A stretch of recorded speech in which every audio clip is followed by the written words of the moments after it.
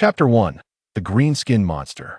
In the desolate and perilous expanse known as the Mountains of the Dead, situated at the northernmost edge of the Empire, Li Qingshino, referred to as Sigma, waited quietly in a concealed location. He lingered there much like he did during his final mission in a past life, remaining still for an entire 3 days and nights had it not been for the cleaning warhead that descended from the heavens to purge the scene. Arriving half an hour ahead of schedule, he might still be lying at the military base, luxuriating in extra relaxation and holiday time, while anticipating the commencement of his next assignment until retirement or demise. Yet, this moment isn't too bad, he mused, a faint smile involuntarily curling at the corners of his mouth, though he was uncertain of how he had arrived in this fantastical realm reminiscent of his previous lives' world of beasts. He occupied a body indistinguishable from his former self, a dark-eyed individual of the eastern lands facing an array of unforeseen perils, yet such an exhilarating existence was what lay at the core of his aspirations, particularly with the sudden emergence of a system within his mind that enabled him to grow ever stronger. However, apart from the occasional missions and a stagnant system that had not leveled up in nearly 3 years, he yearned for change. A diminutive figure was fleeing in a panic, a silver-white cloak shimmering with glimmers of light, propelling him forward like a swift rabbit, yet the violent gasps and blood-red eyes pursuing him heralded a burgeoning terror within his heart. A multitude of twisted, bloodthirsty monsters surged forward in a frenzied onslaught. Their red, grotesque scales melded seamlessly with the rocks of the Death Mountains. Only the billowing clouds of dust rising slowly revealed their presence. As the brilliance of the cloak began to fade, Aisha's eyes betrayed a flicker of dread. What he had initially believed to be a mere excursion had spiraled into a nightmarish journey. The memories in his mind echoed with gruesome scenes, the anguished cries of comrades and the vacant, lifeless stares of the fallen, haunting him like a relentless nightmare. The sound of tiny, frantic footsteps reverberated incessantly in his ears, each echoing sound compounding his horror. The gaping maw of a monstrous creature closed in upon him, an overwhelming stench of blood filling the air, sending chills down his spine. Despair flooded his heart as he realized the horrifying nightmare lurking beyond the sturdy walls of civilization. Crouch! A clear voice suddenly rang out beside him, imbued with an unmistakable certainty. Instinctively, Aishi crouched down as a sharp, whistling wind surged forth. The monstrous maw snapped shut in midair, the terrifying force of impact creating ripples in the air. Such a dreadful biting power could rend even the solid rock of the Death Mountains asunder. A sudden disturbance in the air erupted, the splattering sound of liquid causing Aishi to harbor an incredulous glimmer of hope. Immediately following, a mournful wail emerged from behind. The sound of flesh being torn apart echoed persistently. The massive body of a blood wolf collapsed nearby, its once resilient vitality extinguished without a struggle.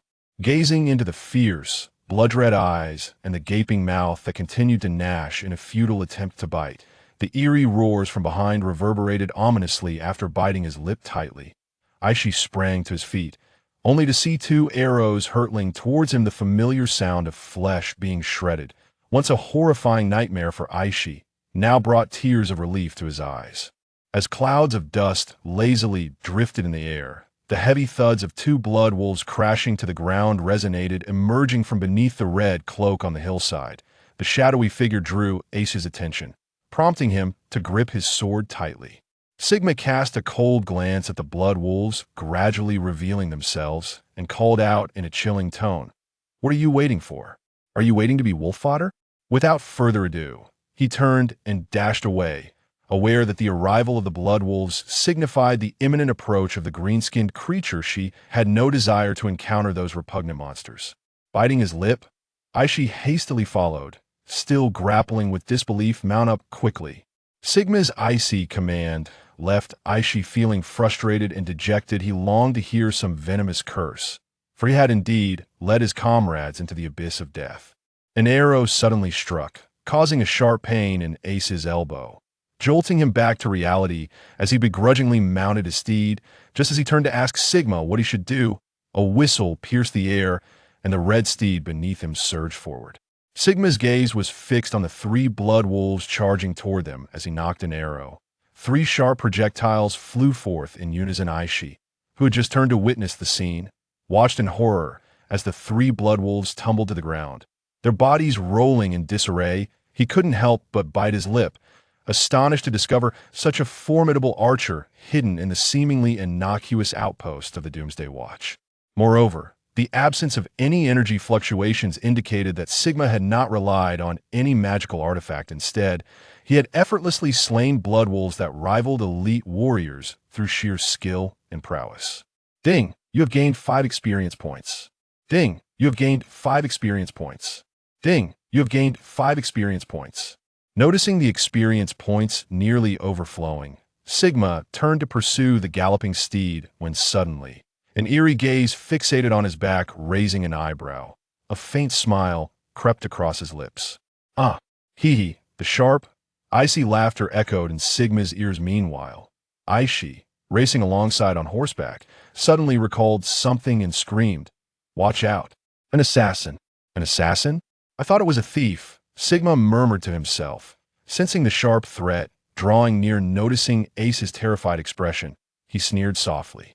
2 sharp, gleaming fangs materialized from the air behind him, accompanied by a twisted and grotesque visage. The diminutive figure, standing only 12 meters tall, inspired considerable fear in Aishi, for this demon had claimed the lives of at least 6 elite warriors, appearing and vanishing in the dead of night.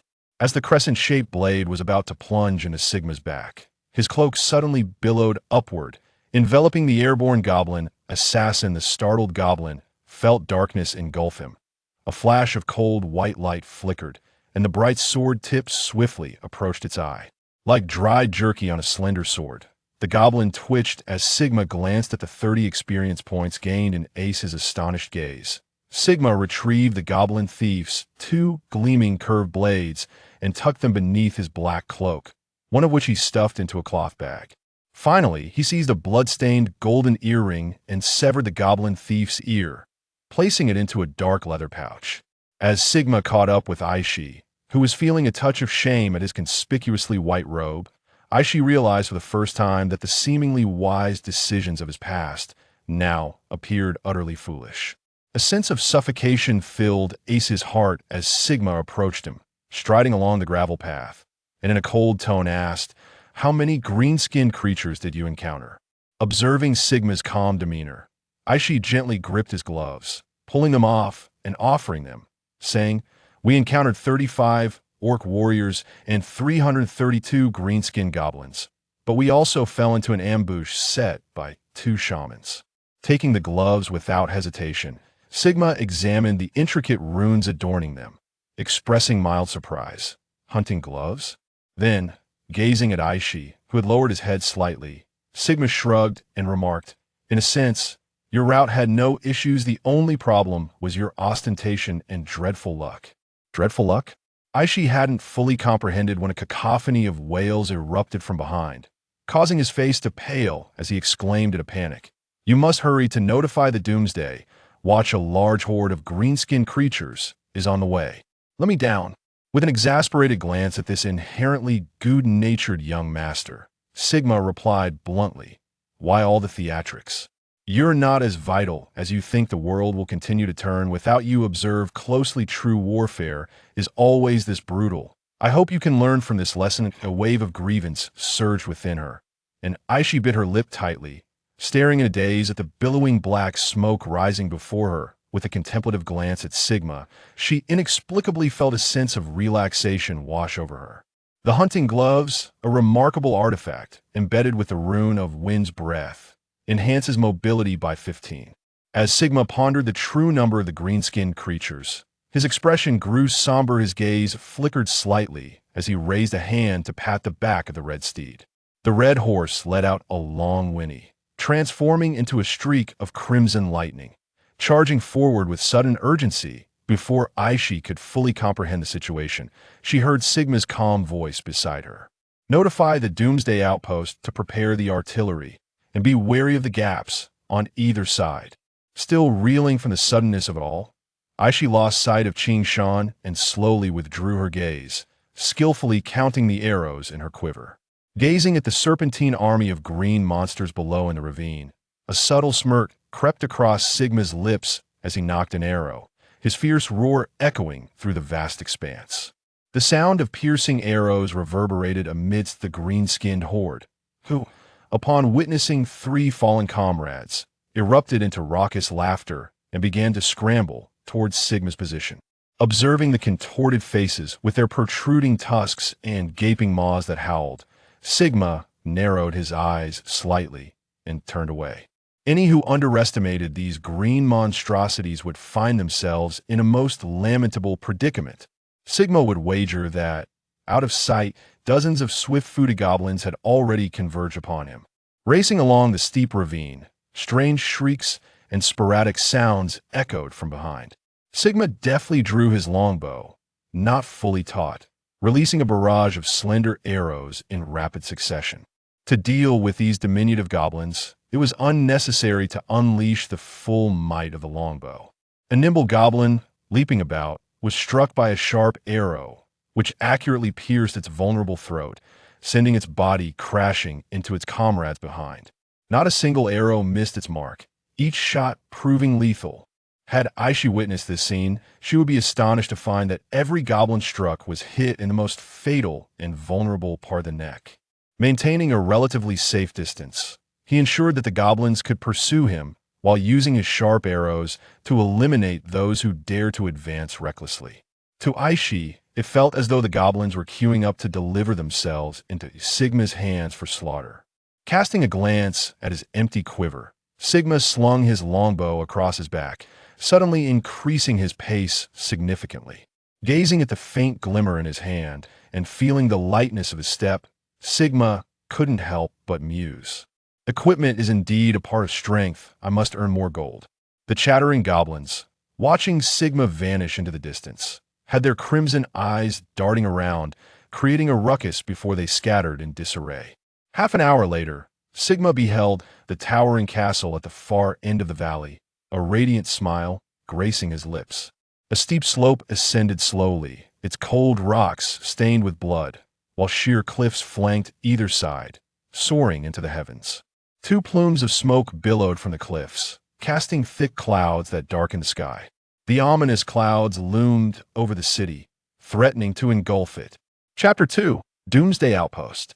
Watch out and evade. A roaring cry reverberated. Before him lay a brilliant expanse of crimson, and Sigma inhaled deeply before swiftly crouching behind cover, hastily reloading his weapon. With a sudden, thunderous explosion, the sound erupted and seething flames soared overhead. Skillfully, he raised the shield in front of him.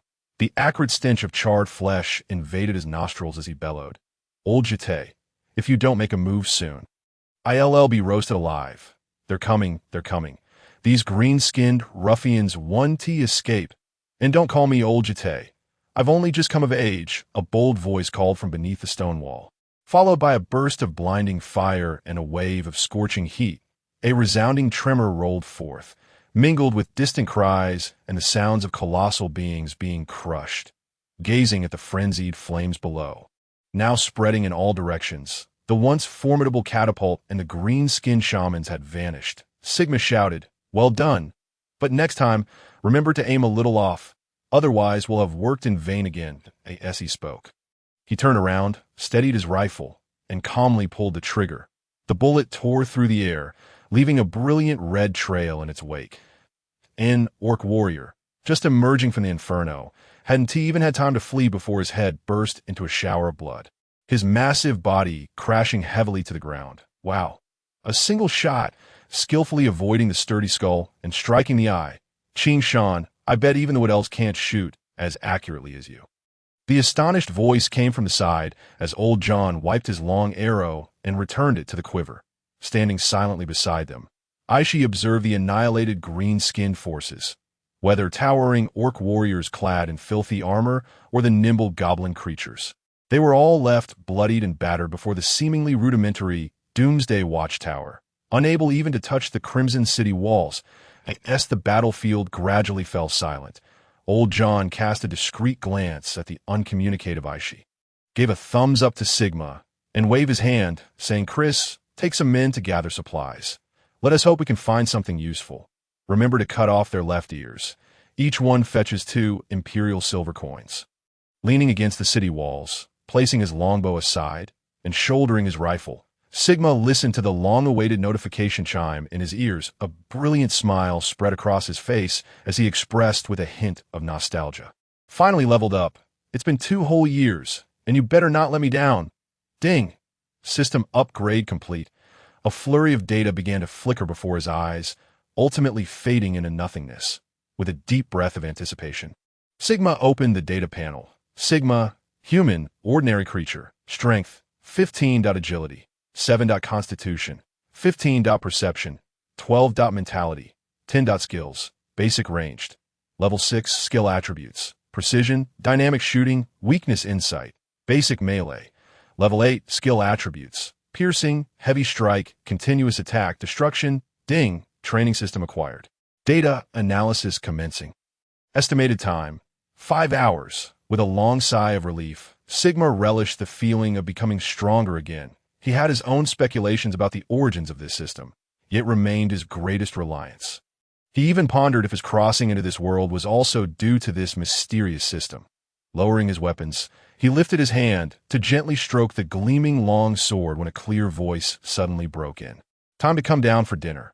After today's greenskins attacked, I estimate there won't be any significant movements for the next few days." With a radiant smile, he turned to the pretty face and waved. "I am coming. Just a moment, old Jete. It's time for dinner. Remember to hide the cannonballs. It might rain in the coming days." Gently wiping the sweat from his forehead, old John watched as the green-skin corpses were reduced to heaps of ash and charcoal. Then raised his gaze to the profound abyss below. Exhaling deeply, we've managed to withstand another wave of attacks. In about 3 months, I can finally return home to enjoy life. That he quickly dismissed such morose thoughts. For if Ching Shan heard, he would surely lecture him again. Chris approached, chuckling softly, then glanced toward the towering battlements and raised the blood-stained bag in his hand. "Remember to bring the bounty to old Jete. Advise him to drink less. That I'll report your contributions to the military, and it won't be long before you can return." Taking a deep breath, Chris gazed at the distant mountains and, with some hesitation, remarked, "I've heard the military is about to make significant moves. The greenskins seem restless lately, suggesting a battle is brewing." Shaking his head slowly, old John wiped the sweat from his beard, ensuring no remnants of organization or body remained, and gazed at the ruins engulfed in flames, inhaling deeply before stating, "Let us go. Tonight's guard duty is doubled. I don't fancy being ambushed by those stinking greenskins." Nodding slightly, Chris surveyed the soldiers behind him, casting a lingering glance at the somewhat forlorn Aishi, his eyes sparkling with determination, before shouting to the guard warriors, "Quickly clear all battlefield remnants. You surely don't want to face those shamans' unrestrained spells in the next battle, do you?" The soldiers seemed to understand, a look of trepidation flashing in their eyes, as they began to shout and hastily complete the final cleanup. They cleared away any metabolic remnants, collecting all the ashes into bags. "Hey, Sigma, is the battle over? It seems we've triumphed again. Old Jete has dashed off to the tavern. I'll be sure to evict him on schedule." From the rustic wooden tavern, the innkeeper, old Jack, leaned out, raising his oak mug, letting the amber liquid spill onto his linen clothes, and called out with a grin, "Just a moment." Casually shrugging, Sigma glanced at his wristwatch and replied with a chuckle, "Tell him he has 5 minutes left. If he doesn't show up before this news broadcast begins, his share will be deducted." A cacophony of sounds suddenly erupted as a stout figure stumbled through the tavern doors. Standing about 1.3 meters tall, resembling a stout stump, clad in heavy armor weighing over 100 kilograms, he wore it as if it were weightless. That a dwarf, barely under 300 years old, a newly adult dwarf youth.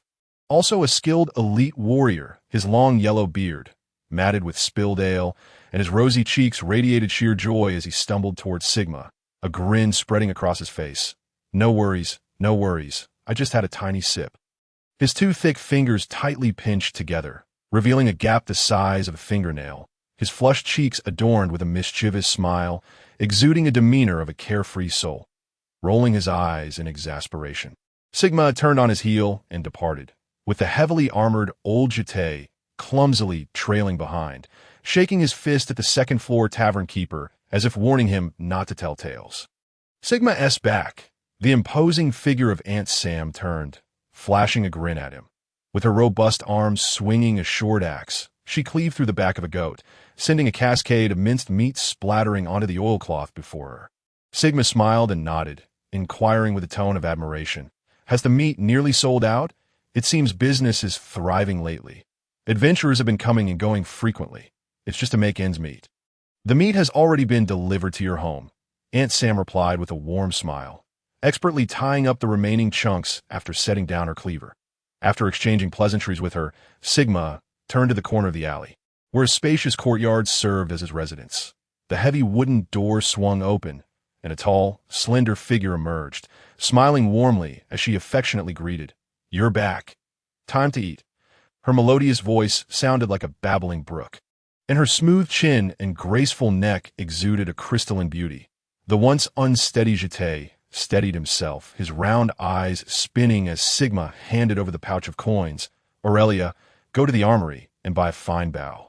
The corners of her lips curled ever so slightly, forming an alluring arc with her slender, delicate fingers. She received the pouch, and with a subtle twist of her wrist, it vanished from sight on an old-fashioned radio.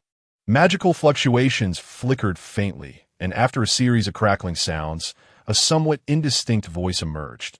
For 3 consecutive years, the Southernite Kingdom has experienced rainfall levels below half of the annual average, severely impacting food production, with prices of grain rising by 20%. Inhaling the rich fragrance, Sigma pondered the information relayed by the radio, let out a long sigh, turned to close the wooden door, and spoke in a somewhat hesitant tone. "Tonight, a perilous battle awaits. Everyone must be prepared for combat. If you dare to drink tonight, you will forfeit your share for the entire month." Jet, slightly retracting his neck, nodded slyly, stroking his beard, and, after contemplating his somewhat basin-sized food container, he inquired thoughtfully, "Did you foresee this? Have you informed John?" Shaking his head, Sigma cast a glance at the green health bars above their heads and replied calmly, "You know that if I spoke of it, no one would believe me." Adjusting the larger food container he held, Sigma sighed inwardly. In the system's judgment, they were indeed his companions, while others could only provide potential assistance. For the rest, he could only offer veiled hints, hoping that after all these years of tacit cooperation, old John would be alerted. Nodding silently, Jet, having proven Sigma's insights countless times, harbored no doubts. This mere 19-year-old human had saved him at least 6 times. "Is there danger at the outpost?" Aurelia raised her head, her cold gaze revealing a hint of concern, the black tattoo on one side of her cheek glimmering as if coming to life. Complete the rescue mission to save Aishi. Gain 50 experience points, total experience. 5010000. New mission acquired. Guard the outpost. Task: slay 30 orc warriors. Observing the blood-red text indicating the level of danger, it also signified an elite-level task. Sigma had completed such a mission only once before, at the cost of lying bedridden for 3 days. Orc warriors were true killing machines. They drove the bloodthirsty goblins, often numbering in the dozens, to form a relentless army that slaughtered any living being in sight. Each monster horde typically consisted of no more than 10 orc warriors. Otherwise, they would devolve into infighting due to food shortages. They roamed like fugitives, inciting chaos wherever they went, and when they clashed, they either annihilated one another or consolidated into a formidable force. As their numbers swelled, the green-skinned marauders would coalesce into a terrifying army. Guided by the shamans that emerged to lead them toward survival, they sought sufficient sustenance, reveling in the pursuit of the nearest congregation of organic life. Human settlements, a gathering of greedy hunters, cold-blooded monsters, and the most fearsome of ogres. Chapter 3. The Knight of Chaos gently adjusting his breath, he felt the blood within him surge, a warm flow coursing through his muscle fibers, gradually fortifying them and washing away fatigue. As the energy filled him, he slowly opened his eyes, his dark orbs glimmering with a hint of joy. Dwarven Training Manual. Level 135100. Strength 1. Constitution 1. Previously constrained by his human physique and the incompatibility of the dwarven training regimen imparted by Jet, he had been unable to fully utilize the potential of this growth skill despite the attribute enhancement. Sigma had long coveted Jet's explosive power skill. Over the past 2 years, his strength had been steadily increasing. However, compared to the initial years post-transmigration, his progress had slowed. Now he could finally break free from these shackles. This world was perilously dangerous, even though technological advancement was akin to that of the 1960s and 70s. An array of formidable supernatural forces demanded his utmost caution. Whether it was the recent news of undead disturbances in the western desert, the bizarre drought and plague afflicting the southern Night Kingdom, or the relentless dark elf pirates appearing along the eastern coast, or even the marauding wild tribes from the northeast, each posed substantial risks and impacts on the lives of ordinary citizens of the Empire. Recently, the threat of the Greenskins had become increasingly imminent. As Sigma contemplated, the door creaked open, and a slender figure slipped inside. A faint smile gracing her lips as she embraced him, but a soft murmur escaped her lips. The gentle emotions resonating in the air as time quietly passed. Tenderly stroking her silky hair, Sigma's bright gaze flickered as he spoke in a hesitant tone. The time of chaos approaches. Shall we return to the safety of the Empire, or continue to tread the battlefield? Aurelia's emerald eyes sparkled slightly, her once dreamy gaze gradually regaining clarity. After a gentle nod, she replied, "If you are certain to remain here, why should I leave?" After kissing her flushed pointed ear, warmth flowed through his heart. Taking a deep breath, Sigma declared, "Once we resolve matters here, we shall return together." Just as Aurelia was about to respond, her elongated ears perked up, and she swiftly stood, donning her gear with a rustle before striding towards the door. Slowly rising, Sigma's robust physique cast an imposing figure under the light, revealing scars that resembled gnarled roots sprawling across his body. This sight caused Aishi, who had just entered, to halt abruptly, instinctively turning her head away. Her gaze momentarily froze as she initially mistook Sigma for Old John, simply draping Aurelia's silk robe over himself before nonchalantly donning the prepared leather armor. Finally turning to ask, "What is it?" Still replaying the earlier scene in her mind, Aishi momentarily lost her train of thought and forgot what she intended to say, glancing at the wall clock. The system's prompt indicated that time was running short. Sigma's lips curled into a radiant smile as he spoke calmly. "Would you like to witness a true battle?" Nodding instinctively, Aishi was about to speak, her mind swirling with doubts. Must they fight again? Aurelia, standing silently behind the door, emerged draped in a black cloak, making Aishi feel as though a sharp dagger was pressed against her neck, rendering her immobile. "Oomph!" A soft grunt escaped as a surge of psychic energy rushed forth. Aurelia casually cast a glance at the shadowy figure before calmly stepping aside. That the faint crimson glow flickered as Sigma observed the elusive mage, picking up a narrow wooden box and fastening his sword with casual indifference. After a slight pursing of his lips, he continued, "Come, let me take you to the city walls to witness the savagery that lies beneath civilization." A chilling wind rushed toward them, grains of sand relentlessly striking the rough stone walls. After catching a glimpse of a dark shape shifting, Sigma adjusted his shoulder, slowly aligning the sights of his rifle. A grotesquely twisted maw came into view, and as he lowered his gaze, he beheld a fleshly monstrosity towering over 3 meters. Its humped form was clad in pitch-black leather, impervious to blades and spears, while bristles sprouted densely, reminiscent of an exaggerated porcupine from his memories. The flicker of realization crossed his mind.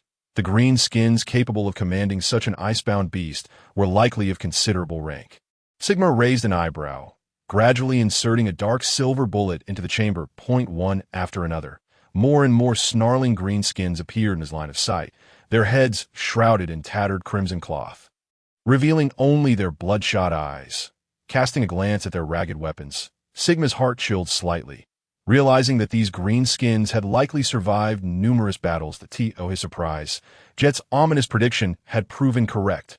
Sighing inwardly, Sigma felt no sorrow for the fallen human sentinels. He was no savior. Steeling himself, he focused intently on his aim, meticulously searching for his quarry, a green-skinned shaman capable of controlling the battlefield. Suddenly, a diminutive figure emerged from the belly of the icebound porcupine, its crimson eyes shimmering with a brilliance far surpassing that of the other green-skinned creatures. Sigma discerned the emanation of psychic energy. Fixating on the blood-hued shadow, a bright white point gradually aligned with his aim.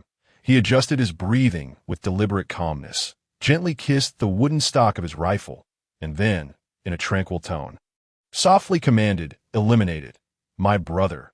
As if in response, a flicker of ghostly green light shimmered subtly, concealed in the inky darkness of the night, yet exuding a chilling menace that a burst of crimson mist erupted within his field of vision.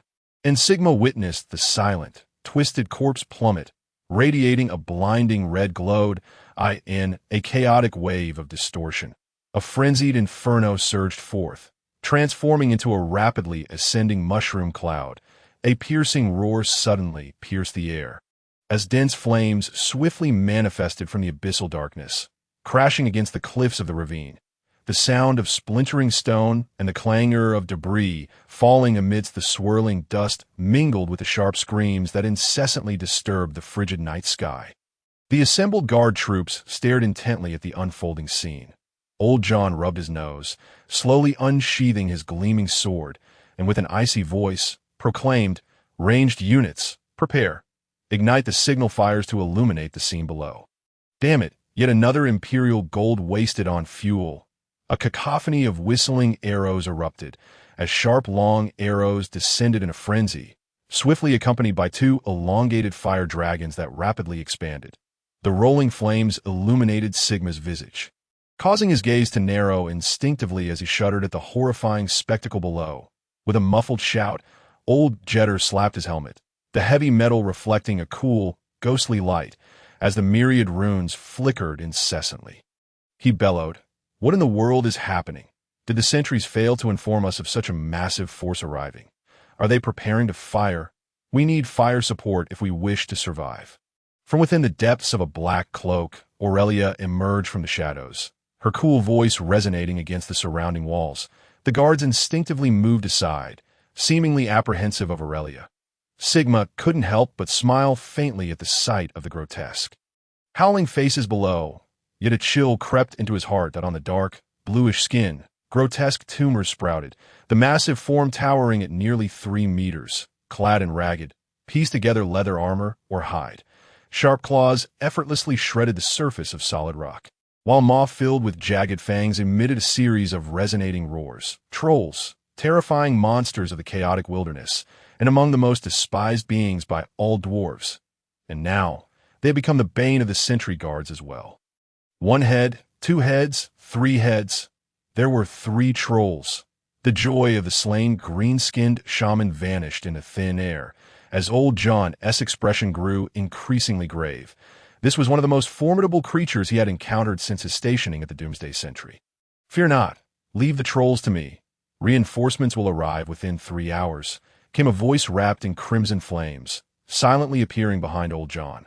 The melodious tone was ambiguous in gender, adorned with a magnificent mage's robe emblazoned with a silver pentagonal crystal. He turned in surprise, realizing that this mid-tier mage's intervention would likely decrease casualties by at least 30%. He nodded solemnly, hesitating momentarily before advising, "My lord, please exercise utmost caution. There may be more green-skinned shamans lurking below." Upon hearing this, the seemingly aloof mid-tier mage blinked slightly, disbelief flickering in their eyes. "That cannot be. It is exceedingly rare for multiple shamans to appear within a single green-skinned troop." Yes, as soon as the words left their lips, the previously tranquil valley, shrouded by the rain of arrows, suddenly belched forth a curling tongue of flame, prompting Sergeant Chris to shout, "Take cover!" The raging inferno violently collided with the blood-red walls, the violent tremors causing the soldiers to appear notably tense. Leaning against the slightly heated wall, weapons in hand, they prepared for combat, aware that past experiences had taught them that if they failed to halt the green-skinned shamans, the grotesque orc warriors and goblins would likely begin their ascent up the slope. "Freeze!" Ice's mark, a command, imbued with intense psychic energy, suddenly emanated from the mid-tier mage. and in an instant, the surging flames dissipated as if ice had melted away. Leaning against the wall, Sigma shook his head in resignation, expressing with a hint of nostalgia, indeed, still too young, likely just a fresh graduate from the tower. They won't learn without facing some hardship. Ish, gripping her long sword tightly, gazed at him in astonishment, having expected Sigma to praise the mid-tier mages' spellcasting prowess or their rare dual-element control talent. Instead, his expression and tone seemed to convey a reprimand. He was reprimanding an elite mage fresh from the Imperial Tower Academy. As if he had overheard Sigma's musings, the mid-tier mage cast a cold glance their way, only to find old John's face had paled, raising his shield high in front of them both. Clang! The sound of steel clashing erupted violently, as old John radiated a surge of bloodlust, his robust form retreating under the force of impact, the heavy steel shield deeply dented. The mid-tier mage, caught off guard, was roughly shoved behind by the seasoned warrior, who bellowed, "Catapult! Take cover!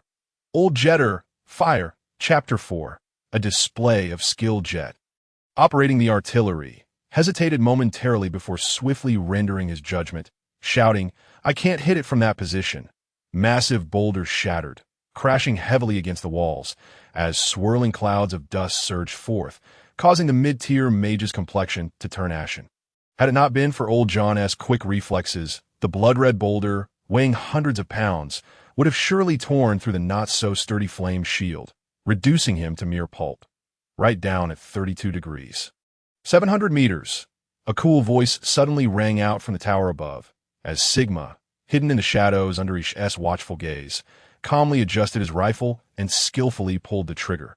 The fiery projectile sped forth, striking the dark rope of the catapult with precision, followed by a sharp crack. As the rolling dust gradually settled, the once hideous giant catapult vanished back into the shadows. The mid-tier mage, seeking refuge behind cover, caught sight of Sigma scrambling away in disarray. Just as they prepared to mock him, a thunderous roar echoed in their ears as a massive falling boulder crashed violently not far from where they had just stood. Shattered stones scattered like sharp knives, ricocheting off the walls and creating a multitude of tiny pits. The mid-tier mage felt a chill run down their spine, realizing for the first time that this seemingly desolate place concealed so many lethal dangers. Ish, startled, gazed in horror at the nearby pits, instinctively inching closer to Sigma, swallowing hard before incredulously asking, "How did you know?" "Shoo." Making a gesture for silence, Sigma pointed to his ear, prompting Aishi to listen intently. Suddenly, a sharp cracking sound pierced the air, followed by a harrowing cacophony of screams and chaos. Sigma cautiously peered from behind cover, observing the two lines of fire spreading and gradually illuminating the cliffs on either side. The massive trebuchet lay in disarray, its crucial cord severed by his precise strike, resulting in its destruction by its own hurled stones, which also reduced the surrounding greenskins to mere pulp. Before them unfolded a scene dense with thousands of goblins, climbing the rocky terrain with grim determination. Despite wielding only tattered daggers or short spears, they exuded an aura of merciless ferocity. Behind them, over 100 towering orc warriors roared in unison, brandishing their enormous, battered weapons, charging upwards with relentless ferocity. Wiping the blood from the corner of his mouth and casting a pained glance at the nearly ruined shield, old John emerged from his hiding spot, his voice tinged with sorrow as he bellowed, "Roll the boulders! Be cautious! Those shooting arrows! Cease at once! These steel arrows cost 20 copper coins each." Aishi, taken aback by old John's frugality amidst such turmoil, found it difficult to process the rapid shifts in her worldview over the past few days. Gradually stowing her rifle in its wooden case, a soldier promptly handed her a longbow, accompanied by several quivers of arrows. Sigma shrugged lightly, stretched his arms, and with resolute determination, nocked an arrow and took aim. Aishi watched in awe as arrows flew forth, transforming into dark streaks through the air. Goblins below fell victim to the swift projectiles, their throats pierced, their shrill cries echoing as they collided with their comrades' .2 birds with one stone. Aishi observed the goblins, now as frail as chicks, flailing helplessly on the ground, her gaze drifting to Sigma, whose expression remained stoic, causing her to subconsciously bite her lip. A piercing roar erupted from below as three agile trolls surged into the fray. Sigma, however, paid them no heed, aware that his arrows would be ineffective against these formidable foes. Known for their robust defenses and remarkable regenerative abilities, the Sentinels ceased their shooting, rolling out wooden tables laden with rounded boulders. Old John turned to the now composed mid-tier mage and quietly advised, "The three trolls are within spell range. Commence your attack. Ideally, employ fire spells emphasizing explosive and burning properties, then swiftly retreat to the cover 20 paces back." Indicating a nearby stone outcropping, Old John then fixed his gaze on the encroaching green tide.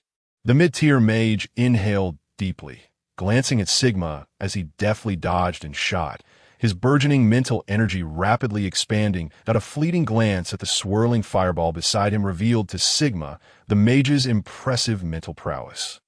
Realizing that this seemingly inexperienced spellcaster possessed considerable potential, as the fireball reached its zenith, the mage's focus sharpened, and he launched the swirling inferno with remarkable speed. The three charging trolls emitted strange howls, with two veering off in panic. The closest troll barely had time to scream before being engulfed by the raging flames. The inferno shot skyward, the scorching light illuminating the crimson rocks, the spell's might on full display as the surrounding greenskins were sent flying by the force of the blast. The guarding warriors erupted into subdued cheers, only to fall silent once more as the flames subsided. The mid-tier mage cautiously emerged, fixated on the dissipating smoke. A twisted figure crawled on the ground, its body ablaze. Sizzling ominously, a sharp arrow raced through the air, piercing the eye of the charred troll with pinpoint accuracy.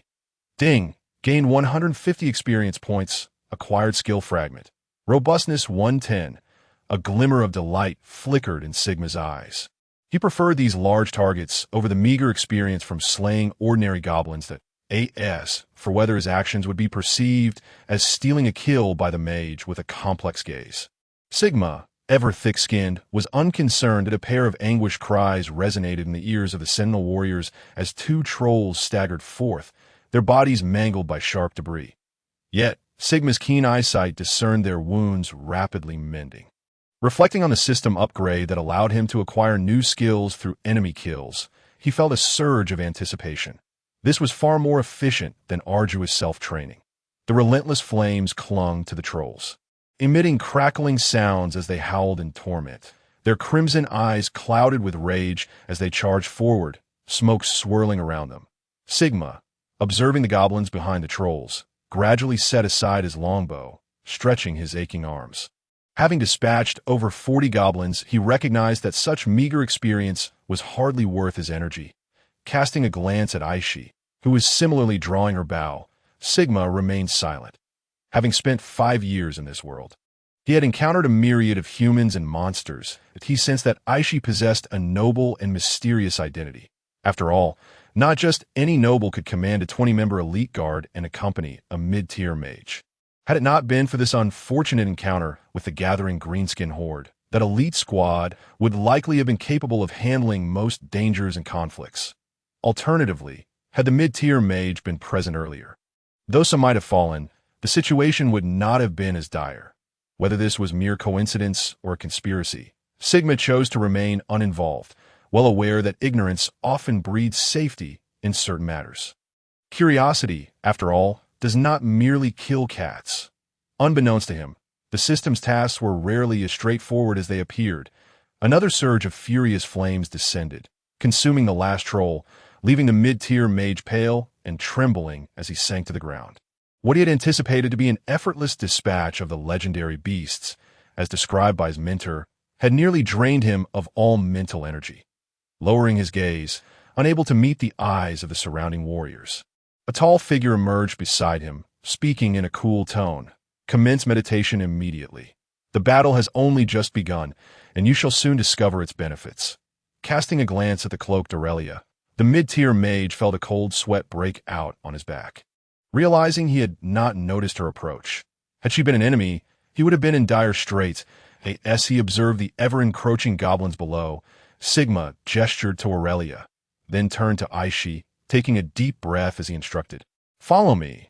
Aish, with a sense of belated realization, followed closely behind Sigma, her longbow and several quivers of arrows in hand, casting a puzzled gaze upon the swiftly pulsating figure of Sigma, her entire being traversed the precipice beside her. And shortly thereafter, a narrow path emerged before her eyes. This path descended from the peak directly to the depths below, where she beheld Sigma standing silently at the edge of the cliff. Surveying the battlefield below, that a series of faint footsteps and soft clattering sounds echoed from below, and to Aisha's astonishment, one after another, figures began to emerge from the minute crevices, rapidly climbing upwards at a flicker of fear ignited deep within Aisha's heart. A cacophony of intricate and chaotic thoughts swirling in her mind. Suddenly, a sharp sound sliced through the air as a goblin, scaling the heights, was struck down by a lethal blow, enveloped in a cloud of blood mist as it screamed in agony and plummeted. The prolonged wail sent chills down Aisha's spine. Sigma glanced at her, gently touched the tip of his nose, and spoke.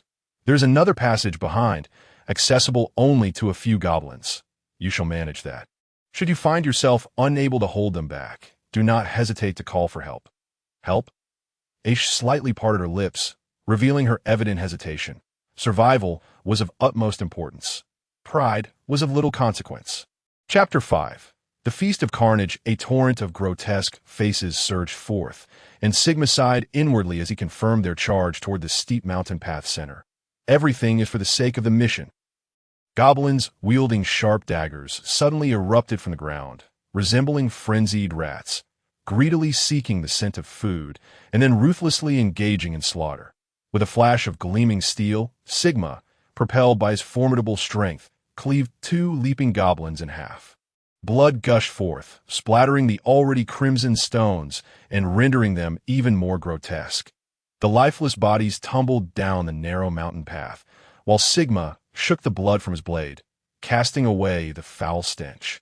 With a coarse hand, he grasped a half-decayed corpse, and with a gaping maw filled with rancid odor, he voraciously devoured the bloodied remains, the sickening sound of cracking bones resonating.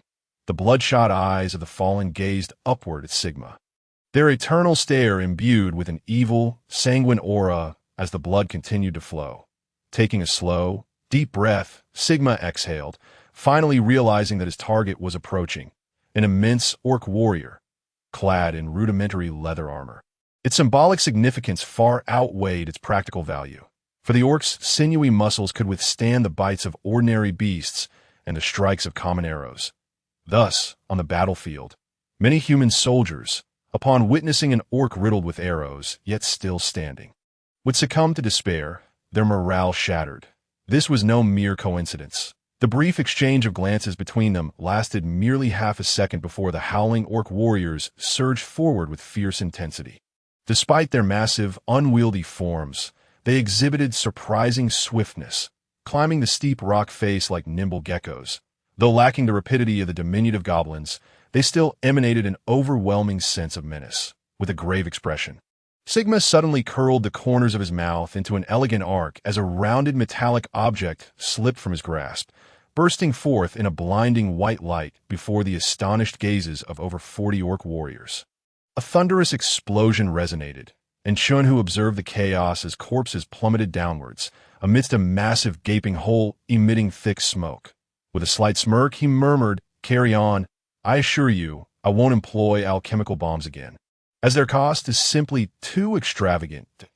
No sooner had he spoken than a colossal figure emerged from the smoke, its swift movements and upward ascent reminiscent of an elusive gecko, instilling a sense of terror in those who beheld it. Narrowing his eyes slightly, Sigma, with a contemplative tone, mused, "A savage orc? It seems this is no ordinary creature." Yet, despite his thoughts, Sigma's actions remained unwavering as he retrieved the rifle from its wooden case, calmly aiming it downward. His keen perception accurately anticipated the next move of the leaping orc warrior, and as his instincts heightened to a razor-thin margin of time, Sigma decisively pulled the trigger. The fiery projectile surged downward, striking the airborne savage orc, piercing its grotesque visage with a sanguine hole. Its agile form collided stiffly against the nearby rock, spiraling down amidst a swirling cloud of dust. Ding! Experience gained, 20 points. With a slight blink, Sigma, pained by the bullet's expense, reloaded his weapon with meticulous ease, and once again pulled the trigger. The orc warrior, just emerging from the smoke, was abruptly sent tumbling backward, lifelessly plummeting into the abyss below. Each bullet demanded the highest purity of gunpowder and meticulous craftsmanship, costing a staggering 50 imperial copper coins. Moreover, an orc's ear could fetch nearly 10 silver coins in bounty. Such losses weighed heavily on Sigma. Already known for his frugality, warfare was a costly endeavor, especially for Sigma, a man who often danced on the precipice of life and death, for he was essentially trading currency for experience. After dispatching 7 or 8 orc warriors, Sigma finally reloaded his rifle. While he believed himself destined for victory, he remained acutely aware of the necessity for survival. Only those who lived had the privilege to display bravado, though he refrained from using his rifle again. It did not imply that Sigma would allow the orc warriors to ascend with ease. Employing every means at his disposal to strike at these fearsome creatures had become his instinct for survival. The notion of fair combat was of no concern to these mindless green-skinned fiends, and Sigma certainly would not entertain such thoughts. The howling orc warriors incessantly climbed, their ravenous desire to shred Sigma's throat and feast upon his flesh palpable. Yet, awaiting them was another surprise, a thunderous descent amidst the encroaching darkness as cold, massive boulders plummeted downwards. The foremost orc warriors barely had time to emit a bizarre, frantic roar before being crushed beneath the impact of the boulders. Propelled with tremendous force, the sickening sound of shattering bones echoed below, as the other orc warriors, now fully aware, scrambled to evade their impending doom. Witnessing their comrades tumble to their demise, they laughed heartlessly, heedless of the faint, pitiful sounds emanating from below. Sigma, perplexed by the mirth of these green-skinned creatures, remained singularly focused on his pursuit of exterminating these grotesque beings that he had witnessed the ruins and devastation wrought by their rampage. To them, humanity was merely another form of sustenance. With a slight lick of his lips and a glint of coldness in his eyes, Sigma could not help but admire the tenacity of these green-skinned monsters. Even after enduring his relentless assault, 14 orc warriors still managed to reach the summit of the perilous path. With bloodied hands pressed against a rocky crevice, they forced their massive bodies upward. Unleashing a frenzied roar, a flash of silver, blood sprayed forth, severed heads fell, their colossal forms quaking as they collapsed, the scent of gore mingling with Sigma's icy gaze. Then, once more, Sigma concealed himself in the shadows, awaiting the next prey. Akin to a serpent poised to reveal its lethal fangs, the death of their comrades ignited the fury of the orc warriors, who, in their ascent, emitted piercing howls that reverberated through the distant valley. 2 orc warriors scanned their surroundings warily, their grotesque noses twitching, striving to detect any trace of Sigma's presence, gripping their makeshift weapons tightly, acutely aware of the palpable danger lurking nearby. Suddenly, the crisp sound of footsteps broke the silence, prompting the 2 orc warriors to instinctively charge toward the source of the noise, their towering forms leaping forth, their gaping maws adorned with sharp fangs, letting loose a blood-curdling roar. Whag! Crack! A sudden, thunderous crash reverberated through the air as 2 orc warriors stared blankly at the shattered weapons splintering in the water, their palms torn open with crimson fissures. Oblivious to the chaos, they merely widened their eyes and muttered incoherently. A chilling sting emanated from behind, and as they beheld the sword tip protruding from their chin, the last thought crossing the orc warrior's mind was, "Can my body sprout weapons? How splendid!" Casting a glance at the twitching corpse, Sigma discreetly retrieved a small stone, meticulously wiping the bloodstains from his blade while concealing himself in the shadows, whether it was to cast a stone to inquire or to create a diversion. Such tactics served as the most direct means of allure and distraction for these dim-witted greenskins. These muscle-bound brutes embodied destruction through their sheer, unrelenting numbers. Sigma had long since grasped the orc warrior's Achilles heel. Having dissected no fewer than 20 such corpses, for someone who had once been a specialized operative in a past life, this number was hardly remarkable. When confronting orc warriors, severing their heads was perpetually the most prudent strategy. for their tenacious vitality could allow them to fight on for a full minute even with their hearts pierced. To Sigma, who had initially witnessed this spectacle, only the phrase utterly unscientific could encapsulate the absurdity. However, as Sigma focused on the last orc warrior that ascended, his eyes narrowed slightly. This seemingly inconspicuous greenskin was unlike the ordinary warriors Sigma had previously slaughtered. An immense pressure radiated from him. Clad in heavy iron armor, the myriad of long cracks and gashes bore testament to the trials of battle. Yet this orc warrior remained unvanquished. Orcs are not to be feared. Yet, elder orcs are formidable. These beings, born into a world rife with competition and conflict, must vie for sustenance among their kin while battling the chaotic monstrosities of the frozen wasteland for survival. Not to mention the underground malevolent forces they encounter while traversing mountains. Facing the remnants of dwarven legions, a deluge of heavy bolt arrows, and the roaring infernos of cannons, those orcs who have survived multiple encounters emerge not only with enhanced physiques, but also with tougher, more resilient skin, superior equipment, and invaluable combat experience. They aspire for leadership among their kind, earning the title of the most formidable orc, colloquially known as the Orc Overlord. Casting a glance at his dark green skin, Sigma let out a quiet breath of relief. Thankfully, he was not facing a black orc. Wag. Chapter 6.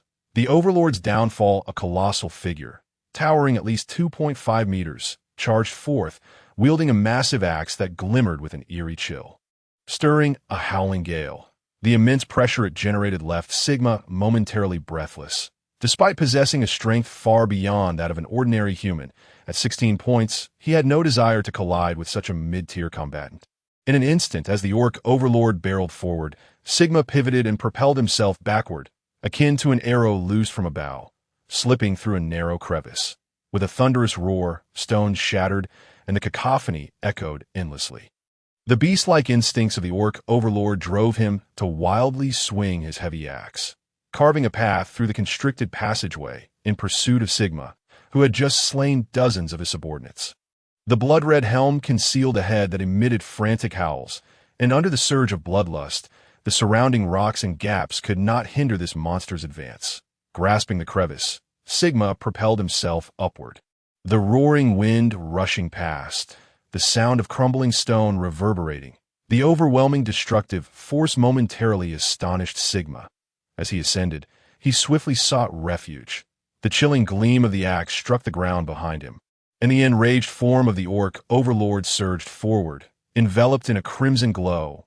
With the weight of a mountain, the axe descended upon Sigma, the oppressive force instilling a sense of unavoidable despair. A glint of cold determination flashed in Sigma's eyes. He inhaled deeply and leaped forward, his blood-red gaze focusing sharply as he unleashed a swift, horizontal slash with his gleaming sword. After shaking off the blood from the blade, he prepared for the oncoming fury of the Orc Overlord, springing onto a rocky outcrop and vaulting upward, grasping at the stone wall. The tempestuous whirlwind surged toward him as the blood-red axe rushed in. And with a slight sigh, Sigma's azure boots shimmered with a sharp radiance. Boom! A powerful impact erupted, sending a dense cloud of debris spiraling. The monstrous axe embedded itself into the air, dislodging stones that cascaded down in a swirling haze. The Orc Overlord gaped in astonishment as the blood-red form of Sigma materialized before him, a sharp sword piercing forth like a bolt of lightning. Clang!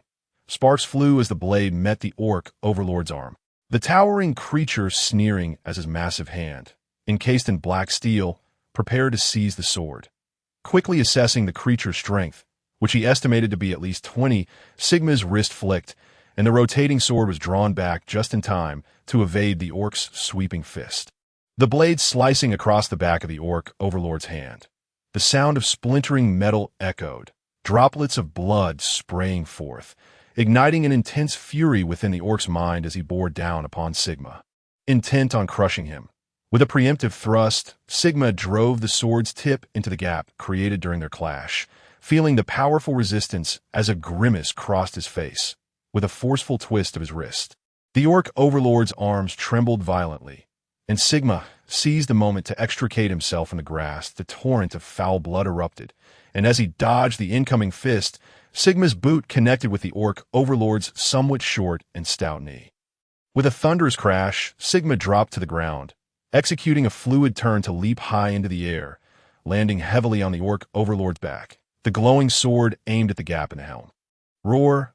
A terrifying bellow erupted, surging forth as the half-kneeling orc overlord rose abruptly, Sigma's hands driving the sword downward with force.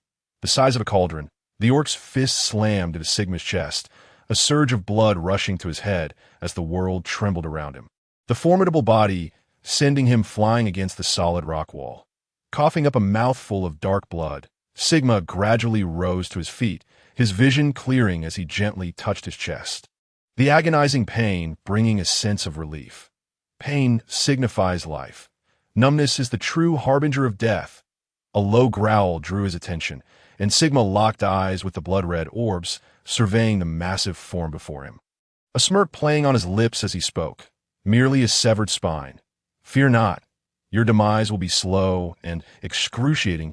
As he spoke, Sigma regained control over his body, despite one side remaining somewhat numb, as though the once smooth mechanical joints were now infused with iron shavings and dust. Calmly stepping forward, he glanced at Aishi, whose half-exposed face revealed a flicker of concern, raising an eyebrow before resting his hand on the sword. Accompanied by a crisp crack as an enchanting system notification chimed. 500 experience points gained. Skill fragment acquired. Power Surge 15, confronting mid-tier beings proved somewhat daunting. With a hint of regret, Sigma shook his head, calmly withdrawing his sword, disregarding his slightly trembling left hand, and stated coolly, "Hurry, we must vacate this place. Are we simply leaving? This narrow path could very well harbor more monsters." Aishi hesitantly inquired, casting a furtive glance at the still massive orc overlord. A glimmer of light flashing in her eyes. With a slight blink, Sigma chuckled softly and replied, "There's no need for concern. Archers are stationed here to keep watch."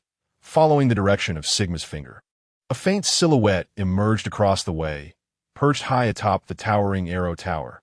Ash, contemplating, nodded thoughtfully. Just as she was about to pose another question, Sigma had already vanished into the shadowy crevice, prompting her to hastily pursue him with quick, hurried steps.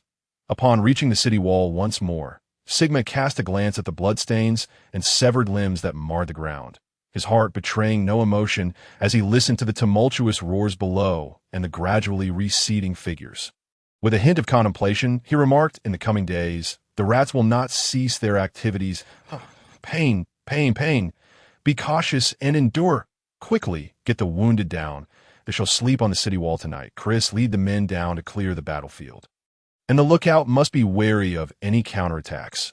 Wiping the sweat from his brow and shaking his long spear, Old John took a deep breath before bellowing commands. Chris, who had been serving as the reserve, had not exhausted much energy. He nodded and led a swift and agile reserve force down the rope from the city wall, despite the desolate and cold visage of the Death Mountains.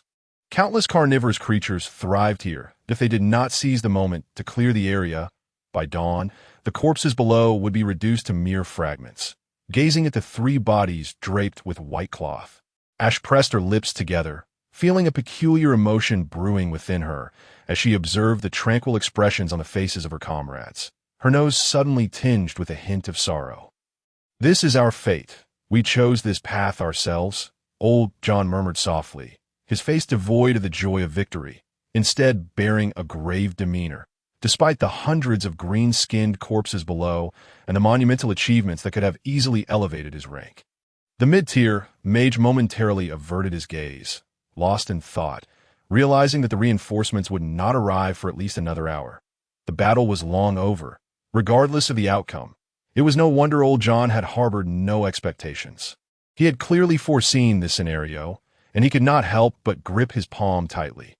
After casting Fireball only 5 times, he was already too fatigued to continue when the orc warriors charged forth. He was left to watch from the retreat passage, alongside the civilians, a sense of helplessness deeply piercing his pride. Sigma approached slowly, surveying the darkened world ahead, and spoke in a hesitant tone, barring unforeseen circumstances. "The orc army will soon arrive, and we must request reinforcements. A new round of battle is about to commence. Rubbing his weary face vigorously, old John had unwavering faith in Sigma's judgment, as it had been proven countless times before. Nodding, he replied, "I will do my utmost to ensure the incoming reinforcements remain, and then I shall notify the military headquarters to dispatch a strong contingent to the fortress." Slightly nodding, Sigma was about to turn when a coin pouch was tossed by old John. He caught it, blinking in confusion. "IT should still be short by 2 gold coins, but this is all I have for now. Once the military headquarters rewards arrive, I'll ensure you receive the rest," catching sight of the faint glimmer of gold. A smile crept to his lips. 8 gold coins were equivalent to the earnings of 6 months of hunting. Suddenly recalling something, Sigma raised an eyebrow and pointed at the tattered bag held by the somewhat dazed Ash. "Not a single one less, mind you. There are precisely 30 orc warriors and 1 orc chieftain. Make sure the gold is accounted for." Old John grimaced slightly, casting a deep glance at Sigma before taking a deep breath and calmly stating, "Understood. Not a copper coin shall be missing from your share." "Thank you." Waving his hand dismissively, he patted the sleeping Jet, who, still clutching a wine jug, mumbled as he stood up, indifferent to the blood-stained armor he wore, and staggered to follow Sigma. In Ash's clear gaze, a dark figure descended gracefully from below, silently trailing behind Sigma. In unusual ensemble, they gradually drifted away. Chapter 7. A strong sense of crisis, the dark purple bruises on Sigma's wounds gradually faded with his breaths. The faint scent of blood dissipating, the eerie green glow slowly vanished, and as he felt a gentle coolness merging within him, Sigma exhaled slowly. This battle, a trial of his burgeoning strength, had instilled in him a newfound caution. Even a mere orc chieftain possessed the power to suppress him, let alone the myriad of ferocious beasts that lurked beyond. Yet he glanced at the surge of experience points, 2,365 in total, filling his experience bar to the brim. He felt a quiet sense of relief. He could finally level up again. The stagnation in his growth had significantly hampered his increase in strength, faced with the impending crisis and increasingly arduous system tasks. He knew he must accelerate his development. His own power was the most vital factor in the approaching danger. The system's continuous absorption of experience for its upgrades had resulted in a stagnation of his levels over the past 2 years. He eagerly anticipated investing his experience into leveling up and honing his skills. His pitch-black eyes flickered slightly. Taking a deep breath, he addressed Jet, who was scratching his head. "We need to prepare to retreat. The Doomsday Watchtower is in grave trouble, and I have an ominous premonition." Jet, who had been somewhat drowsy, suddenly opened his eyes wide, wiping his mouth before inquiring in confusion, "How great is the danger? Can we ensure our safety?" Nodding silently, a tinge of contemplation crossed his expression. After a moment of reflection, he replied, "We will undoubtedly be involved in this war, but we must wait until the situation clarifies." Aurelia approached slowly, gently stroking Sigma's hair, her gaze shimmering with a hint of anticipation as she remarked, "It seems your confinement has been lifted." Jet, momentarily bewildered, stood up and exclaimed with palpable excitement, "Finally, we can return and exact our revenge." The memory of their hasty retreat from years past, fraught with humiliation, prompted Qin Shan to nod thoughtfully and respond, "Before long, we shall reclaim what we have lost. Those scoundrels will receive their just deserts." With that affirmation, Aurelia and Jet smiled and stepped outside to gather their belongings. Although they were deeply curious about the changes in Sigma, they refrained from probing further. This was the result of years of tacit collaboration. Closing his eyes slightly, Sigma observed his attribute panel, not rushing to elevate his character level, but focusing on enhancing the skills that would follow the system's level increase. The elevation of his character level would influence the experience he could gain, making it impossible to acquire as much as he was currently able to. Therefore, he preferred to refrain from indulging in excesses that, in a brief moment of contemplation, he directly allocated 975 experience points into the Dwarven training regimen. The surging, fiery energy relentlessly honing his muscles, the prickling pain echoing throughout his body. Without any hesitation or doubt, Sigma mobilized all his strength, allowing the attributes of strength and explosiveness to surge within him, each wave of energy making him increasingly robust. Suddenly, Sigma's eyes flew open, The intense pain enveloping him was overwhelming, yet he understood why such a result occurred. The Dwarven training regimen was a method refined over millennia by Dwarven craftsmen and warriors, who tirelessly honed their bodies under the hammer and the searing flames. What was originally a lengthy process spanning 2 to 3 years for an ordinary dwarf to achieve the second level of training, Sigma had condensed into a mere minute, each muscle as if hammered repeatedly, each nerve seemingly pierced by heated steel needles. The overwhelming agony compelled Sigma to grit his teeth, his strong will enabling him to withstand the onslaught of pain. Feeling himself grow increasingly powerful, time passed, though he could not tell how long, until the intense burning sensation receded like a tide. Taking a deep breath, he sighed. What excruciating pain! Observing his slightly reddened skin, Sigma glanced at his attribute panel, a flicker of exhilaration gracing his lips. Both strength and constitution had increased by 3 points. The Dwarven training regimen was indeed formidable. It is essential to note that this is merely the standard training regimen for the Dwarven warriors, designed to provide such benefits to all Dwarven fighters. Moreover, Jet subtly hinted that upon reaching level 4 in the Dwarven training syllabus, one could transition to even more formidable and advanced combat skills, leading to substantial enhancements. As he slowly rose to his feet, Sigma was taken aback to discover that dawn had just begun to break. Although the aches in his body had dissipated, he felt a surge of power within him, rolling forth in waves. Glancing at the grime on his skin, Sigma let out a soft sigh of relief and remarked, "The Dwarven body conditioning program is indeed straightforward and brutal, treating the human form as though it were a block of iron to be forged." After a refreshing bath, he reveled in the coolness that enveloped him, invigorating his entire being. Despite having not rested the previous night, he could feel a robust vitality coursing through him. Aurelia entered the room, casting a glance at Sigma, whose skin still bore a faint blush, and her emerald eyes sparkled with delight. She approached him affectionately, saying, "The supplies have been packed. It seems the reinforcements have arrived. Are we truly to retreat?" Nodding silently, Sigma never regarded personal advancement as paramount. Faces of countless individuals echoed in his mind as he spoke in a calm tone. "We must escort the other residents safely to the Doomsday Citadel." The nearly 100-mile journey ahead will not be an easy one. Aurelia nodded slightly, her gaze revealing a hint of sentiment. Perhaps to others, Sigma's actions might seem overly compassionate. As a warrior, one might expect him to focus solely on battle. Yet, Sigma was far from conventional. It was precisely this unique character and steadfastness that allowed Jet and her to follow him without a shred of concern. After breakfast, the trio reluctantly departed from their abode. Having formed a deep emotional attachment over the years spent there, Jet lightly tapped the radio, his copper-ringed eyes reflecting a hint of surprise. "Why is there no signal? It was working perfectly fine last night." Sigma blinked slightly. He had never believed in mere coincidence. With a gentle wave of his hand, Jet placed the radio into a large wooden crate and dragged it towards the cart outside. The residents on the street had long since prepared their belongings, having understood from their experiences hiding in the evacuation passage that this place was no longer safe, as Sigma had surmised. Old John prudently chose to evacuate all residents, for the forthcoming battles promised to be exceedingly perilous. Many residents had become relatives of the defense forces, and ensuring their safe departure would allow them to fight with greater peace of mind. The residents clearly recognized Sigma and greeted him with radiant smiles, while only old Jack, the bartender, wore a frown, discounting barrels of fine wine. After all, in times of war, fine wine remained a strategic resource.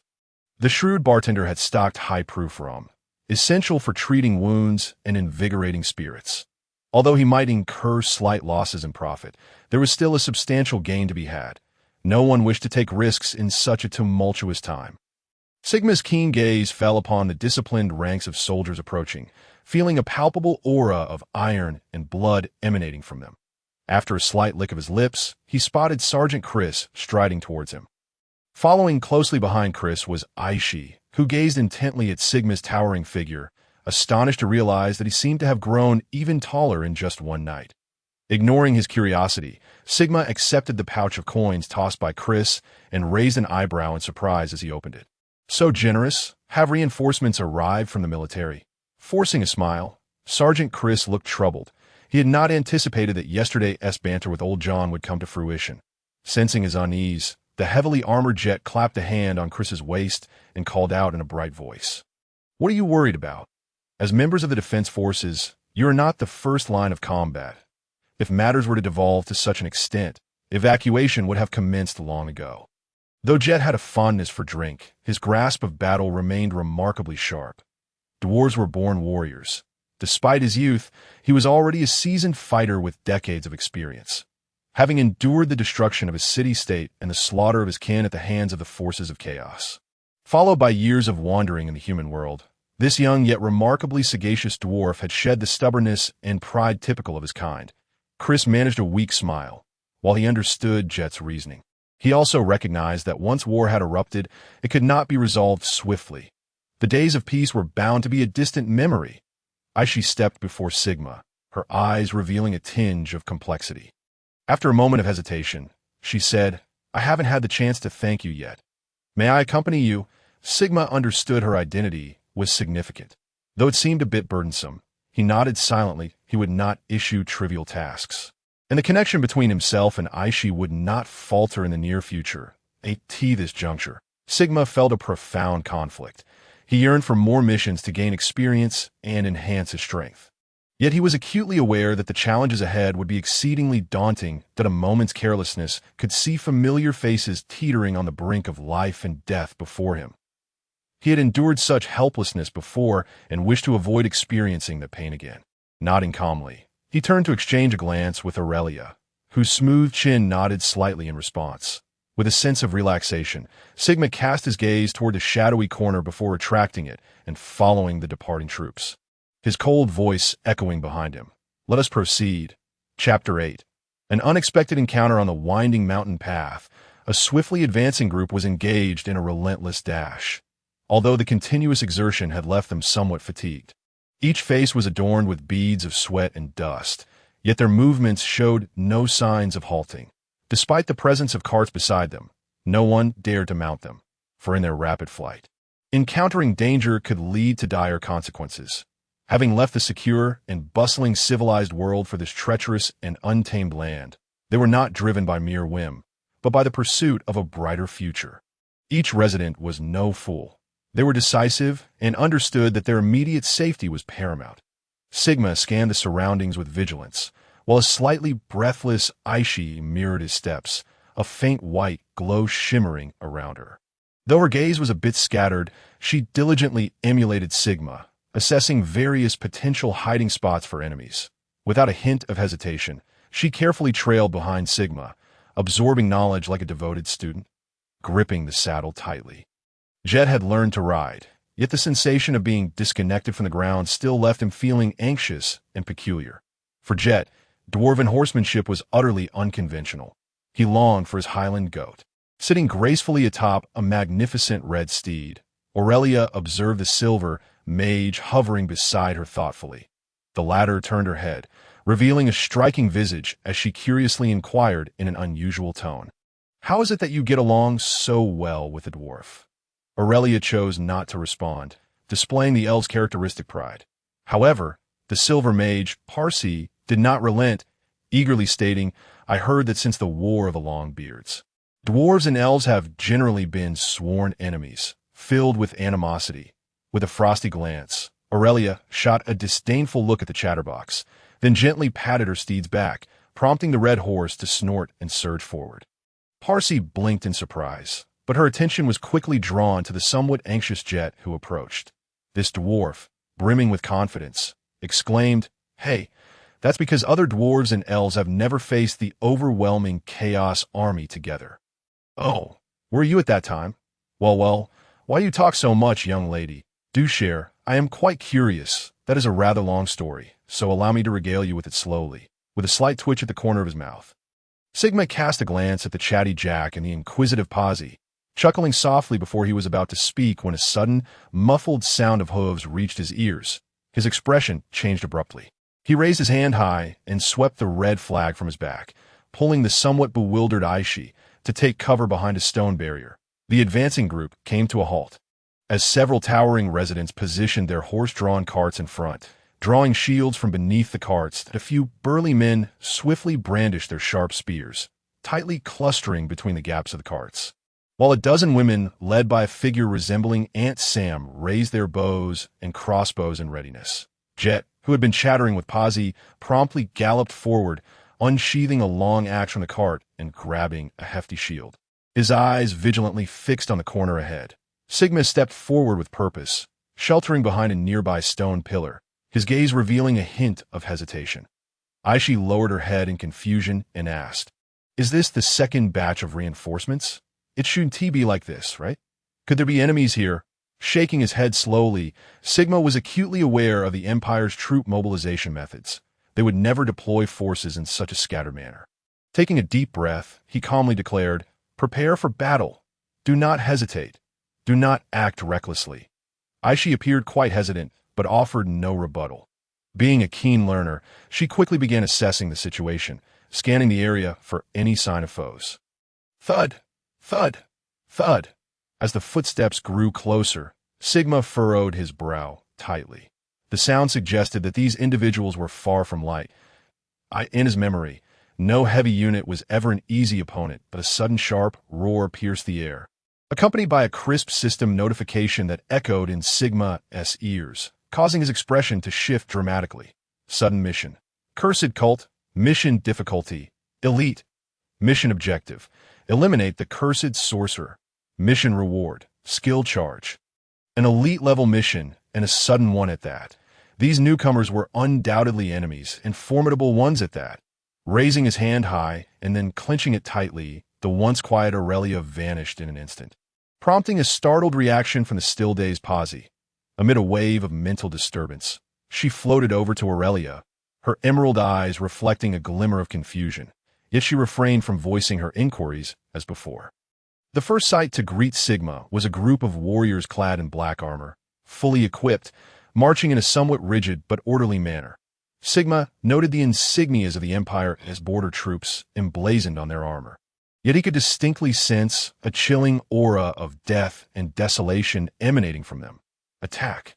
Upon seeing Sigma's signal, Jet, standing atop the cart, wasted no time and decisively pulled the trigger, sending a flurry of arrows hurtling toward the enemy.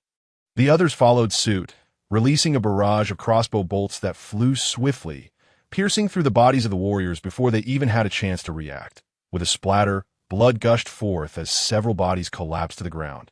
But peculiarly, these figures emitted not a single cry of anguish, as if they were impervious to harm. The remaining warriors stood motionless on the ground, showing no signs of movement, while those struck by the bolts staggered but remained upright. The bartender, taking a puff from his pipe, wore a look of astonishment, and after a moment of contemplation, shouted hoarsely, "These creatures are controlled, and they are likely undead. Sever their heads."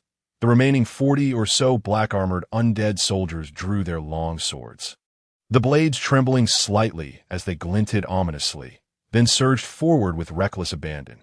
Gazing into their shadowy eyes and pallid faces, Jet suddenly recalled something, his expression igniting with fury as he leapt down like a battering ram. With a bellowing roar, he raised a shield and swung his gleaming axe to meet the charge of the undead warriors head-on. Jet eagerly anticipated an epic confrontation, an epic death. Sigma showed no hesitation. Casting a glance at Aurelia, who was hiding behind him, and dashed out along the rocky edge. Simultaneously, the longbow in his hand released a series of crisp twangs, as the undead warriors rushing forward fell silently to the ground, arrows quivering in their skulls. The dark blood glistened in the sunlight, reflecting an eerie sheen. Sigma exhaled a sigh of relief. At least the defenses of these undead warriors were still manageable. Just as he continued to move swiftly, a sudden wave of deadly danger washed over him as 3 slender skeletal spears shot towards him in the blink of an eye. The sharp whistling sound and heavy pressure indicated the lethality of these bone projectiles. And a pang of pain flickered in his eyes as a faint blue glow shimmered from beneath his feet. His towering figure disappeared beneath the barrage of spears, while Aishi, witnessing the spears embedding themselves into solid rock, instinctively covered her mouth in shock. Aurelia, leaping into action, swiftly drew back a massive longbow, the green light shimmering and coalescing on the bright white arrow. A cool breeze swept through with a soft whoosh as the radiant arrow flew towards the skeletal spears. Sigma, in the moment the arrows were launched, emerged from his cover, his shimmering sword raised high, and with immense force, he aimed it downwards at the densely packed and eerie skeletal cage. Crack! Several broken bones flew through the air as the large skeletal cage shuddered violently. Sigma caught sight of the fissures that had formed, and with a graceful landing, he rolled to the side. The cloud of smoke billowed forth, accompanied by sharp, icy bone spikes that easily shattered even the sturdiest rocks. Had Sigma remained stationary, he would have likely ended up as a trembling skewer. Without a moment's pause, Wang Qinhui swung his long sword, feeling the violent tremor from a skeletal spear that had just hurtled toward him amidst the shower of sparks.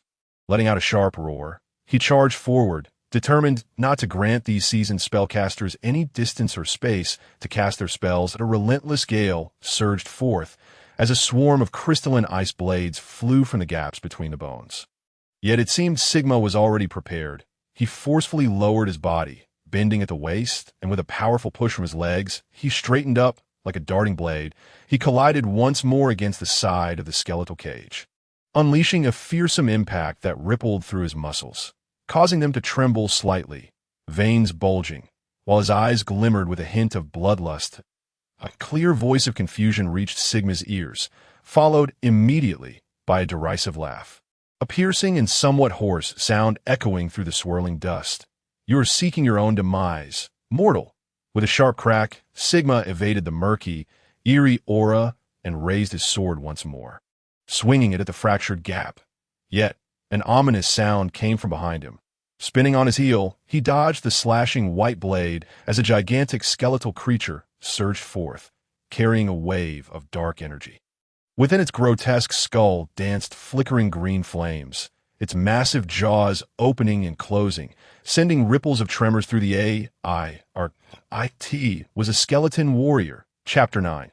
The eerie aftermath. The metallic clash resonated, sending sparks flying in every direction.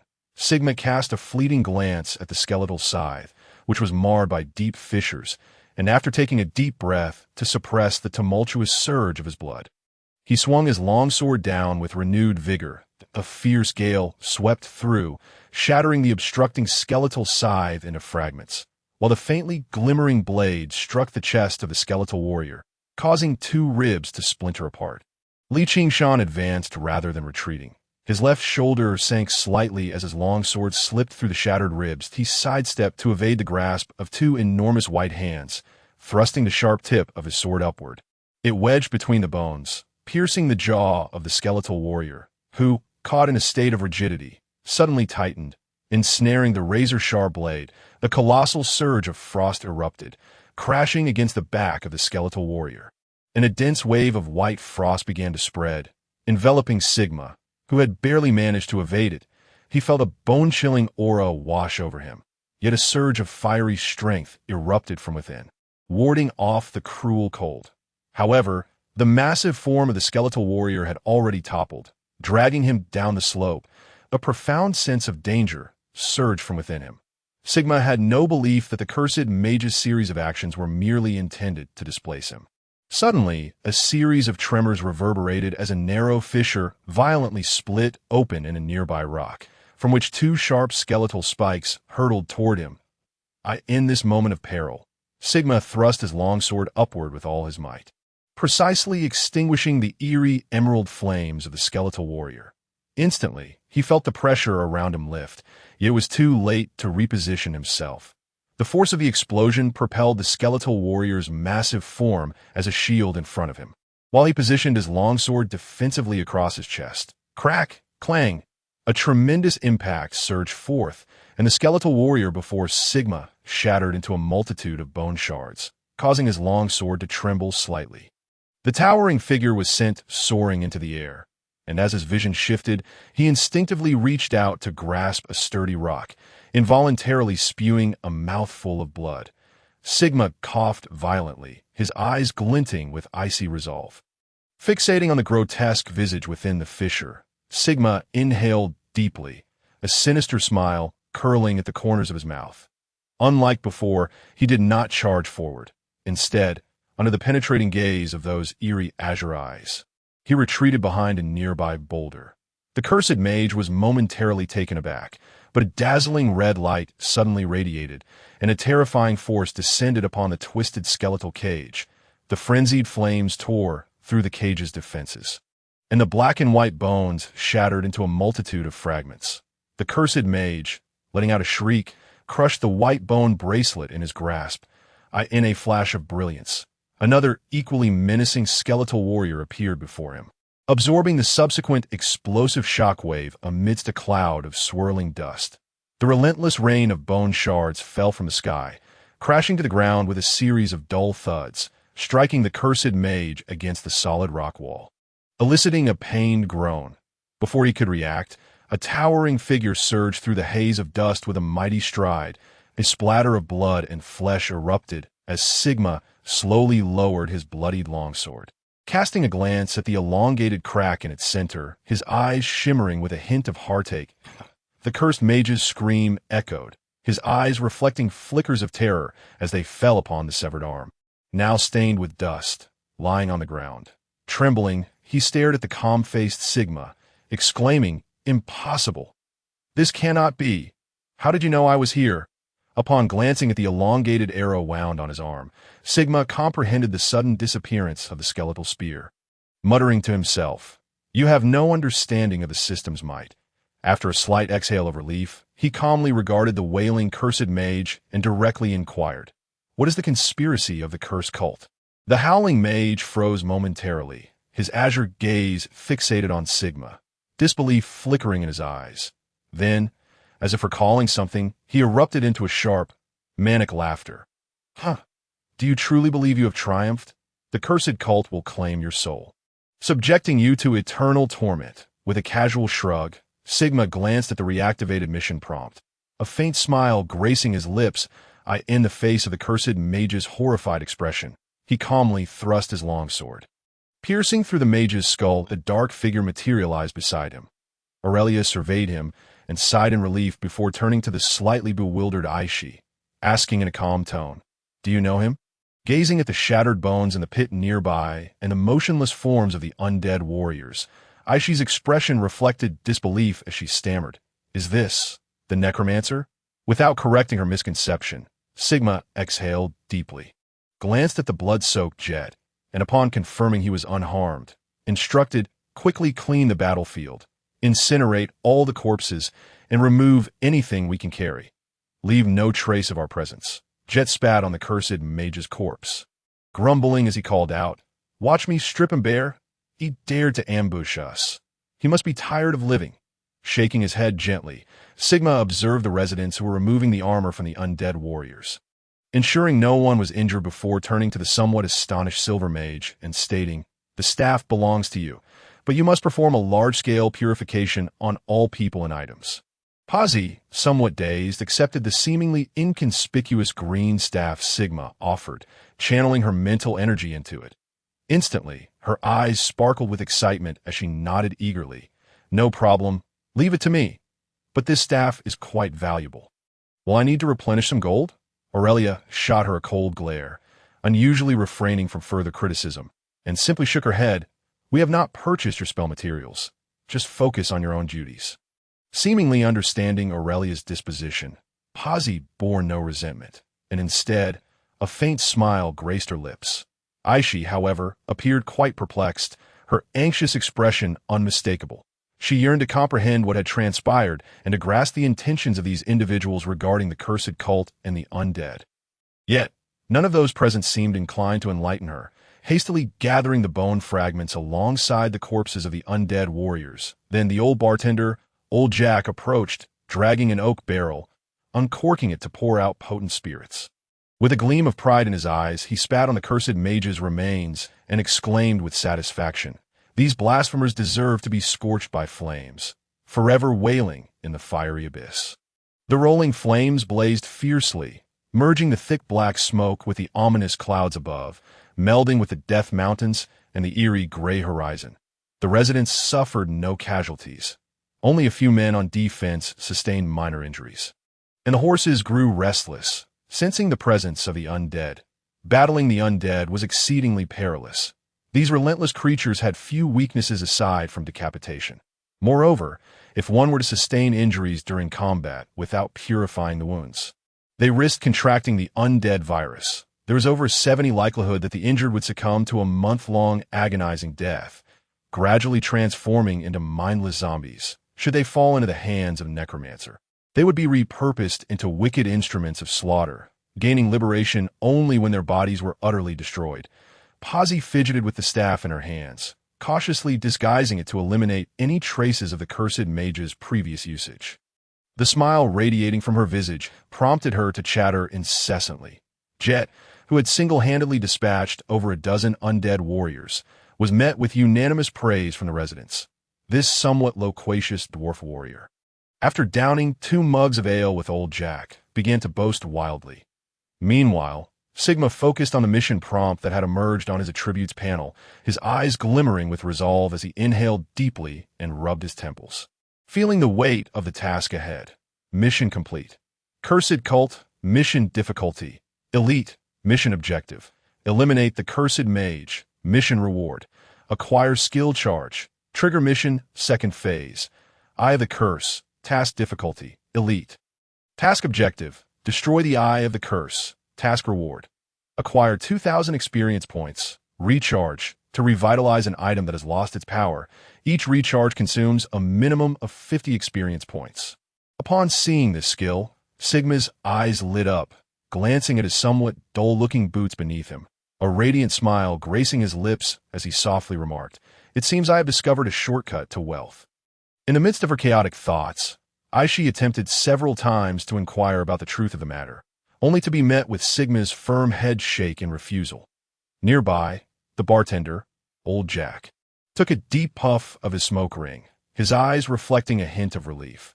The trio of Sigma had long been recognized for their role at the outpost, and thus, the townsfolk often offered them assistance within their means. For instance, Aunt Sam, the butcher, frequently delivered fresh meat to them. The drunken Jet enjoyed a constant 50% discount at the tavern. The blacksmith charged Sigma only for the cost of materials and tools.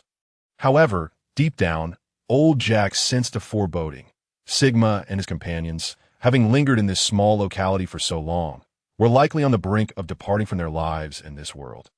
Every individual has their own path. Chapter 10. Return to the Outpost.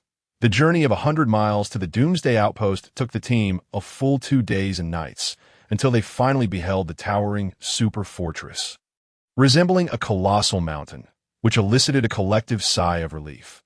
After vanquishing the cursed mage that had seemingly emerged from nowhere, various ferocious beasts and the peculiar undead creatures of the Death Mountains began to reveal themselves one by one.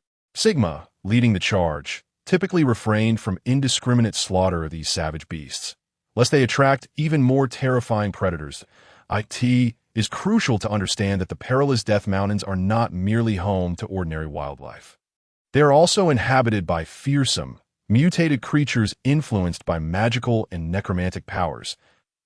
As the cavalry surged forth with haste, Li Jinshan turned his head to exchange a knowing glance with old Jack, smiling faintly before whispering, "Let us part ways here. This means we must return to the Doomsday Fortress. Also, be sure to keep Miss Aishi's whereabouts under wraps. She must not wander about aimlessly." Sitting beside them, Aishi, who had been frowning deeply, suddenly blinked her eyes, her once smooth and radiant face slightly flushed as she discreetly cast a glance at Sigma's back, then lowered her gaze to her flat chest. Murmuring within, "I distinctly employed a disguise spell. When did this fellow figure it out? How infuriating that he intends to report me." With a glimmering gaze, old Jack nodded, tossing a wine jug to Jet nearby, and spoke with a hint of nostalgia, "We shall all settle on Outpost Street. If you manage to return alive, do come visit. We shall prepare a lavish feast, and I will allow you to drink for an entire evening without charge." As he spoke, old Jack felt a pang of sorrow. Jet was not merely a barrel of ale. He truly embodied one. Aunt Sam stealthily approached Sigma, murmuring a few words before casting a fearful glance at Aurelia, hidden beneath her cloak. Then swiftly darted away. A peculiar smile crept onto Sigma's face as he gestured to leave, leading 6 swift steeds, disappearing down the mountain path from whence they came, as the stars shifted and the night quietly descended. A chilling wind began to blow, sharp howls echoing faintly, sketching a somber and desolate atmosphere that reverberated through the sprawling Death Mountains. Roar! A piercing howl resonated within the cave, gradually fading into silence. Shaking the blood from his axe, Jet pushed aside a somewhat foul-smelling grizzly bear, though his expression grew serious as he examined the bear's decayed wound. Leading in 6 steeds with their mouths covered, Sigma raised an eyebrow thoughtfully, remarking, "Even this brute has been affected. It appears that there are indeed numerous necromancers and cursed sorcerers heading this way. Are you certain their target is truly the Doomsday Outpost?" Jet furrowed his brow, taking a glum swig of his drink. A shadowy figure stepped into the dimly lit cave, dropping a pile of dry wood as he spoke. Their target is likely every outpost beyond the Death Fortress, and they have assembled numerous troops to launch a joint assault. They have already begun. Otherwise, why would they dispatch reconnaissance units upon seeing our approach to the Doomsday Fortress? Jet, keenly perceptive to military movements, found it puzzling who would possess such audacity to strike against the Imperial Legion. Shaking his head slightly, Sigma settled down, fiddling with his lighter, and after some contemplation, stated directly, "If my assumptions are correct, these individuals are orchestrating a grand scheme.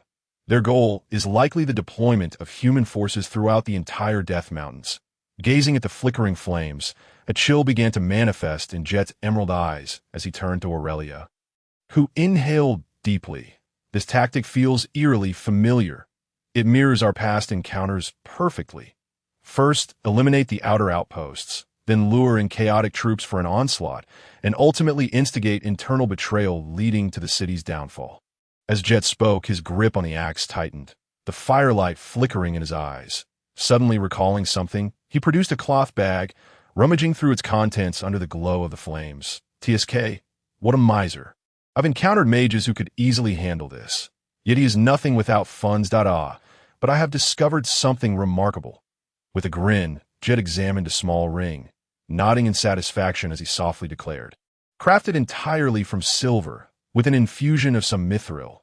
Though the workmanship is rather crude, the array patterns and runes are quite commendable."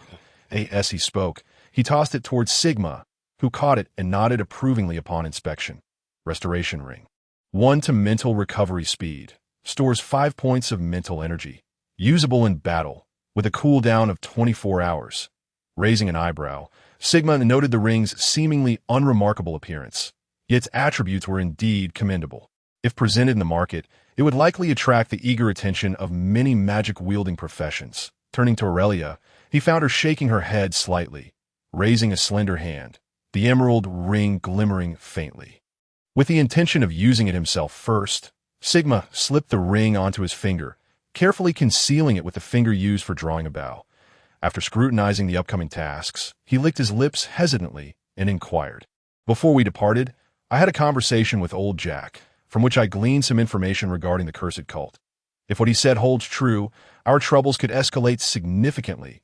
Isn't it prudent to always anticipate the worst?" Aurelia interjected, snapping back to reality.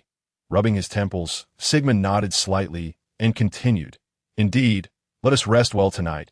It seems our days of ease are numbered come tomorrow. However, if we can uncover the identity of the puppet masters behind this, we shall not leave empty-handed."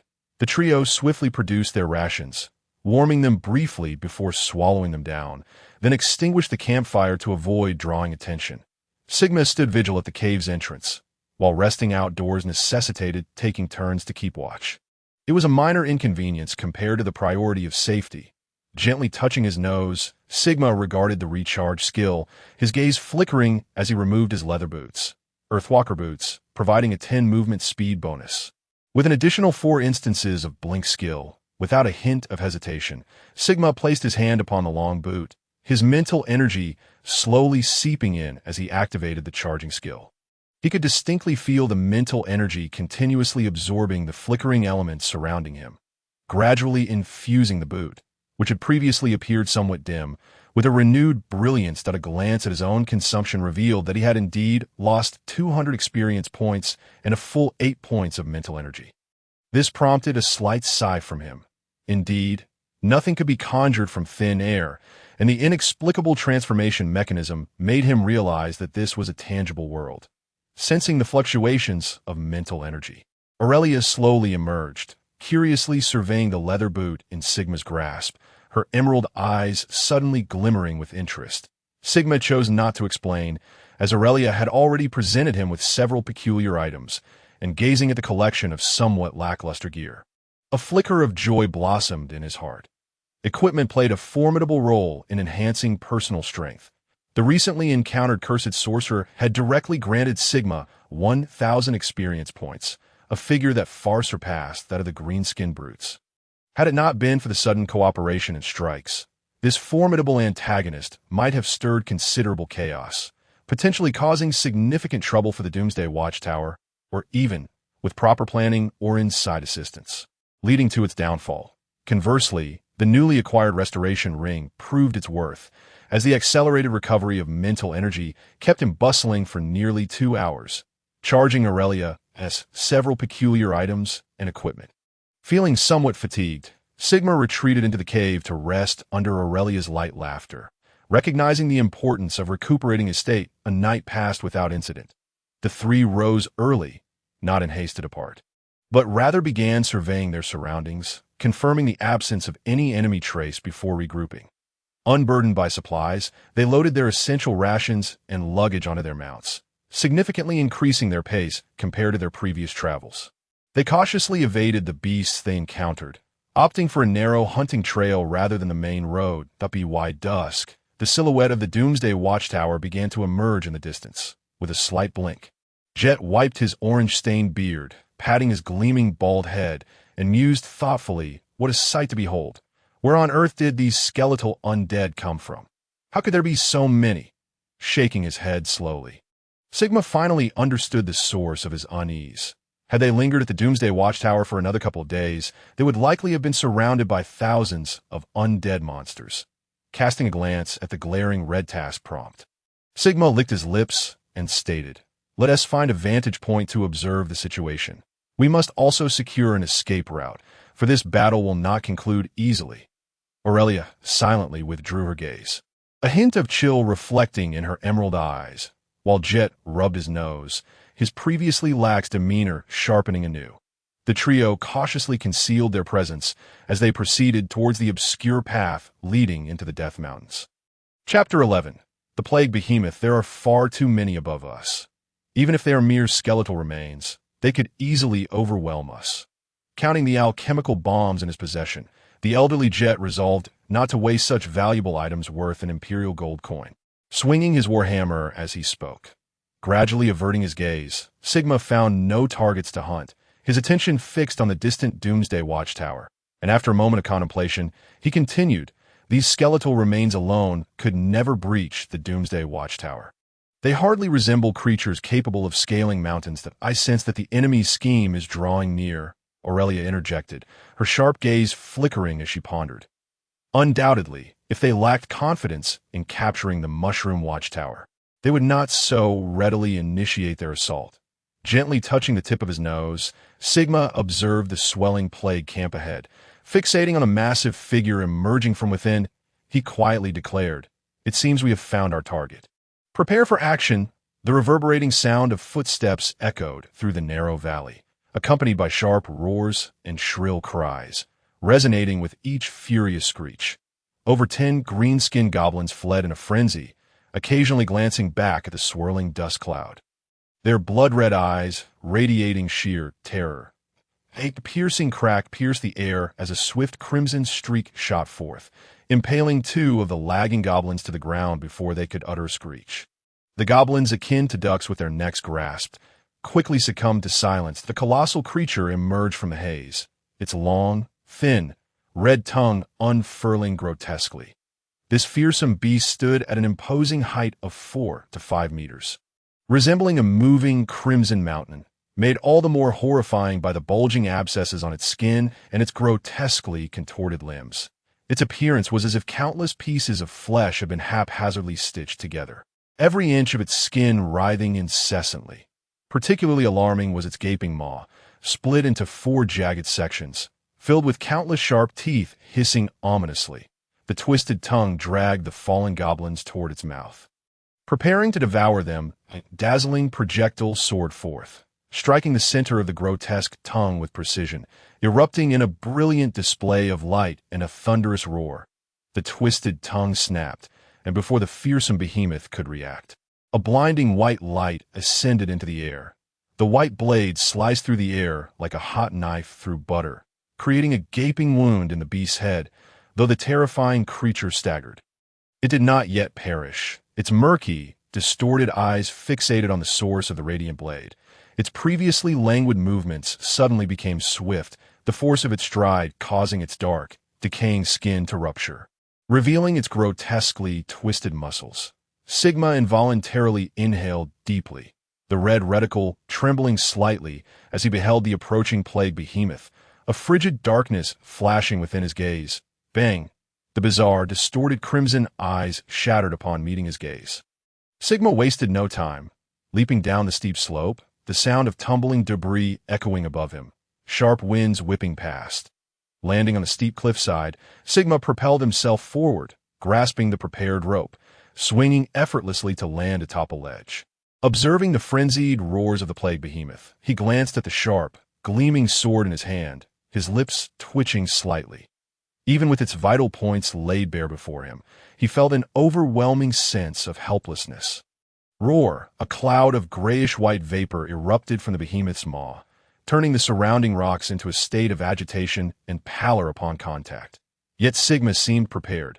Instead of fleeing, he executed a series of agile jumps down the cliff.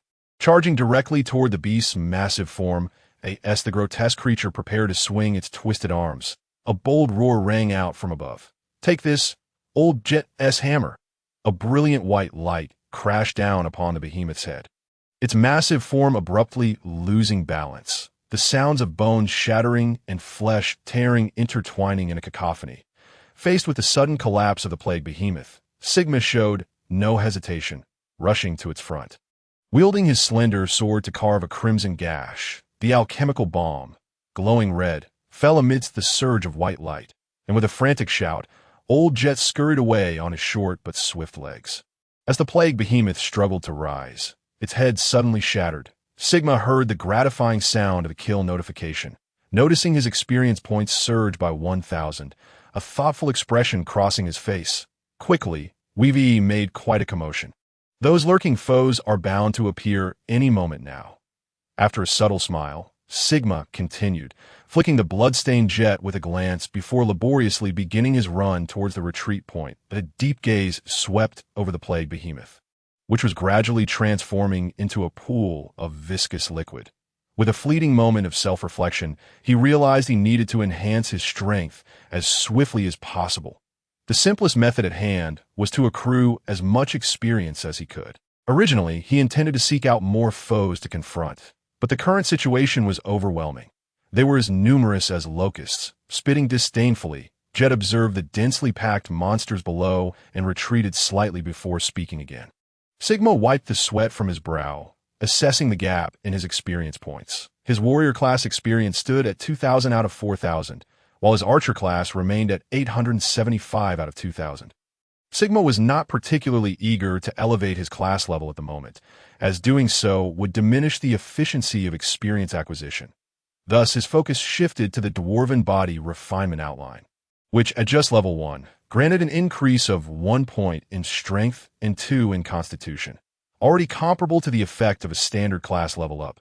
Furthermore, the experience cap requirements did not escalate as dramatically as those for class upgrades, making it a true advantage from a mathematical perspective. Without further contemplation, Sigma invested all his experience points into the Dwarven Body Refinement Outline. The subtly surging aura caused Jet to widen his eyes in astonishment. After taking a sip of his drink, he incredulously remarked, "I spent nearly a decade honing my blacksmithing skills to achieve that, and he accomplished it so effortlessly." The faintly glowing mental waves unveiled a region previously obscured, prompting Aurelia to smile and say, "Isn't this what we have long anticipated? It is the choice of destiny." Reflecting on the speed of his newfound power, which exceeded his previous rate of growth by at least threefold, Jet couldn't help but smirk, We must double our efforts. Otherwise, this little guy will surpass us before we know it, and that would be quite the embarrassment. Amid their light-hearted exchange, Sigma, who felt as though he had just emerged from the fiery depths of hell, slowly opened his eyes, sensing the power surging within him, expanding incessantly. Ding! The dwarven body refinement outline successfully elevated to level 2, granting 1 strength and 2 constitution. With experience points at 0.2250, an indescribable joy surged within him, the tumultuous power roiling inside. And upon sensing this fluctuation, Jet's eyes widened in disbelief as he exclaimed, "What? You've already surpassed the limits of extraordinary power." As the flickering brilliance gradually faded, Sigma's dark eyes returned to their usual calm. With a slight smile, he added, "And their extraordinary constitution as well." Hiss! Even with some mental preparation, both Aurelia and Jet found it hard to believe. They had paid a considerable price to break through the limits of extraordinary attributes. Aurelia had spent 20 years honing her skills and slaying one dangerous beast after another in the jungle, only to achieve her breakthrough after becoming a professional. Yet for Sigma, it seemed as effortless as eating or drinking. Jet, rolling his eyes, grumbled loudly, "I see your point. We're about to revert to those aimless days of monster hunting, aren't we?"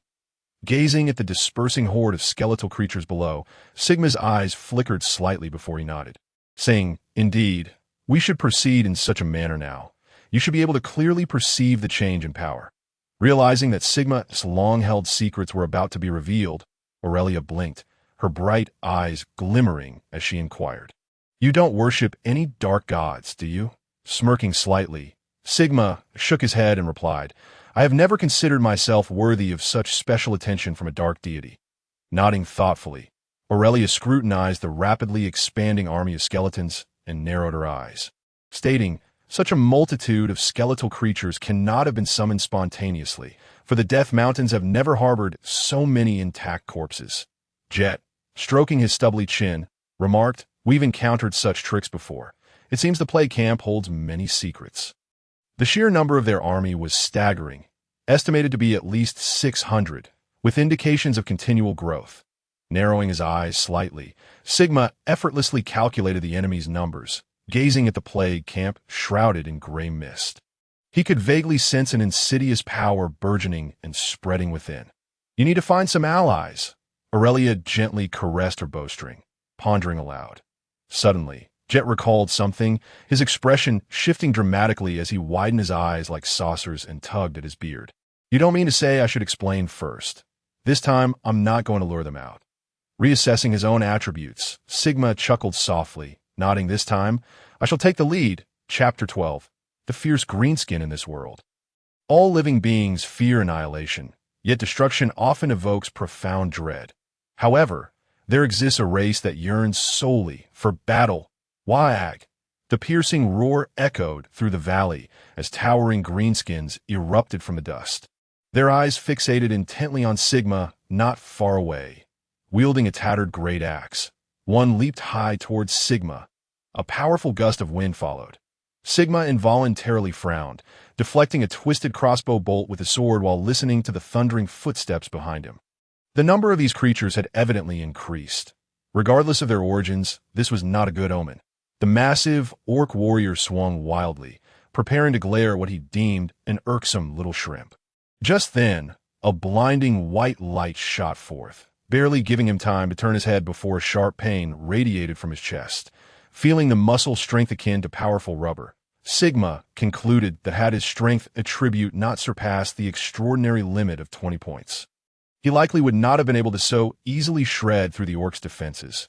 Drawing his long sword with lightning speed, he evaded the splattering blood and thrust the blade directly into the unresisting skull. Gaining 10 experience points with satisfaction, Sigma glanced at the frenzied greenskins rushing towards him, struck a pose for a second, and then bolted away.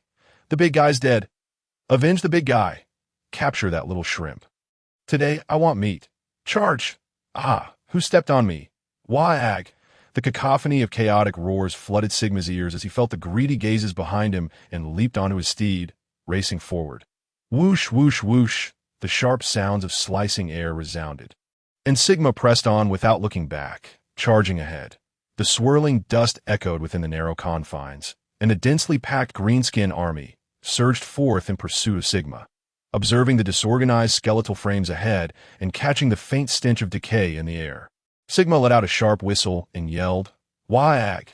Such a bold shout stirred excitement and confusion among the greenskins. They never expected this little shrimp could produce such a resounding, powerful roar. What a vigorous sound! This declaration exhilarated the greenskins further, prompting them to quicken their pace towards the front. Subtle mental waves surged rapidly, and Sigma could distinctly sense that those lurking in shadows were intently watching him.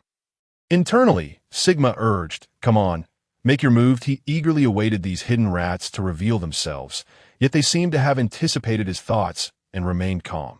Observing the approaching monstrosities, Sigma sighed, gently patting his steed before hesitantly remarking, "Old friend, whether we survive depends on fate." The crimson steed, deep into the night, let out a long, haunting neigh as it galloped forward, leaving swift hoof prints in its wake. The wild wind surged relentlessly, and Sigma brandished the alchemical bomb in his hand. Hurling it forward with resolute effort, a sharp roar erupted, accompanied by a sudden burst of flames, as the swirling smoke and fire rapidly expanded, violently scattering the dense array of skeletal frames. Sigma plunged into the rolling haze. Acutely aware of a multitude of breaths converging towards him, a glimmering blade cleaved through a grotesque, diminutive creature, revealing it to be a bloodied wolf of flesh. The recoil reverberated through his wrist, causing Sigma to furrow his brow involuntarily. At a glance at the battle information revealed, killed a zombie hound, gained 10 experience. What manner of creature is this zombie hound? Its data was conspicuously absent from the system, indicating it was a new monstrosity, presumably conjured by those cursed cultists. That a flicker of concern stirred within him. The human army was not particularly daunted by colossal beasts, but found these swift, diminutive creatures quite troublesome. That a glimpse through the narrow aperture of details allowed Sigma to infer numerous configurations.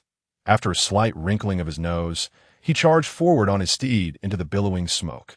Behind him, the green-skinned horde, roaring with fervor, plunged headlong into the breach among the skeletal monstrosities. Perhaps other beings might quail before these death-tainted skeletons, but for the war-thirsty greenskins, the mere prospect of battle was the pinnacle of excitement. At some point, Sigma, accompanied by his injured steed, arrived at a narrow passage, leaving a bloodied trail in their wake. Suddenly, he reined in the reins and dismounted, standing silently as his obsidian gaze fixed ahead at a colossal skeletal frame charging toward him. Sheathing his sword, he retrieved the long-handled iron hammer, narrowing his eyes slightly. The sharp whistle of slicing air signaled the approach of a crimson spear aimed directly at Sigma, as the galloping skeletal warrior unleashed a cloud of grayish-black mist from its gaping maw. Without a moment's hesitation, Sigma plunged into the gray fog, instantly feeling the chilling presence attempting to penetrate his skin. The enhancement of his physique rendered him impervious to its effects, allowing him to deftly adjust his footing and evade 2 incoming bone spears. As he met the downward swing of the skeletal warrior's great sword with his hammer, a resounding clash echoed, and wisps of smoke erupted from the joints of the skeletal warrior's towering 2-meter frame, which faltered under the force and began to retreat, its ghostly blue eyes trembling. The surge of power instilled Sigma with newfound confidence as the hammer, emanating a faint crimson glow, was thrust upward. It shattered the skeletal warrior's defense, striking precisely into its chest with the sharpened face of the hammer. The sound of breaking bones filled the air, though the disparity in strength was minimal. The suppression of extraordinary power over ordinary levels was stark. The skeletal warrior, despite its peculiarities, lacked the muscle to transcend the limitations imposed by extraordinary strength. With a heavy thud, the massive skeletal warrior collapsed to the ground. But Sigma's advance did not waver as he charged towards the direction of the white bone spear's origin. The swirling dust behind him surged as he felt the explosive increase in his speed, a testament to his transcended physical limitations, granting him the ability to sense an ancient, unique emotion brewing within. Suddenly, the air crystallized with dense ice, a chilling aura pervading the atmosphere, prompting Sigma to realize that his adversary was more than merely a cursed mage. He felt no inclination to retreat. A warrior facing a spellcaster must strike swiftly to disrupt their ability to cast spells comfortably. Yet before confronting the Curse Mage, Sigma understood he must first breach the final line of defense. 4 warriors clad in silver armor surged toward him in unison, accompanied by a violent wave of psychic energy resonating from behind them. Sigma recognized that time was of the essence. His dark eyes locked onto the necromantic warriors, exuding an aura of decay. Unlike the clumsy skeletal warriors, these foes possessed agility and finesse, their armor adorned with intricate patterns and an aura reminiscent of craftsmanship Sigma found familiar. Each completion of a jeta forging bore similar distinctive motifs. The result of specialized techniques combined with rare, precious metals, resulting in such exquisite designs. This signified that these gleaming armors boasted superior defense, rendering quick destruction improbable. The most disheartening sight was the oncoming mass of gray-black mist coalescing into grotesque skeletal armor on the necromantic warriors, further augmenting their already formidable defenses. With a resounding thud, Sigma executed 3 powerful strides, propelling himself forward like a cannonball. A dull thump resonated as one necromantic warrior was sent flying. Yet the force of his strike caused Sigma to stumble back. His momentum abruptly halted. 2 slender swords, imbued with an icy chill, sliced through the air toward him. Sigma's hammer struck one of the blades, sending sparks flying as he narrowly avoided the deadly arcs. Quickly assessing the situation, he discerned that the necromantic warriors possessed strength levels around 18 points. He promptly retreated to avoid being flanked by the remaining 3 adversaries. A sharp arc whistled through the air, a frigid gust following in its wake, leaving a trail of dazzling frost. Sigma swung his war hammer in a half circle, deflecting the incoming swords, his nimble footwork allowing him to maneuver backward in the midst of his retreat. He drew the firearm secured at his waist, aiming it steadily at the exposed visage of a necromantic warrior, calmly pulling the trigger. But a fiery explosion erupted at the head of the necromantic warrior, sending its massive form crashing to the ground. The 2 encroaching necromantic warriors swung their swords, but Sigma braced his hammer against his chest, deflecting their strikes. Seizing the opportunity, he thrust his hammer forward, striking one warrior's wrist and wedging himself between the gaps of their encirclement. Surging forth, simultaneously, he kicked off a protruding rock, creating a deep footprint as he narrowly evaded the incoming wave of white frost, which crashed against a large boulder behind him. The advantage of his enhanced strength allowed Sigma to adeptly maintain control of the battlefield, while his elevated prowess enabled him to execute his combat techniques with greater efficacy. Chapter 13. The importance of tactics. The swirling winds surged relentlessly, transforming the ground before Sigma into a glimmering mosaic of cracking ice, before a gust swept through, scattering the rocky terrain into tiny shards of frost. The overwhelming lethality prompted Sigma to squint, rapidly calculating the positions of his foes while listening to the heavy footfalls of the necromantic warriors, discerning their purpose with alarming clarity. Most crucially, the necromantic warrior he had struck moments earlier was still alive. Though its movements were sluggish and somewhat hindered, it retained a formidable steadiness. This was far from good news. The howling tempest surged relentlessly, a cascade of impact-laden mist unfurling in its wake, accompanied by 4 fearless monstrosities.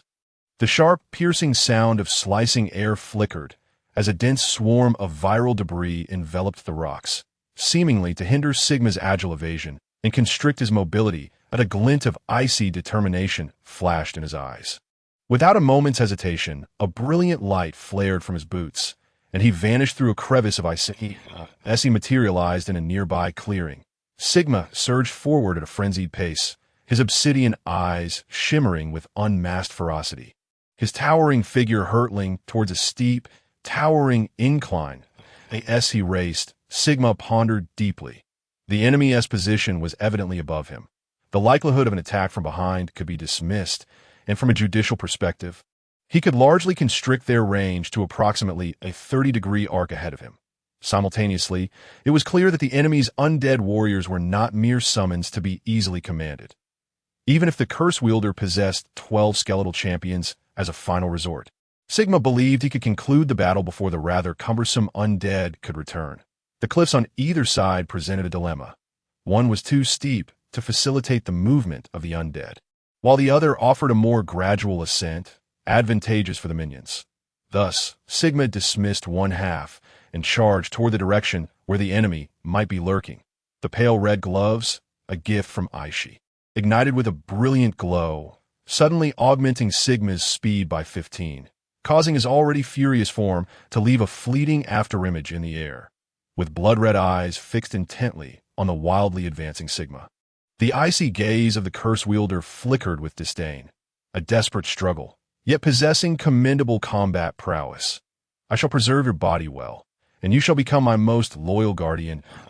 A surging torrent of grayish-white energy roiled above the steep slope, an eerie distortion of mental waves manifesting into a swirling gale of ashen darkness. The vibrantly bizarre yet unsettlingly stable colors surged amidst the tempest, shrouded by layers of cold, shadowy rain.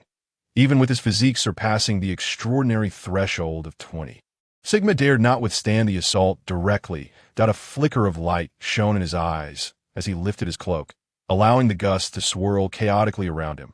The grotesquely twisted gray-black mist parted to reveal a breach, through which Sigma dove, charging toward the tumultuous energy above. Just then, two distorted bone spears suddenly whizzed from behind. Sigma barely managed to halt his momentum, twisting to the side as he swung his hammer. Aglow with crimson light, that a crack of encouragement resonated, the powerful backlash jolting Sigma's wrist, while the tremors on the ground heightened his alertness. A multitude of shadows descended from all directions. The faint ripples of mental energy on the ground alerted Sigma to the impending spell of the curse wielder, the bone prison. In an instant, Sigma transformed from hunter to prey, an unfortunate turn of events attributed to the presence of not one, but two curse wielders simultaneously launching their attacks. Multiple spells converged to encircle Sigma. Brilliant lights flickered beneath his feet. The Earthwalker boots, having been used once to blink, propelled him through an ephemeral haze. The ground was torn apart by grotesque bone spines, and a massive bone prison descending from the sky fell short.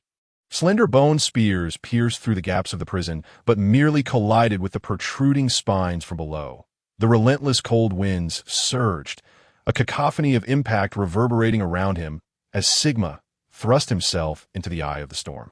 As if the curse wielder had anticipated his movements and preemptively cast their spells. Yet, this hastily prepared incantation ultimately could not restrain the explosive power of the now unleashed Sigma, enduring the prickling frost that spread across him. He gripped the slightly warm hammer tightly and aimed it at the still figure of his foe. With a resounding crash, the searing hammer struck the solid ice, causing a myriad of fissures to radiate outward. Within the pale blue ice, a gaunt face revealed traces of disdain and indifference, yet concealed a deep-seated malice and the joy of witnessing prey ensnared in a trap. Sigma swung his hammer once more and retreated swiftly, not towards the obscured narrow passage, but rather to the astonished gaze of the curse wielder, positioning himself behind them.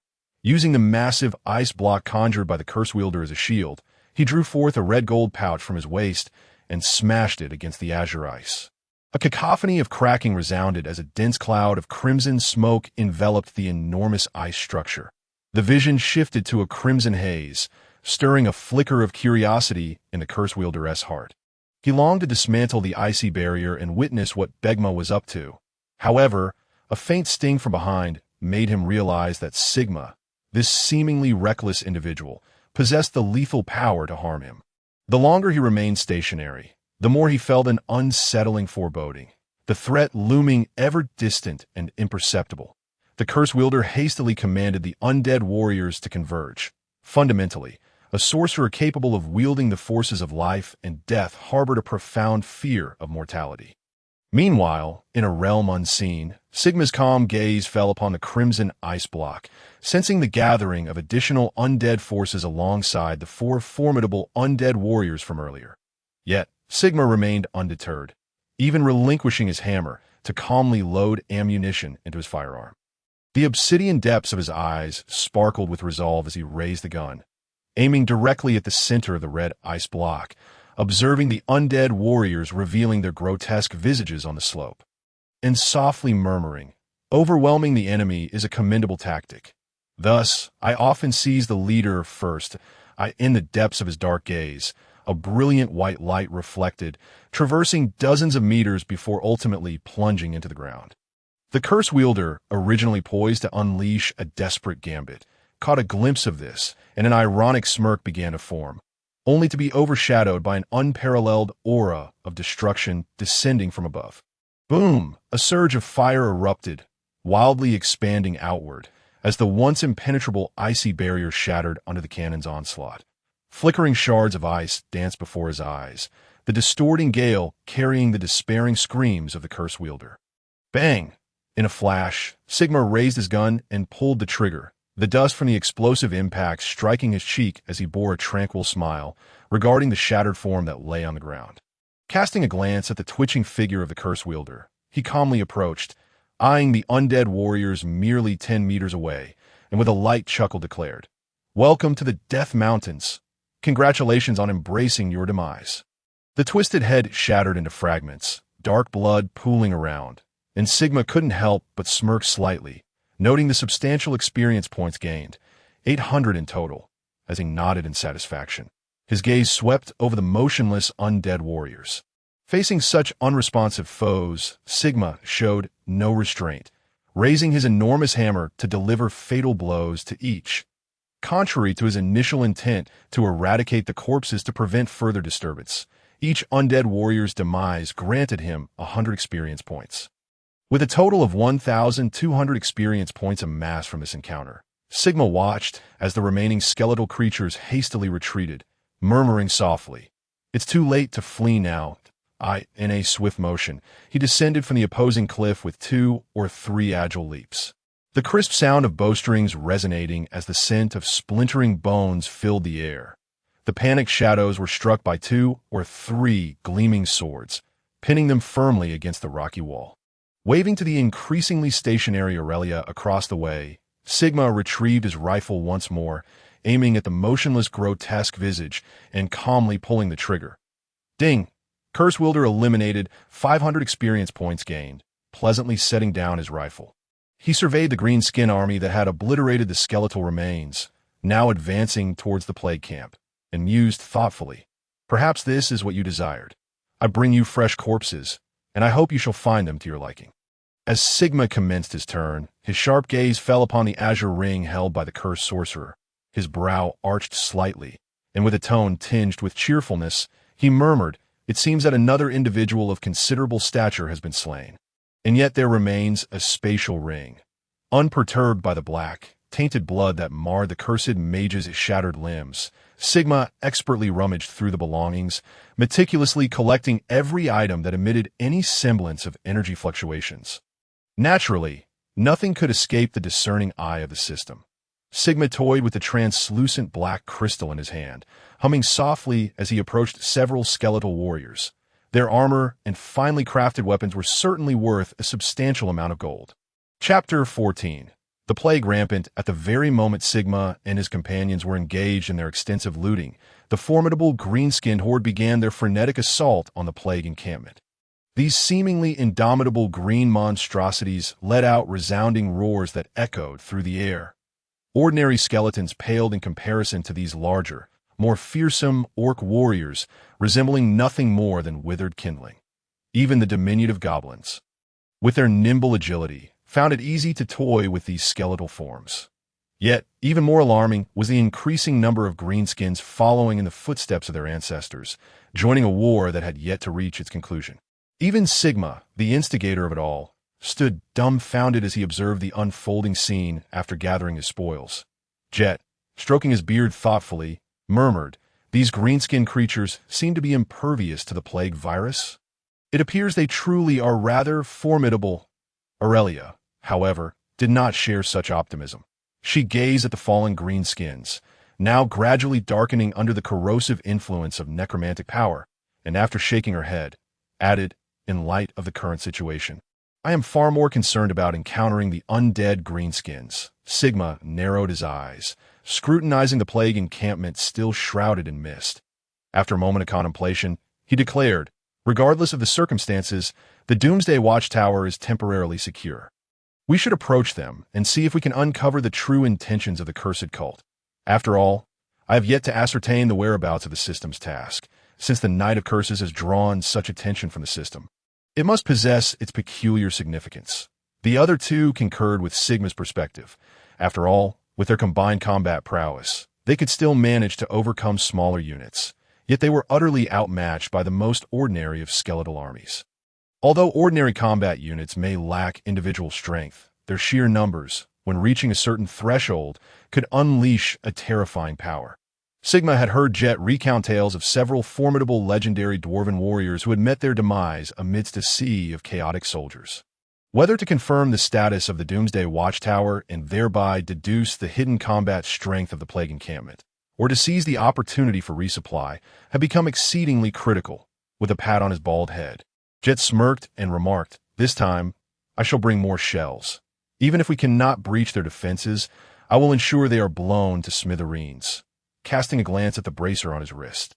Sigma shook the azure ring in his hand, causing Jet to leap up in excitement, exclaiming in a tone brimming with enthusiasm, "Spatial equipment! It seems you have indeed taken down a plump target. This haul has truly been worthwhile. Not a single gold coin from those 5 spent on shells has gone to waste." Aurelia extended her slender fingers, gently caressing the azure spatial ring, and shook her head, stating, "There are still traces of a contract that have yet to be erased. We will need to seek out an alchemist or priest at the Doomsday Fortress," with a hint of regret. Sigma took it back. The system had yet to evolve such capabilities. Otherwise, being able to carry more supplies and equipment would grant him a wider array of hostile means when facing enemies. Gently touching the tip of his nose, Jet curiously examined the armor piled nearby. Tracing the intricate patterns with his fingers as he mused aloud, "It appears to be the handiwork of our dwarven kin."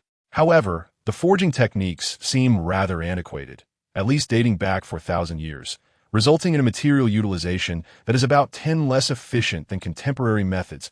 As he spoke, Jet had already stowed all the armor within his bracer. For as Sigma had mentioned, merely the signature of dwarven craftsmanship could command a fortune equivalent to an imperial gold coin. To Sigma's astonishment, the red steed had not perished, having managed to escape due to its stationary position. Aurelia produced a purification scroll, cleansing the steed of the plague and virus before carefully bandaging its wound. As Sigma gazed at the increasingly imminent Doomsday Watchtower, he suddenly sensed something amiss, yet he could not pinpoint the source of his unease. Aurelia, standing lightly atop a stone pillar, turned to him and said, "I do not sense anyone monitoring us from the cliffs on either side." Jet inhaled sharply, hastily securing the flask, swallowing hard as he pondered. If that is the case, then the Doomsday Watchtower is undoubtedly in grave peril. After all, regardless of how insufficient their manpower may be, controlling these 2 strategic positions would bolster their defensive strength significantly.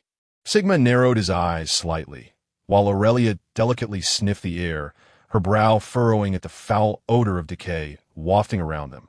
She inquired, "Should we continue on? I have a foreboding sense of dread." Nodding solemnly, Sigma resolved to investigate the Doomsday Watchtower, regardless of what had transpired there.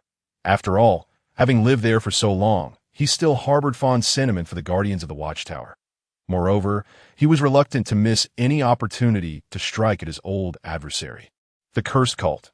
After adjusting his warhammer, Jet looked toward the towering, treacherous peaks and, spitting to the side, lamented, "Dwarves despise climbing mountains," with a glimmer of coldness in his eyes and a slight twitch at the corner of his mouth. Sigma, burdened by a heavy heart, swiftly began his ascent. A fetid stench of decay lingered in the air around them, and Aurelia remained vigilant, a faint glow flickering in her emerald eyes. It felt as if a plague-ridden creature had passed through here.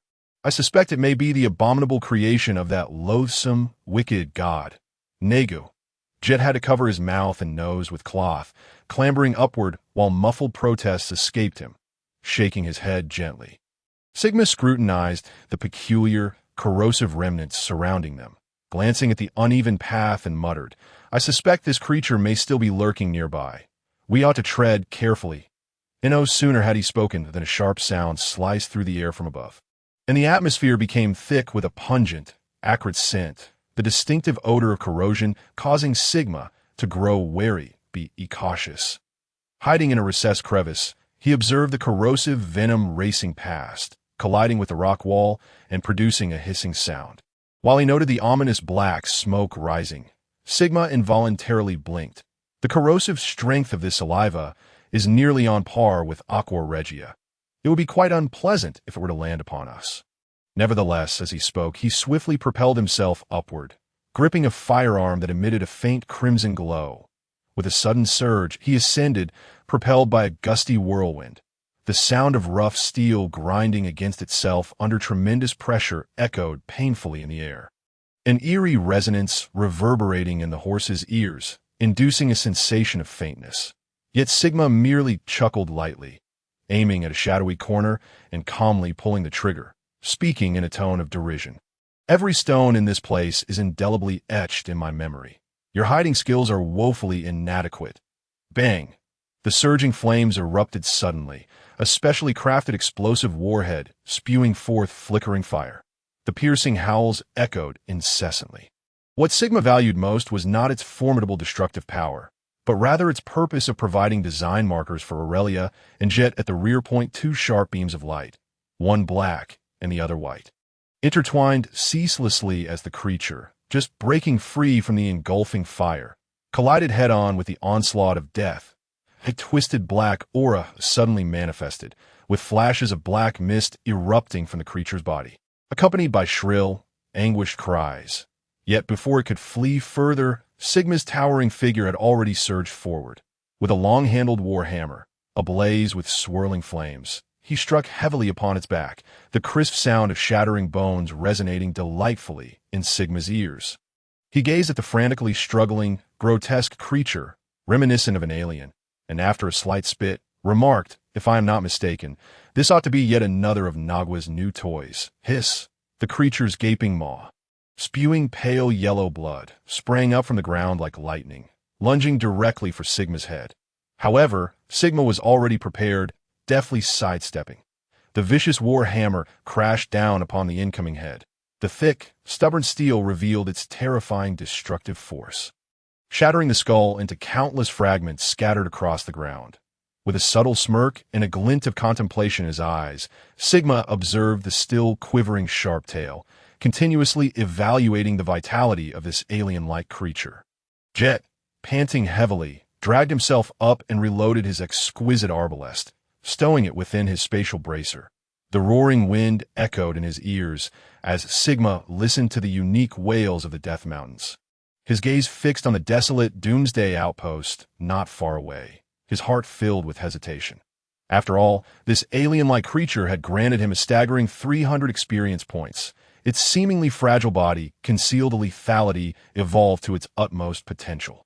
Ordinary warriors stood little chance against such a creature, unless they formed a well-coordinated elite squad or donned heavy armor as infantry. Another novel monstrosity appeared. Each encounter with Nagua brought forth new surprises. Jet stomped heavily on the tail of the alien creature, crushing its fragile bones into dust. To the summit of the mountain, Aurelia returned, her face reflecting a hint of solemnity. After glancing at Sigma, she hesitantly stated, "There is not a soul at the Doomsday outpost. Not even a trace of battle has occurred." Chapter 15. It was you. Such an eerie situation startled both Sigma and Jet, who were already mentally prepared. Sigma had expected to find the aftermath of a massacre within the Doomsday outpost, yet the unfolding events surpassed his expectations. Jet raised his hand, grunting before continuing, "While those greenskin creatures are still preoccupied with the plague encampment, let us investigate the Doomsday outpost." Sigma understood the futility of overthinking. After a brief tidying up, he drenched the alien creature's body in fuel and watched as the flames roared to life, stating, "If we discover that these creatures are indeed formidable, it would be wiser for us to return to the Doomsday Fortress and promptly alert the military for greater precautions." That a vague premonition stirred within Sigma. The trio's understanding of the cursed cult had become considerably profound. The organization had already begun to act, indicating their strong grasp over the implementation of the entire plan. This implied that the Doomsday Fortress could very well be in peril. Should any trouble arise there, it would signify a cataclysmic event for the entire empire. After all, a crisis at the Doomsday Fortress would create a massive breach in the northern defenses of the empire. Not only would they lose the foremost support point, but the northern plains could fall under the control of the green-skinned creatures. Such a scenario would spell a terrifying disaster for the entire empire. Under the eaves of a collapsing nest, how could there be unbroken eggs?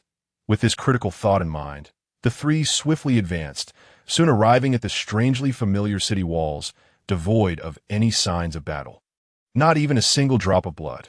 Unintentionally biting his lip, feeling the chilling aura emanating from the Doomsday Outpost, Sigma couldn't help but frown. Beside him, Jet curiously examined the artillery shells that had been pursued, and without hesitation, began shoving them into his spatial bracer. Nothing seemed to have moved. It felt as if everyone had vacated the area, but surely they couldn't be so foolish, could they? After all, the surrounding area was rife with undead forces. Where could they possibly escape to? Aurelia shook her head slightly, meticulously scrutinizing the traces left on the ground, feeling the oppressive chill growing heavier. After a moment of hesitation, she remarked, "I sense that they must have been controlled." "That cannot be." Jet's bushy brows knitted together, a hint of confusion flickering across his flushed cheeks. He wrinkled his nose, suddenly incredulous. "Why do I smell the scent of spilled wine? Your nose has not deceived you." Aurelia observed the chaos before her, slowly drawing her longbow from her back, aiming the sharp arrow at the grinning figure approaching. Sigma gently touched his nose, though still somewhat incredulous. The reality stood before him. In a calm tone, he softly inquired, "So it was you all along, the spy of the Curse cult. How diligent you have been all these years, Old John. Truly remarkable." Indeed, the figure emerging from the shadows was none other than the captain of the Doomsday Outpost garrison. Old John, who had been commanding the guards to defend the Doomsday Outpost, was revealed to be the deepest infiltrator of the Curse cult. Jet clenched his war hammer tightly, narrowing his eyes as he spoke in a low, gravelly voice. "It seems you have disposed of the others. You truly are ruthless." The once gray-haired Old John now appeared rejuvenated, surveying his healthily restored and fair hands. After a gentle smile, he spoke in a deep voice. "I offered them to the glory of the Lord, yet they remained obstinate. I had no choice but to make them sacrifices to please him." Sigma nodded, preparing to continue speaking when Old John suddenly approached him, swinging his heavy war hammer directly towards his youthful head. Bang! The heavy clash of metal reverberated, sparks flying in the air like fleeting red glimmers. I end Sigma's icy gaze. Old John calmly pushed against his radiant silver shield, countering Sigma's full-force strike. With a sharp robe slicing through the cold air, it descended upon Sigma, a serene face adorned with a hint of sinister delight. "I was concerned that the sacrifices would not be sufficient to please my lord.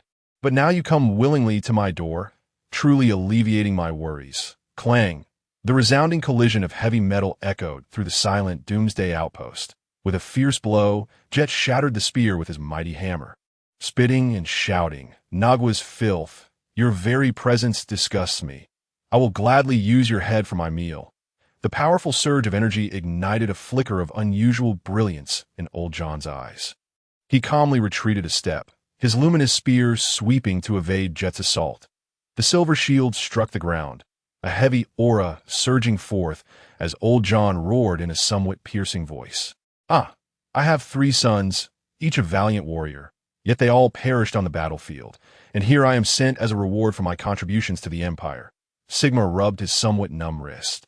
The seemingly unassuming Old John unexpectedly possessed the pinnacle strength of a silver soldier, surpassing the extraordinary limits, even capable of subtly suppressing him.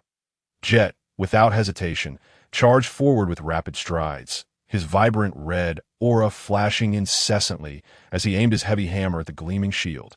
Clang! The tremendous impact made Old John's brow furrow sharply as he gazed at Jet, whose face radiated a wild aura, incredulously asking, "This is impossible. You are a hammer warrior? Ha! What a delightful irony.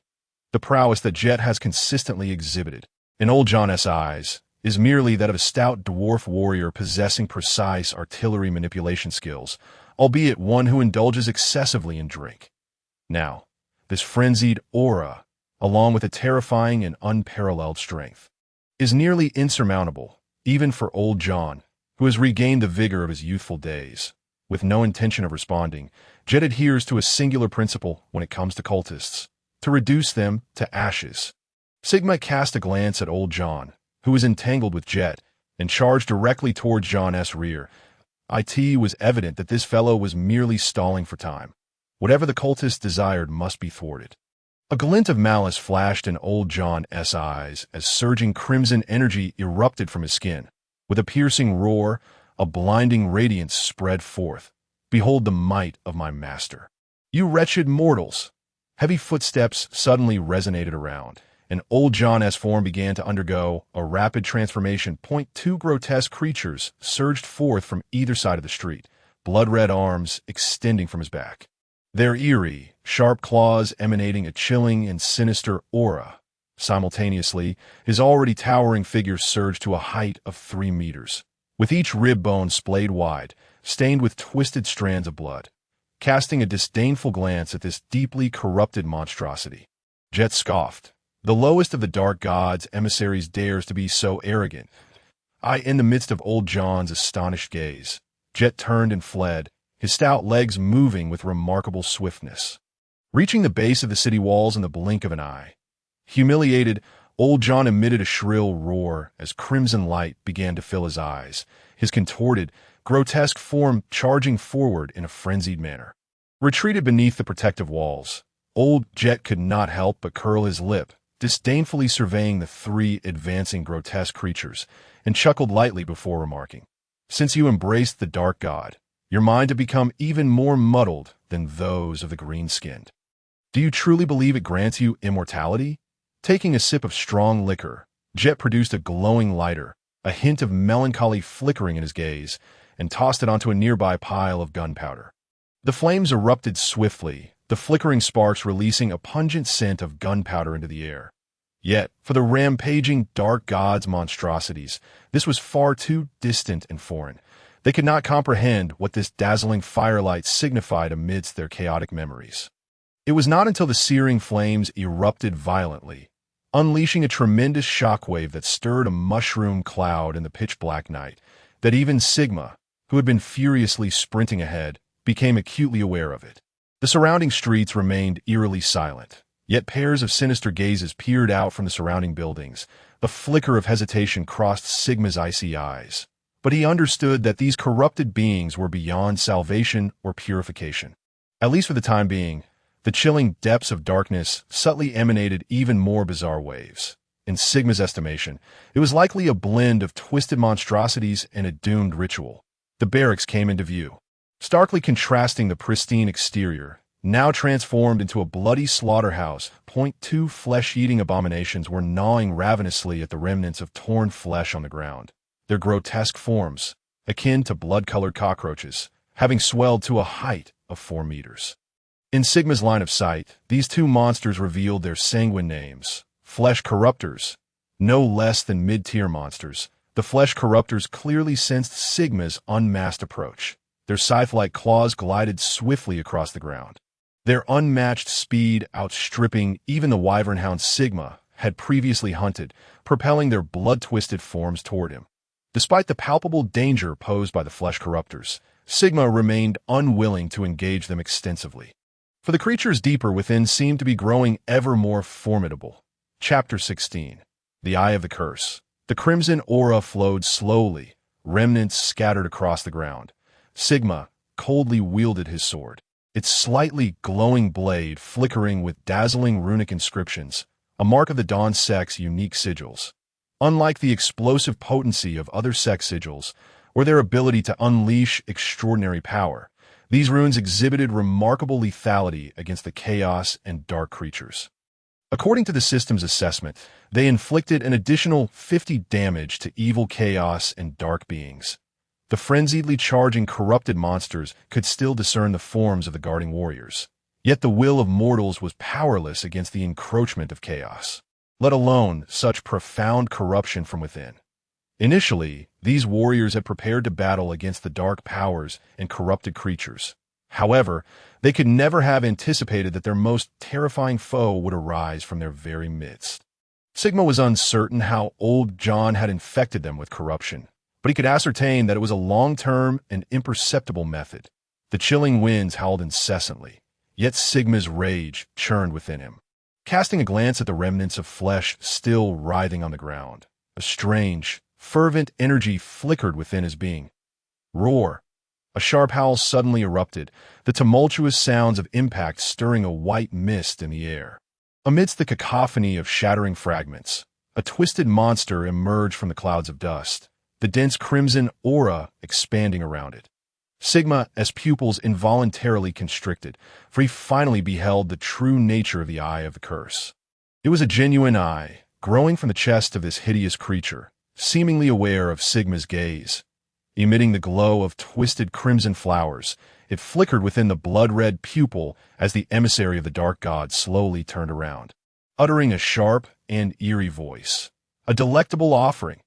Hee. A formidable pressure emanated from the creature, the impending force threatening to breach the limits of mid-tier warrior slowly unfurling, its contorted body, resembling a giant mantis, gradually tore through the blood-red membrane enveloping it.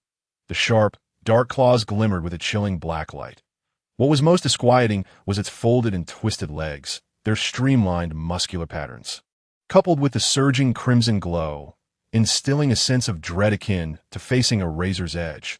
Yet, what drew Sigma's keen attention was that the twisted wings of this creature, labeled as the emissary of the dark god, had not fully unfurled. They appeared charred, resembling a grotesque mass of blood and flesh. This monster was evidently not fully evolved, or perhaps it was simply that the sacrificial offerings had been insufficient. The remains of what had once been a pile of charred bones, along with the shattered blood-red altar, attested to this reality. The sharp, eerie sounds incessantly provoked his ears, while gusts of wind, under the control of an unseen hand, closed in on Sigma. The immense pressure compelled a cry from Sigma, and in the emissary's astonished gaze, he turned and fled. Sigma was no fool. He would not confront this creature head-on, although he had never faced an enemy of this caliber. He had slain numerous monsters in the past. The more corpses and flesh consumed, the stronger this creature would become. Conversely, if it could not obtain sufficient sustenance, it would fail to reach a new state of physical form. The howling winds surged behind him. As Sigma dashed back towards the direction he had come from, the intense and rhythmic sounds of piercing impacts behind him causing him to involuntarily draw a sharp breath.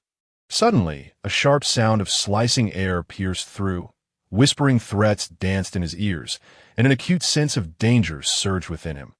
Sigma leapt aside, his towering figure trailing a cold red glow as he unsheathed the pistol at his waist in midair, continuously aiming and pulling the trigger at the rear. The crisp sounds of gunfire and the sharp cries echoed incessantly in his ears as Sigma paid no heed to the effects of his attacks. Instead, landing on a crumbling wall, with a crash, stones shattered, and from the swirling dust emerged the emissary of the dark god.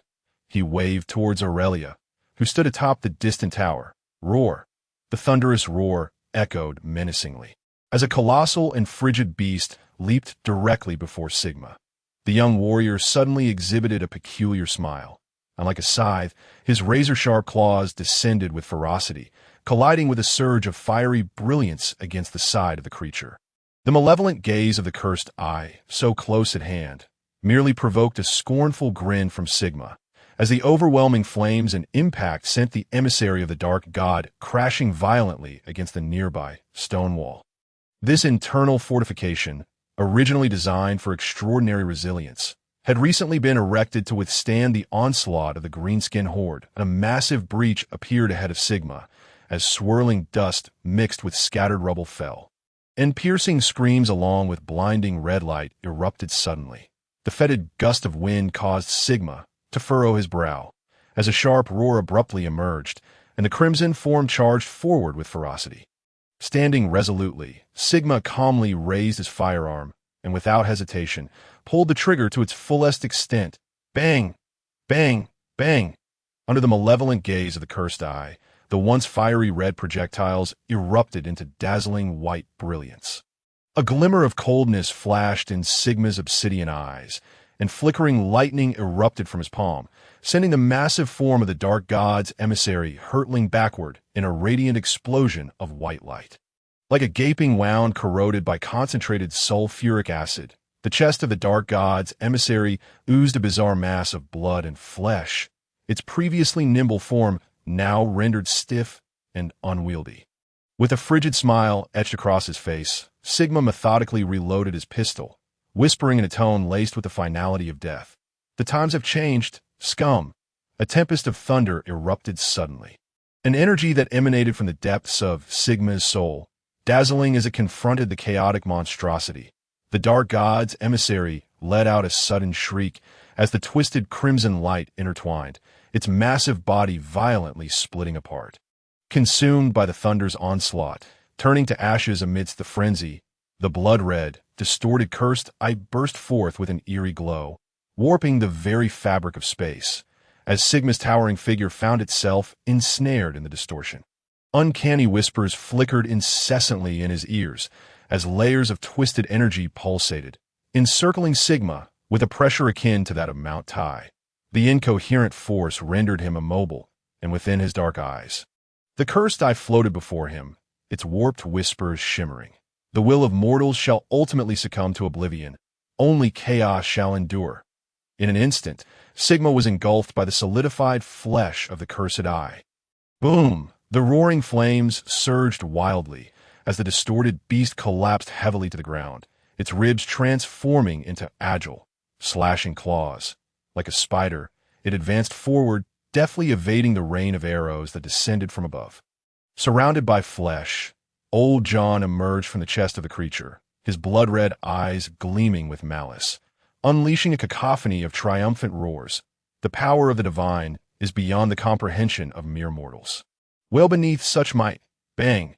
A flying hammer struck fiercely against his cheek, sending a dozen blood-soaked teeth flying. Like a cannonball, Jet charged forward, seizing the rebounding red war hammer, and leap high. He brought it crashing down upon Old John's knee.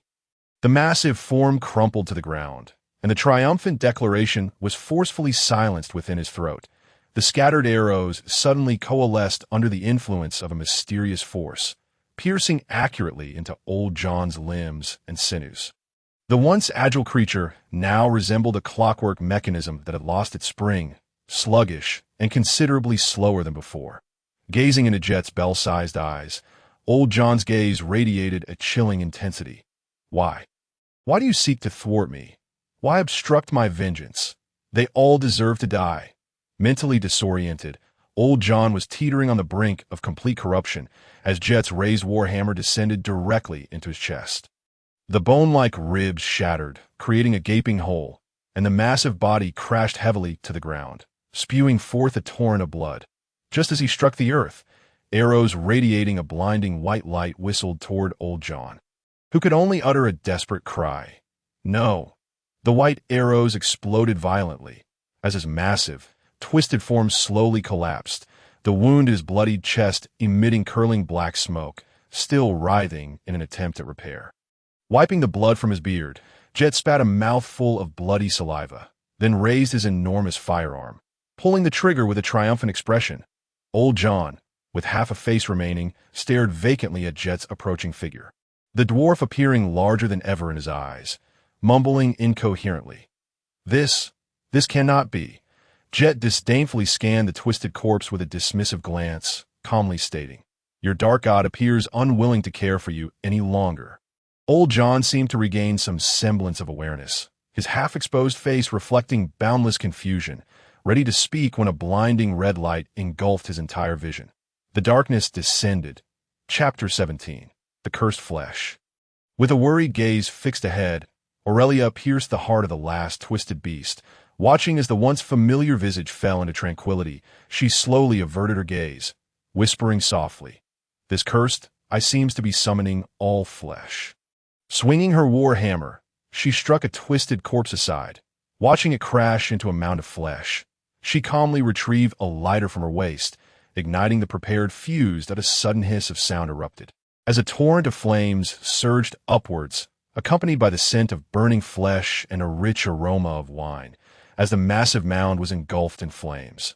Feeling the special energy coursing through her body, Jet blinked and responded with a hint of hesitation.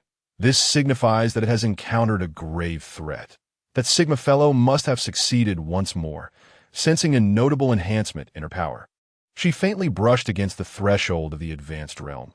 Aurelia took a deep breath, surveying the surrounding devastation, murmuring in a subdued tone, "This shall be our future, forever wandering amidst the chaotic clarity." Inhaling the rich scent of wine in the air, Jet sighed slightly, gazing at the gradually disintegrating remains, and sprinkled a bit of wine onto the ground, saying, "Perhaps this life is our destiny. Sacrifices must be made. Just as Sigma said, if we do not defend this world with our lives, then our descendants are doomed to become slaves and playthings of chaos." A strange energy surged rapidly, as brilliant red light flickered upon the eerie cursed eye. Unconsciously blinking, Aurelia and Jet simultaneously raised their weapons. They held unwavering faith in Sigma, for otherwise they would not allow him to be consumed by chaos, as it had always been. Yet they must also prepare thoroughly, for as Sigma stated, their comrade, brother, and kin could consume the source of chaos, but might also become a splendid delicacy for it. Should Sigma succumb to corruption, it could potentially give birth to terrifying abominations. The ever-twisting cursed eye suddenly erupted with dazzling red light, as countless blood vessels enveloped it, and an incomprehensibly twisted energy surged forth. Aurelia and Jet felt the overwhelming pressure bearing down upon them, akin to the gaze of the dark god, an insurmountable, terrifying presence. This sense of helplessness had always been their driving force to grow stronger, a reminder that they must never stagnate. It was also the reason they left behind a relatively comfortable and mundane life, resolutely embarking on this perilous journey with Sigma. Just as the dreadful force intensified, the surrounding space appeared on the verge of rupture, ready to be torn apart. They could no longer restrain themselves from taking action, when a hand crackling with lightning emerged from the distorted cursed eye, gripping heavily.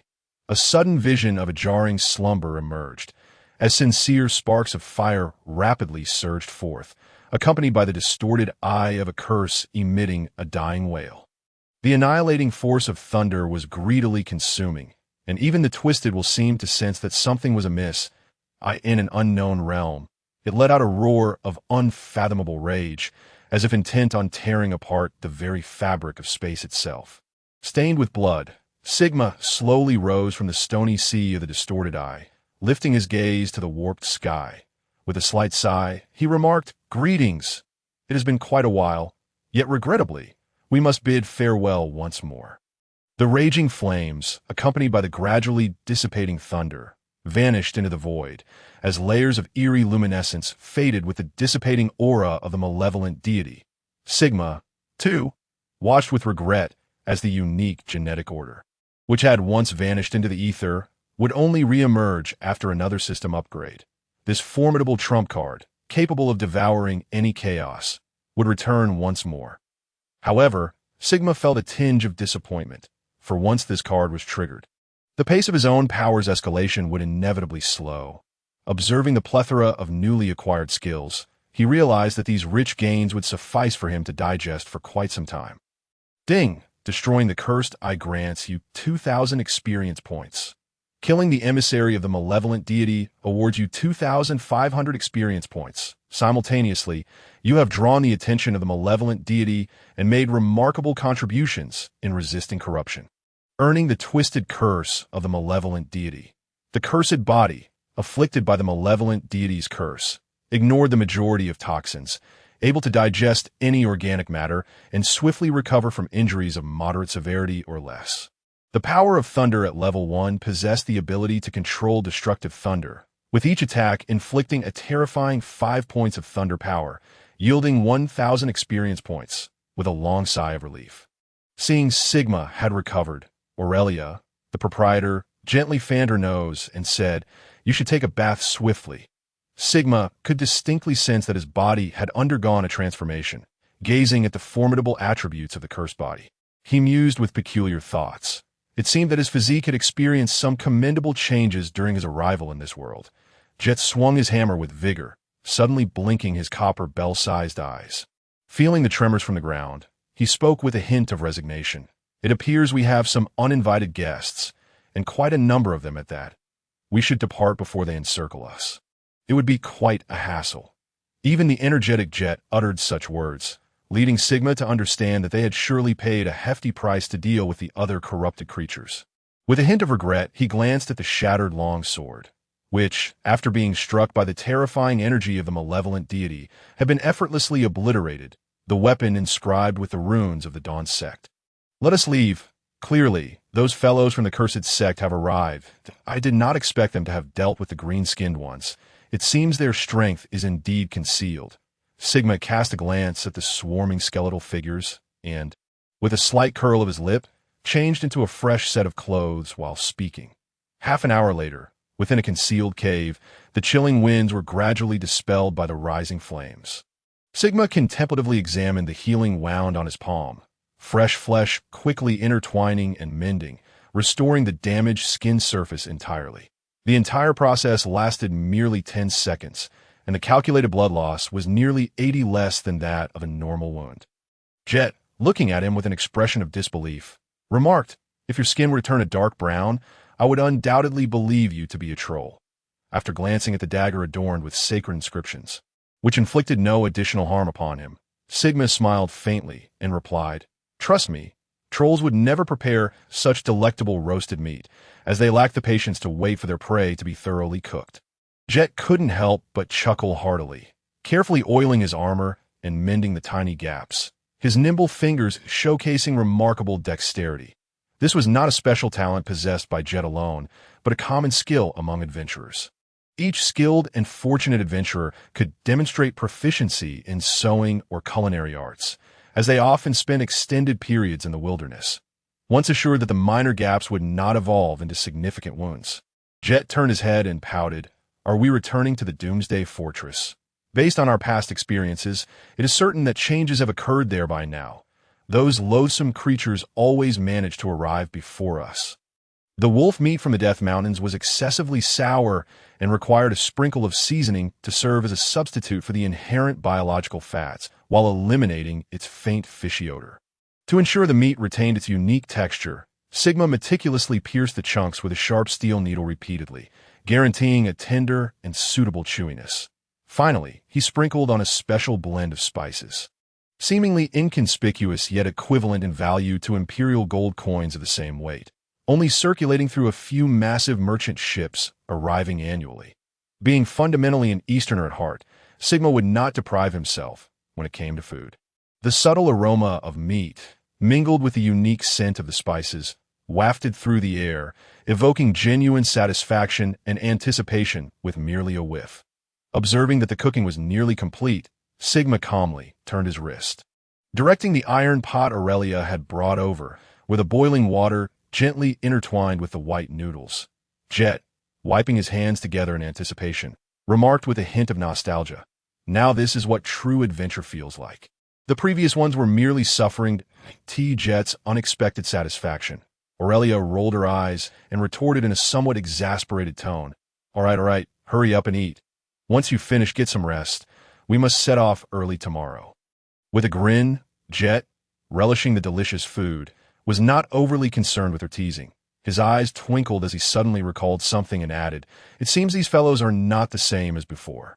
They have grown significantly stronger and are no longer as covert, making it easy for us to detect them." Aurelia gently slurped a noodle, savoring the unique texture and the delightful blend of meatiness, allowing the flavors to linger in her mouth. After a moment of reflection, she gazed at the flickering flames and spoke in a calm tone, "This is not good news.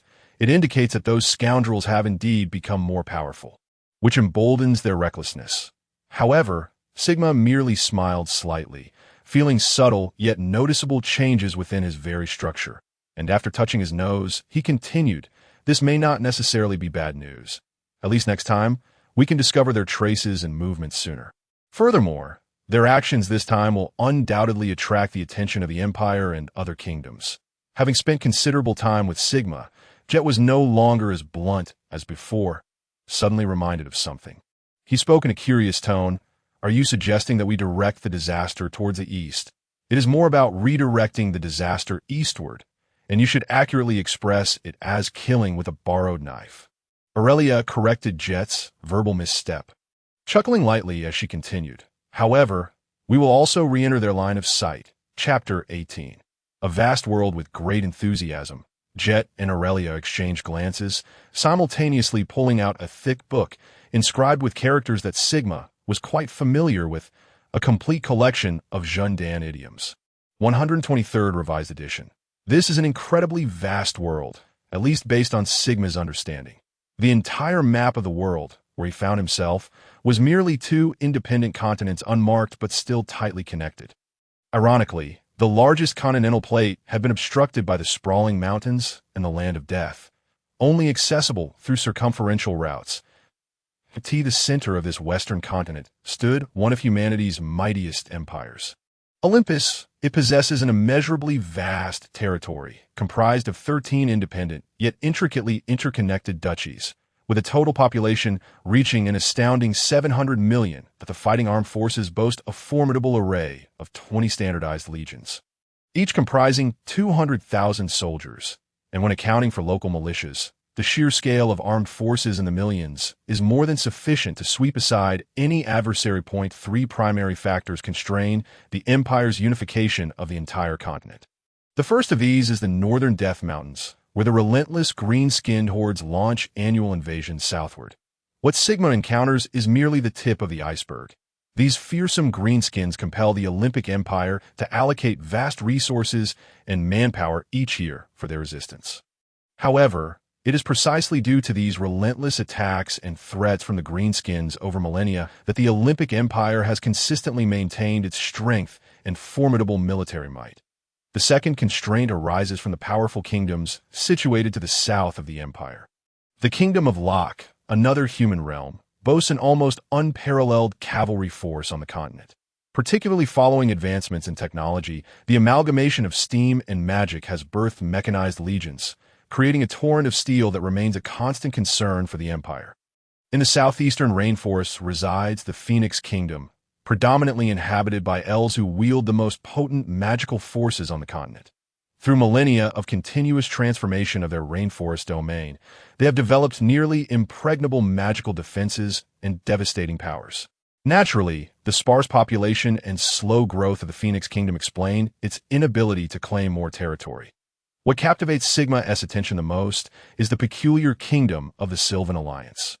Located in the southeastern part of the empire, this realm is ruled by human and beastkin tribes under the dominion of dragon clans and wizards of a dozen immensely powerful ancient dragons, 3 legendary archmages, and over 6 legendary beastkin warriors constitute a formidable resistance against the imperial army. Particularly in recent years, the proliferation of steam machinery and magical elements has led to a bewildering array of hybrid armed forces and weaponry, causing significant headaches for the imperial military. Sigma's curiosity regarding this kingdom is naturally piqued by the 3 archmages, who ardently advocate for the comprehensive development of machinery and the innovative application of magical technology.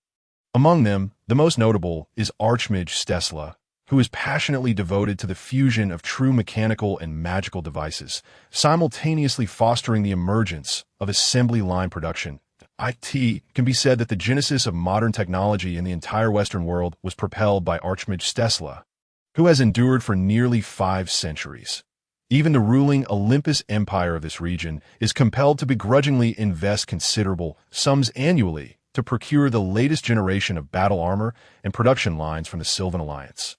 The final factor can be considered a taboo across the entire Western world: the chaotic wastelands in the western and northeastern territories of the empire.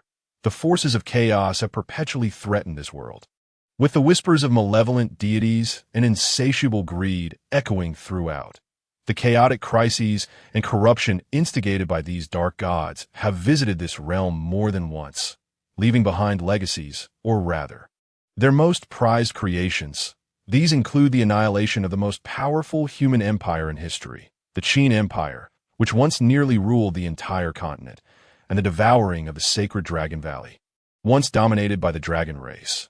The dragons, who were favored by the heavens with physical and magical prowess, were nearly a perfect race until their explorations into other realms attracted a host of terrifying enemies, the Dark Gods. Sigma once heard Jeter recount that the dragons once ruled the skies, while dwarves presided over the mountains, elves governed the forests, and humans controlled the lands, until the skies began to weep and the unparalleled crimson sun set the horizon ablaze. Time-space rifts appeared almost everywhere. Chaotic monsters and legions emerged from these rifts as the vile entities and emissaries of dark gods spread corruption and slaughter indiscriminately. Each year, legendary beings perish, only for new legends to rise. Through unparalleled dominance and the convergence of various allied forces, the Dark Gods' plans for world invasion were thwarted, yet they left behind dreadful curses and devastation. As the epicenter of the battlefield, the Dragon Valley became an unsealable rift of chaos.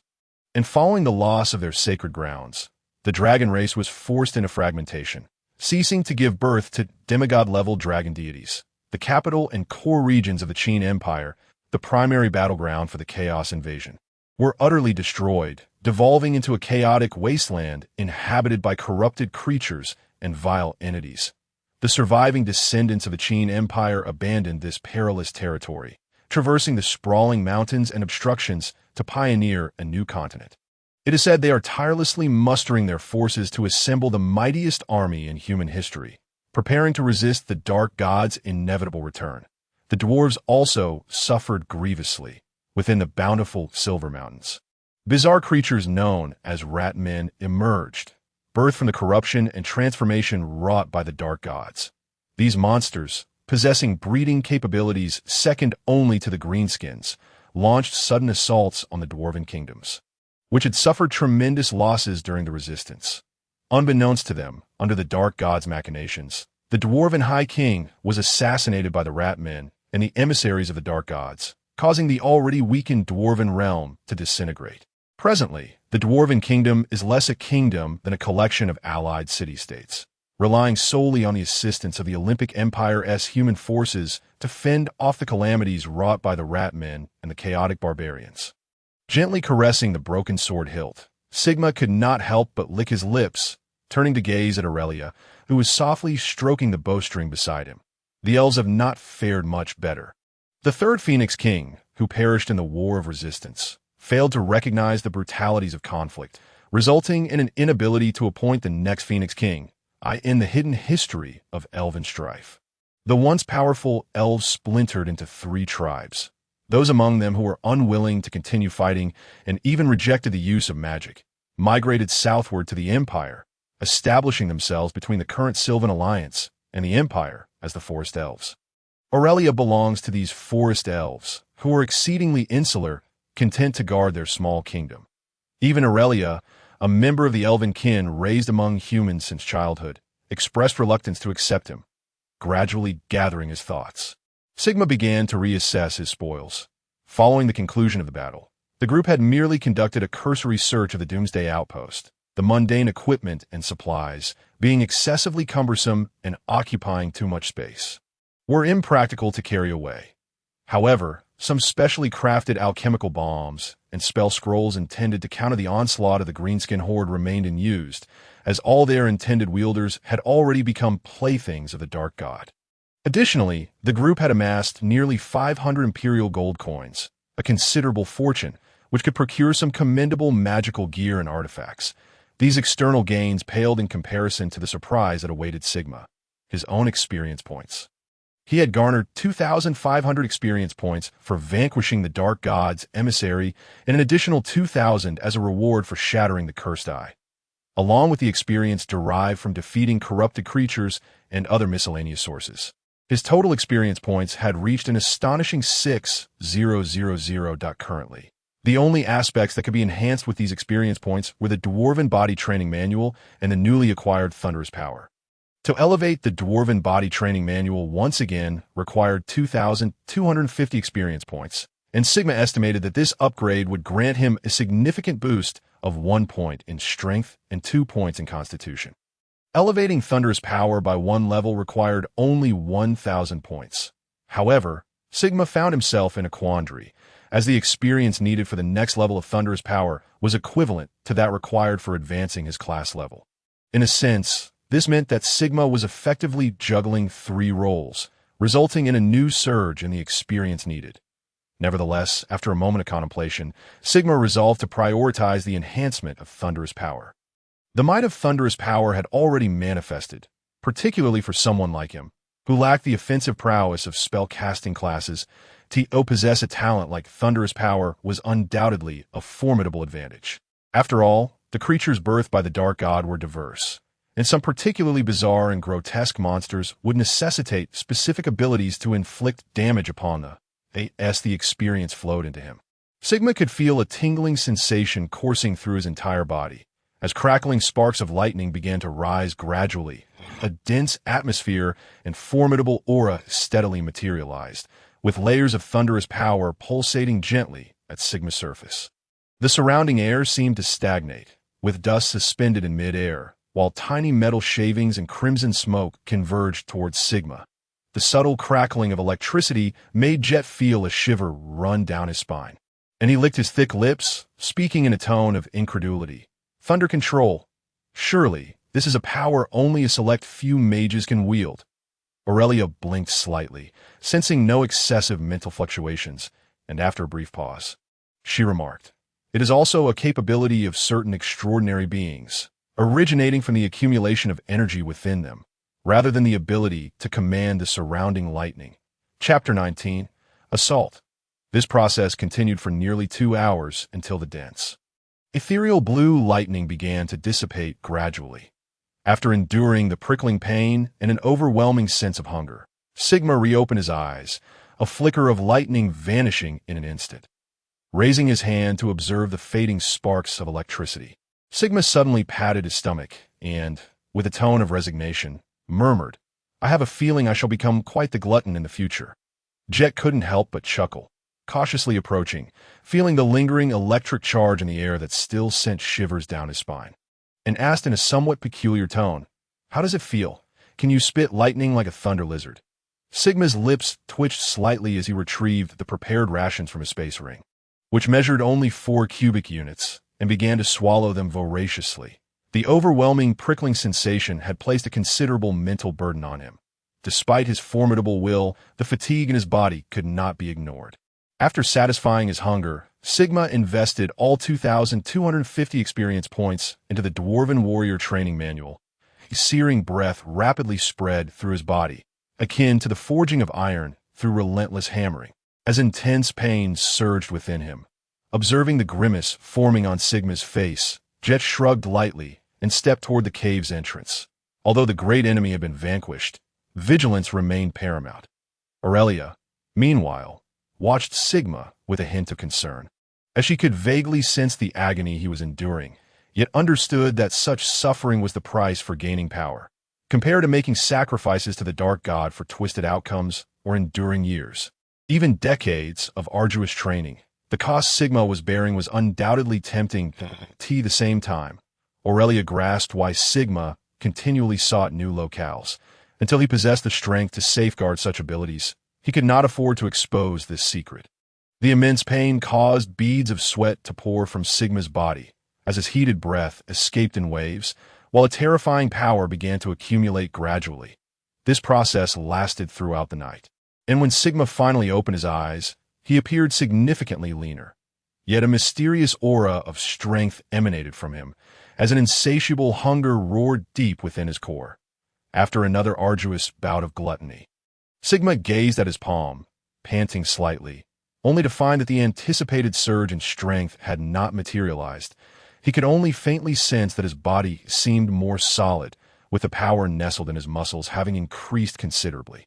A glance at his attribute panel revealed that his willpower and constitution had indeed risen by 1 and 2 points, respectively. However, to his surprise, the option to further enhance the Dwarven Warrior Training Manual had turned gray. Upon scrutinizing his attributes, Sigma finally discerned the underlying issue. The advancement of skills and talents was constrained by the upper limits of his class level, as he had learned from Aurelia, without sufficient strength and control. The learning of formidable abilities faced significant restrictions. In simpler terms, Aurelia had mastered more profound and intricate combat techniques, yet her level 9 archer class could not support their use or training. Sigma's lips twitched slightly as he realized that his fanciful notion of effortlessly acquiring experience points and unabashedly boosting his power had crumbled. Nevertheless, this did not deter him from capitalizing on the opportunity. With 2,000 experience points remaining, he opted to invest them in thunderous power. The final 750 points were allocated to his class level, now only at level 2 as an archer, since level 3 was the maximum limit. Sigma resolved to ensure that all his skill experience points were fully utilized before breaking through to level 4. While Sigma experienced both joy and torment, far to the south, 100 miles away in the Doomsday Fortress, waves of encroaching darkness were slowly spreading. Originally a stronghold belonging to the dwarves, the Doomsday Fortress had suffered extensive damage during the centuries-long conflict against the Greenskins, leading to the gradual decline of the Dwarven Kingdom's strength. This stubborn race had only sought assistance from their young human brethren when they could no longer endure the struggle a millennium ago. The Doomsday Fortress became the primary battleground for the Human-Dwarven Alliance against the Greenskin Horde. This battle raged for several years, culminating in the defeat of the Greenskin warlord Gruul by Odin, the demigod founder of the Olympic Empire, in conjunction with the contemporary Dwarven High King. The dwarves finally achieved the long-awaited victory. But it came at a grave cost, with over half their cities and territories claimed by the Greenskins and Ratmen, and a staggering number of dwarves perishing. After millennia of recuperation, they had barely managed to recover, and it was rumored that they were now seeking to reclaim their lost lands. The Doomsday Fortress, having been reduced to ruins, was deemed of utmost importance by Odin of the Olympic Empire. A substantial investment of manpower and resources was made to not only reconstruct the Doomsday Fortress, but also to enhance its size and fortifications.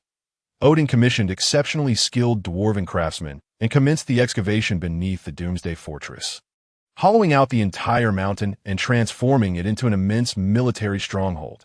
This colossal fortress boasts 6 levels, each towering a height of 20 to 30 meters, enhanced by spells and newly invented lighting. Even at the stroke of midnight, the upper 3 tiers of the fortress remain brilliantly illuminated. Behind the fortress lies a bustling settlement that emerged during the construction of the Doomsday Fortress.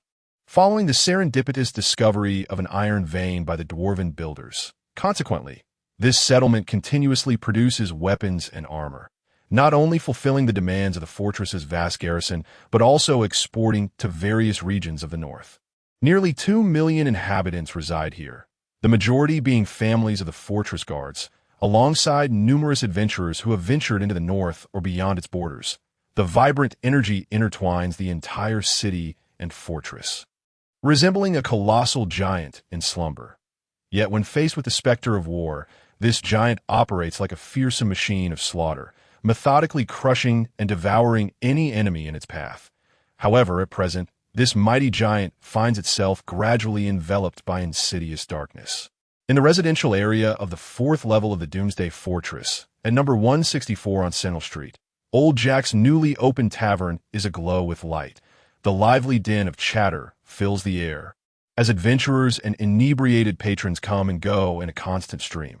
Old Jack, his face adorned with a renewed smile, gazes with delight at the scene before him, taking hearty gulps of rum that emits a rich aroma of malt, nodding gently to the music emanating from a newly acquired sound system. Suddenly, the hurried footsteps catch his attention. A tall, beautiful young woman approaches, her face betraying unmasked anxiety, causing Old Jack's heart to skip a beat. Uncle Jack, a knightly order from the Dawn sect, has suddenly surrounded our neighbor. I heard some cries of alarm. Her urgent voice interrupts Old Jack's musings. He squints slightly, setting down his hefty oak goblet, and takes a deep breath before replying. Do not spread the word yet. Quickly inform your mother. Regardless of whether her goods are sold out, she must return immediately. The calmness in his voice helps the anxious girl regain her composure slightly. Nodding, she turns swiftly to leave, her pale hands tightly gripping the short sword at her waist. Old Jack scratches his head, a hint of bitterness and gravity etched across his face as he withdraws his gaze from Annie's retreating figure. As a retired adventurer, He considers himself fortunate compared to over 99 of his companions. He has lived to retirement without losing a limb and has amassed a modest fortune to open a tavern. Yet, as a seasoned adventurer, Old Jack is acutely aware of matters beyond Annie's comprehension. Despite the apparent tranquility of the various churches, powerful paladin orders and adept sorcerers or clerics remain ever vigilant against lurking dangers. They seldom mobilize hastily, but when they do, it typically heralds significant trouble. Whether it be bizarre dark creatures or cultists corrupted and seduced by malevolent deities, these adversaries are exceedingly perilous if only a handful of incidents had occurred. Old Jack might not be so perturbed. However, in the days following the recent return to the Doomsday Fortress, over 10 such occurrences have surfaced. Alarmingly, the fortress's garrison has neither intervened nor inquired, instead aiding in sealing off those areas. Sensing an unsettling turn of events, Old Jack resolves not to remain passive. He painstakingly gathers intelligence at considerable cost and receives whispers of troubling news. The underground mines seem to be in dire straits. And most alarmingly, many corrupted and infected beings have already returned to the Doomsday Fortress without initial screening or containment. This is undeniably grim news. Old Jack has faced cultists and corrupted beasts before, yet he has never been a frontline combatant, typically aiding the church's professional troops in clearing the battlefield. Nevertheless, he has witnessed the terrifying might and destructive potential of these abominable creatures, which leave naught but ruins and grotesque remnants in their wake. Chapter 20.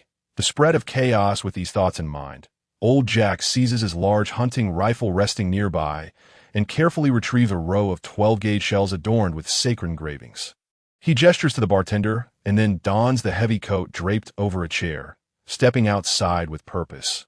His cold gaze flickers with determination, while a faint stench wafts around him. Light-footed, he grips his staff cautiously. As Paxi instinctively extends her psychic awareness, enemies detected. Quantity: 32. The chilling announcement reverberates in her ears, but Paxi refrains from launching an immediate attack, instead continuing her observation of the surroundings. The 4 paladins encircling her stride forward with purpose. And Paxi's gaze fixates on the faintly glowing, oversized steel armor they don. The soft hum of engines piques her curiosity, as the intricately inscribed spell runes emit a gentle glow.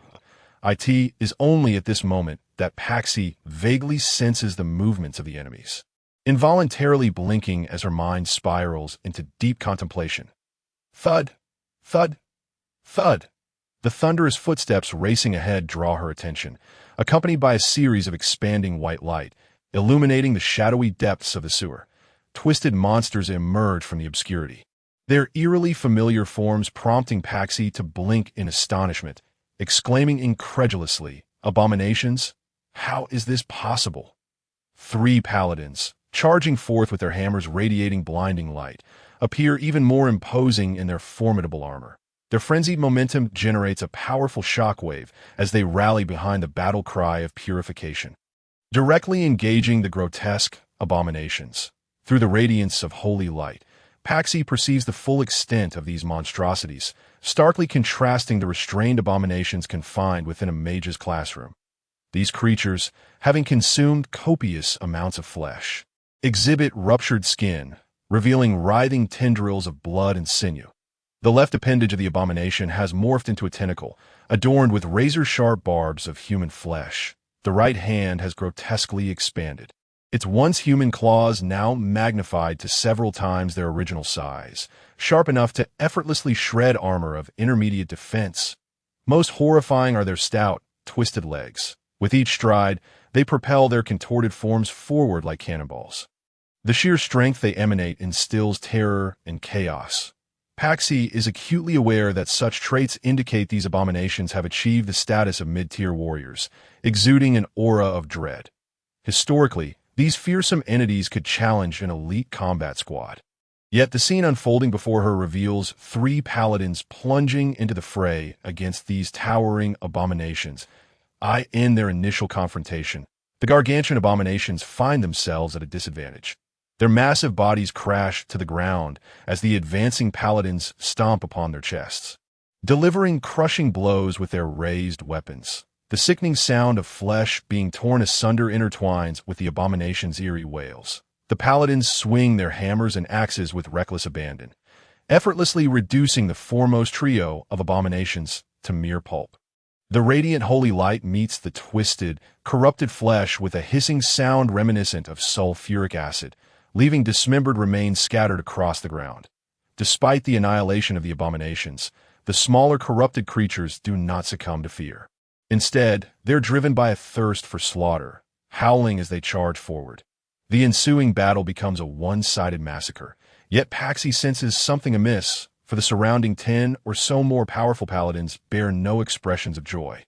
The priests, softly intoning incantations, tirelessly emit gentle beams of light to counter the encroaching darkness. We are nearing our destination. This is the only phrase Paxi hears amidst the chaos. A delicate blush of crimson light emerged from the far side of the Death Mountains. As the twisted mists slowly dissipated, ushering in a refreshing chill, the sudden wail of despair echoed from within the mountain ravine, gradually dissolving into the air, fading into the horizon. The Death Mountains remained as silent as ever. Yet there always existed some grotesque semblance of life. Crack! A sharp sound of bones cracking resonated, and Jete, with a dismissive curl of his lips, cast a glance at the scattered skeletal remains strewn across the ground, lamenting in a tone laden with exasperation. This is precisely why I loathe engaging with these ghastly entities. They are so impoverished that they possess not even a single copper coin. To battle them is to incur losses. Ahead, Sigma shrugged his shoulders, deftly manipulating a remarkably smooth imperial gold coin with the tips of his fingers. The slightly rotating coin seemed to come alive in his grasp, emitting a series of crisp sounds. This was a small exercise to hone dexterity and familiarize oneself with power. Only by mastering the strength in one's hands could one truly wield it effectively in combat. Particularly in intense battles, even the slightest discord or hesitation could lead to irrevocable defeat. Aurelia, surveying the dimly visible skeletal abominations, observed their haphazardly assembled forms, her delicate brows furrowing slightly. The probability of encountering undead creatures seems to be increasing incessantly. It may not be long before we face a Death Lord in this place. Sigma momentarily paused with the coin in hand, a flicker of electricity passing through his dark eyes, indicating that his mastery over the thunderous power remained incomplete. He lifted his gaze to the front, contemplatively remarking, "It appears that the influence of the dark god upon these greenskins is decidedly formidable. Upon encountering chaotic beings, they adopt an unwavering, relentless combat mentality. You suggest that, fundamentally, these greenskins are adversarial towards chaotic monsters. Yet even so, both must ultimately be eradicated." Jete's eyes betrayed an unmasked animosity, though he understood that the greenskins likely lacked the concept of hatred, their emotions being far too simplistic. Yet this sheer chaos necessitated the elimination of these greenskins. Gently shaking her head, Aurelia regarded the cursed encampment as the malediction began to wane, surveying the grotesque aberrations and skeletal monstrosities that still stood firm amid the greenskin onslaught. Her keen and piercing gaze fell behind the greenskins, and she spoke softly in a calm tone. "If nothing unforeseen occurs, more greenskins shall soon arrive upon this battlefield. The ultimate fate of these skeletal remains will surely be to be torn asunder." Feeling the faint chill of the breeze in the air, Sigma restrained the impulse to unleash the thunderous power within his grasp, narrowing his eyes slightly as he pondered aloud. "If we can discern the situation with ease, then those cursed cultists, as long as I am not entirely ensnared by the dark god, must surely arrive at the same conclusion." Gently caressing the cold cannon beside him, Jete, unable to contain his excitement, raised a shell in his hand and, with a toothy grin, declared with a hint of fervor, "Let us offer a rousing welcome to these cedar guests for their unannounced arrival, fulfilling our duty as gracious hosts." Ignoring Sigma's habitual inclination towards ritualistic declarations, Jete lit the fuse, stating in a matter-of-fact tone, "Let us hope they are sturdy." Boom! The explosive roar of the blast erupted, accompanied by a deafening clamor that overwhelmed even the bizarre cries of the greenskins. The greenskin monsters, momentarily halting their skirmish, gazed curiously at the fleeting crimson light in the sky, attuned to the approaching thunderous sound, their blood surging with excitement. With a resounding bang, the earth-shattering action jolted the greenskins from their stupor. They stared, wide-eyed, at the gaping hole blasted into the bone wall, erupting in joyous exclamations of "Wah-ag!" Fearless in their fervor, the greenskins surged towards the shattered opening, heedless of the skeletal behemoths still standing guard.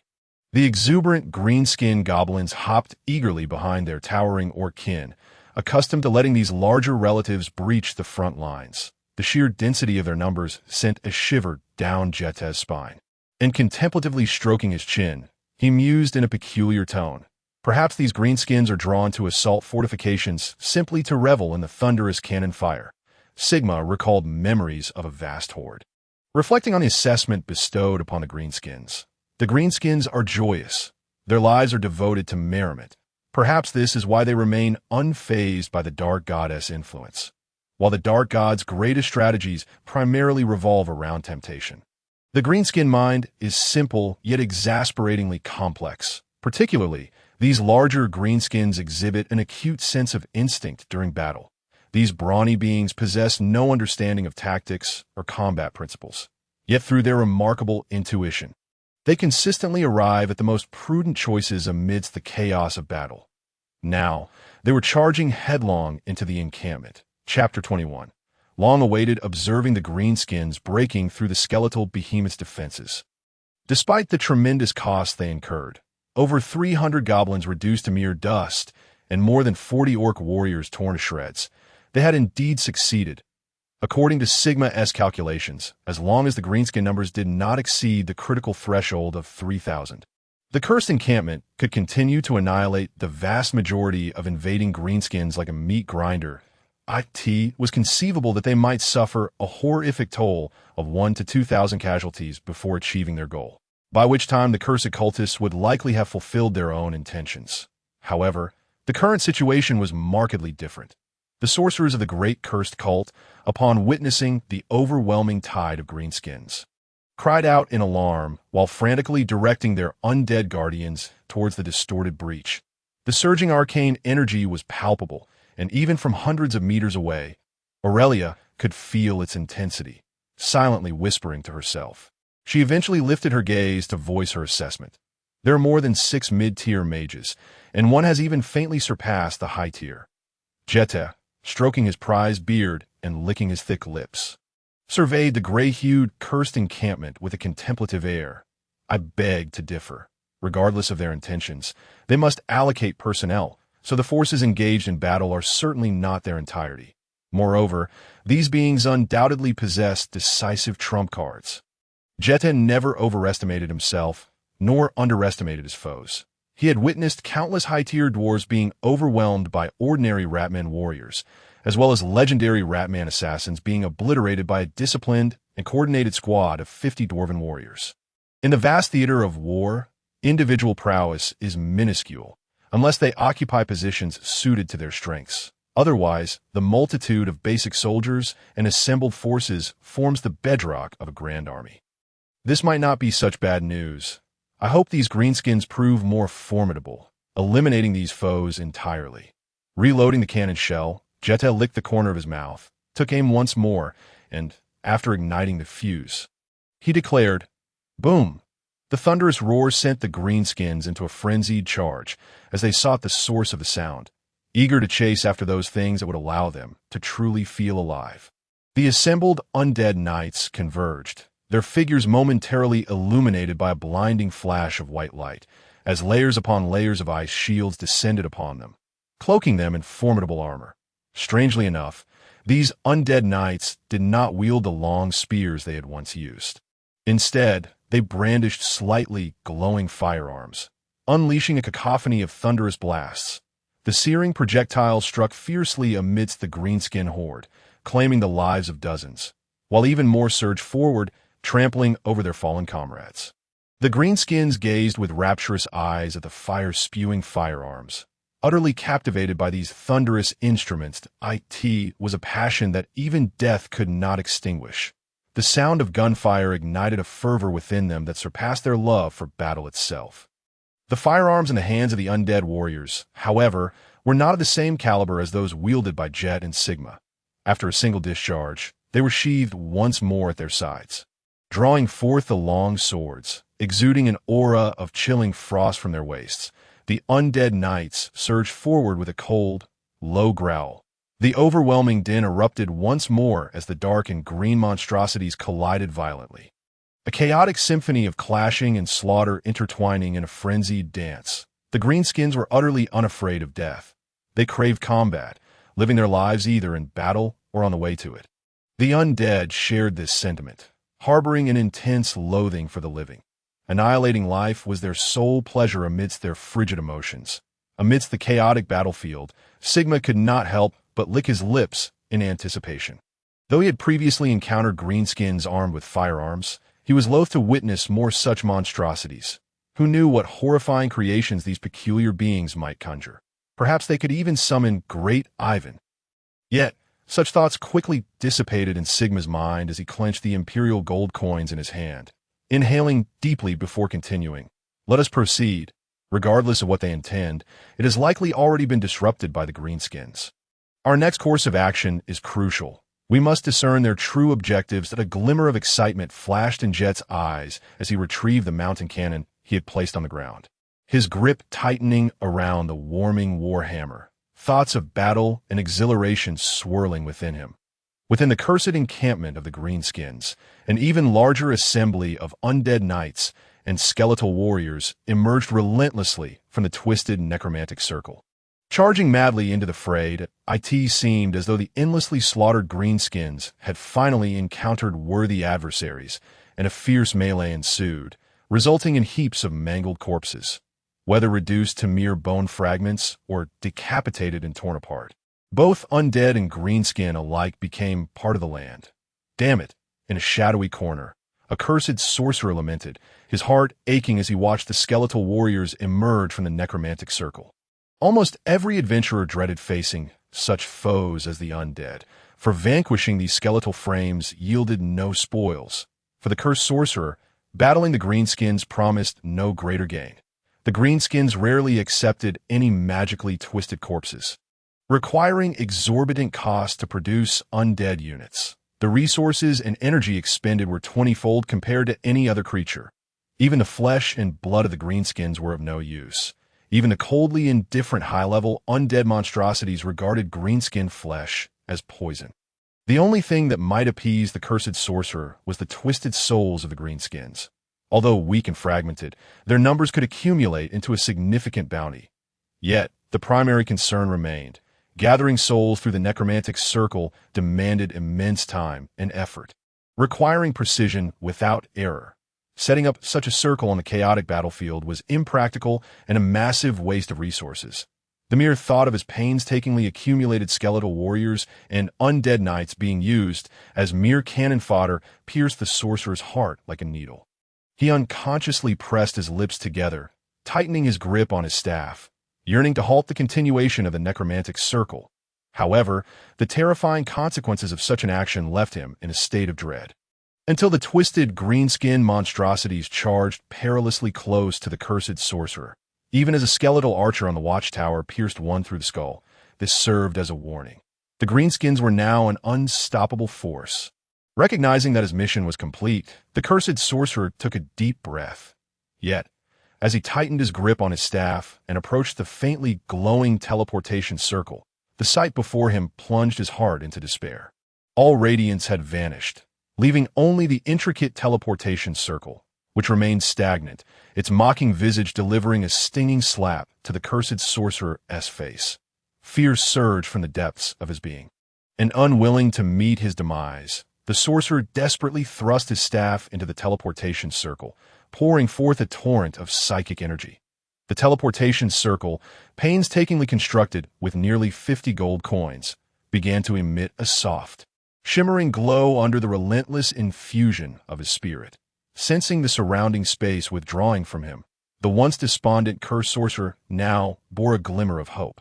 However, in his fervent concentration, he failed to notice a diminutive goblin assassin stealthily climbing atop his tent. With blood-red eyes radiating malice and greed, the goblin raised its dagger high, before plunging it forcefully into the feeble glow emanating from the circled no. A sharp cry of despair erupted, followed by a surge of psychic energy that rippled outward. The goblin's frail hand, clutching the dagger, was swept away by the tempest, falling uselessly to the gray-white ground.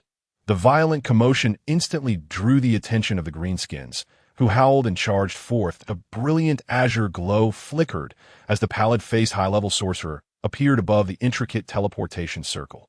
His ghastly white hand raised the obsidian staff, its dim light and patterns flickering ominously as waves of potent energy radiated outward. Like ghostly green orbs, his eyes scanned the surroundings warily and with a slight motion of his staff. Over a dozen diminutive, undead creatures manifested in the air. What should have been a simple act proved to be exceptionally arduous for the high-level cursed sorcerer. Jun Mo, after taking a deep breath and pausing for several seconds, he directed the small, undead creatures to swiftly disperse in all directions. Vigilant of any potential disturbances, his right hand, hidden beneath his cloak, tightly gripped the softly glowing scroll. The first sign of trouble. He would shatter this precious teleportation scroll. No other object could compare to the value of his life. Suddenly, the circle on the ground flickered to life, causing Jun Mo's expression to shift dramatically. Just as he was about to crush the teleportation scroll, a flicker of light emerged. Gazing at the object that had been teleported, a hint of scorn and disdain crossed Jun Mo's face. You overreach, do you not? Is this all it takes to provoke a life-and-death struggle with me? Chapter 22. I surrender. What materialized was a bloodied head, drenched in a chaotic spray of crimson that stained the teleportation circle a deep red. As for its body, Jun Mo could easily surmise that it had been torn to shreds by the terrifying currents of time and space, much like the other unfortunate mid-level cursed sorcerers. The head remained alive, blinking slowly, with wisps of black mist escaping as it struggled to scream, "Traitor, cursed traitor! No matter where you flee, the curse will always follow you." With a crisp crack, the base of the staff pierced through the eye socket, silencing the annoying voice into oblivion.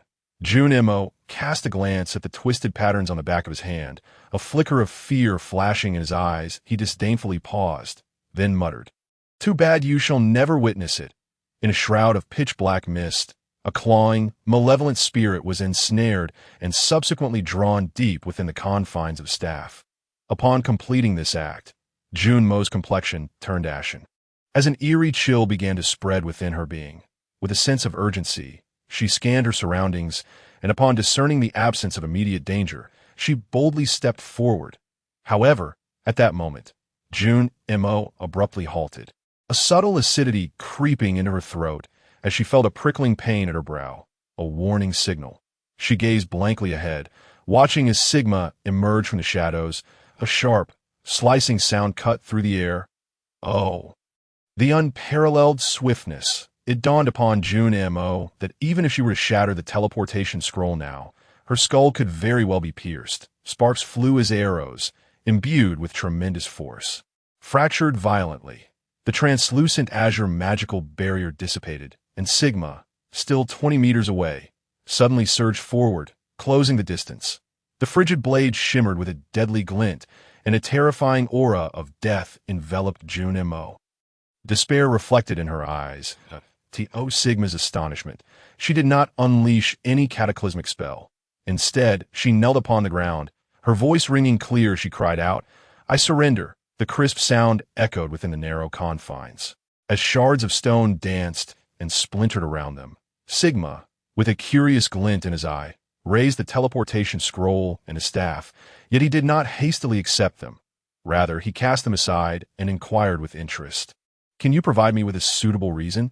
If fortune favors you, perhaps you may yet survive." Esteemed witch. Gazing into Sigma's impenetrable demeanor, Jun Mo felt a sinking sensation within her heart, yet the circumstances compelled her. She could sense the cold, unyielding heart concealed behind Sigma's smiling facade. An unmasked intent to kill emanated from behind, and regardless of her actions, the razor-sharp arrows would pierce her head with blinding speed. In light of this, and under Sigma's vigilant gaze, Jun Mo slowly removed her cloak, revealing a pale yet striking visage. What astonished Sigma the most was not her gender, but her obsidian eyes and slightly flowing hair, marking her as one of the Zindans. Shaking his head slowly yet resolutely, Sigma spoke in a calm, somber tone that cannot serve as your justification for surviving after aligning with the dark gods and chaos. Like a waterfall cascading in a mountain gorge, it did not appear particularly turbulent, yet it exuded an undeniable terror that penetrated the soul. Taking a deep breath, Jun Imo gradually raised her left hand, revealing a twisted pattern radiating a bewitching glow resembling an eerie blood-red eye. With a slightly subdued tone, she softly stated, "I am not a member of the cursed sect, merely a wretched creature yearning to survive." Heavy footsteps approached from the other side, as Jete stared in astonishment at the blood-red eye upon her palm. After licking his lips, he remarked, "The Eye of Curse." A jolt of realization coursed through Sigma as he recognized that the blood-red eye on Junmo's hand was indeed the original form of the Eye of Curse he had encountered earlier. This implied that Junmo was poised to become the vessel of the Eye of Curse, a sinister messenger of the Dark God. Given her cowardly disposition, rebellion was an inevitability. What was most alarming was that, unlike previous Dark God messengers, this one was on the cusp of breaking through to higher levels, likely a mere experimental subject. This suggested that Sigma might indeed be in for a stroke of luck. Observing Jun Mo thoughtfully, he inhaled deeply before asking, "A sacrifice?" With a hint of desolation flickering in her emerald gaze, Jun Mo hesitated before nodding slightly, a sorrowful expression surfacing on her face. "I have always sailed smoothly until the entire world betrayed me. I must survive at all costs." The profound hatred etched upon Jete's features prompted him to frown involuntarily. He had witnessed countless failures and disasters born from hatred, and many victories turned to bitter defeats due to it. What left a lasting impression on Jete were the several dwarven city-states that had refused to assist one another in battle over trivial grievances, ultimately succumbing to the onslaught of rat-men. Hatred clouded reason, leading one to believe they could evade the gaze of the Dark God, while in reality, they were merely offering themselves as delectable prey. Sigma articulated a chilling truth in an icy tone, slowly drawing a pistol from his waist, raising it before Jun Mo's despairing eyes. Despairing terror surged within her, as her green eyes darted about, searching her memories for a means of escape from this suffocating silence. When the cold muzzle pressed against her forehead, this crude threat of death rendered her mind blank. "Wait." A clear voice broke through from the side, akin to grasping at the last thread of hope. Jun Mo slowly opened her eyes, meeting the gaze of Aurelia, who had stepped closer, a glimmer of desperate yearning in her eyes. That was the hope of survival. Aurelia regarded Sigma's frigid gaze, slightly raising her brow before continuing. "Do you possess a means to resolve the infection of the Eye of Curse?" Shaking his head slowly, Sigma patiently explained, "If I am correct, the infection and corruption of the cursed individual do not merely manifest superficially. They have penetrated her very soul." Turning her head, Junmo's eyes reflected despair. After a deep breath, Sigma spoke in a familiar tone, "I once attempted this. Even if her hand were severed, the Eye of Curse would simply grow from other parts of her body. This is nearly an irreversible process. The reason I say nearly is that I believe, given the existence of a body and gifts like mine, the vastness of the world may still harbor unique groups and methods." However, Sigma was unwilling to take risks, as it was conceivable that the Eye of Curse, having absorbed all of Junmo's magical energy, could awaken at any moment, transforming into a fearsome dark god messenger. Given Junmo's status as a high-level mage, there was even the potential for a legendary monstrosity to emerge. The appearance of such a creature would pose a grave threat to the entire Northern Empire, and the imminent danger might very well point toward the Doomsday Fortress. Realizing this, Sigma's thoughts sharpened, and he speculated that the reason Jun Mo had been brought to the north, to the Death Mountains, was likely the cursed sect's intention to activate her Eye of Curse, transforming her into a terrifying dark god messenger, perhaps even to assault the Doomsday Fortress. Gently touching her nose, Sigma was at a loss for how to express himself. Yet he understood the magnitude of the danger all too well. Should millions fall to corruption and infection, not to mention the horrors that would be summoned, the northern defenses would inevitably suffer a catastrophic breach. The deluge of green-skinned hordes would become the sharpest blades of their campaign, potentially leading to the creation of a nightmarish zone of chaos. This interlinked scheme filled Sigma with dread, and the murderous intent in his dark eyes intensified. Sigma was not a purely benevolent figure. He was willing to sacrifice a villain to save the world countless times. Aurelia, attuned to Sigma's thoughts, bit her lip and said, "I merely believe we currently lack a competent magical combatant. If we can save her." As she blinked slightly, Junimo, unwilling to remain passive in this stalemate, shifted her gaze and declared, "I am not the only vessel. I know how to locate others, deep within me. There is an inexplicable connection." After a moment of hesitation, she spoke with difficulty. "In truth, the reason I managed to escape was that the dark god's gaze and restraints cracked open a fissure, allowing me to regain a measure of my magical abilities." With a raised eyebrow, Jetta turned to Sigma, speaking in a peculiar tone. "So that's why the Curse Camp was so vulnerable. It turns out you had a hand in it. While you were addressing the Eye of Curse, it seems you also impacted the Dark God's powers." Nodding calmly, Sigma recognized the risks embedded within this coincidence. The memory of being observed by the Dark God made his lips twitch involuntarily. Simultaneously, he gained a deeper understanding of his own unique talents. Truly bizarre and formidable. Chapter 23. Sudden Mission, gazing at the unwilling expression etched upon Junmo's face and observing her somewhat familiar countenance. An unsettling sensation began to unfurl within Sigma's heart. A flicker of realization stirred within him as he glanced at his attribute panel, affirming his suspicions that a row of crimson letters pulsated ominously on the panel, emanating a chill that was simultaneously laced with a hint of hope. Sudden Mission. Root out the threat. Mission prompt. What was once thought to be the end of a conspiracy is merely the tip of the iceberg in the Dark God scheme. As one born to oppose chaos, you shall not miss the opportunity to thwart this nefarious plot. Your blood possesses the power to suppress the encroachment of chaos. Mission objective. Eliminate Curse, I hosts X2. Mission difficulty. Boss. Mission reward. Skill. Soul Harvest. Raising an eyebrow involuntarily, Sigma intently scrutinized Junmo's somewhat endearing visage, confident that after dispatching her, he could independently locate the remaining Curse Eye hosts. However, Sigma's hesitation stemmed entirely from the fact that Junmo, as a host of the Curse Eye, had long resisted the corruption of the Dark God, resulting in a significant loss of her combat prowess.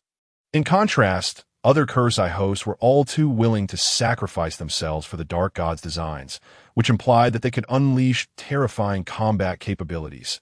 Not only had they attained the battle prowess of high-tier combatants, but they could also draw upon the formidable aid of the Dark God through the Eye of Chaos. Sigma believed that the three of them, armed with their excellent teamwork and meticulously crafted battle plan, could eliminate high-tier foes, albeit at a grievous cost. There was even a possibility that one of his companions, or perhaps his own life, could be forfeited. The indication of a boss-level mission extinguished the last flicker of hope within Sigma. He was acutely aware that the system never lied. He had paid a harrowing price to confirm this truth in the past. Noticing the slight softening of Sigma's expression, Junmo hesitated momentarily before continuing. "I am willing to sign a loyalty contract. Using the soul of a sorcerer as a medium." Aurelia let out a soft, disdainful huff, her voice calm, yet frigid. "Cease your trivial cleverness. The curse I will transfer and infect upon contact with the soul. We understand these chaotic creatures far better than you." Taken aback by Aurelia's words, Junmo averted her gaze, shaking her head with a hint of uncertainty. "I am not certain." Suddenly, Sigma smiled subtly, his tone serene as he softly instructed, "Open your mouth." A flicker of astonishment crossed Junmo's eyes as she raised her head, gazing at Sigma in bewilderment, clearly caught off guard. Under the trio's strange scrutiny, Sigma sliced open his palm, forcefully squeezing out a few reluctant droplets of blood. A surge of heat coursed through him, and Junmo felt an unexpected warmth wash over her, though the searing sensation was accompanied by a multitude of stings. She gritted her teeth resolutely. As a spell-casting profession, they possessed a more potent mental strength. In a sense, their souls were also more formidable. This was why the Dark God, despite discovering Junmo's betrayal, had not immediately executed her. Instead, He opted to control her through the curse eye, ultimately converting her into an emissary of the dark god to fully savor her exquisite soul. The scorching sting compelled Junimo to involuntarily cry out. Wisps of twisted azure smoke began to emanate from her skin, and a gentle flow of power began to rise. The once vivid curse eye gradually dimmed, but remained stubbornly conspicuous. The entire ordeal lasted nearly 2 minutes. And as Junimo, drenched in sweat and flushed, slowly raised her head, she could distinctly sense that the distance between her and the terrifying will within her had widened, allowing her to regain some control over her own power. Though she could not unleash her full strength and still had to remain vigilant against the insidious will spreading within her, she had already improved significantly compared to her previous state of almost complete helplessness. As she gradually clenched her fists and pretended to wrap her bandaged hand, Sigma calmly regarded the revitalized Junimo, recalling the strange cries she had emitted earlier, his lips twitching slightly in response. Rising to her feet, Junimo's clear gaze flickered with a newfound sense of safety and comfort within her, prompting her to look at Sigma with an indescribably complex expression. "Have you fully recovered?" Sigma deftly sidestepped the topic, eager to assess the combat capabilities of their team and devise a superior battle plan, for they were about to face an unfathomable threat, capable of casting intermediate spells. High-tier spells could only be used once, necessitating the retention of 13 mana points to suppress the curse eye. Junimo quickly adjusted her awareness and state, performing a simple calculation before stating, "The effectiveness of your blood is gradually waning. It will last approximately a week." After a brief contemplation, Sigma assessed their combat strength, glancing at the distorted head lying on the ground, and retrieved a map, saying, "Now, elaborate on the specific plans of the cursed sect. We need to formulate an intricate battle strategy, and I expect you to mark all their locations. Not a single cursed sorcerer should escape our notice." Donning her cloak once more, Junimo's clear tone regained its elusive quality as her keen gaze swept over the meticulously crafted map. Suppressing her astonishment, the map in Sigma's hands nearly documented every peak of the Death Mountains and every viable path. Some succinctly sketched skulls even hinted at the presence of formidable beasts as well. With just a cursory glance, Junimo discerned the varying marks on the map. The value of this map exceeded her expectations, requiring immense effort and considerable risk to create. Her internal assessment of Sigma and his companion's strength rose another tier. As thoughts raced through her mind, she extended her slender, pale finger and swiftly pointed to various locations on the map, calmly stating, "The Death Mountains are home to 3 large encampments and 12 smaller ones, established to create the Siren Array for summoning mid-tier undead combat units." Pausing, she assessed Aurelia's expression before continuing. "Each encampment houses at least 3 mid-tier cursed sorcerers, and every one of them commands 20 undead warriors comparable in strength to low-tier fighters. The large encampment is overseen by a high-tier cursed sorcerer, accompanied by at least 6 mid-tier sorcerers. Indeed, summoning mid-tier undead combat units leaves plenty of fodder to be sourced locally. Now, explain how you intend to conquer over 30 sentry posts." "I find it hard to believe you possess such a vast military force," Jet remarked, scrutinizing each location. Junimo pointed out, noting that the encampments were not far from the military sentries marked on the map. However, he mused that those sentries had likely already been eliminated, prompting a soft sigh to escape him. With a glint of resentment in her eyes, Junimo replied coldly, "That is because we did not employ brute force. They willingly opened the doors for us." Upon hearing this, Junimo anticipated expressions of astonishment from Sigma and his companions, only to find them already expecting her words. They exchanged calm glances, silently urging her to continue.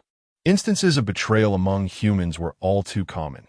Even old John, who had been in their midst, was not exempt. Given the cursed sect's vast power, it was hardly surprising to have a few insiders aiding them. Producing a black cloth bag from her pocket, a faint fragrance wafted out, evoking an irresistible urge to investigate further. Yet, Sigma's expression shifted, and after sniffing the air, he detected the scent of chaos and corruption. A mere drop added to wine or food would, after a day of concealment and fermentation, transform into a twisted plague poison. Junimo pursed her lips slightly, a flicker of disgust in her eyes. She truly could not comprehend what the Curse Professor was thinking. What benefit was there for them in a world laid to ruin? Squinting slowly, Sigma rose thoughtfully, his voice suddenly tinged with bitterness. The Doomsday Fortress is likely to be the first to be affected. Otherwise, the sentries and camps that have already sent distress signals would not have been so easily annihilated. Junmo reached out to accept the staff handed over by Jete, feeling an involuntary sigh of relief within, and without any psychological burden, divulged the entire plan of the cursed sect, that a bizarre tale, a story of considerable antiquity, unfolded before Sigma's eyes. Even with some mental preparation, Sigma was taken aback to discover that the cursed sect's plan had progressed to such an extent. No wonder they no longer cared about revealing their identities. Furrowing her brow slowly, Aurelia gazed at the distant towering peak, hesitating for a moment before continuing. Now that the Doomsday Fortress is struggling for survival, even if they have realized the cursed sect's intentions, they are unlikely to deploy additional forces. Chapter 24. The chaotic demon at the uppermost noble district of the Doomsday Fortress. Over a dozen towering paladins gradually approached the imposing mansion. A multitude of sacred spells converged from all directions, and flames howled down like a tempest, crashing violently against the opulently adorned halls and towers. The surging waves of magical energy spread incessantly, accompanied by sharp, ferocious roars that surged wildly. The relentless crackle of flames and the sound of scorching heat filled the air, drawing gasps of astonishment and fearful gazes from the onlookers. Crack! Crack! The crisp sounds of shattering echoed suddenly, followed by an unparalleled, terrifying roar and a bizarre, twisted aura of destruction. A colossal creature gradually emerged from the flames, bathed in the radiant holy light that fell upon it, managing only to tear a tiny wound in its dark purple. Fleshy armor. The fierce aura of a high-level aberration surged forth as it charged forward recklessly. Standing at a distance, Paxi instinctively began to channel her magic, following the guidance of the high-level mage, until a massive fiery storm began to coalesce in the sky. Her sharp gaze fell upon the chest of the high-level aberration, where a familiar head radiated with an aura of malevolence and delight. Augustine Valentine, the third heir of the Augustine family. She vividly recalled that it was this very individual who had received her and Aishi's arrival just a month prior. In retrospect, it was highly likely that it was during that encounter that he recommended Aishi to venture to the perilous outskirts of the Death Mountains. While he detained her for an entire day under the pretense of a communication spell, a nameless fury ignited within her, and her flickering mental strength surged more tumultuously as she gazed at the aberration charging madly forward. A deep sense of dread swelling within her. The logistical management of the Doomsday Fortress was nearly a third under the control of the Augustine family. While not every member may have been corrupted or infected, the numbers were certainly not insignificant. Otherwise, the Doomsday Fortress would not have faced such grave troubles. Although her group had discovered and timely disrupted a massive sacrificial ceremony in the sewers, simultaneously identifying the mastermind, Paxi had an ominous premonition that the cursed sect's plan was far from simple. At that moment, a wave of twisted malevolence surged forth, and a terrifying black creature abruptly appeared ahead, the pungent scent of sulfur wafting in the air.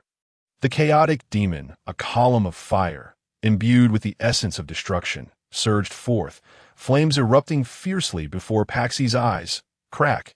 The green-skinned warrior gleefully crushed the skeleton beneath his feet, relishing the crisp sounds of splintering bone. Unable to suppress a hearty laugh, a chilling gale swept in suddenly, as a sharp ice pillar imbued with the essence of annihilation pierced through the orc warrior's skull. The smile froze on his face, his blood-red eyes now filled with a haze of confusion. The massive corpse collapsed to the ground, causing the surrounding goblins to scatter in fright. However, the goblins quickly regrouped, driven forward by more orc warriors, howling as they charged towards the curse camp. Feeling the long-lost sunlight warm her cheeks, Jete stretched lazily before standing up, surveying the still unrelenting battlefield below, and after removing his earplugs, he remarked with a soft click of his tongue, "These green skins are indeed diligent. They've been at it all night and shown no signs of stopping."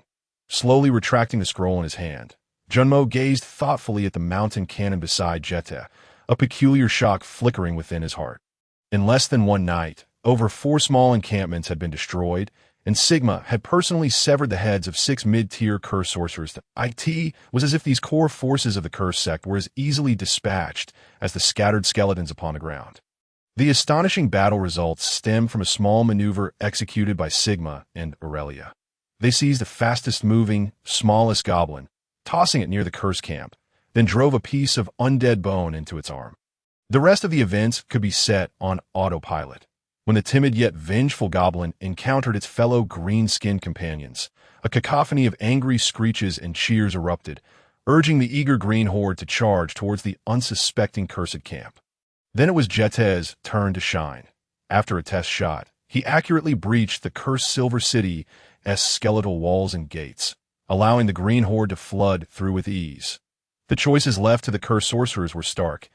Either expend their magical energy to rebuild the repeatedly destroyed skeletal walls and summon undead warriors to fend off the green skin's assault, or the valiant sorcerers would have to abandon all their undead puppets and followers, utilizing a teleportation array that would consume nearly half their mental strength to escape this perilous locale. Of course, with Junmo's assistance, the mid-tier sorcerers escaped, transformed from a desperate gamble into a self-imposed trap. With no swath of undead warriors and no available combat space to evade, coupled with the combined might of the peak mid-tier Aurelia and Jetez.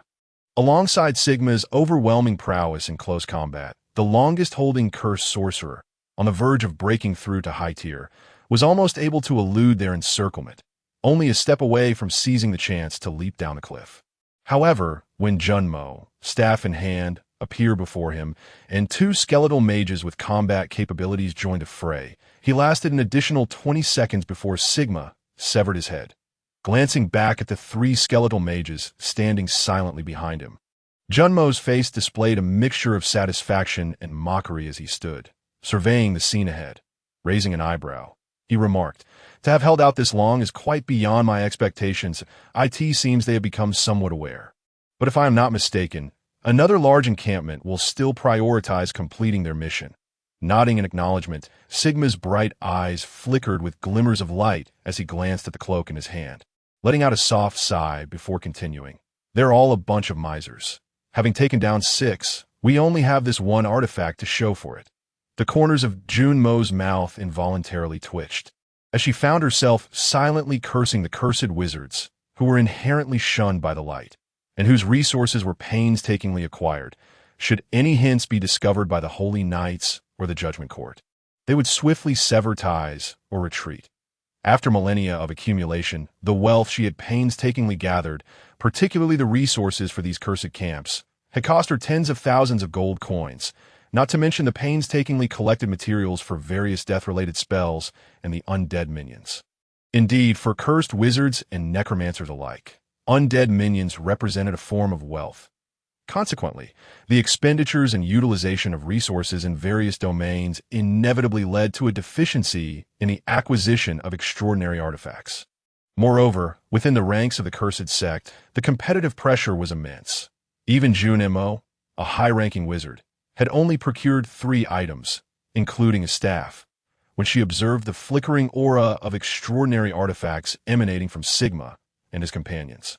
She nearly succumbed to self-doubt. However, this recent battle and ambush had significantly replenished her somewhat depleted coffers. Cursed wizards typically carried their entire fortune on their person, although some of the materials and resources they possessed appeared somewhat inferior to Junmo. She, having nothing left, welcomed all that came her way. Additionally, through the accumulation of resources, Junmo opted for an audacious strategy of total utilization. She utilized nearly all the dark resources and necromantic materials acquired to transform the corpses of the 3 most promising cursed wizards into her skeletal minions. This approach could undoubtedly be deemed a considerable waste, as cursed wizards did not have a high demand for spellcasting minions. The primary reason, of course, was that each spellcasting minion required a substantial investment of resources to develop a considerable combat capability, enough to cultivate at least 23 warriors of the same tier or other professional minions. Yet, what Junmo sought was maximum combat power, and she had no time to select suitable minions. Gazing down at the advancing greenskins breaching the walls of Baigu City, She inhaled deeply. The battle was about to commence. Aurelia gently closed her eyes as a soft breeze swirled around her, tracing delicate patterns of light in accordance with her will. Jet took a hearty swig of strong liquor, then carefully stowed it away, feeling the faint warmth bubbling within him, exhaling 2 puffs of white steam before declaring, they should be arriving any moment now. Boom! A sharp roar suddenly erupted, a terrifying sound echoing from the distant peaks. Observing the ominous clouds of smoke rising from the Doomsday Bastion, Junmo's expression shifted dramatically as she exclaimed, "This is the signal. They are about to strike." The teleportation array, which had begun to glow, fell silent once more, while a bizarre aura began to rise from the cursed camp below, with a sudden change in demeanor.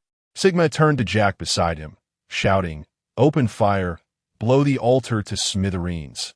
After uttering these words, Sigma took a deep breath, his gaze fixated on the greenskin horde that was slowly shifting towards the Doomsday Bastion.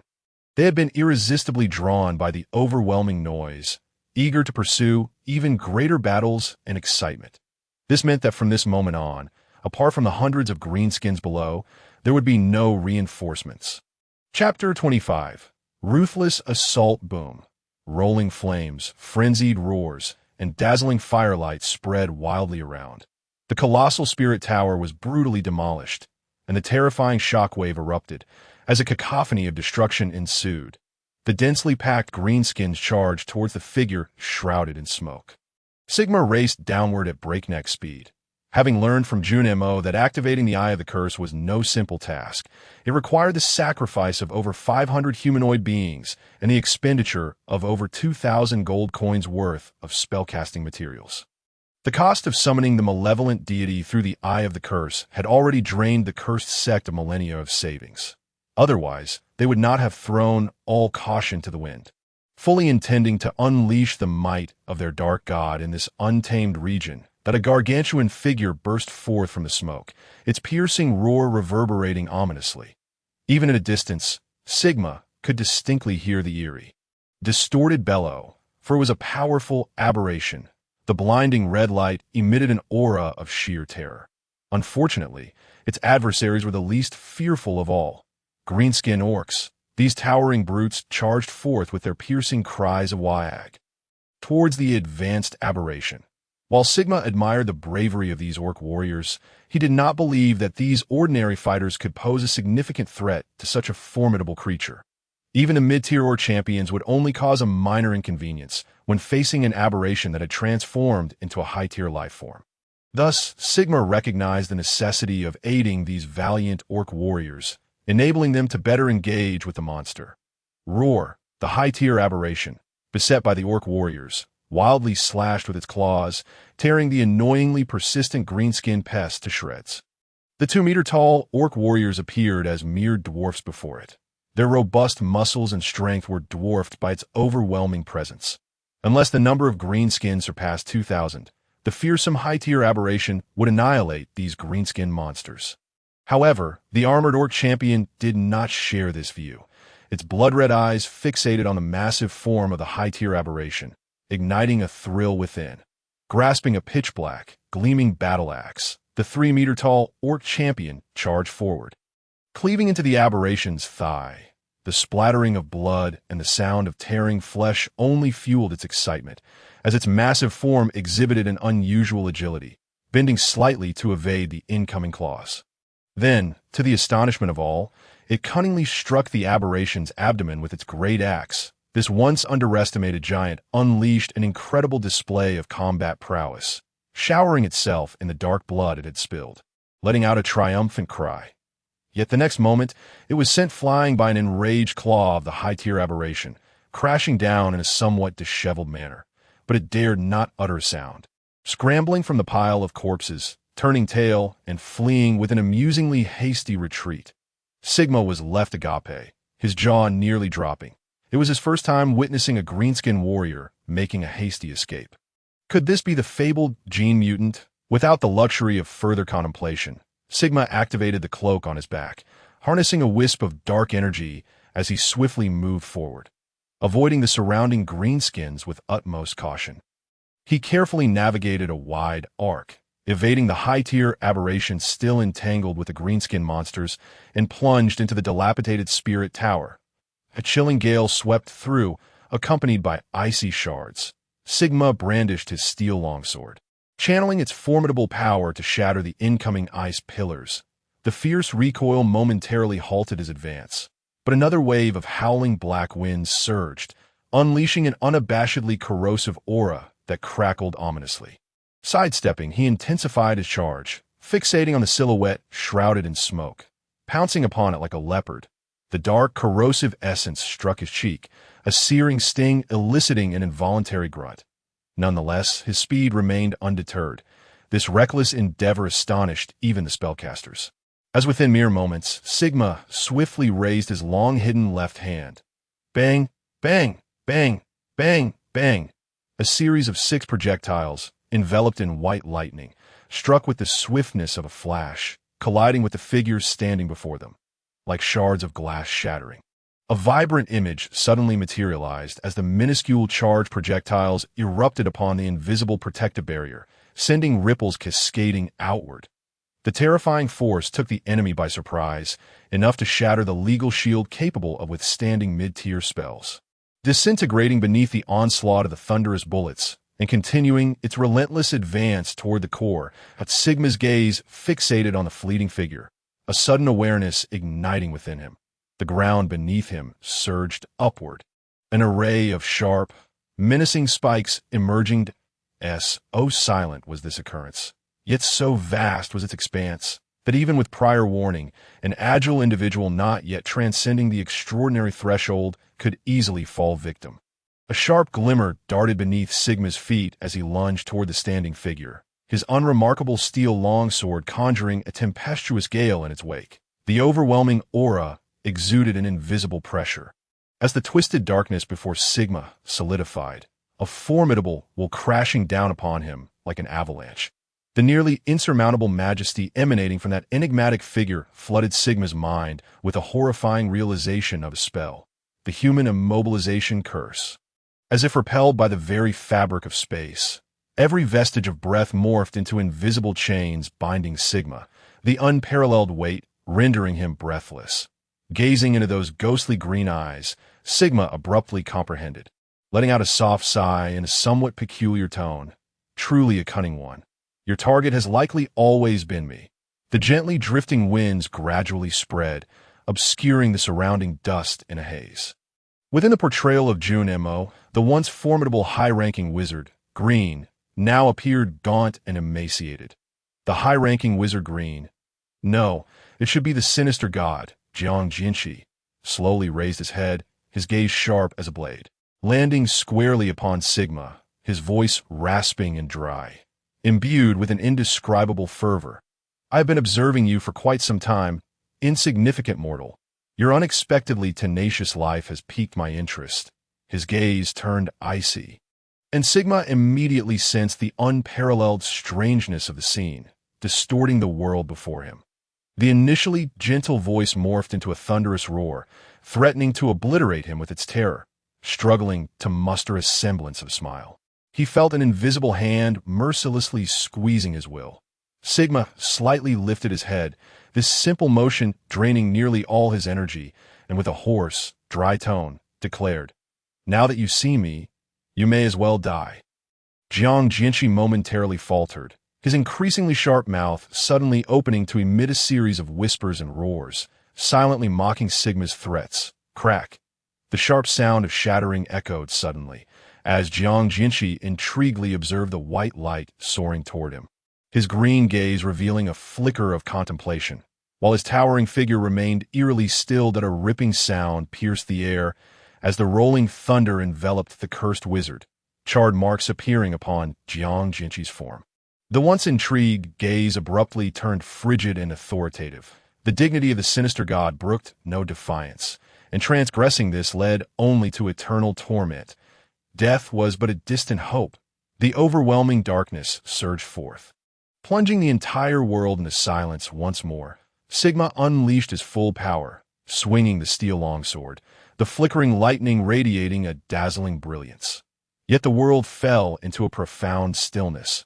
Sigma could even see the impending brilliance of a lightning freeze in midair. The tumultuous winds whipped up the swirling mists, enshrouding the periphery of the world in an abyssal darkness. Even knowing that everything before him was but an illusion, Sigma understood he was ensnared in deep trouble. As he beheld the gradually dissipating Jiang Jinshi, sensing the surrounding confinement loosening, the figure broke through the blockade, surging forward, a brilliant white blade slicing through the embrace of thunder, crack like shards of glass. The myriad fragments shattered, piercing through Sigma's being, an eerie pain surging wildly. The unparalleled sharpness roared, tracing the contours of an unfathomable beast. The excruciating sting halted Sigma's progress. Yet as he lifted his head, the same scene unfolded before him. It was as if he had never moved. The distant, blurred figure of Jiang Jinshi silently mocked him. Without a moment's hesitation, he advanced once more, the surging lightning tearing the scene ahead into grotesque fragments. Immediately, the searing pain descended upon him, plunging him into a cycle of suffering. Whispers echoed in his ears as he regarded the unchanging figure, his hesitant expression solidifying once more, preparing for yet another painful baptism. Those that could not bring him down would ultimately make him stronger. Chapter 26. The tenacious soul, crack. The crisp sound of shattering reverberated in his mind, the relentless sharp roars surging forth, the twisted darkness expanding uncontrollably. An indescribable chill pulsating without pause. Sigma was unaware of how long he had endured, but the intensity he first encountered showed no sign of waning, nor did his forward strides falter. Apart from the agony, he felt almost nothing, yet he remained indifferent, entirely unconcerned. His will, as solid as steel, kept his gaze unwavering, even as the encroaching darkness loomed ever closer. His knowledge of psychology led Sigma to understand that despair and fear were futile. What sustained him was the support and affirmation from the system. For besides the sinister god's eerie whispers and the chilling roars of pain, a clear voice resonated in his ears, urging him not to lose himself. Ding, you have shattered the sinister god's avatar and gained a bit of experience. Ding, you have shattered the sinister god's avatar and gained a bit of experience. Ding, observing the gradual increase in experience points. Noting the unprecedentedly low gain, Sigma found himself inadvertently rationalizing. This god is so weak, just a punching bag, not fighting back at all. Unfortunately, no skill points gained. I could practice controlling my strength. Next time, I should aim for a faster kill. I'm tired of decapitating heads. Let's try the backside instead. Only 1,500 experience points. What a miser. A complex array of thoughts echoed ceaselessly in his mind, the slowly rising experience points serving as the final anchor for his self-awareness. Watching the endless Jiang Jinshi, a slight smirk crept across Sigma's lips as he murmured with a mix of sentiment and resignation. You are hardly a sinister god, more like an experienced pig. Although he had no understanding of what an experienced pig truly was, there was no doubt that the seemingly omniscient Jiang Jinshi perceived the contempt within Sigma's heart. The meticulously crafted torment he devised seemed to amuse Sigma instead. Jiang Jinshi harbored doubts about whether this Sigma had a penchant for masochism. Could he be a favored one of the carnal god? Yet upon closer inspection, Jiang Jinshi confirmed that Sigma showed no inclination to switch allegiances, instead appearing more steadfast, like a foul yet resilient ingot of steel. Jiang Jinshi observed the surging steel longsword, feeling the frenzied impact of the soul thrusting into Sigma's being, yet it left no mark upon him. Sigma gently touched the tip of his nose, his cold gaze fixed on the vanishing Jiang Jinshi. Curiosity lacing his voice as he softly inquired, "Is this how you give up? You disappoint me." Jiang Jinshi gazed deeply at Sigma, his voice sharp and low. "We shall meet again soon. I hope by then you retain your bravado." Before Sigma could react, the suffocating darkness abruptly vanished, giving way to a chilling reality once more. The world, reminiscent of a distant past, reappeared before his eyes, the howling winds feeling so familiar, and the murky air oddly sweet. The white arrow speeding toward him was deftly deflected by the now-aware high-ranking Wizard Green. Yet to his astonishment, the once mighty surge of mental energy merely produced a faint sound. The howling arrow shattered his withered hand into fragments, and in his bewildered gaze, the murderous Sigma stood before him. The sword rose, and a head would fall. Gazing upon the gaunt and emaciated corpse, Sigma could discern no trace of magical energy emanating from it. Could it be that this unfortunate soul had been completely drained by Jianqi? Little did he know, Sigma's casual conjecture was, in fact, the most accurate answer to Jianqi's overwhelming power demanded a constant expenditure of vast energy merely to maintain his presence. That in his calculations regarding Sigma, he had extracted the last vestiges of life and potential from Green. In Jianqi's grand design, every element had been meticulously accounted for. The plan was to corrupt Sigma while simultaneously punishing the inept Green, ensuring that the latter would not perish but instead assist in the aftermath of Sigma's corruption. However, this scheme encountered an unforeseen flaw that even Jianqi could not control. Sigma possessed an extraordinarily resilient soul, bolstered by an ironclad will. Even the agonizing trials of temporal cycles could not sway his resolve in the slightest. Jianqi could even sense that, due to his own actions, Sigma had grown slightly stronger. For one who considered himself a great dark god, this was an unparalleled humiliation. Thus, the unfortunate Green, whose life force and magical energy had been simultaneously siphoned away, became a curse that honed Sigma's abilities. Following Green's demise, the system rewarded Sigma with an unexpected boon. In the system's assessment, Green still granted a reward befitting a high-level sorcerer, a remarkable experience point tally of 3,000. Along with an artifact that had survived Jianqi's energy extraction, was bestowed upon him.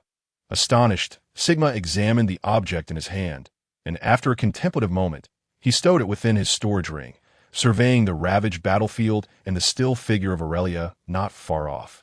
A warm sensation blossomed within him, a piercing roar erupted from his side, a violent wave of destruction crashing down, accompanied by swirling dust. Flames surged upward, twisting red light expanding outward, ultimately stirring up the dust-laden ground and enveloping the diminutive goblin. As the haze gradually dissipated, a few figures stood silently amidst the fragmented battlefield. Their sharp gazes fell upon the high-level aberration, which was slowly struggling to rise. Surrounding it was a chaotic heap of bones, its grievous wounds slowly mending under the sun's rays, its once vibrant crimson eyes, now tainted and oozing putrid pus, twitched and contorted grotesquely. Jet cast a disdainful glance at the behemoth, gradually drawing forth the massive hammer secured to his waist. And, under Junmo's puzzled stare, explained, it's a rare opportunity to encounter such a formidable creature without the interference of lesser foes. Naturally, I must seize the chance to hone my combat experience. Not every foe will foolishly stand still to be struck by artillery. Junmo nodded slightly, tightening his grip on his staff, as surging waves of psychic energy began to radiate from him. The shattered bones around them swiftly coalesced under the influence of the somber aura, gradually forming into a colossal skeletal monstrosity. Intricate magical formations and patterns erupted from the dark staff, enveloping the immense skeletal creature. The fragmented wounds began to mend with a series of cracking sounds. Finally, a gigantic skeletal scythe emerged into the sunlight, revealing a formidable Death Knight before the group. Sigma regarded the imposing figure with curiosity. This Death Knight, infused with a robust aura, boasted high-level combat capabilities. Although summoning it came at a significant cost, its power was undeniably formidable. Death Knight, high-level undead, imperfect, medium size. 4 to 6 meters strength, 26 agility, 15 constitution, 23 mental power, perception, 16 defense, intermediate attack, high skills, powerful. Sweep, devour bones, death resistance. Even in its imperfect state, its attributes and skills left Sigma astounded. If he were to face this colossal being in one-on-one combat, he would likely have to rely on terrain advantages and ranged attacks to wear it down bit by bit. However, reality proved Sigma's concerns to be unfounded. The first act of the self-aware Death Knight was to summon the swirling necromantic energy, gathering the scattered bones from the ground. Under Sigma's silent watch, this unseen force coalesced into a thick and sturdy skeletal armor The preliminary estimate suggested that this armor possessed at least intermediate defensive capabilities, sufficient to withstand conventional firearms and weaponry. Moreover, Sigma surmised that as long as ample skeletal materials were available, and the Death Knight had sufficient necromantic energy, it could potentially summon skeletal armor indefinitely through its bone-devouring skill. The severely injured high-level aberration, sensing the imminent threat, instinctively sought to seize more flesh and blood to transcend its mortal limitations, striving for an existence of eternal life.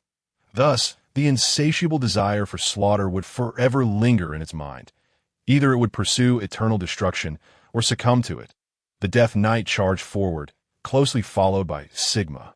As a faint gray whirlwind swirled around him, a crisp and melodious notification chiming in his ears. Ding! Gained wind's breath enhancement. Movement speed increased by 20, evasion increased by 5, lasting for 2 minutes. With a slight roll of his eyes, Sigma couldn't help but fantasize about the advantages of having a spell-casting ally, and one could escape the allure of the irresistible. Boom! The collision of the two colossal beasts unleashed a violent tremor. Causing debris to scatter, Sigma leaped high. Nearing the aberration, he suddenly fixed his gaze upward, fortuitously landing upon a swiftly approaching arrow. Behind him, Aurelia effortlessly drew her bow and shot an arrow, creating a path for Sigma's charge.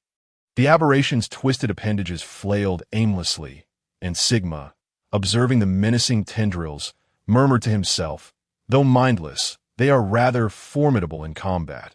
With a sickening squelch, the Death Knight seized the opportunity and plunged its twisted scythe into the aberration's chest. The high-level aberration emitted a piercing shriek. Its vicious claws raised ominously as they struck the Death Knight's torso. Fragments of bone and debris erupted from the wound, the sharp sounds resonating as a testament to the aberration's immense strength and destructive force. Yet, the Death Knight remained as cold and unyielding as a machine, withdrawing its obsidian-glimmering scythe and, following the previous wound, slashed downward with relentless ferocity. The gray-black scythe cleaved through flesh, unleashing a surge of annihilation that rippled outward, distorting the very air around it.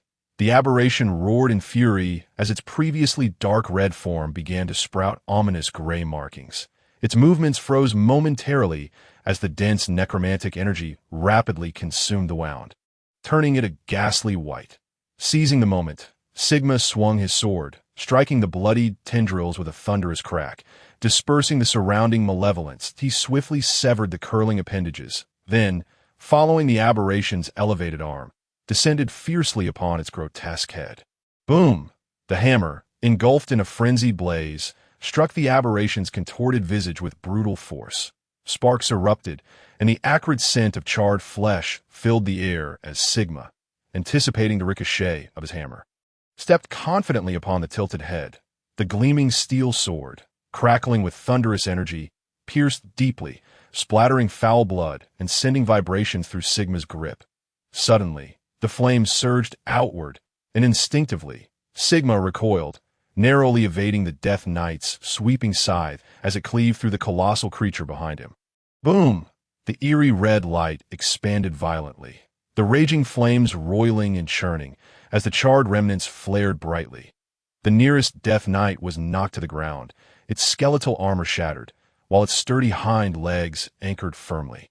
Carving a long trench into the earth the first wave of crimson shock waves subsided. Sigma, having avoided the bulk of the danger, leaped from behind the Death Knight just as Jet, propelled by wind and dust, charged forth, roaring defiantly amidst the flames. Swish, swish, swish. 3 luminous white arrows, in the shape of a completed character, surged forth, weaving slowly through the air, summoning the surrounding tempest, and suddenly forming a vortex of impact. The high-ranking aberration, which had just lifted its head, was struck by the arrows, and the twisted whirlwind, akin to countless tiny blades, unleashed a storm of death that carved numerous jagged wounds. An invisible gale then anchored its massive form in place, followed closely by the seemingly diminutive yet ferociously powerful Jete, who swung a blazing warhammer infused with flame. The earth shattered, lava erupted, The rigid high-ranking aberration was engulfed by the seething inferno, with even its eerie whispers and roars devoured by the scorching magma. A crackling strike. Only the most formidable and honor-bound warriors among the dwarves could qualify to practice such a powerful skill. The frenzied flicker of lightning surged forth as Sigma, navigating through the fiery tempest of molten rock and wind, broke through to stand before the high-ranking aberration. In a deep yet unassuming tone, he proclaimed, "All things must meet their end. Now it is your turn." A soft cracking sound emerged as the raging lightning transformed into a brilliant spear of annihilation, piercing through the aberration's skull. Suddenly, the world fell silent, leaving only Jete, gasping for breath, as he leaned on his warhammer, which was gradually extinguishing. After swallowing hard, he remarked, "Running this far has utterly exhausted me." I must say, dwarves are naturally suited for sprints. At a slight twitch at the corner of his mouth, Sigma observed the enormous corpse gradually disintegrating amid the interplay of fire and lightning, letting out a slow breath before teasingly suggesting, "Next time, you should launch yourself from a cannon. That would speed things up considerably." Crack. The once mighty Reaper Guardian suddenly emitted a cacophony of crisp sounds, and seeing that the battle had concluded, Junimo promptly dismissed the summoning spell. The ground was strewn with countless shattered bones, now appearing pallid and drained, unlike their previous dark and eerie state, as if they could simply vanish and crumble with the slightest breeze. Ding! Killed a high-ranking aberration. Gained 3,000 experience points. Acquired healing skill fragments X3. Sigma raised an eyebrow, glancing at the experience in his possession, feeling a profound sense of satisfaction. After this battle, he had amassed over 7,500 experience points, along with a peculiar item and 3 skill fragments, nearly rivaling the earnings of a rather uneventful year 2 years prior. Simultaneously, Sigma noticed enhancements across all his attributes from this encounter, a peculiar thought bubbling in his mind. Is this the reason one becomes stronger after overcoming formidable foes? Sigma, human, system level 3, 75 50 10,000, level 3 warrior 2,000 4,000, level 2 archer 1,600 2,000. Strength 21. Agility 8. Constitution 23. Perception 14. Mental power 15. Basic ranged. Level 6 attack speed increased by 12. Skill attributes precision, dynamic shooting, basic melee. Level 9 attack speed increased by 18. Skill attributes piercing, heavy strike, combo attack, destruction, skill fragments, healing 45, power burst 15. Agility rose from 7 to 8. Perception increased by 1 to 14, but what astonished him most was the meteoric rise of his mental power by 5 points. With a mental power of 15, he was on par with certain lower-tier mages. Perhaps if Sigma pursued mage training now, he could secure a position within a year. Alas, he had no such luxury of time. The high-ranking aberration left behind a twisted core of flesh and blood, and Junimo, with keen sensitivity, cast a glance at the amber-like core, calmly stating, "Some demon hunters from the east and south have been paying handsomely for such items. They are experts in dealing with chaos and demons." Nodding in acknowledgement, Sigma collected the core, valued at no less than 200 gold coins, before lifting his gaze towards the apocalyptic fortress shrouded in dark smoke. The Curse Cult's comprehensive plan had already commenced, and the fortress found itself in dire trouble. Moreover, he had gleaned from high-level discussions that they intended to summon a terrifying demon from the abyss. Junimo cast a glance at the twisted yet vividly real Eye of Curses on the back of his hand, took a deep breath, and spoke with urgency regarding the final target in the mission. Sigma understood that this individual was already making his way to the fortress. It was not difficult to deduce the Curse Cult's forthcoming plans.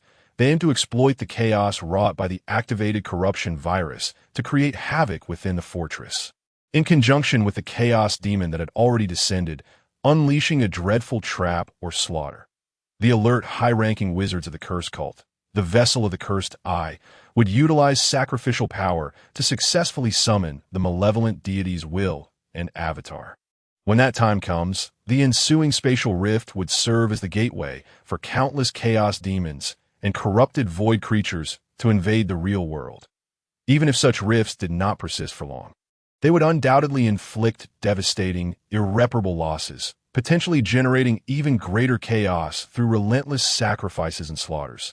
The most terrifying aspect of the malevolent deities lay in their ability to snowball. A minor oversight or lack of vigilance could cause their chaos to expand rapidly.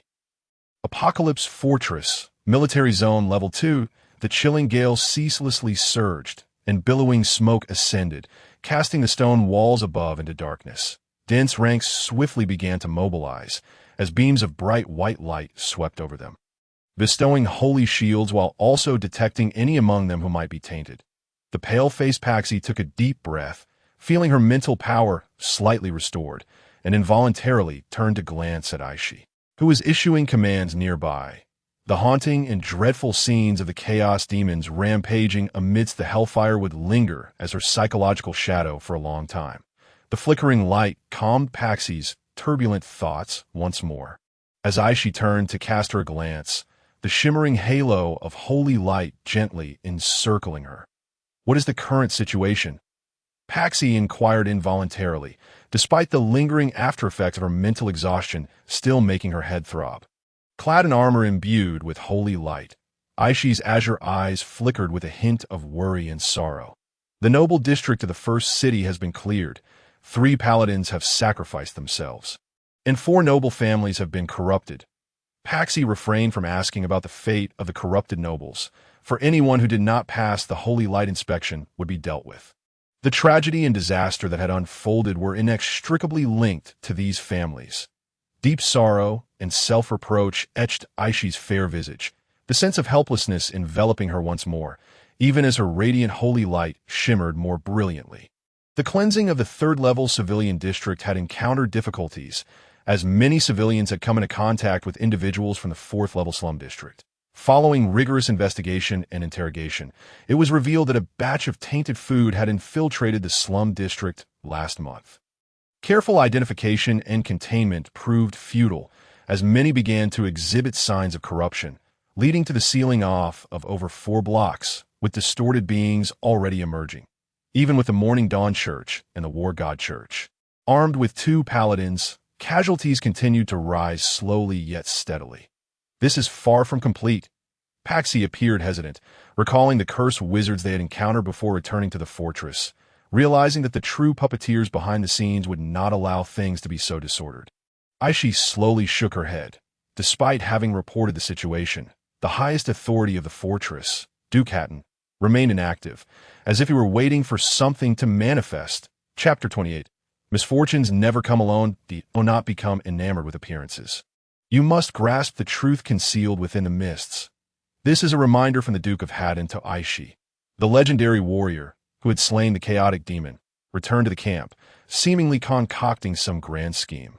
For the first time in her life, Aishi found herself entrusted with the command of hundreds of thousands of troops, compelling her to confront the daunting task of adjustment and management. Each command prompted her to engage in deep contemplation. Every choice and sacrifice stripped away her youthful naivety, propelling her swiftly towards maturity. Over the past few days, sleep had eluded her, faint traces of blood seeping from the whites of her eyes. Her weary visage etched with hints of confusion, her luminous gaze fell ahead, and after a slight pursing of her lips, an imposing figure unconsciously surfaced in her mind. Perhaps if he were here, he would undoubtedly fare better than I. Suddenly, her cheeks flushed slightly, and Aishi hastily shook her head, casting aside the distracting thoughts. The urgent footsteps of the messenger rapidly approached, leaving her no room for hesitation. Since childhood, various forms of education had instilled in her the understanding that even the worst decision is preferable to indecision and hesitation. The Doomsday Bastion, on the 5th level within the war zone. Rows upon rows of fully equipped troops stood ready, poised to march towards the nearby settlement for suppression. Neglecting the situation would signify a concession and indulgence towards the malevolent deity, even if it required iron and blood. The corrupting calamity must be nipped in the bud.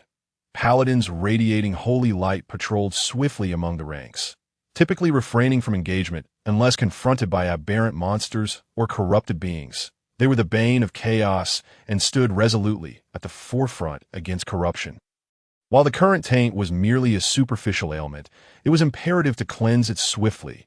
Once corruption began to fester and spread, the only recourse might be the last desperate act of razing cities to the ground. Such measures had not been without precedent. Countless cities, rendered irreversibly corrupted, had been consumed by ravenous flames, reduced to barren wastelands and ruins.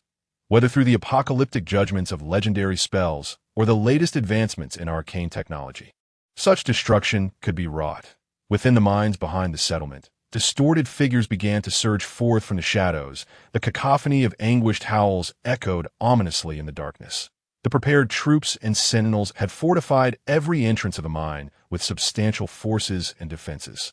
Adventurers hastily arriving from the settlement keenly watched the warped figures lurking in the gloom. All were acutely aware that should the chaotic calamity and corruption erupt, none would escape unscathed, having endured millennia of conflict against chaos. They understood well the truth that beneath a collapsed nest, no eggs remain unscathed. They were not solitary in this world. They had loved ones and families. If they did not take action, the fate of the fallen districts had already imparted its grim lesson. The Empire held a revered and affirming stance towards those who sacrificed themselves in the face of chaos. However, from within the hidden darkness, a twisted crimson glow began to emanate with an eerie radiance. Indescribable waves of destruction were swelling rapidly. Boom!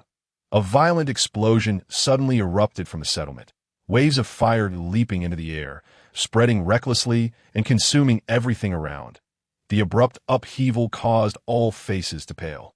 The ground cracked open with narrow fissures. Sinister, contorted tentacles suddenly emerged, their sharp roars and incomprehensible whispers spreading like wildfire.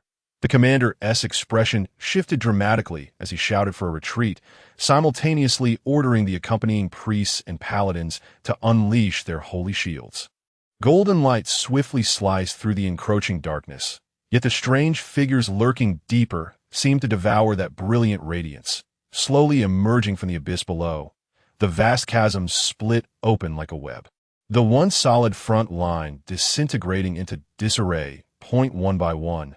Figures cried out in despair, the unfortunate tumbling into the void, ensnared by the twisted tentacles, only to plunge into eternal darkness. Quick! Retreat! Fall back to the outer defenses. We are beyond salvation here. Return to the settlement to rescue as many as we can. Eliminate all infected individuals exhibiting signs of corruption.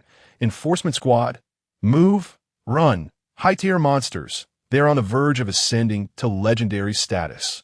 Move! Amidst the chaotic shouts, the panicked guards failed to notice the massive aberrations, their twisted, blood-red gazes fixed upon their retreat. The once chaotic aberrations now appeared methodical, advancing purposefully towards the rifts as if controlled like marionettes, only to be seized by enormous, twisted tentacles and ultimately consumed. The relentless force of destruction surged forth, the ominous darkness seemingly brewing and expanding rapidly. The tendrils of crimson light gathered, emitting pulsating flashes of red. Once unleashed, it would herald unspeakable devastation and calamity. Oblivious to the dangers and circumstances threatening the Doomsday Bastion, Sigma and others remained engrossed in their tense pursuit, observing the traces left on the ground and the blood-soaked figure ahead. They blinked in surprise. The gentle breeze in Aurelia's hand transformed into a soft blue glow, drifting slowly forward. Witnessing this, June Mo blinked, recalling that no sect or profession possessed such abilities within her knowledge. Although she lacked substantial combat experience for specific reasons, it did not hinder her from accessing higher realms of knowledge and information. Only those exceptionally unique demon hunters could discern nuances with a sense of smell keener than that of a hound. Gradually retracting her gaze, Aurelia pointed ahead and stated calmly, "They have not departed for long. We shall soon catch up with them." Jet, appearing contemplative, stroked his beard and remarked, "It seems this high-tier sorcerer is nearing his limit." "What'll he do?" June Mo, though already suspecting the answer, still inquired with a hint of reluctance. "Feed. He must consume more power and vitality to maintain his consciousness, so he will desperately eat," Aurelia replied. Turning to face June Mo, her bright eyes locking onto him as she issued a sincere warning. This was a sight she had witnessed firsthand, a memory etched deeply in her heart with profound sorrow. June Mo's lips pressed together slightly. Her clear gaze directed forward as she recalled the distorted images. Reflecting on the moment, she uncovered the true identity of the cursed sect, plunging her into profound contemplation. The incident had unfolded so suddenly, delaying their movements by a full half-day. Their pace was not swift, allowing them to rest before intercepting the Doomsday Bastion. Sigma rubbed his wrist, placing the oversized warhammer beside his steed before dismounting and surveying the surroundings thoughtfully. Even with extraordinary power, mastering the hefty warhammer, weighing over 100 pounds, still required considerable skill and experience. As for the spare steel longsword, it had fulfilled its purpose, unable to withstand the tremendous recoil and the infusion of thunder. June Mo blinked, her limited experience in adventuring preventing her from voicing any doubts, for thus far, the exceptionally young Sigma had made no erroneous decisions. Reflecting on certain images in his mind, Jet shook his head, retrieving the provisions he had prepared earlier. After taking a few hasty bites, he mumbled, "I probably won't be able to stomach meat for the rest of the month, if you cannot eat." "Then do not mention it," Aurelia replied. Under duress, Sigma, compelled to consume more sustenance to replenish his strength, cast a fierce glare at him while shaking the jerky in his hand, tossing it towards June Mo. The latter, upon receiving it, observed that the seemingly dark jerky had actually undergone meticulous preparation. The finely textured and smooth meat fibers had been carefully sliced and then cautiously smoked. Moreover, the texture was not overly firm. A gentle squeeze revealed a hint of moisture and tenderness that a subtle fragrance not only complemented the taste, but also provided a delightful sensory experience. After tasting it, June Mo discovered that these meat strips left no remnants, evidently designed with the intent to avoid any trace or compromise their identities.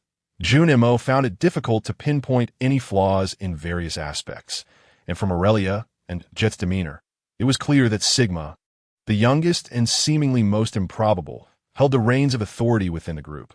With a slight lick of his lips, Sigma felt the muscles throughout his body signaling hunger, and his robust stomach seemed capable of crushing and digesting iron. Waves of warmth surged through him, and he realized that his digestion had reached an extraordinary efficiency, akin to a voracious eating machine. This revelation elicited an involuntary smile from Sigma. It was no wonder that more powerful practitioners tended to possess superior physiques, not merely due to their greater intake, but also their swifter digestion and better absorption. That it sparked Sigma's musings about what might happen if fitness enthusiasts were to arrive in this world. The accompanying effects would likely provide them with an excellent rationale for continuously enhancing their strength. Although they were ostensibly resting, Sigma and his companions exhibited no signs of relaxation. They repeatedly inspected their weapons and the various tools necessary for the impending battle. June Mo pressed her lips together, initially anticipating that Sigma and his team would engage in strategic planning, but after a brief inspection, they merely closed their eyes to rest, reflecting on their combat synergy. She found herself lost in thought until Sigma's clear voice inquired, "Do you possess any skills with power comparable to high-tier fire spells?" After a moment's hesitation and a slight blink, June Mo shook her head. It seemed the cursed faction harbored concerns about her potential betrayal, limiting her training to supportive and defensive spells since she became a practitioner. Raising an eyebrow, Sigma, already anticipating this, calmly nodded and continued, "If all goes well, we will invest resources in cultivating your combat capabilities." The inability of a high-tier mage to unleash their full explosive damage was an immense waste, and Sigma was not inclined to squander such potential. He then began to inquire about her mastery of various spells and skills. Chapter 29. The hunt begins in the midst of June Mo's astonishment. Sigma's smile blossomed even brighter. Noticing her concerns, he spoke in a soothing tone, "Do not worry. It is doomed." He then leisurely produced a notebook, jotting down notes beside him. Jet, visibly excited, squeezed closer, his eyes gleaming with delight and pride. An hour later, a sharp roar erupted, a chilling aura spreading rapidly as a flurry of spells descended upon the frantically fleeing harbinger of the dark god. Its contorted legs suffered a brutal impact, bursting forth a chaotic display of mangled flesh amidst a cacophony of explosive sounds. A grotesque head, unrecognizable as human, emitted a raspy and eerie murmur, as its twisted form suddenly broke free from the constraints of its mortal shell, transforming into a bizarre, crimson entity, as Jet had described. It resembled a skinned blue frog. The frigid wind howled, unleashing a torrent of blood-red energy that stirred a tempest of dust and debris. Despite its fading consciousness, it let out a chilling roar, its distorted eyes flashing with a bloody glimmer. The blessings from the Dark God were always unexpected. A corrosive aura flickered as brilliant red light shattered the towering hills, and a massive figure emerged from the swirling haze.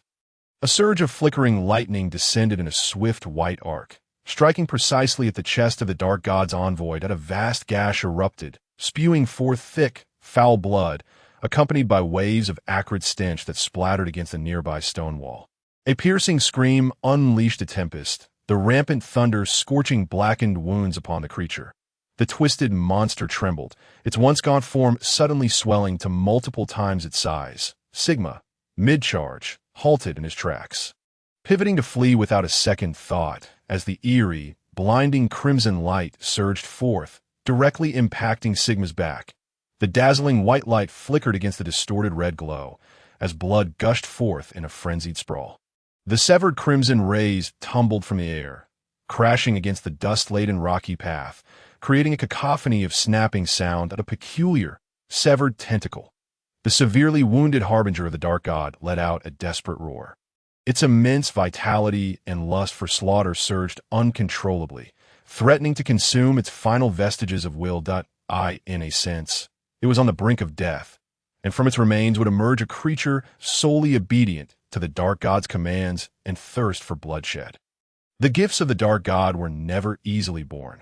They often culminated in twisted outcomes and absurd conclusions. Standing still, Sigma quietly observed the Dark God's envoy, which grew increasingly powerful while its body rapidly withered and weakened.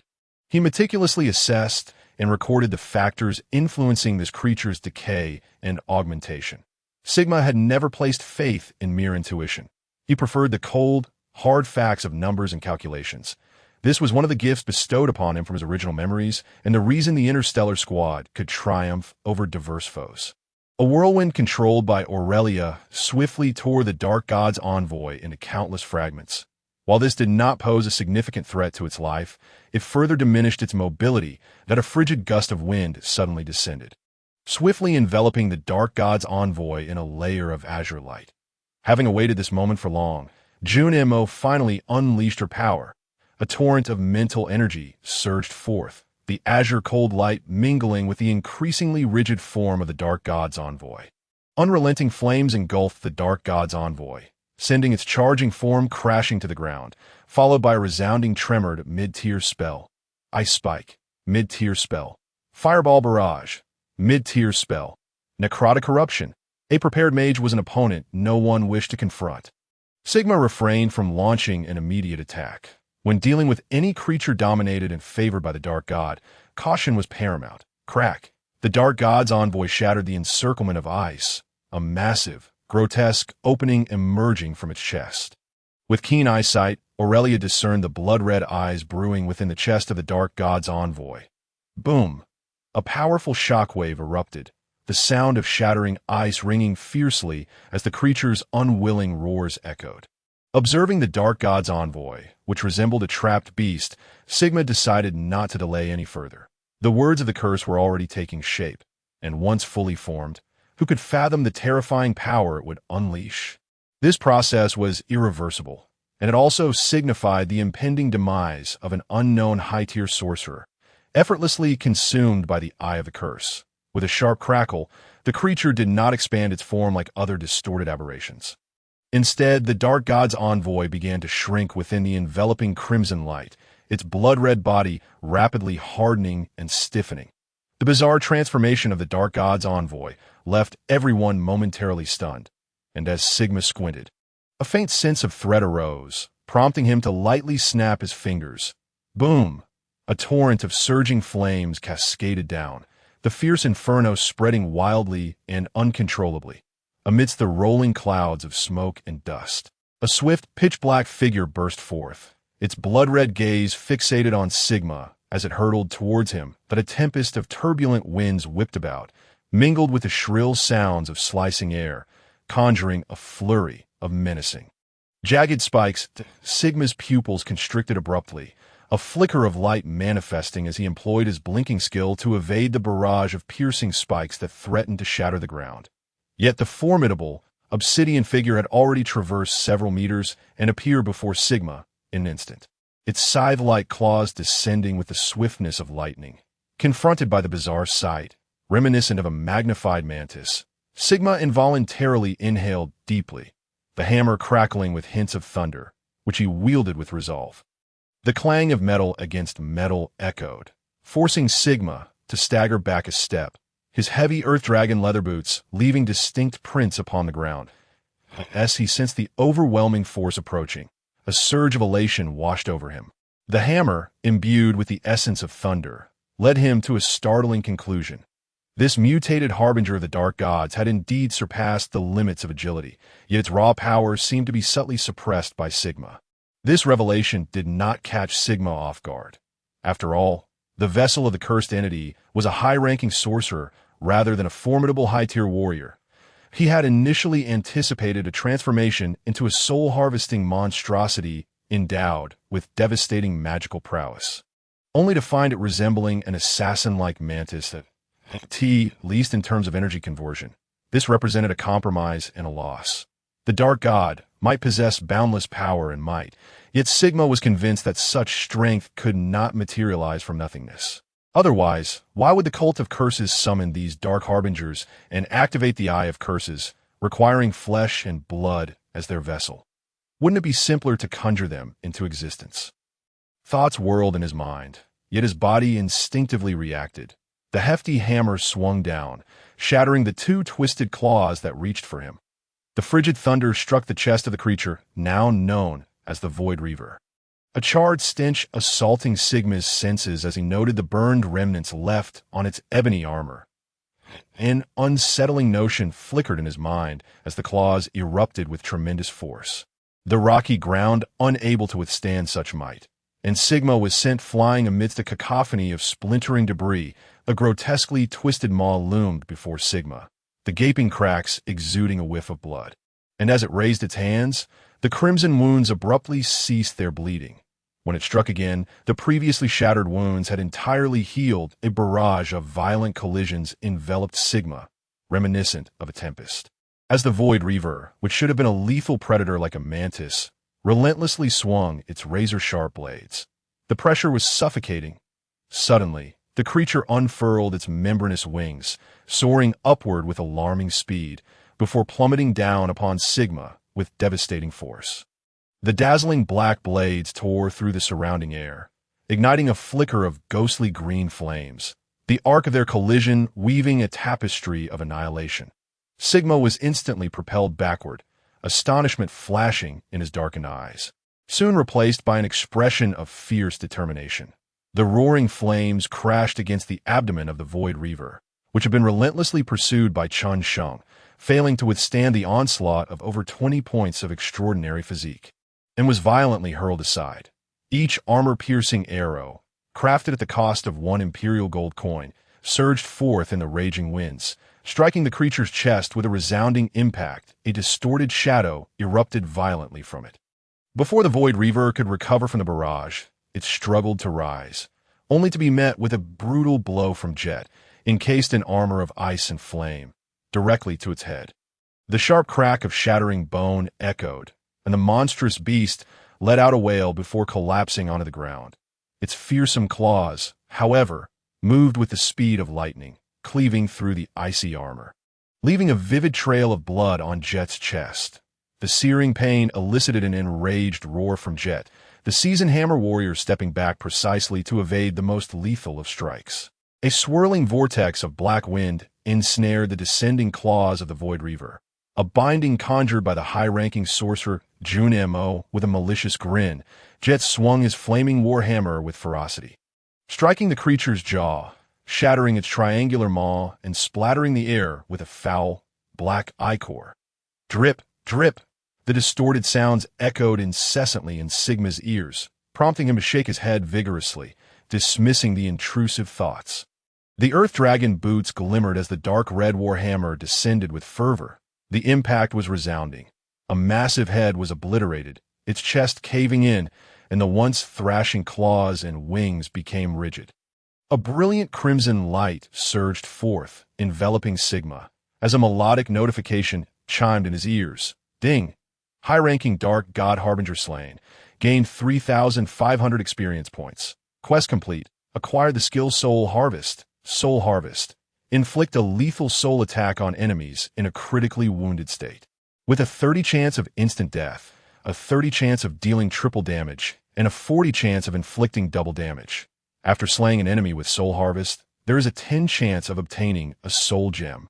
Chapter 30. Chaos spreads, having confirmed that the creature was thoroughly vanquished and would no longer rise to attack or unexpectedly give birth to a smaller monstrosity. Sigma wiped the blood trickling from the corner of his mouth. A sharp pain radiated from his chest as he involuntarily pressed a hand against the wound. The throbbing ache hinted that the brief encounter had cost him 2 ribs. Licking his lips, he gained a renewed understanding of the combat prowess of high-tier aberrations. Simultaneously, he reassessed his own strength, finding it roughly on par with that of a mid-tier warrior, though his extraordinary power and physique allowed him to engage in battles against higher-tier foes. The lack of trained inheritance and the rapidity of his power growth left him deficient in various skills and expertise. This was his vulnerability, a flaw he needed to refine in the days to come. Beside him, Jet took a hearty swig of spirits, stroking his orange beard before spitting out a mouthful of bloodied saliva, grumbling that wretched thing was too tenacious. Thankfully, it hasn't fully matured. Otherwise, we'd have to run as far away as we could. He had encountered numerous chaotic creatures, yet none possessed the astonishing mutation and growth capabilities of the Dark God Harbinger. It was evident that if such a creature were to survive, it would proliferate wildly in this world. Observing the frenzied, burning carcass and the faintly glowing mark of the Eye of Curses on his palm, Junmo's face betrayed a flicker of dread, an apprehension more terrifying than death itself. It was the fear of transforming into such a grotesque and abhorrent monstrosity. Complex thoughts swirled in her mind, tightening her grip on the staff only to release it with difficulty, as her chaotic musings continued to spread and multiply. Such thoughts were well-founded, yet often futile. Although her willpower had strengthened, it did not imply that death was the sole escape. Aurelia seemed to discern the subtle changes within Junmo. After a slight smile, she continued in a calm tone, her demeanor reflecting a notable transformation that caught Junmo off guard at that moment. Sigma strode over with purpose, gripping a twisted essence of flesh and blood in his hand, his gaze betraying a hint of concern. Slowly retracting his gaze from the ominous plumes of smoke rolling from the Doomsday Fortress in the distance, Sigma could faintly sense a powerful, malevolent force brewing. And casting a glance at the visibly shaken Junmo, he couldn't help but sigh. He had witnessed the astonishing impact of formidable willpower. When willpower reached its zenith, it could even defy death and dispel chaos. He himself was a testament to this, having been engulfed by the corrupt core of an evil deity for the first time. With the aid of the innate order talent bestowed by his system, he managed to withstand the psychic onslaught of the evil god with the will of a mere mortal, which allowed him to survive and ultimately reveal the fundamental reason behind this talent.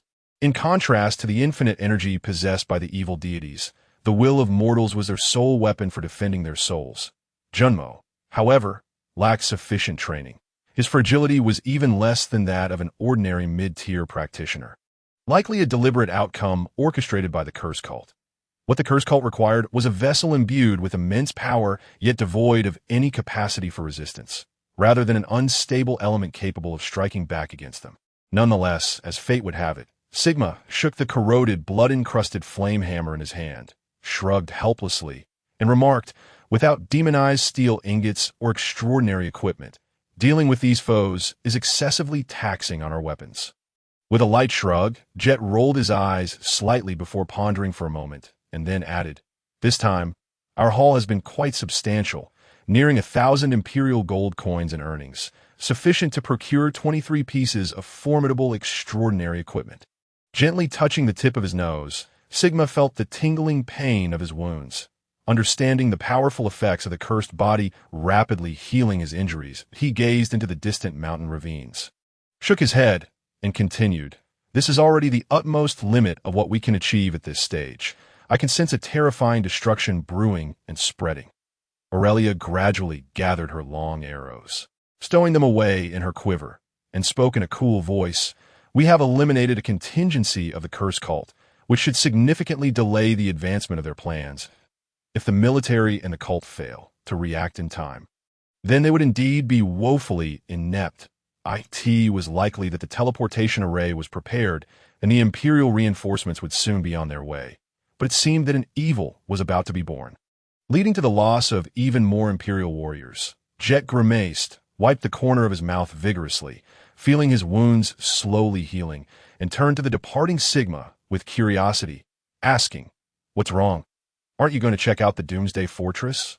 With a gentle shrug, the chicken brother turned his head, pointed at Junmo, and replied in a somewhat exasperated tone, "We can't very well take her along to fight alongside the paladins and priests. And our plans must progress swiftly. We need to move on to our next destination after this." With wide, curious eyes, Jet licked his thick lips, shouldering the now-cooled flame hammer, and grinned. "Finally, we can seek revenge." Junmo hesitated for a moment, then slowly donned his cloak, the surging magical energies around him gradually dissipating, before carefully slipping on a bright white glove, a glimmer of determination in his dark eyes. Aurelia appeared to recall something, a faint smile gracing her beautiful face as she mounted her steed and remarked with a touch of nostalgia, "This time, I do not wish to be alone." Sigma gently shrugged, toying with the gleaming Imperial gold coins in his hand, and replied in a calm voice, "Naturally. Sunken Ship Bay, also known as Baldur's Gate, is located at the northeastern edge of the continent, a region not under the control of either the Empire or the Kingdom, but ruled by a family known as the Bodine dynasty. To the north lies the desolate and frigid Death Mountains, and to the south, the deep and eerie Songwood Forest, while to the southwest sprawls a fearsome wasteland of death, making it a gathering place for many adventurers. The Bodine family received nominal feudal rights from the Empire, securing dominion over this region through their formidable strength. Countless adventurers of varying orders roam here, including the rare and mysterious wizards, elusive elven rangers, boisterous dwarven warriors, and even monks and sword saints from the east. The allure of this area lies in its entrance to the Underdark, an underground realm. Countless adventurers seek to delve into the depths, whether to hunt the fearsome claw dragons or the recurring dungeon armies that appear every few years, all in pursuit of immense rewards. The most beloved endeavor among them is what the locals refer to as the Miner's Expedition. Within the labyrinthine underground tunnels lie countless unmined veins of ore. This land was once the legacy of a vast dwarven empire, but with its downfall and the decline of dwarven influence, along with the emergence of rat men and the minions of evil gods from the underworld, the entire region has descended into chaos on the gray mountain ravines. The weary Sigma wiped the sweat from his brow, thoughtfully surveying the outpost ahead, and quietly remarked, "We have returned here. Let us hope this time we do not escape in such a disheveled manner." With an irritated glance, Jet rolled his eyes at him and patted the somewhat emaciated steed, which had struggled after nearly a month of travel. As it caught the scent of fresh grass, it eagerly moved forward. It seemed that the turmoil in the north had not yet reached this area, and after confirming the presence of fellow adventurers, Sigma and his companions paid the 3 silver coins required for passage, receiving their identification for the region. However, the situation was not as straightforward as it appeared.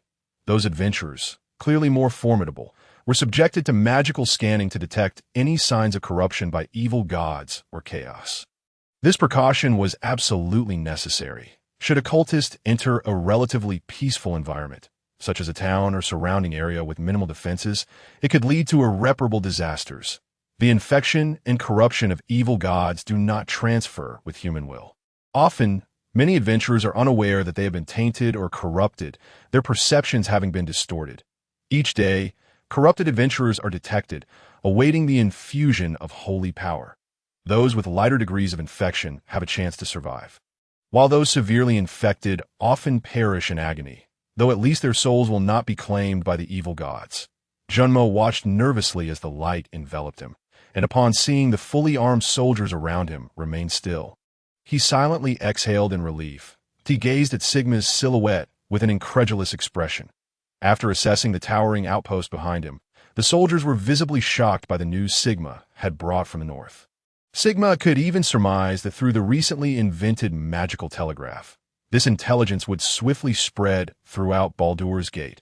Observing the faintly shimmering pentagram on the back of his hand, he noted that while the mark of the cursed eye remained somewhat visible, as long as he did not unleash his full power or was not infused with the strength of an evil god, there would be no overt signs. Shaking off the dust from his armor, the fierce and fiery Jet smirked, speaking in a somewhat peculiar tone. "Let us hope the treasure we left behind last time has not been discovered." As the surrounding breeze slowly settled, Aurelia's bright eyes sparkled with intense light, her commanding aura subtly permeating the air, creating an invisible pressure. This was a manifestation of her newfound power, a sign that she had officially transcended the limitations of mid-tier strength and entered a more formidable high tier. After facing the magical might in combat with the emissaries of the evil gods, the adventurers traversed the perilous Death Mountains. They vanquished a significant number of fearsome monsters and, in doing so, allowed both Jet and Aurelia to finally break through to high tier, becoming true elite adventurers. Chapter 31. The lycanthropes. Before truly entering the dominion of Baldur's Gate, this untamed wilderness was dotted with more than 20 interconnected outposts. These were not merely scattered sentinels. They served as vital buffers and watch points against potential incursions. Through mere contact, Sigma discerned that the garrison strength at these outposts appeared to be significantly bolstered compared to several years prior. Their formidable prowess and well-equipped defenses rivaled those of the Doomsday Outpost and other Imperial installations that a few individuals possessing identification breezed through the outpost inspections and through conversations with the guards. Gleaned recent happenings in Baldur's Gate. The lycanthropes of the Shadowy Forest seemed to be stirring once more, launching harassment attacks on several neighboring villages and towns, resulting in considerable casualties. The Dark Elves and Grey Dwarves of the subterranean realms also appeared to be on the brink of action.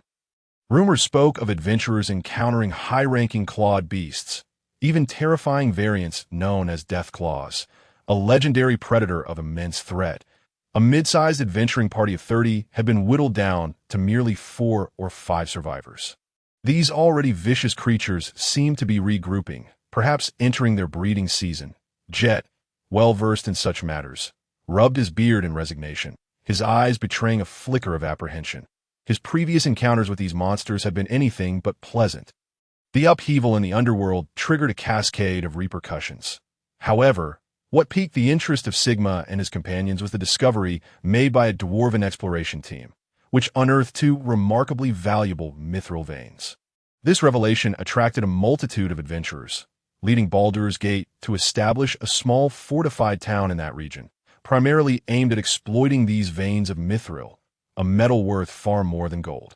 Yet, it seemed that other factions of the underworld had also caught wind of this news and were preparing to make their move. The situation was neither entirely dire nor wholly favorable. Naturally, Sigma and his companions were most concerned about the hostile Red Wizards, who had previously driven them away.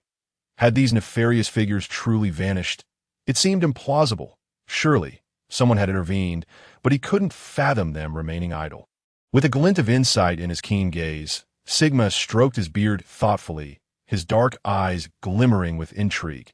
He could not believe that such a formidable force as the Red Wizards had simply faded into obscurity. They were, after all, a powerful arcane institution, second only to the Council of the Forest Kingdom and the Arcane Society. The 3 high-ranking mages who had pursued them would not vanish so easily. Aurelia glanced around, sensing furtive glances in the wilderness, and suddenly unslung her slightly glowing longbow, the crisp image of the deity of time materializing.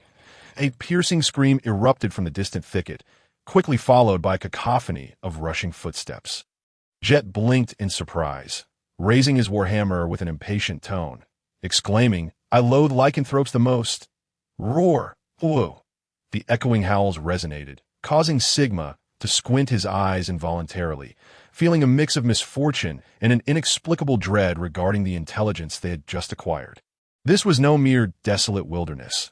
The fact that lycanthropes had already encroached upon this area hinted at the peril facing other towns and human settlements.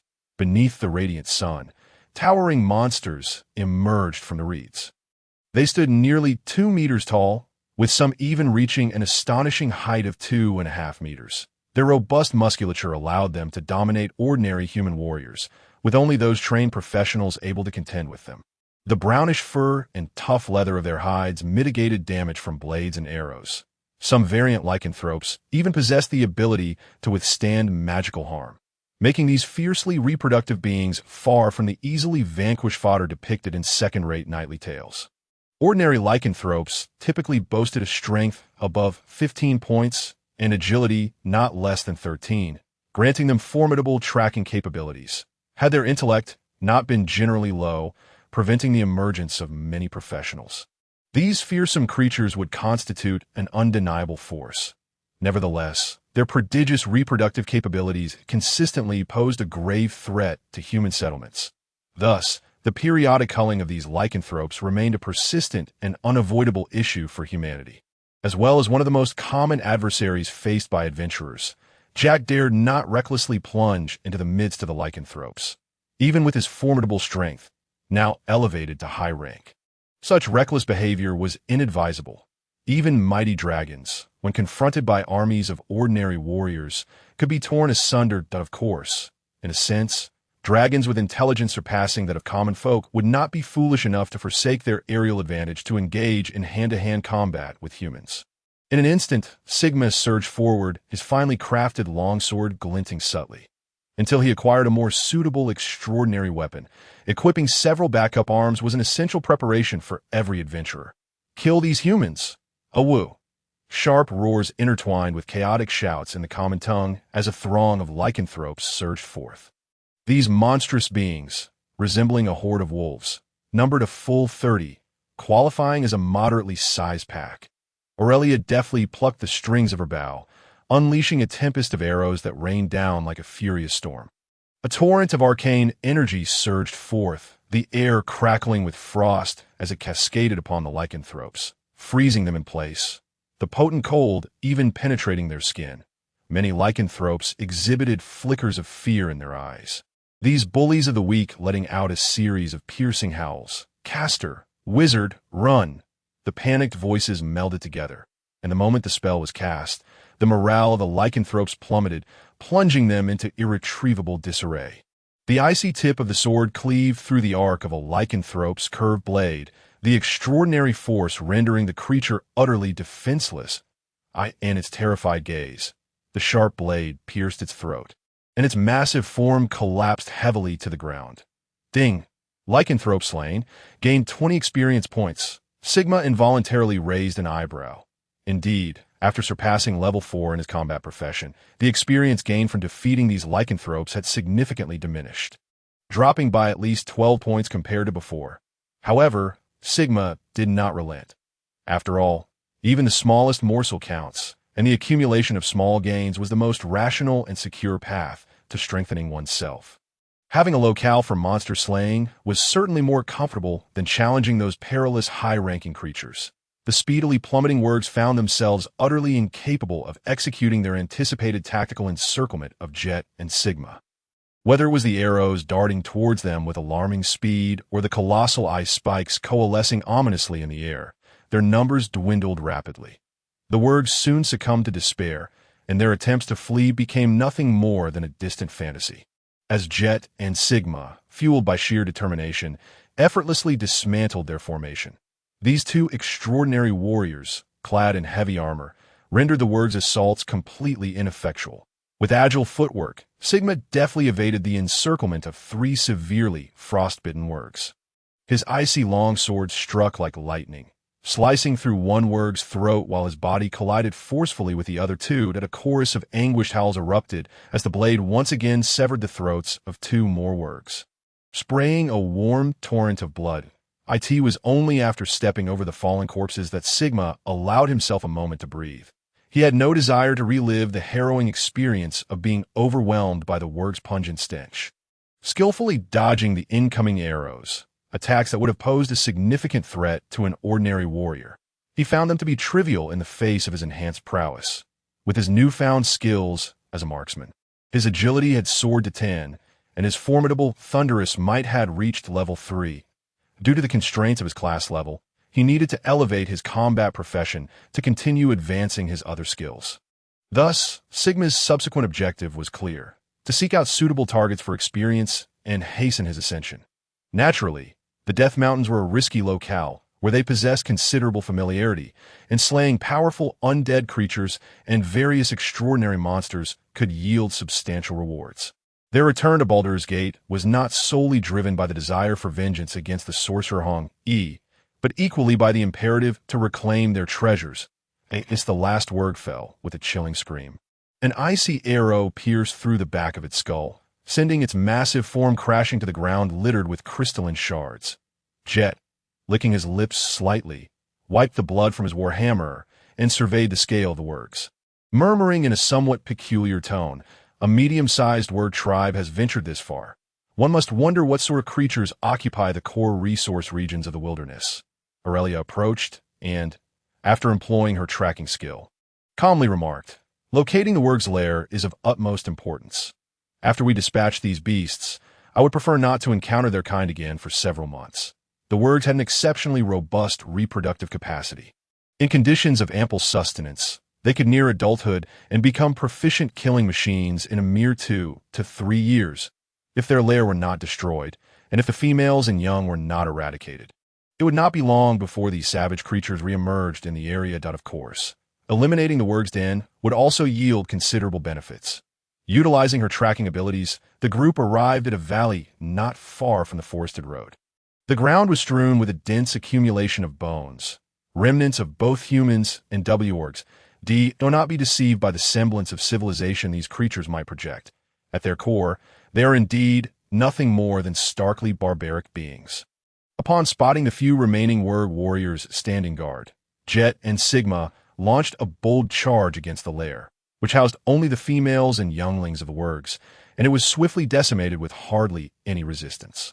Yet, one must not underestimate these Wurgs. Typically, it would require hundreds of ordinary warriors, incurring no less than 20 casualties, to eradicate a medium-sized Wurg tribe. Chapter 32. The Scatterwood Merchant Guild. A fierce blaze erupted, and Jet, standing in the upwind area, scoffed as he wiped the blood from his armor, exclaiming, "What a bunch of miserly fools. We earned a mere 10 gold coins, significantly less than before." Shaking the unrefined golden sand in his hand, Sigma cast a discontented glance at the tattered weapons and armor, retorting, "Enough of this. Let us finish up and prepare to leave. We might attract other monsters, if not for their bags being filled to capacity." He would have relished the opportunity to scour the area for more loot, but fate had favored their current circumstances. Reluctantly accepting the bag, Jet fastened it at his waist, surveyed the dimming surroundings, and quickly turned to depart. It would not be long before predators swarmed the area. The scent of burning flesh and the remnants of unconsumed corpses would surely entice them. This region was destined to descend into chaos until a new balance was established through the division of power. Once Sigma and the others had vacated the area, an armored cavalry unit, fully equipped, arrived amidst the swirling dust and tremors. The cavalry captain surveyed the ravaged battlefield, contemplating, "It appears someone has alleviated our troubles. I wonder which adventuring party is responsible for this, though they executed it splendidly. The territory of Baldur's Gate is not insignificant. Otherwise, the Bodine family would not have been granted the title of Marquis by the Empire. The entire domain comprises 6 cities, housing a population of over 2 million. This does not even account for the numerous small towns scattered throughout, where vast tracts of wilderness have been cultivated, producing grain that even reaches distant lands like the Shindao. The total population of the Bodine region exceeds 6 million, and the ability to sustain such numbers is undoubtedly linked to advancements in technology. Is this yet another new variety of rice? Jet mused, examining the plump grains in his hand with a hint of nostalgia. Aurelia slowly withdrew her gaze, her innate sensitivity to plant life allowing her to discern that these rice grains possessed a vitality far superior to ordinary varieties. Glancing at the fertilizer pile between the rice fields, she smiled and continued. It seems yet another new strain of rice has made its way from the east. That place truly is captivating. After saying this, Aurelia turned to the somewhat dazed Sigma, giving him a gentle blink before adding, "Let us move. We must join the crowd swiftly, or we may find ourselves under curfew after dark." Nodding slightly, Sigma surveyed the wide, flat concrete road, a wave of contemplation washing over him.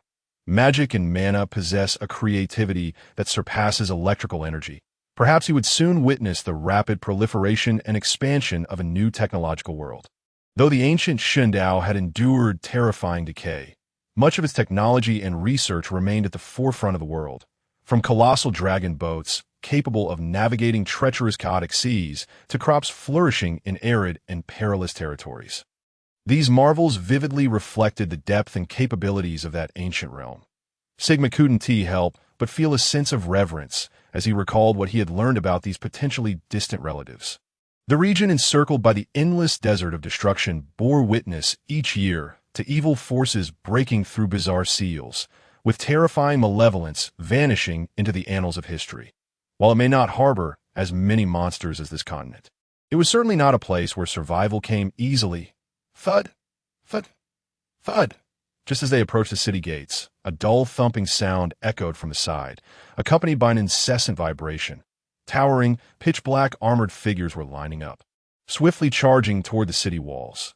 The steel armor, standing in an imposing 3 meters tall, bore vibrant paint, and emblazoned on their chest was a faint red emblem of a bridge, signifying their allegiance to the Bodine family's direct combat unit.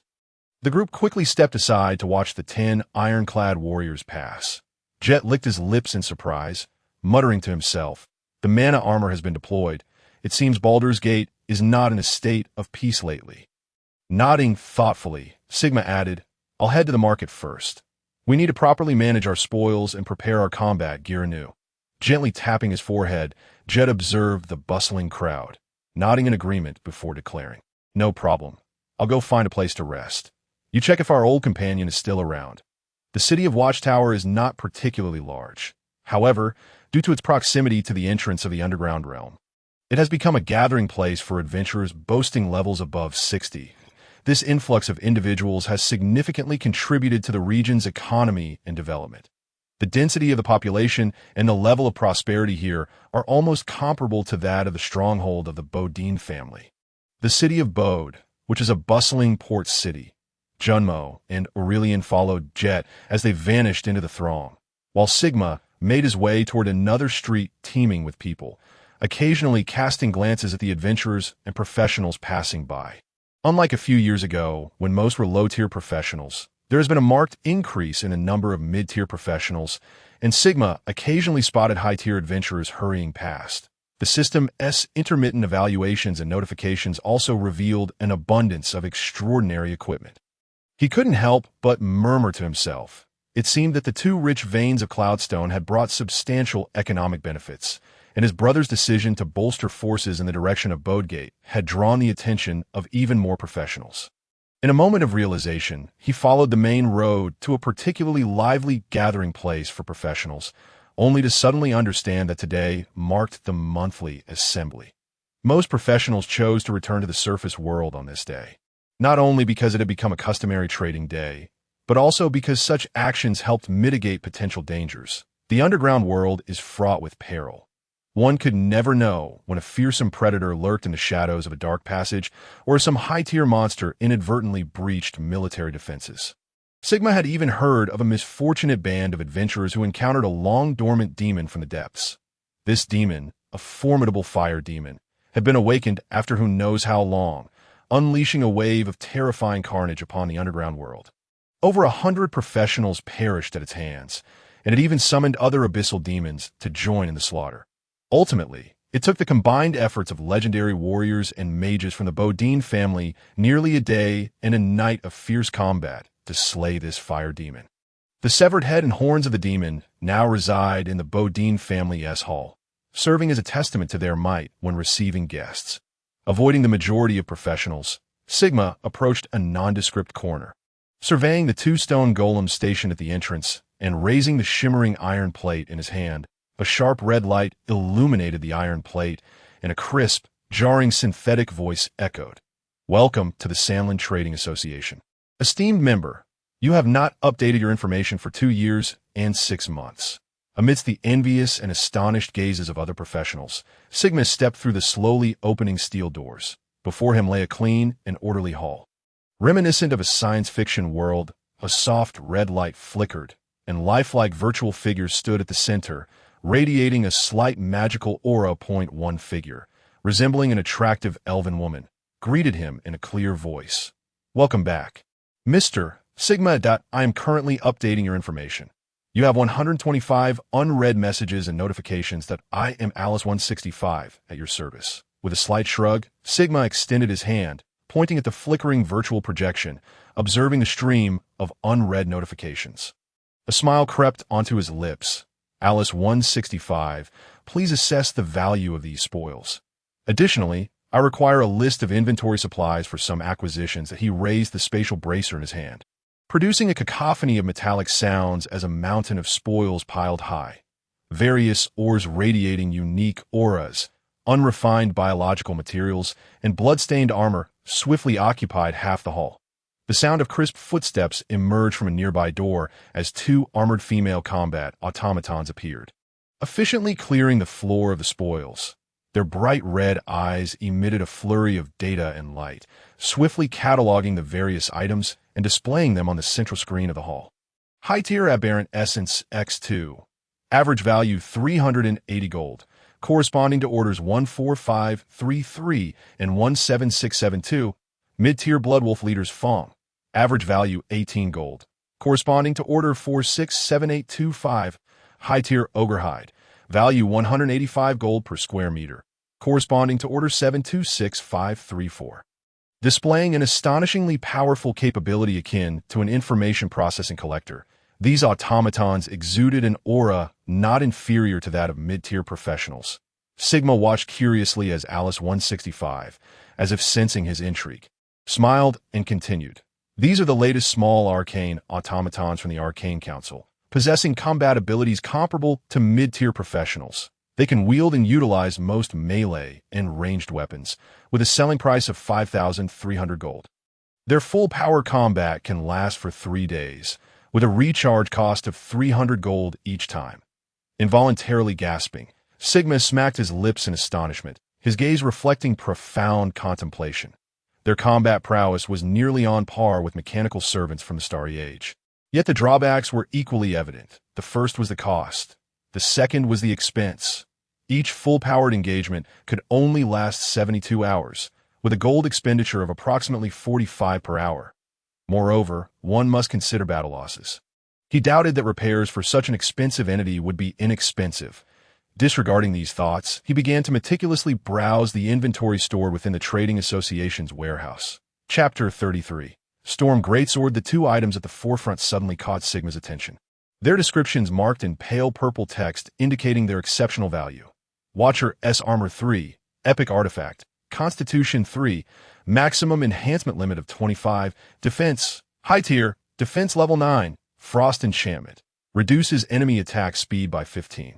Equipment Requirements, Strength 18, Constitution 16. Sale Price, 14,500 gold. This formidable defensive equipment was a renowned specialty produced by the city of Watchtower. According to Jet, the skilled blacksmith and his beloved, the Watcher S armor utilized dwarven forging techniques, resulting in its unique cold-forged technology with distinctive steel patterns and designs. Incorporating rare mithril and silverite significantly reduced the armor's weight while enhancing its resilience and strength. Not only could it withstand physical assaults, but it also offered resistance against powerful spell attacks. With a defense rating at a high tier, the increased defense level of 9 meant that all attacks below high tier would suffer a reduction of over 50, along with an automatic deduction of 18 damage. When combined with his formidable healing talent from his cursed physique, it would bestow him with greater vitality and courage in the face of enemy onslaughts. Involuntarily licking his lips, Sigma's clear eyes sparkled with intrigue. He was genuinely tempted. This equipment was extraordinarily powerful, being the famed armor of Watchtower. with only 10 pieces produced each year, and several of those were already reserved by various factions. This particular piece had also been enhanced by psychic energy, providing an additional 18 damage reduction, making it worth 45 more than its non-enhanced counterparts. However, the staggering price of 14,500 gold immediately extinguished any thoughts of acquisition. Despite its demanding equipment requirements, redirecting his gaze to another piece of equipment, he spotted a strikingly designed two-handed greatsword. Storm Greatsword, Epic Artifact. Lightning 3. Attack Strength. Epic. Attack Effects. Penetration 3. Shatter 3. Critical Strike 3. Destruction 6. Equipment Requirements. Proficiency in two-handed weapons. Strength 22. Constitution 16. Sale price. 8,888 gold. Involuntarily swallowing, the gleaming great sword enveloped in dark purple lightning captivated Sigma's gaze profoundly, whether it was the subtly shimmering blade or the slowly pulsating image of thunder. Both beckoned to him from the depths of his heart. The prospect of transcending to a higher echelon with epic-level attack power, coupled with the enhanced lightning attribute 3, harmonizing splendidly with his innate ability of thunder, promised an extraordinary amplification of his destructive potential. After a brief calculation of his available gold coins, he resolutely shifted his focus, forcing himself to set aside this temptation. Mr. Sigma, the total value of all items has been calculated, a sum of 9,762 gold coins. Would you like to proceed with a direct transaction? Alice 165 remarked with a gentle smile, her serene voice resonating amidst the now barren surroundings. Although their raid on the cursed cult's camp yielded considerable spoils, including approximately 1,600 unspent gold coins, it did not necessitate Sigma's acquisition of the Storm Greatsword. This was a communal asset of the team, and until discussions could be held, he could only suppress his desires. Confirm direct transaction. Congratulations, sir. You have acquired 9,762 points. Considering your points have surpassed 10,000, would you like to upgrade your VIP membership? Upon elevation, you shall receive the Imperial Evening News, the Sylvan Kingdom Evening News, and the Lock Kingdom Evening News, along with a mid-tier potion each month. Without much hesitation, Sigma opted for the upgrade, eager to glean further insights into the unfolding events surrounding the Doomsday Fortress. And the monthly mid-tier potion, valued at no less than 20 gold coins, was an enticing prospect.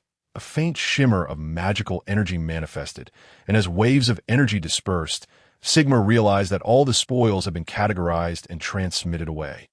A series of chimes resonated, and a large chest filled with gold coins appeared before him, the flickering spatial distortions invoking an indescribable sense of wonder. Such teleportation technology, which had eluded even the era of interstellar expansion, had astonishingly emerged in this nascent world of technological advancement.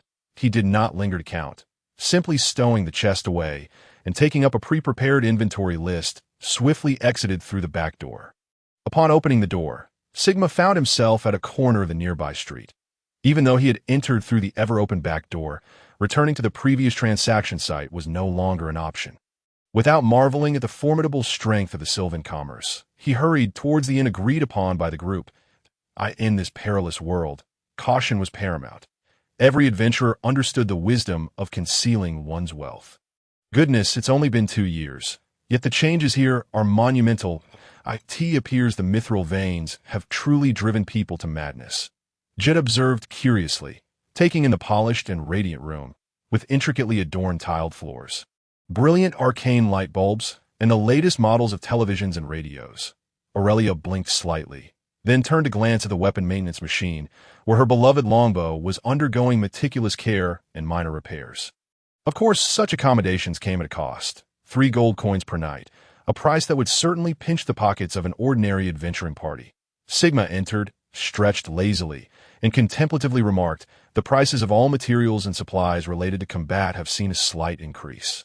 I wonder if it is due to the impending battles or the escalating tensions." With a slight blink, extinguishing the swirling, icy crystal shard in her hand, Junimo turned thoughtfully and inquired, "What is the situation at the Doomsday Fortress?" Sigma handed her the newspaper, exhaling a soft sigh, then took a seat, his gaze fixed on the sumptuous dinner before him, his dark eyes revealing a glimmer of contemplation. After a moment's deliberation, he continued, "The situation does not appear to be optimistic, yet our actions have undoubtedly played a significant role." Aurelia took the newspaper, her slender fingers delicately flipping through the pages, her bright eyes betraying a hint of gravity. She then passed it to Junmo, observing the restless Jet across the table, and sighed softly before speaking.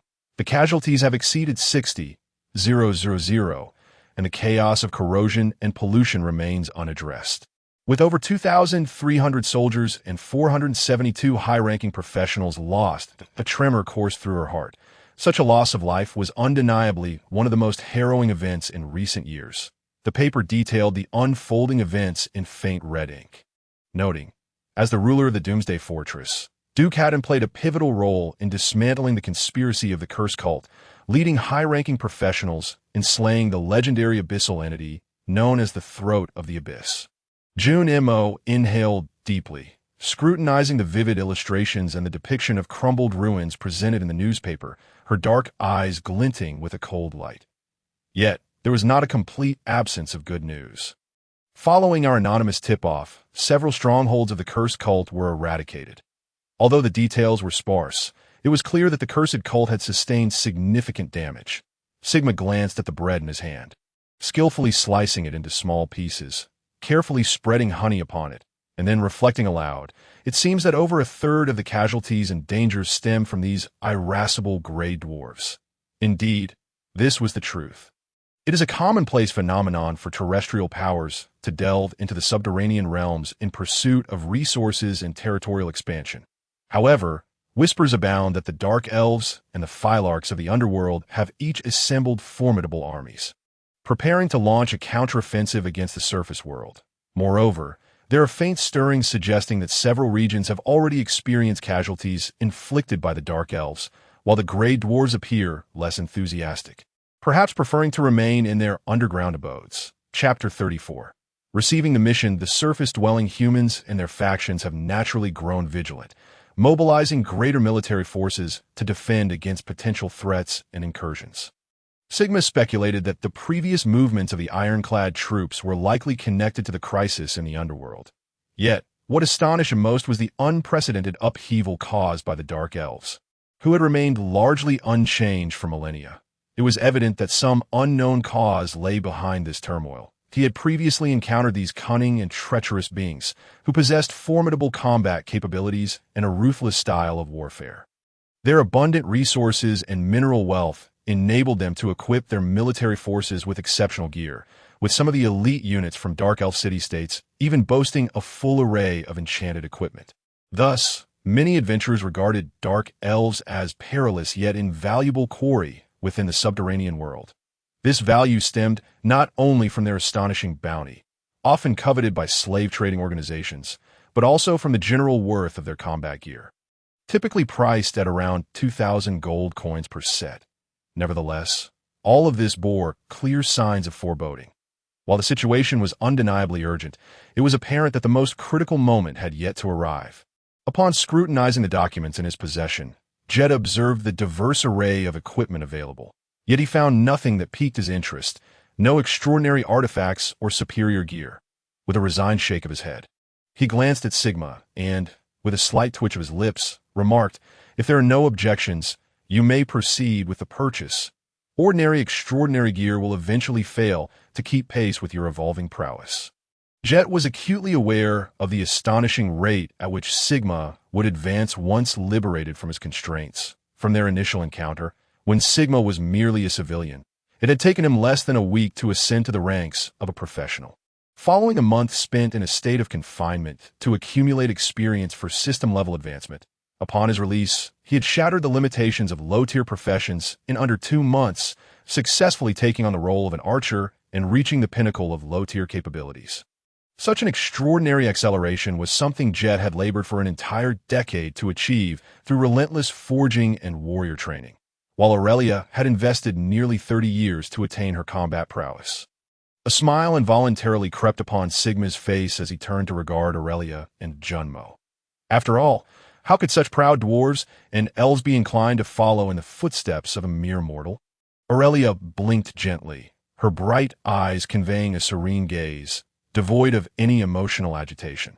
Junmo raised his spellbook, calmly articulating his stance. I have no objections in considering my minimal contributions to the team. I have already accrued a considerable share of spoils. If we're to nitpick, it would be more prudent for us to part amicably. Aurelia's expression grew serious as she shattered the swirling vortex in her palm with a firm grip, softly stating, "We must not lose sight of our purpose." Stretching languidly, Sigma smiled faintly before continuing, "Very well, we have all grown weary today. Tomorrow, let us proceed with our procurement according to the list, for safety's sake. We must all don disguises. Disguise is an essential skill, as concealing one's intentions and plans is crucial for any adventurer. In the course of their endeavors, there exists the possibility of drawing unwanted attention, whether intentionally or inadvertently. These adversaries would never engage in combat openly. Ambushes, traps, assassinations, and relentless pursuits are but a few of the various means they would employ to achieve their objectives without hesitation. Naturally, Sigma and his companions had their share of enemies, be it the clandestine curse cults lurking in the shadows or the formidable red-robed sorcerers wielding immense power. Both were not to be trifled with. Such individuals might have bounties placed upon them by assassin organizations or intelligence networks. And although Sigma had spared no effort in dealing with the curse cults, he knew all too well that this world was imbued with magical potential. Through prophetic spells and divination, their identities and information could be unveiled. Sigma never underestimated the inhabitants of this world, for life is singular, and he did not consider himself fortunate enough to expect a second chance.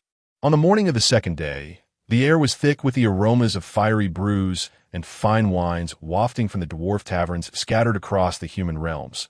Ordinary citizens lacked the privilege or means to procure various weaponry. Only those adventurers and professionals recognized by legitimate organizations could partake in such purchases that in a sense. This policy aimed to curb the emergence and proliferation of malevolent forces, though it could not eliminate them entirely. Various precautionary measures were deemed necessary to prepare for the impending battles. The two melee fighters were required to equip themselves with shields. True melee combatants were not limited to mere weapon usage. Their primary role within a team was to restrain and defend. The real output capabilities, naturally, should be entrusted to spellcasters and ranged attackers. From both a cost-effectiveness and combat efficacy standpoint, this arrangement was exceedingly prudent. A bare-chested dwarf, brimming with curiosity, scrutinized Sigma and remarked upon the small iron hammer he held. "It is rare to encounter a young man as robust as you, far stronger than our lads." Gradually lowering his steel shield, Sigma blinked and replied, "It is still a bit too heavy. For those elves, such a thing would make them easy targets, and I certainly do not wish to be forced to abandon my shield during a retreat." Scratching his scruffy chin, the dwarf realized that this young fellow was not merely an inexperienced professional, but rather a battle-hardened veteran. As he pondered, he suddenly noticed the subtle glimmers emanating from Sigma's gloves. Nodding thoughtfully, he beckoned, "A cautious lad, indeed. Come along with Old Hammer." Seeing his objective within reach, Sigma smiled subtly and followed, eager to conceal his intentions regarding the acquisition of extraordinary gear. After all, compared to the vast quantity of standard equipment, extraordinary gear was far more susceptible to tracking and identification. Thus, discretion and caution were paramount during such purchases. Following the dwarf known as Old Hammer, Sigma entered a concealed door, casting a glance at the heavy entrance adorned with intricate magical runes. He could ascertain that this seemingly unremarkable door was likely fortified with complex defensive arrays and counter-traps, including sensing and identification mechanisms, as well as alarm systems triggered upon intrusion. The utilization of magical technology in this world had begun to permeate everyday life. Upon stepping through the door, a cascade of information and radiant light flooded Sigma's vision. The system continuously presented details about each piece of equipment before him. Most were refined, ordinary gear, crafted through the dwarven artisan's special techniques. Their performance commendable, second only to extraordinary equipment imbued with magical materials and effects, a myriad of weapons, ranging from daggers to spears, short bows to crossbows, and over a dozen varieties of two-handed swords, lay before him. What piqued Sigma's curiosity most was a fearsome meteor hammer, roughly the size of a human. "Come and see my treasures," Old Hammer exclaimed with a hint of pride, lightly tapping a shield before him. Sigma composed himself, scrutinizing the shield presented by Old Hammer, and nodded thoughtfully. A rather impressive artifact. I wonder, however, what price it commands. Doran's shield, an exquisite artifact, is a one-handed shield of intermediate defense, enchanted with a unique offset ability. It mitigates 15 points of physical damage and impact. The prerequisites for equipping it include a foundational mastery in melee combat at level 3, along with a strength of 10 and constitution of 11. Upon hearing Sigma's appraisal, the Old Hammer let out a hearty laugh. Then, with a voice imbued with temptation, remarked, to gain Jet's acknowledgement, your team must possess considerable prowess. If all goes well, I trust you will successfully fulfill my forthcoming commission. Sigma raised an eyebrow, contemplatively observing the smiling Old Hammer, sensing his unwavering confidence that suggested an inevitable acceptance of the task. Let us discuss the matter further, as long as it does not hinder our actions or exceed our capabilities. Accomplishing such a commission should indeed prove to be a most pleasurable endeavor. After all, as an exceptional artifact, Sigma did not believe it would be easily acquired. More importantly, he had yet to receive any task notification from a system. The situation is as follows. In the B2 region of the Mithril Mines, we have lost contact with a dwarven mining team. Through divination spells, we have determined they are still alive, and we cannot abandon them. The Old Hammer's demeanor turned serious, underscoring the significance of the matter.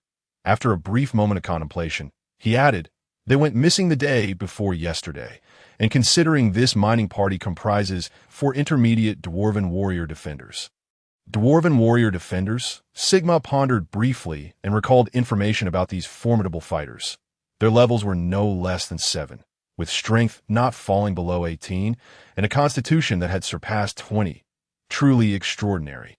Their shields and defensive gear were generally of intermediate quality, making them some of the strongest defensive units among intermediate professionals, coupled with the Dwarven Warrior's standard mechanical crossbows and an array of specially prepared items.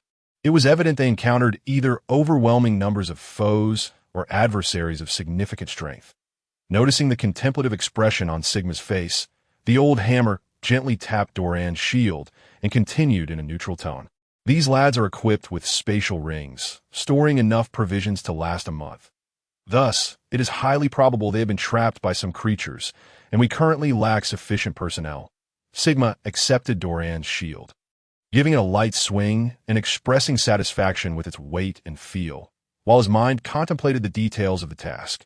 The B2 area of the Mithril Mines is situated very close to the entrance and the city's outskirts, implying the presence of abundant mithril and concomitant dangers. With a melodious chime, the system promptly provided a notification. Chapter 35, A Bountiful Procurement. Ding! Rescue the Dwarves mission triggered. Mission difficulty. Elite. Mission prompt. A horde of ferocious petrified lizards has invaded the Mithril mining area. These inherently savage beasts will not spare any flesh to devour. Mission rewards.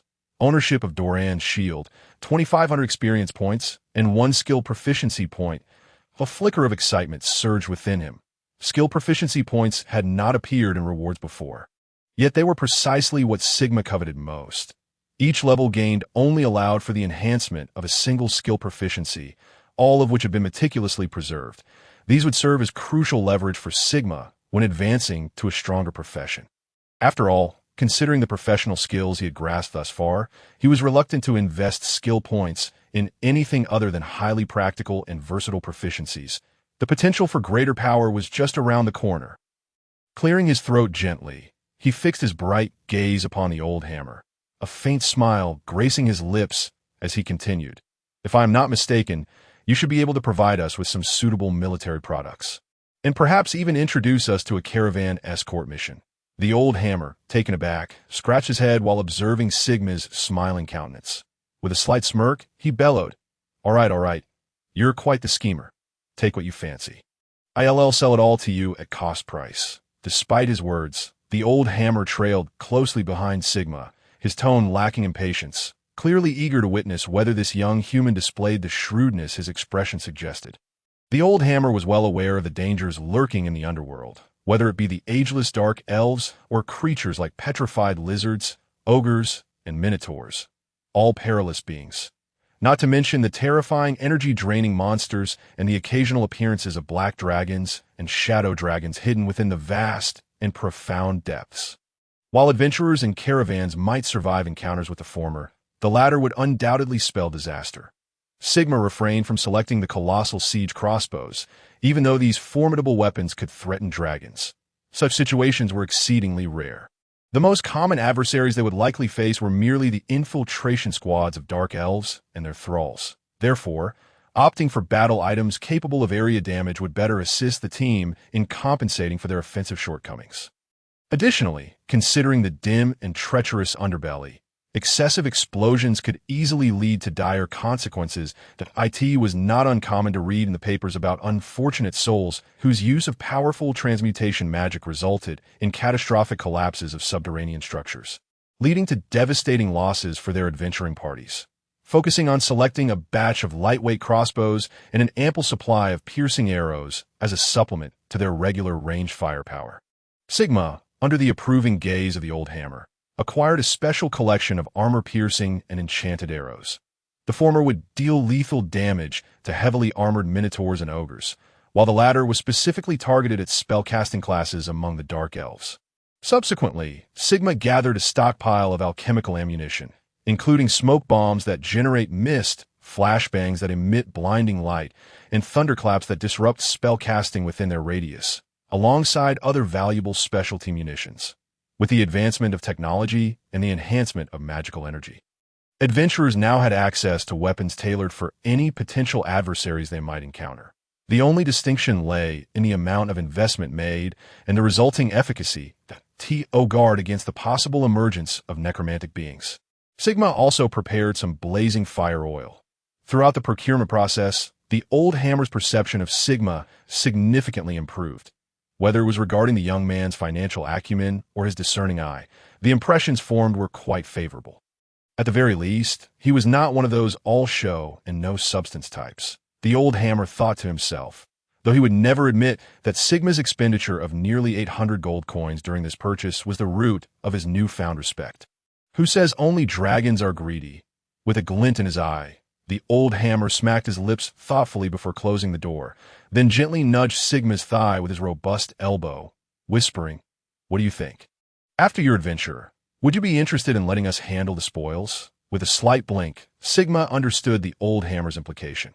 After a subtle smile, he responded, "The Scatterwood Trading Company only accepts items valued at 10 gold coins or more. And typically, other spoils from the battlefield are not worth the effort to carry in bulk." Displaying a hint of regret, the old hammer blinked and, upon noticing Sigma's peculiar expression, gritted his teeth and muttered something about greedy. Repugnant mages, he then turned, and to Sigma's surprise, handed over a pitch-black cowhide backpack. A miner's backpack, an exceptional artifact, can carry up to 5 tons of mineral goods, with the weight of items reduced to a mere tenth. Despite its unassuming name, the miner's backpack is a strategic resource highly valued by various factions, the imperial military and major powers alike. That it is not limited to carrying only ores. Weapons, equipment, and food supplies can also be stored within, greatly facilitating the management and transport of resources. For just 1,000 gold coins, this little item can be yours, provided you agree to prioritize us when you acquire any ores or other rare metal spoils. The old blacksmith's gaze momentarily flickered, and after adequately preparing his emotions and expression, he responded to Sigma's peculiar demeanor. The price of 1,000 gold coins was indeed remarkably reasonable. After a thorough consideration, Sigma licked the corner of his mouth and continued, "Regrettably, our finances are rather strained, making it challenging for us to acquire such a rare artifact, even though it is precisely what we urgently require." A look of disappointment inevitably crossed his face, prompting the old blacksmith to assert, "If it weren't for Jet's influence, you would never have been afforded such an excellent opportunity. Are you truly not willing to reconsider?" Feeling a slight stir within, Sigma cleared his throat gently and replied, "We can manage to scrape together 600 gold coins at most. If you wouldn't mind, after our perilous venture concludes, we shall return to settle the remaining balance." The old blacksmith's lips twitched slightly at Sigma's attempt to shift the risk onto him. It would be disingenuous to claim he was not annoyed. He glared at Sigma with exasperation and retorted, "Take it! Take it! I find you to be even more cunning than that rascal Jet. I certainly do not wish for my investment to go to waste. If we cannot secure satisfactory results, there will be no such generous offer next time." Regarding this unexpected delight, Sigma nodded gently and spoke in a calm and composed manner. "You need not worry, old blacksmith, that we would never jest with our lives." Watching Sigma's retreating figure, the old blacksmith thoughtfully stroked his braided beard and sighed softly before turning to re-enter the bustling forge. There were still tasks awaiting his craftsmanship. With a glimmering gaze, Junimo tightened her grip on the staff and nonchalantly exited the Grand Mage Tower. Initially, she harbored concerns that a detection spell might reveal her true identity. However, the smoothly conducted transaction for the spell scrolls had caught her somewhat off guard. It also made her realize that the mark Sigma had impressed upon her was far more formidable and enigmatic than she had anticipated. Yet it simultaneously stirred a flicker of hope within her. Could she truly transcend the shackles of mortality and attain the legendary status that would allow her to seize her own fate? The sound of light footsteps approached.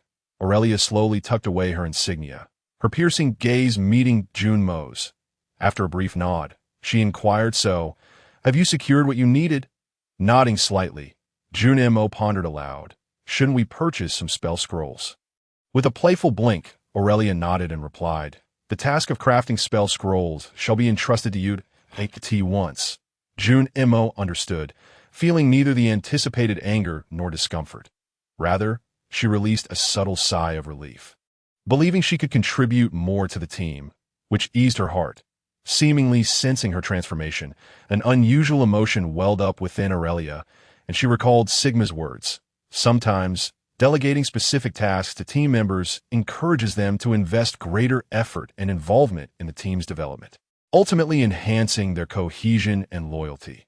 Although Aurelia was uncertain of the rationale behind this, she instinctively felt that Sigma's insight was profoundly accurate. Contributing one's strengths and engaging in team building indeed fosters a sense of fulfillment and accomplishment. Of course, maintaining such sentiments in the long term hinges upon the team's capacity to provide reliable returns and stable emotional connections that, in essence, the team must offer a secure foundation and generous rewards for their endeavors. Strange thoughts intertwined between the two women until the soot-covered blacksmith approached, rubbing the ashes from his cheeks. The burly dwarf smirked and remarked, "At last, my precious armor is restored. It took quite an effort. An inadequacy of the facilities and tools is to blame. When shall I possess my own forge?" "You needn't worry about that. The time we agreed upon is drawing near. Once we retrieve this treasure, I believe we shall have sufficient funds," Jet thoughtfully affirmed. Glancing at Sigma's miner's backpack with curiosity, he chuckled, "It seems you've reaped quite a bounty, but it also indicates that the old blacksmith and his kin are indeed facing considerable troubles." With a slight nod, Sigma led the group into the inn, and upon returning to their room, he calmly explained, "There seems to be an issue in the B2 mining area that requires our assistance. The reward for our efforts will be this shield, along with the opportunity to purchase the miner's backpack at cost." Observing her meticulously maintained weapon from her vantage by the window, Aurelia curiously inquired, "If that is the case, it suggests that the underground is currently rather unsettled." Chapter 36. The accompanying caravan, there must be some significant disturbance. After all, the petrified lizard occupies a mid-level position in the underground food chain and would not be easily displaced from its territory. Jet stroked his beard thoughtfully, the memory of that fearsome creature still vivid in his mind, albeit not all of those recollections were pleasant. Gently tapping the table, Sigma glanced at Junimo, who was silently scrutinizing the spellbook, and shifted the topic, asking, "Is there anything hindering you in the crafting of spell scrolls?" Looking over the comprehensive array of tools, which far surpassed what she had previously prepared, Junimo shook her head and inquired pensively, "Are we crafting these for personal use, or do we intend to sell a portion of them?" A faint smile graced Sigma's lips as he pondered before responding, "Both options are viable, as long as it does not interfere with your structural analysis of the spells. Creating spell scrolls will enhance your understanding and mastery of the arcane."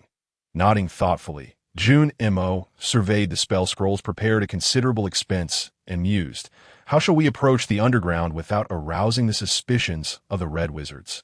Do not underestimate a powerful magical organization. Once we reveal ourselves at Baldur's Gate, news of our presence will likely spread swiftly, Sigma remarked, never underestimating any adversary, especially those who had previously caused him great trouble and peril. Yet he did not feel fear. After all, he had previously gained the advantage. The old blacksmith would arrange a protective escort for us. Surely he has his own channels. One thing is certain. This uncle will also stand to gain significantly from this arrangement.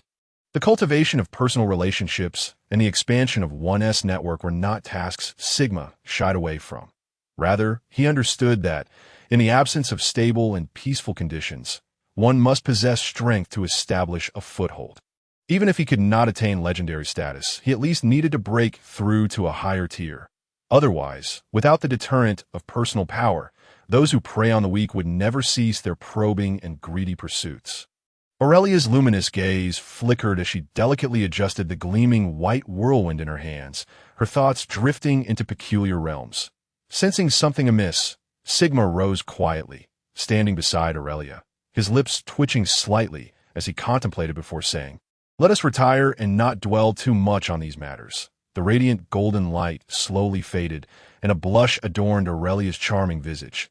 After a gentle nod, she entered the room, leaving June M.O. to observe with curiosity as Sigma unhesitatingly followed her inside. While the ever-accustomed Jet busied himself gathering news and information regarding the underground realm. The following day brought no news, and Sigma and the others were content to rest a while longer. The long journey had taken a toll on their steeds, necessitating a period of recuperation that on the third day, a large-scale adventuring party began to return to the underground world, prompting Sigma and his companions to receive a notification from the old blacksmith. This meant that they would first escort a caravan to the Pioneer Fortress, ascertain the situation, and then proceed to the Misty Cloud district mines. Perched atop a magnificent steed, Jet whispered curiously, clearly sensing something amiss as he pondered the information he had encountered the previous day. Preparing to delve into the mysteries lurking beneath the surface. Regardless of how generous the rewards for the task might be, our safety must take precedence, and our foremost objective is to reclaim what rightfully belongs to us. Sigma did not shy away from expressing his ambitions and thoughts. If the mission proved too perilous, then relinquishing it would be of no consequence. Risk and combat are not mere games, nor are they the simulations that linger in Sigma's memory. Esteemed gentlemen, our caravan is on the verge of departure, and the steward has specifically requested that I convey this message to you, observing the envy in the eyes of a youthful attendant. Sigma nodded slightly and gently patted the steed, now refreshed from its grooming. The messenger, noticing the two figures concealed beneath Sigma's cloak, especially the disguised staff held by Junmo, could not help but feel a slight tightening in his gaze. Although the status of spellcasters and wizards has waned in the wake of relentless development and technological advancement, they still wield an unspoken deterrent. Moreover, the proportion of spellcasters remains significantly lower than that of other professions. Currently, spellcasters hold a pivotal role in productivity and research and development, their stature now more solidified and assured compared to the past. Before long, they arrived at the assembly point ahead, where numerous troops had already begun to congregate. Various caravans and a throng of professionals were prepared for departure. Naturally, a caravan that caught the attention of Old Iron Hammer was no mere trivial enterprise. It consistently occupied a central position. This was not solely a symbol of status and identity, but also a testament to power and influence. Although other caravans took note of Sigma and his companions' arrival, they did not overly concern themselves. Save for the leader of the current caravan, who let out a long sigh of relief. After all, this mission and transaction were of utmost importance to the entire family, significantly impacting the young lady's future. Welcome, esteemed members of the Iron Squad. With your arrival, we can rest assured that Mr. Green, the caravan leader, flashed a radiant smile, his meticulously crafted armor and attire reflecting deep-rooted etiquette and noble bearing. Sigma smiled modestly, replying softly, "Thank you for your regard. Leader, that we shall exert our utmost capabilities and fulfill our responsibilities. Adhering to the contract is the guiding principle of our Iron Adventure team." Green felt a slight relief within. At least Sigma's current display of humility had not been overshadowed by the Iron Adventure team's ascension to C rank.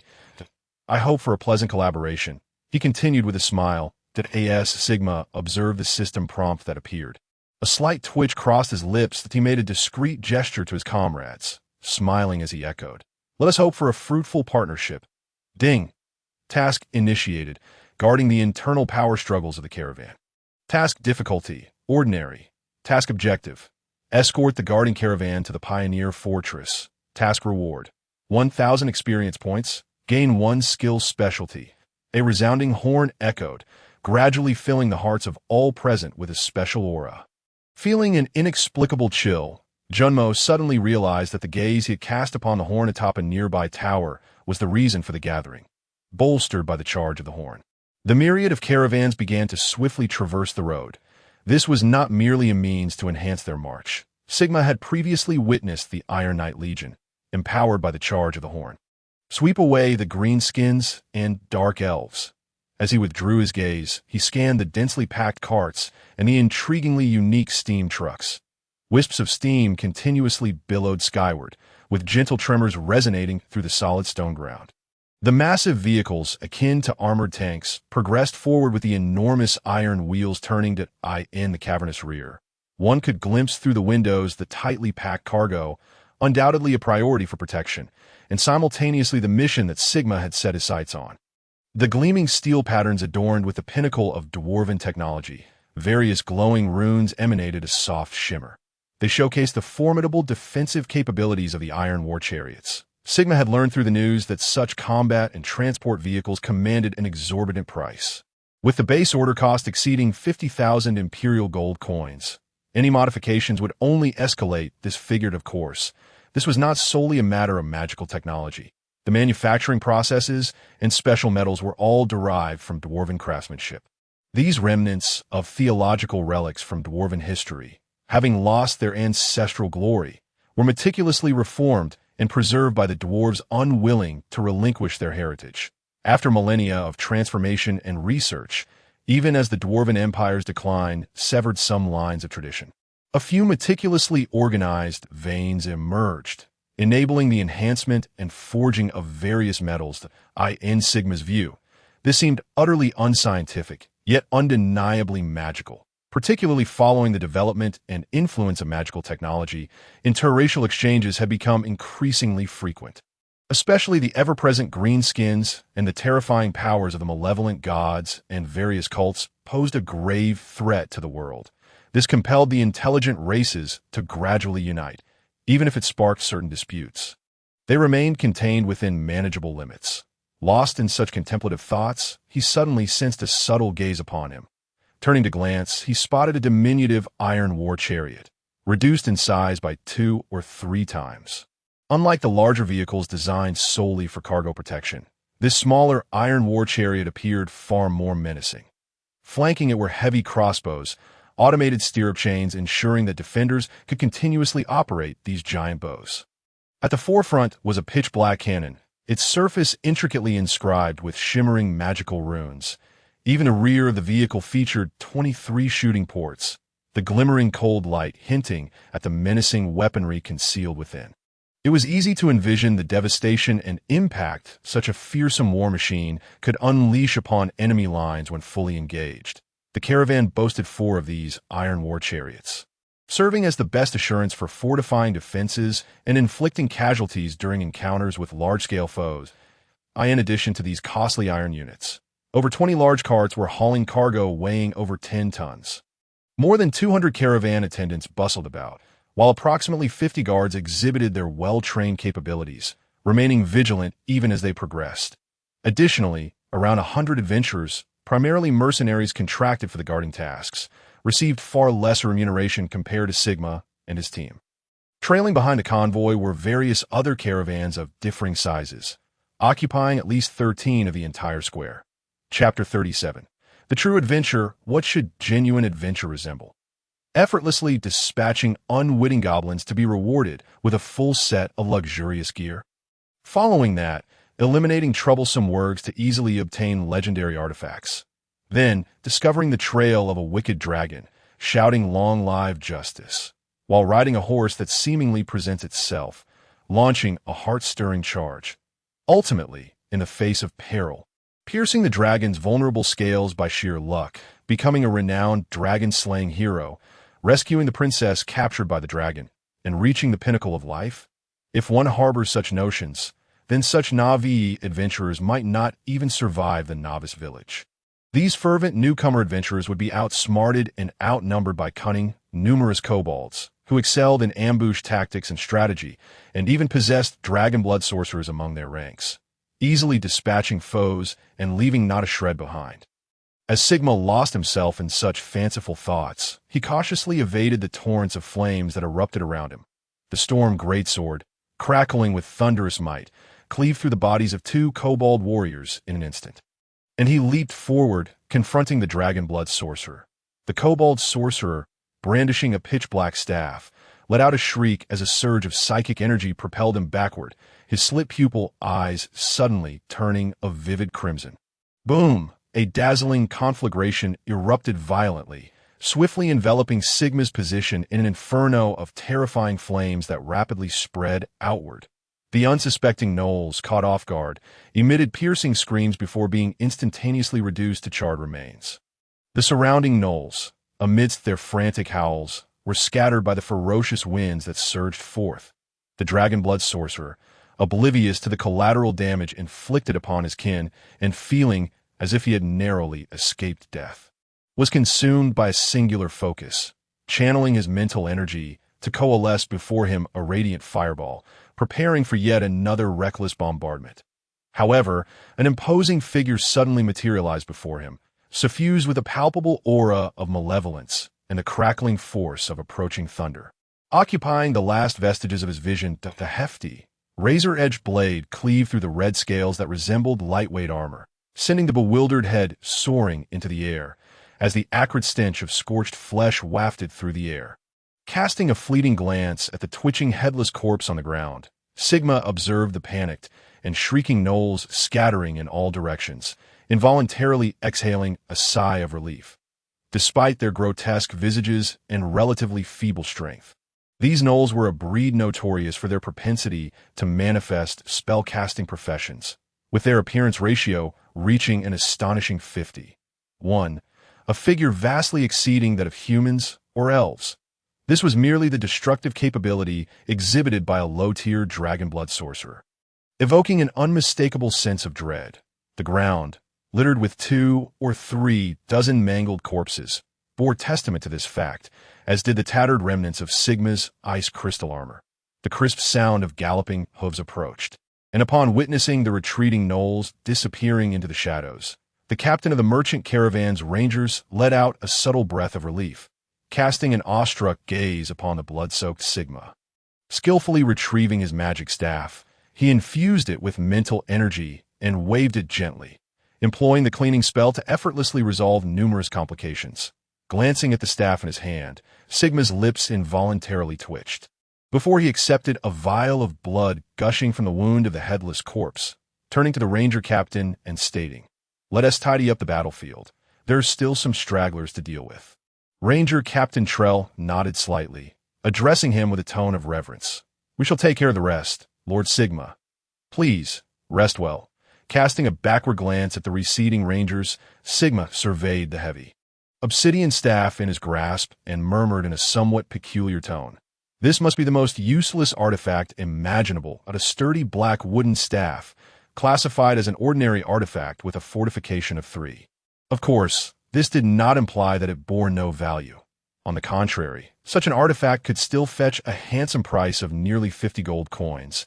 Its substantial versatility allowed for various enhancements, whether through modification, embedding energy cores, or undertaking deeper enchantments and augmentations. As for the blood of the dragon blood sorcerer, when infused into spell scrolls by Junimo, it could significantly elevate the success rate and sometimes yield enhanced results. While the rangers would acquire a modicum of profit from the battlefield cleanup, they would typically refrain from coveting Sigma's spoils, i.e. the perilous underworld. Even a meager profit was not worth the risk of incurring Sigma's wrath or that of the Iron Team. Should they engage in dishonest dealings, while Sigma and the members of the Iron Adventurers might not retaliate against them directly, they would not be guaranteed safety in the forthcoming battles and dangers. In truth, aside from the newly recruited youths, The Rangers guarding the merchant caravan were seasoned veterans, skilled and experienced in combat. Although the Rangers' combat roles might consist of the most common archetypes, archers, warriors, or rangers, their collective strength typically exceeded level 4, attesting to the multitude of battles and perils they had endured. After dispatching the ambushing gnolls, Sigma opted not to return to the caravan, instead continuing his patrol along the designated route. Such a task could have been entrusted to the ranger unit, yet Sigma would not pass up any opportunity for combat and experience.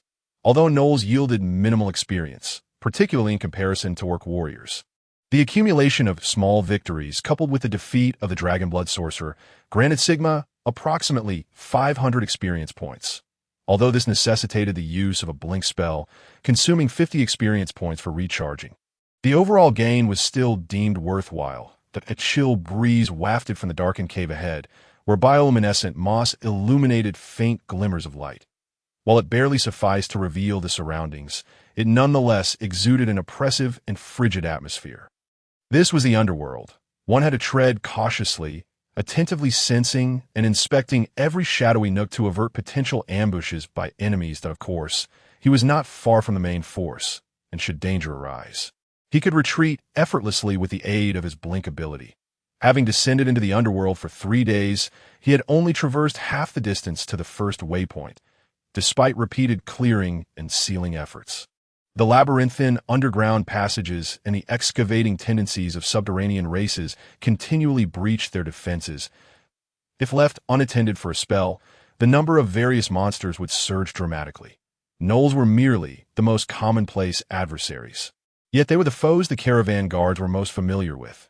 Gently inhaling the air laden with scents, Sigma instinctively furrowed his brow, halting his advance as his icy gaze fell upon the corridor ahead. An intangible pressure and aura of danger began to swell, accompanied by a cacophony of bizarre sounds.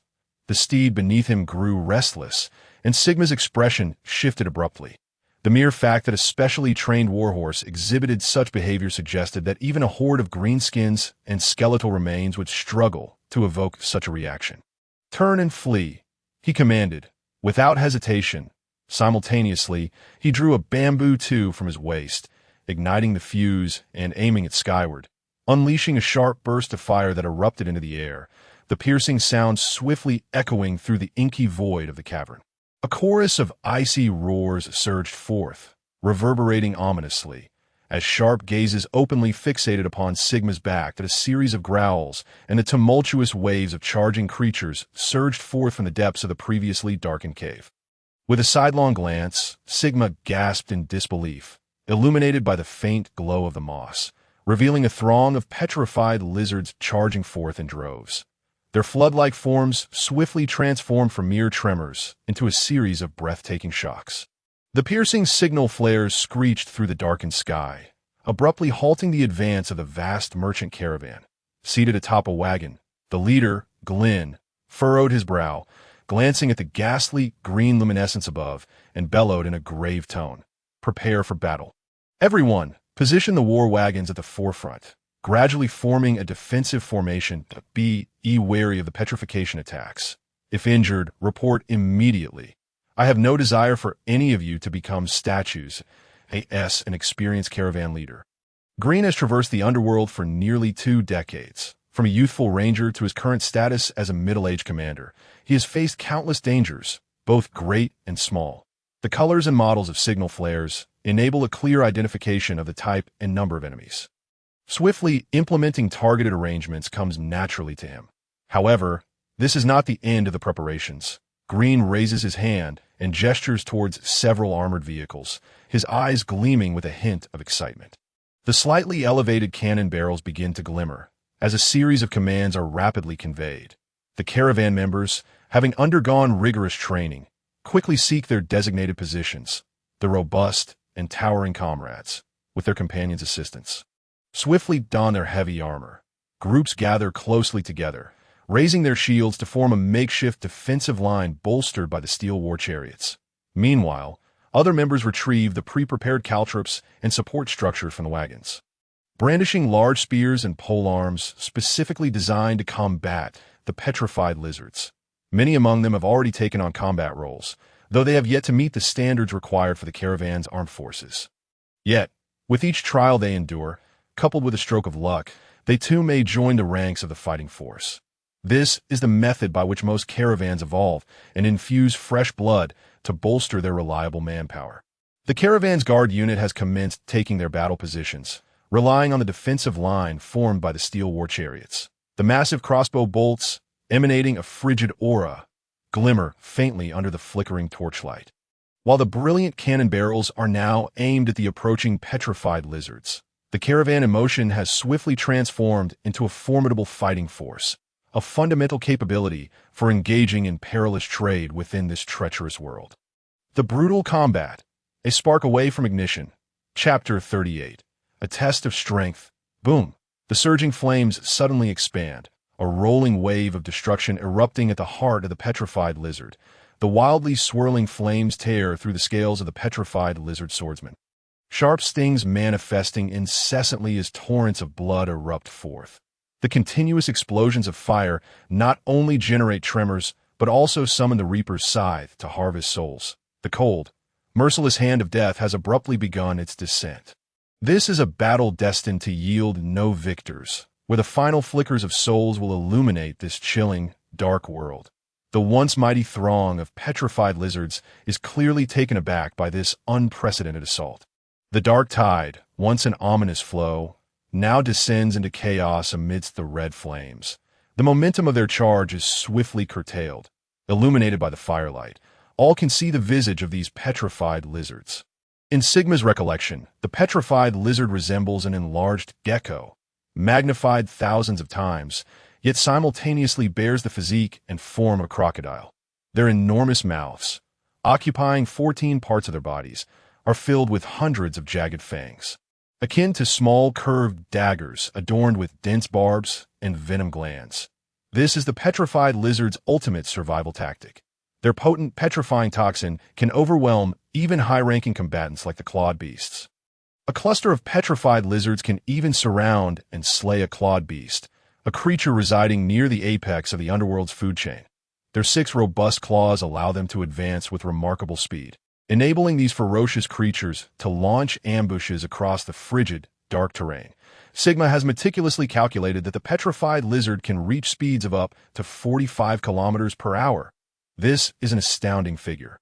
Even the finest Imperial warhorses, known to possess draconic bloodlines, achieve a maximum sprinting speed of merely 90 kilometers per hour. The blue-black scales exude a chilling aura, and such evolution in this profound underworld aids them in ambushing prey silently. The defensive capabilities of these scales are equally impressive, comparable to the resilience of chainmail. Ordinary arrows struggle to penetrate fully in a certain light. A small contingent of petrified lizard knights can decisively outmatch an equal number of human cavalry. Of course, powerful heavy cavalry remains the bane of these monstrous flesh-and-blood creatures. Armed with formidable charging skills and the advantages of formation, combined with the power bestowed by special charge horns, even iron walls can be violently torn asunder, let alone the disorganized and uncoordinated ranks of petrified lizards. This conclusion has been drawn from numerous clashes between humanity and the subterranean world, forged through countless victories and experiences. Returning to the lines, Sigma licks his lips, feeling the impact of the explosive force rivaling that of a fireball, and cannot help but reflect. The coordination and development of magical machinery are on par with the sparks of technology, perhaps even more suited to the evolution of this world, for, from a physical standpoint, relying solely on artillery is insufficient to combat the increasingly menacing monstrosities of the eldritch gods. The frailty of ordinary human bodies is painfully evident. After a volley of fire, the brilliant cannons gradually dim, preparing for a 30-second recharge. Amidst the swirling dust in the distance, the blood-colored silhouettes of petrified lizards come madly charging forth, their bloodshot eyes wide and fierce as they propel themselves forward with their 6 sturdy limbs.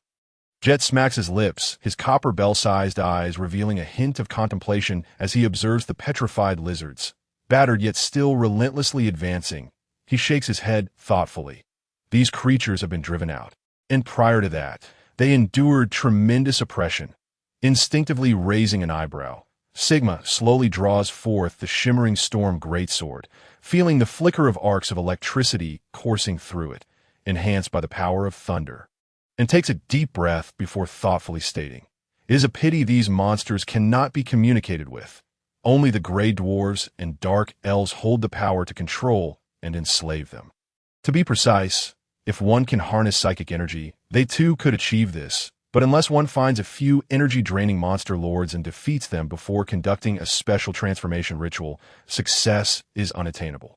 Jet evidently possesses a deeper understanding of these creatures, his gaze sparkling with eagerness. This is his first true battle since entering the higher tier and mastering and recalibrating his own powers. Naturally, he wishes to witness the extent of his newfound strength. Aurelia slightly tenses her bowstring, her clear gaze reflecting contemplation. While her keen pupils flicker with gravitas, she is not concerned about the monsters themselves, but rather the unseen puppeteer behind them. Although the petrified lizards operate in groups, launching ambushes on enemies and prey within their hunting grounds, they typically do not attack large caravans, outnumbering them significantly. The rangers returning from the battlefield observe the charging petrified lizards without rashly launching an attack. Any unnecessary casualties and losses must be avoided at all costs. Swish, swish, swish. The sharp sound of piercing air lingers as massive crossbow bolts surge over 100 meters, forcefully striking the exposed forms of the petrified lizards. The specially enchanted and forged giant crossbow bolts effortlessly pierce the thick scales of the petrified lizards, pinning several of those at the front in place. The terrifying inertia transforms the stout and resilient arrowheads into lethal cutting instruments, gruesomely slicing through the lizard's innards and limbs, leaving grotesque wounds.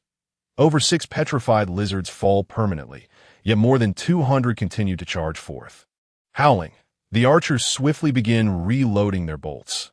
Under Green's sharp gaze, the throng of petrified lizards is closed to within 100 meters of their line. The crisp twang of bowstrings echoes as a flurry of arrows take flight. Accompanying them is a cascade of bright white webs, ensnaring over half the petrified lizards in a colossal white spider's web. Simultaneously, the ground glistens with a slick sheen, causing the other half of the petrified lizards to lose their balance and collide in disarray. Only a few petrified lizards manage to evade the entangling web and the slick oil's interference, charging directly towards the front line. Suddenly, Jet leaps high into the air, flames swirling around him as he brings down his warhammer with tremendous force upon the ground. The earth shatters beneath the impact. The rolling crimson light surged forth, and the frenzied, petrified lizard charged headlong, only to be obliterated by the searing flames and overwhelming force. A gaping wound tore open its chest, and torrents of blood erupted forth. This fearsome beast let out a sharp roar as its formidable claws lunged towards Jet, who was enveloped in flames. In a flash, a sword crackling with thunder appeared before the petrified lizard, its keen blade deftly severing the joint of its claw. The blood-stained claw soared through the air, and the bewildered petrified lizard, oblivious to its fate, fell heavily to the ground, the devastating effect of 6 destruction laid bare.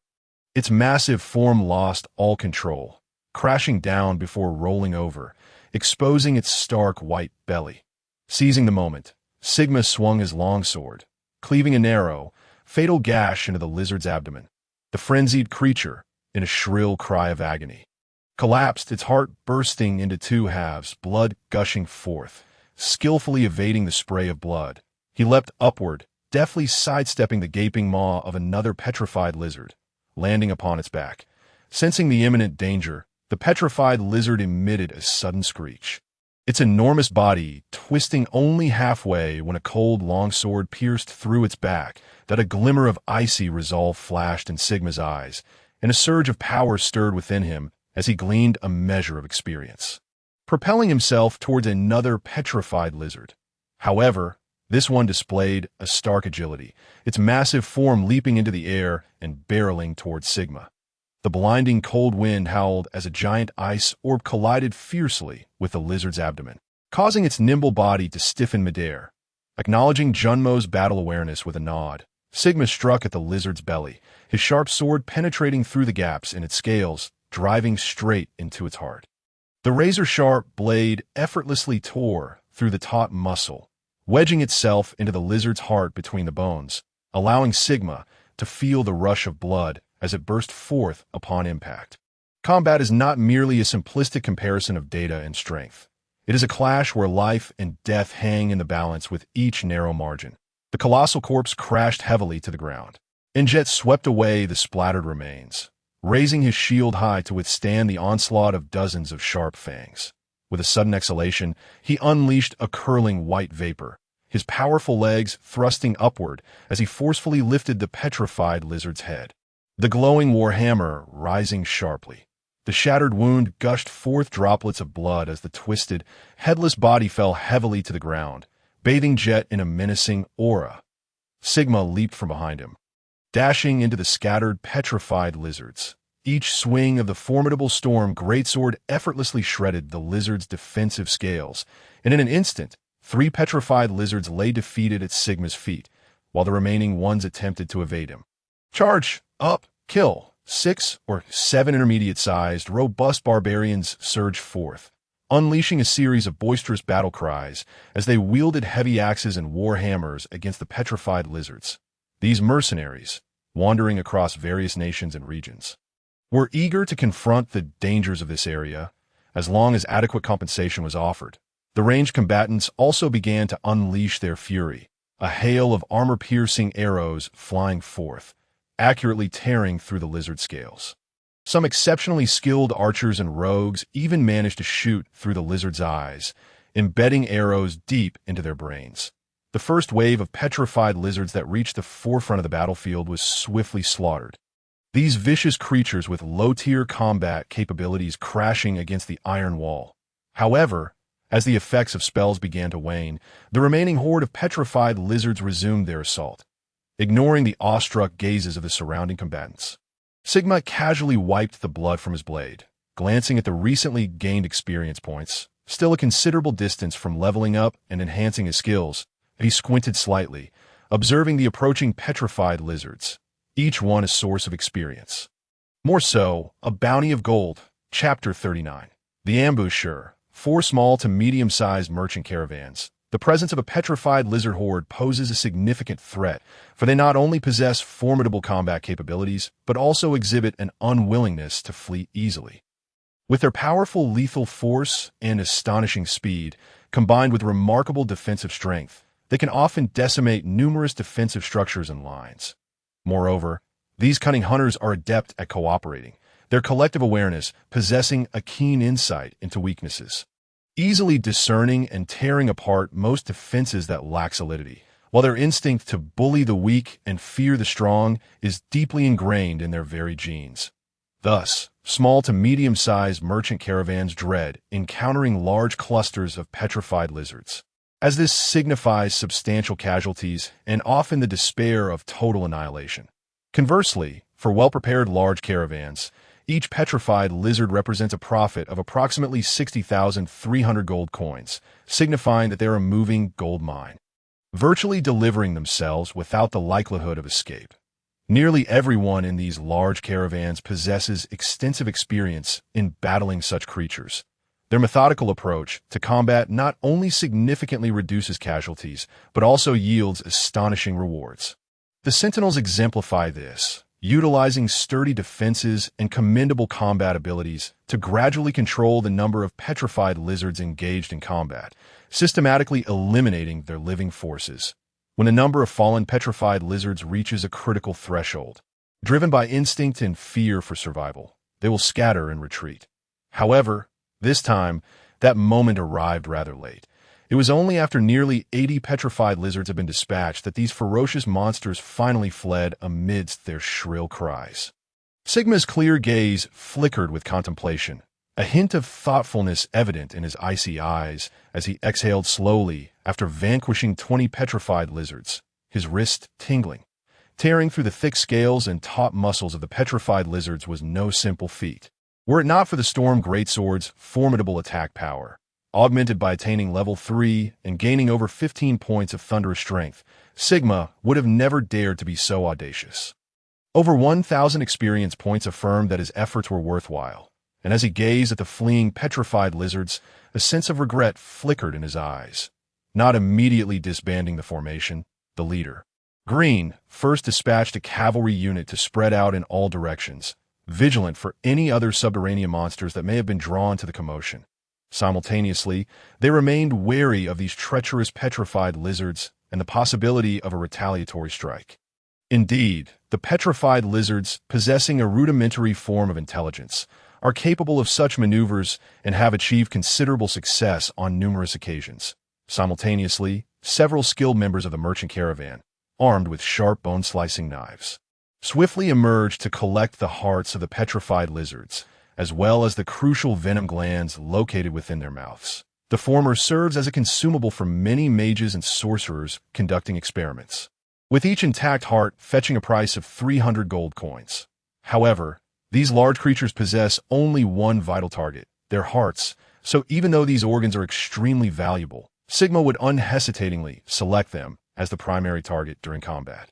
The latter can be refined into a peculiar alchemical toxin, which can also command a high price of 200 gold coins, although the processed petrification toxin only induces half the effect of the original. Its combination with other materials can influence the vast majority of beastly supernatural creatures. Of course, the scales and hides of the petrified lizards also serve as excellent materials for crafting armor. A single hide from an adult lizard can be fashioned into a complete set of leather and scale armor, valued at approximately 50 gold coins AS for the remaining flesh and bones. While they hold some value, their bulk often leads to only the finest portions being harvested. Consequently, when the caravan departs, they frequently leave behind some unprocessed remains that lie in this perilous and dark subterranean world. A peculiar breed of scavengers has emerged, often trailing behind the larger merchant caravans to gather their unclaimed spoils. Occasionally, these scavengers provide information to the caravans, and sometimes members of the caravan recruit individuals from among them. Forming a rather unusual circle, the glimmer of delight sparkled in Green's eyes as he surveyed the 80 lizard corpses. Among them, 30 were in a state of disrepair, while the remainder had suffered varying degrees of damage. Nevertheless, this still represented a considerable fortune, with a simple estimation revealing a value of around 12,000 gold coins. Naturally, the caravan could not retain all of these funds, as a portion would be allocated to the professional hunters and adventurers who felled the lizards. Nonetheless, even after such distributions, the caravan could secure a profit exceeding 4,000 gold coins. Moreover, this was not the crux of the matter. After acquiring these raw materials, the watchful caravan possessed its own processing channels, allowing them to convert these into finished products for sale, with profits potentially doubling. Green could not help but feel a twinge of regret. Had it been the zenith of the caravan's power, they might have dispatched a unit of oil and gas soldiers to pursue the petrified lizards and locate their lairs. Each lair of a petrified lizard is worth an equivalent amount to a vein of mithril of the same size. Although petrified lizards are ferocious and nearly impossible for humans to tame in their adult forms, their eggs possess immense utility. After undergoing training from druids, certain practitioners and knights of intermediate strength can cultivate and train them from a young age. These lizards, which mature in 3 years, can become exceptional mounts and form a formidable combat unit. However, raising petrified lizards requires substantial meat resources, a burden only large factions and kingdoms can bear. Their combat prowess is unquestionable. The Bowden family boasts a renowned order of petrified lizard knights, whose most formidable achievement was the encirclement and extermination of a legendary tier adult shadow dragon.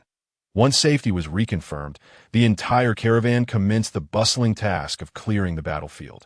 Trophies needed to be transported and processed, and crossbows and arrows had to be retrieved, as these resources could not be replenished at will, making recycling a prudent choice. The battle lasted merely half an hour, yet the subsequent cleanup and processing extended close to 3 hours. With a sense of lingering regret, Green cast a glance at the densely piled corpses before continuing towards their destination. The caravan never deliberately pursued monsters for the sake of profit, for such endeavors are unsustainable and fraught with peril. Combat is a monstrous drain on gold coins, and it easily results in personnel losses, which translates to substantial expenses, encompassing not only medical costs but also the wear and tear of combat equipment. And most significantly, the costly compensation for casualties. With the advancement of technology and the utilization of magical gear, the dangers associated with the caravan's activities have somewhat diminished, yet caution remains imperative. The caravan's pace was not particularly swift. After all, in this treacherous underground realm, one could never predict the horrors that might lurk ahead or the ambushes set by the Dark Elf armies. After traversing approximately 80 kilometers, they arrived at a pre-planned campsite established by the Bowden family, a lookout post. The lookout's position was situated at the source of a gentle stream, flanked on three sides by solid rock walls, with an opening above measuring a mere 20 meters. Such a confined nook is exceptionally suited for defensive operations, providing the station forces with a strategic advantage against the ferocious dark underground monsters. The guards at the lookout greeted the arrival of the watchful caravan with great delight and warmth. Whether for procuring essential supplies or replenishing military provisions, they relied on the caravans that traversed the subterranean world. Sigma surveyed the familiar walls, a faint smile playing at the corners of his mouth before it suddenly vanished. Nearby, Jet seemed to sense something amiss and spoke in a tone of incredulity. Surely, nothing unexpected will occur again? Aurelia paused, her slender fingers lingering momentarily, blinking her verdant eyes in curiosity before casting an inquiring glance. Triggering a special quest. The Watchful Caravan and the Assault of the Elves. Quest difficulty. Elite. Quest objective. Ensure caravan member casualties remain below 20. Quest reward. 2,000 experience points. Gain 1 skill proficiency. Sigma involuntarily grimaced slightly as he examined the newly updated quest information, cursing inwardly. Is there truly someone colluding with the Dark Elves? They must be tired of living, familiar with the source and circumstances of the quest. Sigma quickly discerned the underlying intrigue. If it were merely an attack by Dark Elves, the system would have certainly issued a separate quest. However, the combination of an escort mission and an assault from Dark Elves indicates an inevitable connection between the two. Nodding thoughtfully, Jet approached and remarked, "If I'm not mistaken, it's likely one of those despicable tricks again. You should have a thorough discussion with the team leader to gather some intelligence and prepare early." Reluctantly, Sigma nodded, casting a glance at the towering, steep walls, and sighed inwardly, hoping the impending assault would not prove too perilous. The quest difficulty serves only as a reference. The actual variations in difficulty are often elusive. A lesson Sigma has learned through profound experience. Creak, creak, creak. The massive winch slowly turned, and sturdy chains dragged the heavy adamantine gate open, allowing the caravan's convoy to enter in an orderly fashion. Sigma surveyed the rows of stone brick buildings, a wave of familiarity washing over him, and he couldn't help but let out a soft sigh. However, he quickly composed himself. The impending attack from the Dark Elves could strike at any moment. It was imperative to contact the caravan's leader as swiftly as possible to formulate appropriate defenses. Most importantly, it was crucial to seek reinforcements and issue a warning to enhance the survival chances for himself and others. As for whether this foreboding situation would be met with skepticism, Sigma had already made the necessary adjustments.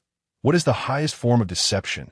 Naturally, it is to weave one falsehood amidst 10 truths, and not one that is overtly targeted, but rather a narrative that is misleading and biased. After enduring numerous setbacks, Sigma had firmly internalized many methods and was more than willing to implement them. Dubbed as prophetic lies by Sigma, these often yielded remarkably effective results. Charlatan? No, no, no. We merely possess special intelligence. Chapter 40. Testing the waters in response to Sigma's assertion, Green regarded him with a hint of peculiarity in his gaze. After a moment's hesitation, he inquired with a troubled expression, "How did you come to learn that there is a traitor among our ranks?" Simply relying on a special intelligence channel cannot persuade me. A profound and enigmatic smile graced Sigma's face as his discerning gaze fell upon a room behind him. With a calm demeanor, he softly remarked, "This is not the focus of our concern. The pressing issue at hand is that these individuals have attracted the attention of the Drow, and it is highly likely that this outpost has long been ensnared in their ambush." At Sigma's seemingly nonsensical assertion, Green involuntarily furrowed his brow, his gaze drifting to the resplendent Stormbreaker, sword behind Sigma. Were he an ordinary adventurer, such audacity would have led Green to swiftly expel him. Yet the power Sigma displayed today left him profoundly astonished. Are you implying that the outpost defenses are woefully inadequate? A clear voice interjected, accompanied by measured footsteps. Sigma turned his head calmly, his gaze settling upon a youthful face adorned with a faintly glowing silver breastplate, upon which a pale golden sun shimmered, emanating a robust and sanctified aura. With but a glance, Sigma surmised that this meticulously crafted magical armor possessed formidable defensive and magical properties, verging on the epic tier. Moreover, it was evident that this young man bore more than just this singular piece of epic equipment. The flickering magical light hinted at further enhancements, prompting Sigma to raise an eyebrow, a follower of the Dawnbringer. This was merely the first layer of the young man's identity. The gently swaying light red plume on his helmet, coupled with the faint emblem of Baldur's Gate, indicated that this somewhat impetuous young man was indeed a scion of the Boulders family. A hint of skepticism clouded the handsome visage, yet his brown eyes remained fixed on Sigma's towering figure. After a moment's contemplation, he continued, "Though I am unaware of the source of your information, I have received no tidings through any channel that, if you cannot elucidate, it seems we shall need to converse further."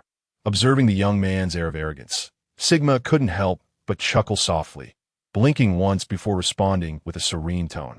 "How about we place a wager?" The sharp gaze of the young man bore into Sigma's nonchalant smile, a nameless ire slowly igniting within him.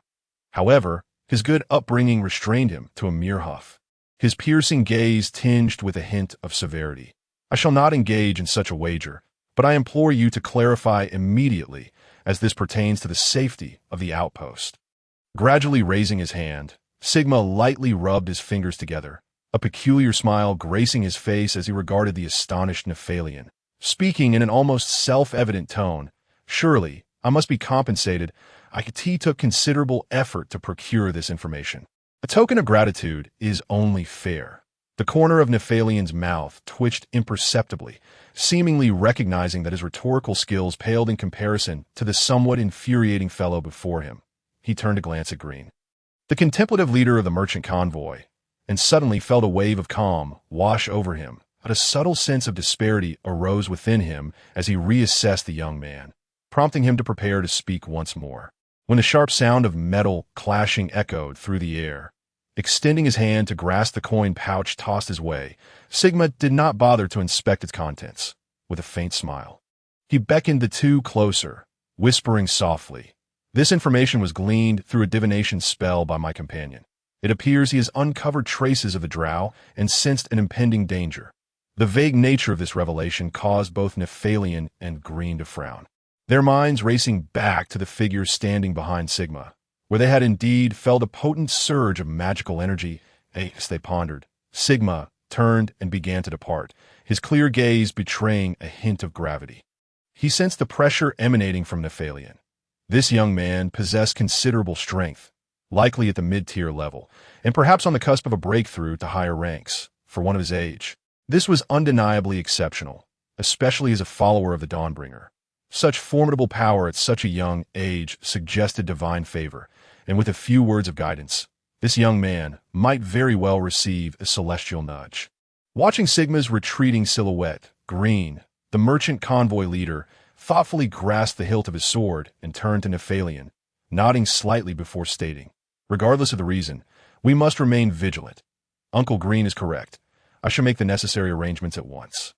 "I have prepared some special delicacies for Mary," Nephalian replied respectfully, a hint of embarrassment coloring his voice.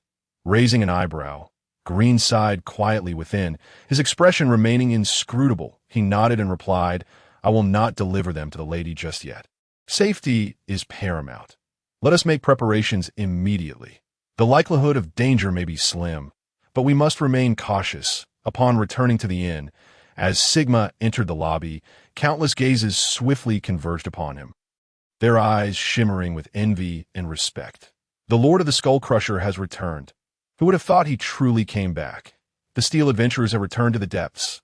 The Drow are in for a rough time this time. We must keep up with him. While the chatter was rife, the adventurers maintained a respectful distance. Even those who seemed eager to approach hesitated before settling back down. Sigma raised an eyebrow in surprise.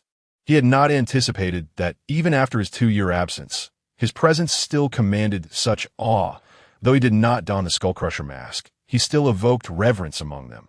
Turning to glance at the boastful jet nearby, he noted that the adventurers seemed to have set aside their drinks. Understanding that his hammer-wielding comrade had likely said something noteworthy, he licked his lips and spoke in a cool voice. "Remember to stay alert. Danger can strike at any moment." With that, he ascended the stairs to his room, aware that maintaining an air of mystery could prove to be a powerful strategy. Little did these adventurers realize that the revered Skullcrusher was once merely a low-tier adventurer. Of course, the now formidable Sigma had gained the confidence to confront high-tier foes without the need for subterfuge. As he entered his room, a melodic notification chimed in his ears, prompting him to display a peculiar smile. Achievement unlocked. The Legend of the Skullcrusher. Condition for achievement: eliminate over 30 drow by destroying their heads and necks. Legend status 2. Damage dealt to the head increased by 10, a remarkably useful achievement. Sigma was well aware of the significance of legend status. It not only enhanced his persuasive abilities, but also bolstered his credibility in conversations and his intimidation factor against foes. In a sense, legend status was a form of power, and Sigma had also heard whispers of its hidden mysteries. As his keen gaze fell upon the scene, Junimo paused, lowering his brush and blinking curiously as he inquired, "Why do they refer to you as the Skullcrusher?" With a light shrug, Sigma would not confess that he drew inspiration from the ancient historical figure known as the King of Lonling. Instead, he tossed aside a fragment of stone emitting a faint glow and chuckled, explaining, "At that time, I was rather youthful and lacked the necessary intimidation in battle, so I had to resort to donning a fearsome mask." Aurelia cast a deep look at him, her mind echoing with images of a frenzied and brutal figure, prompting a faint smile to curve her lips. "What information have you gleaned? How prepared are the defensive forces?" Nodding lightly, his dark eyes glimmering with confidence, Sigma snapped his fingers and powered on the television. Pondering aloud, "They should be on high alert. I suspect they will teach any would-be assailants a harsh lesson." Just as he prepared to inquire further, the flickering images on the television momentarily stunned Aurelia. Junimo, still inspecting the fragmented stones in his hands, stared in disbelief, murmuring, "How is this possible?" before the eyes of all. A scene reminiscent of hell unfolded. Once mighty peaks and edifices stood in a state of disarray, their forms jagged and incomplete, while billowing plumes of thick smoke ascended into the air. Waves of searing crimson light permeated the atmosphere, with even the rocks exuding a blinding brilliance. Such terrifying power and intense sensation, merely witnessed on television, caused Sigma and the other two to tremble with shock. The hurried footsteps approached from behind, and a somewhat flustered jet burst through the door, fixated on the same news broadcast flickering on the screen. In a tone laced with disbelief, he exclaimed, "This is the Doomsday Fortress! How could this be? Was it not already obliterated?" Gazing at the abyss-like chasm, where twisted remnants of flesh were consumed by the rolling flames, the desolation and stark reality of the scene resonated with all present. Chapter 41. The assault is upon us. A mournful voice gradually infiltrated everyone's ears. The Doomsday Fortress was destroyed early this morning, the destruction ritual presided over by 4 esteemed archmages of the Imperial Court, successfully annihilating the avatar of the malevolent deity and obliterating the impending abyssal rift. All were transfixed by the desolate imagery, never anticipating that what was meant to be a brief separation from danger would transform into an eternal farewell. Sigma listened intently, fervently hoping to avoid hearing news of civilians unable to evacuate due to the urgency of the situation. Had they not been evacuated in advance, this bombardment, whose destructive potential surpassed even his recollections of the 6th-generation solar law weapon, would surely have annihilated any chance of survival for ordinary people. The cold red light flickered faintly. Perhaps, thousands of miles away, it was an inferno of unimaginable ferocity, yet the hearts of all present were steeped in icy dread, thanks to the timely discovery and command of the 4th princess. The vast majority of civilians and soldiers had safely evacuated the Doomsday Fortress, in a bid to hold back the avatar of the malevolent deity. The commander of the fortress, Duke Hutton, known as the Imperial General and the Orc Destroyer, had made the ultimate sacrifice. Sigma gazed in astonishment at the expression on Aishi's face, which resembled that of someone who had just defecated, causing the corners of his mouth to twitch involuntarily. Beside him, Jet slapped his smooth forehead and, in a somewhat peculiar tone, murmured, "I sensed something was amiss. I just can't tell if the Doomsday Fortress absorbed the wrath of the malevolent deity for our sake, or if this was always part of the cursed cult's scheme." Observing the nearly vanished eye of the curse on the back of his hand, Junimo tightened the shattered fragments of soul in his palm and spoke hesitantly. "I think it is quite likely the former. For I have an unsettling premonition deep within, as long as there are no significant casualties. It is a pity for that great hero," Jet said, wiping the wine stains from the corner of his mouth. Raising his glass with a sigh and speaking softly, gazing at the expressionless face before him, Sigma could not help but blink, gently caressing the intricate patterns on the hilt of his sword, and then spoke in a calm voice. "This does not guarantee their safety. We must remember the gathering of the green-skinned army we witnessed in the Death Mountains, which far exceeded any recorded scale.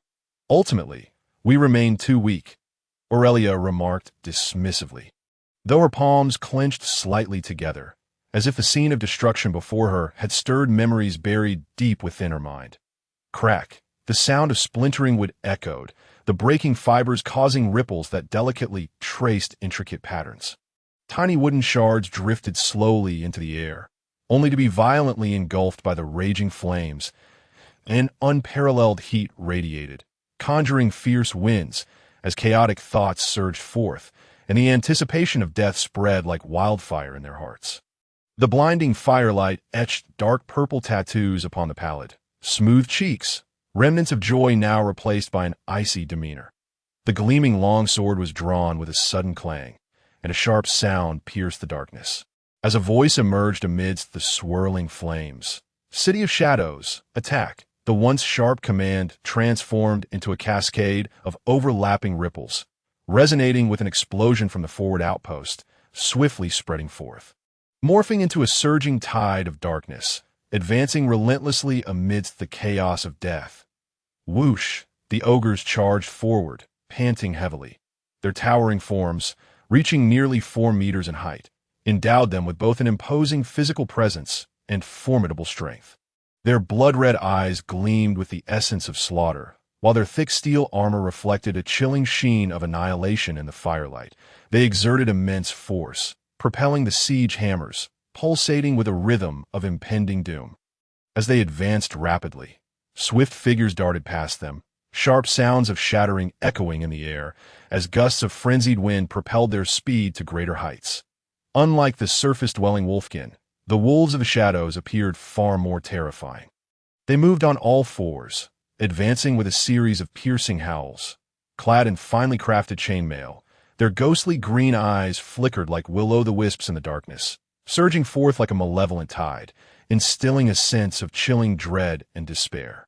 Terrifying roars reverberated, weaving together with a chorus of sharp sounds, not only disturbing the enemy's psyche, but also invigorating the attacker's morale.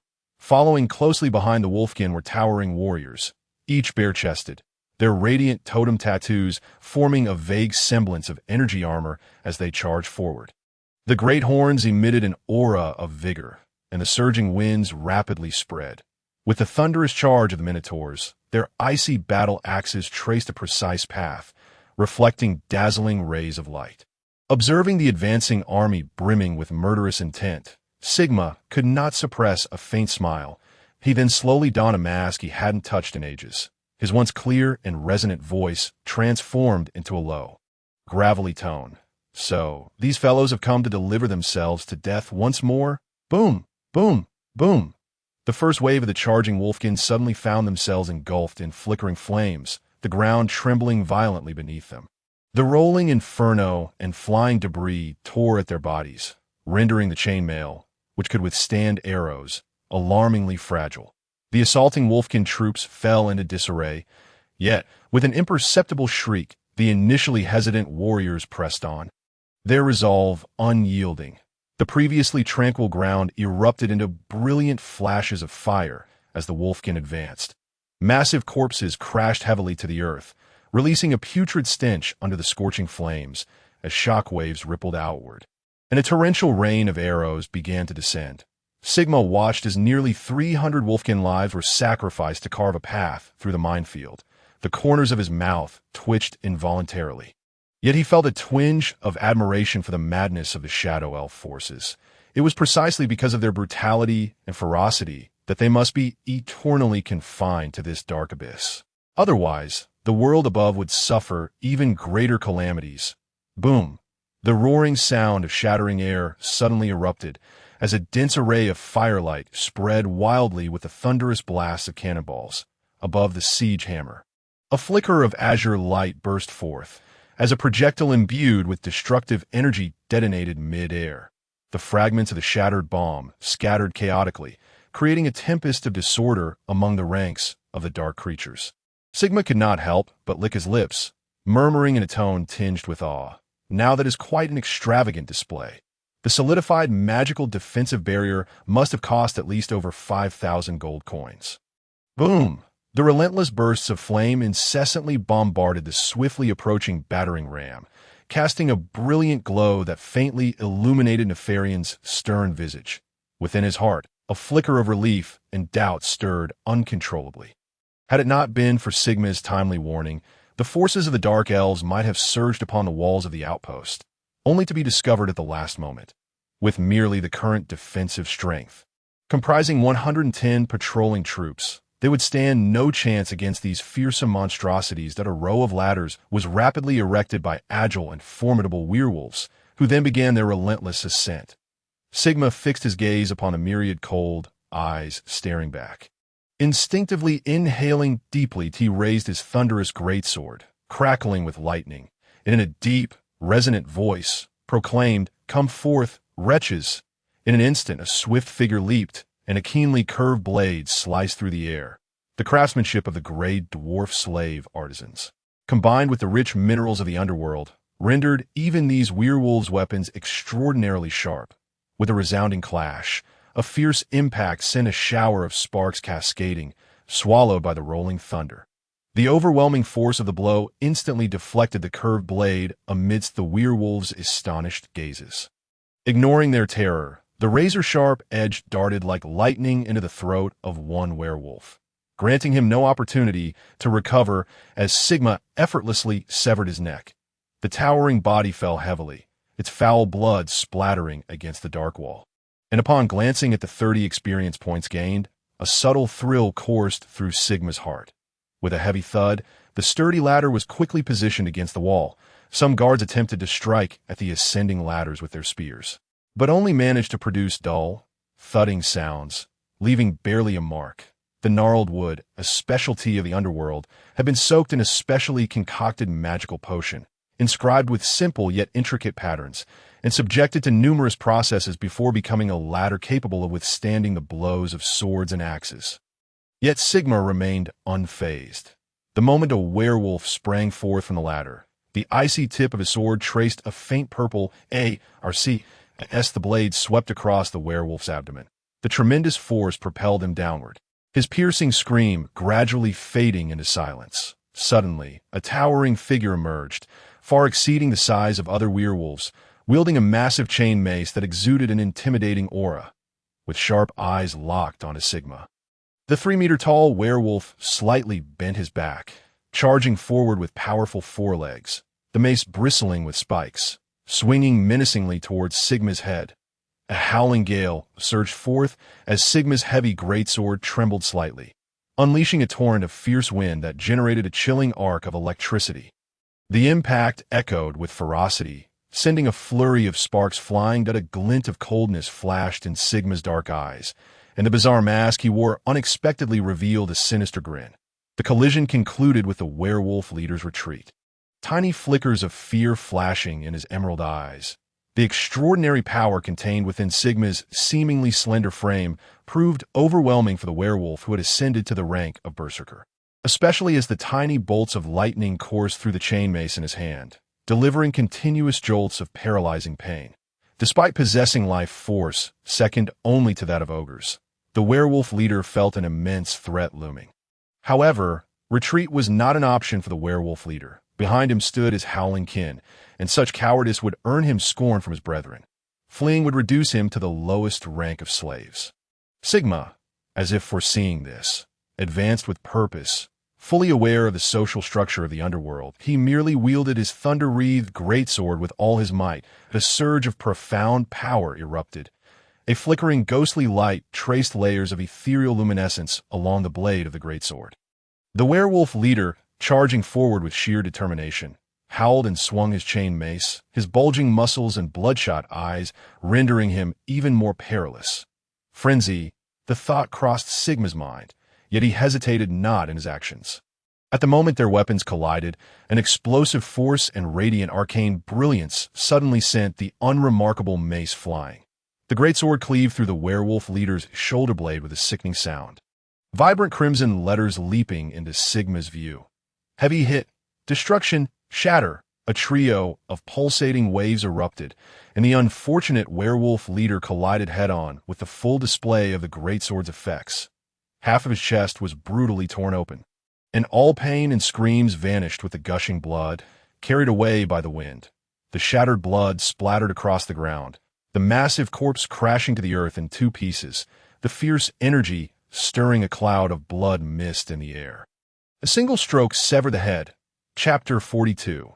High-level mage. Sigma's astonishing might immediately drew the attention of other guards atop the wall.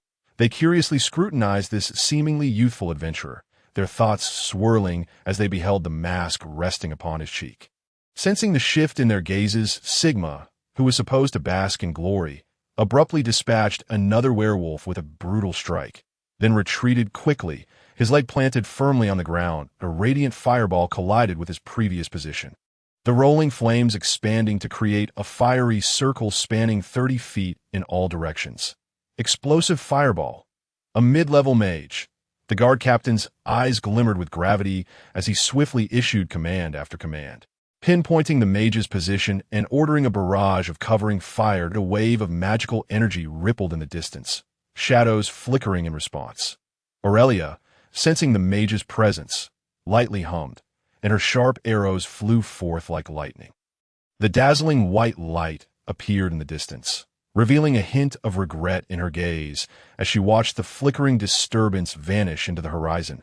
Quickly selecting other targets, a sharp breath of wind suddenly flickered, and a torrent of fire surged from afar, crashing into the ground where Sigma and Aurelia had just stood, igniting a tempest of flames. The rolling heat wave expanded outward, scattering more than 10 sentry guards in disarray. A thought raced through Sigma's mind as the shrill sound of arrows slicing through the air assailed him point one after another. The deadly projectiles leapt from the shadows. The heavy greatsword exhibited extraordinary agility, effortlessly deflecting 3 or 4 arrows with simple flicks, while Sigma adeptly evaded using the defensive measures of the sentries. Seizing the opportunity, the howling werewolf forces surged forth, intent on breaching the defensive line.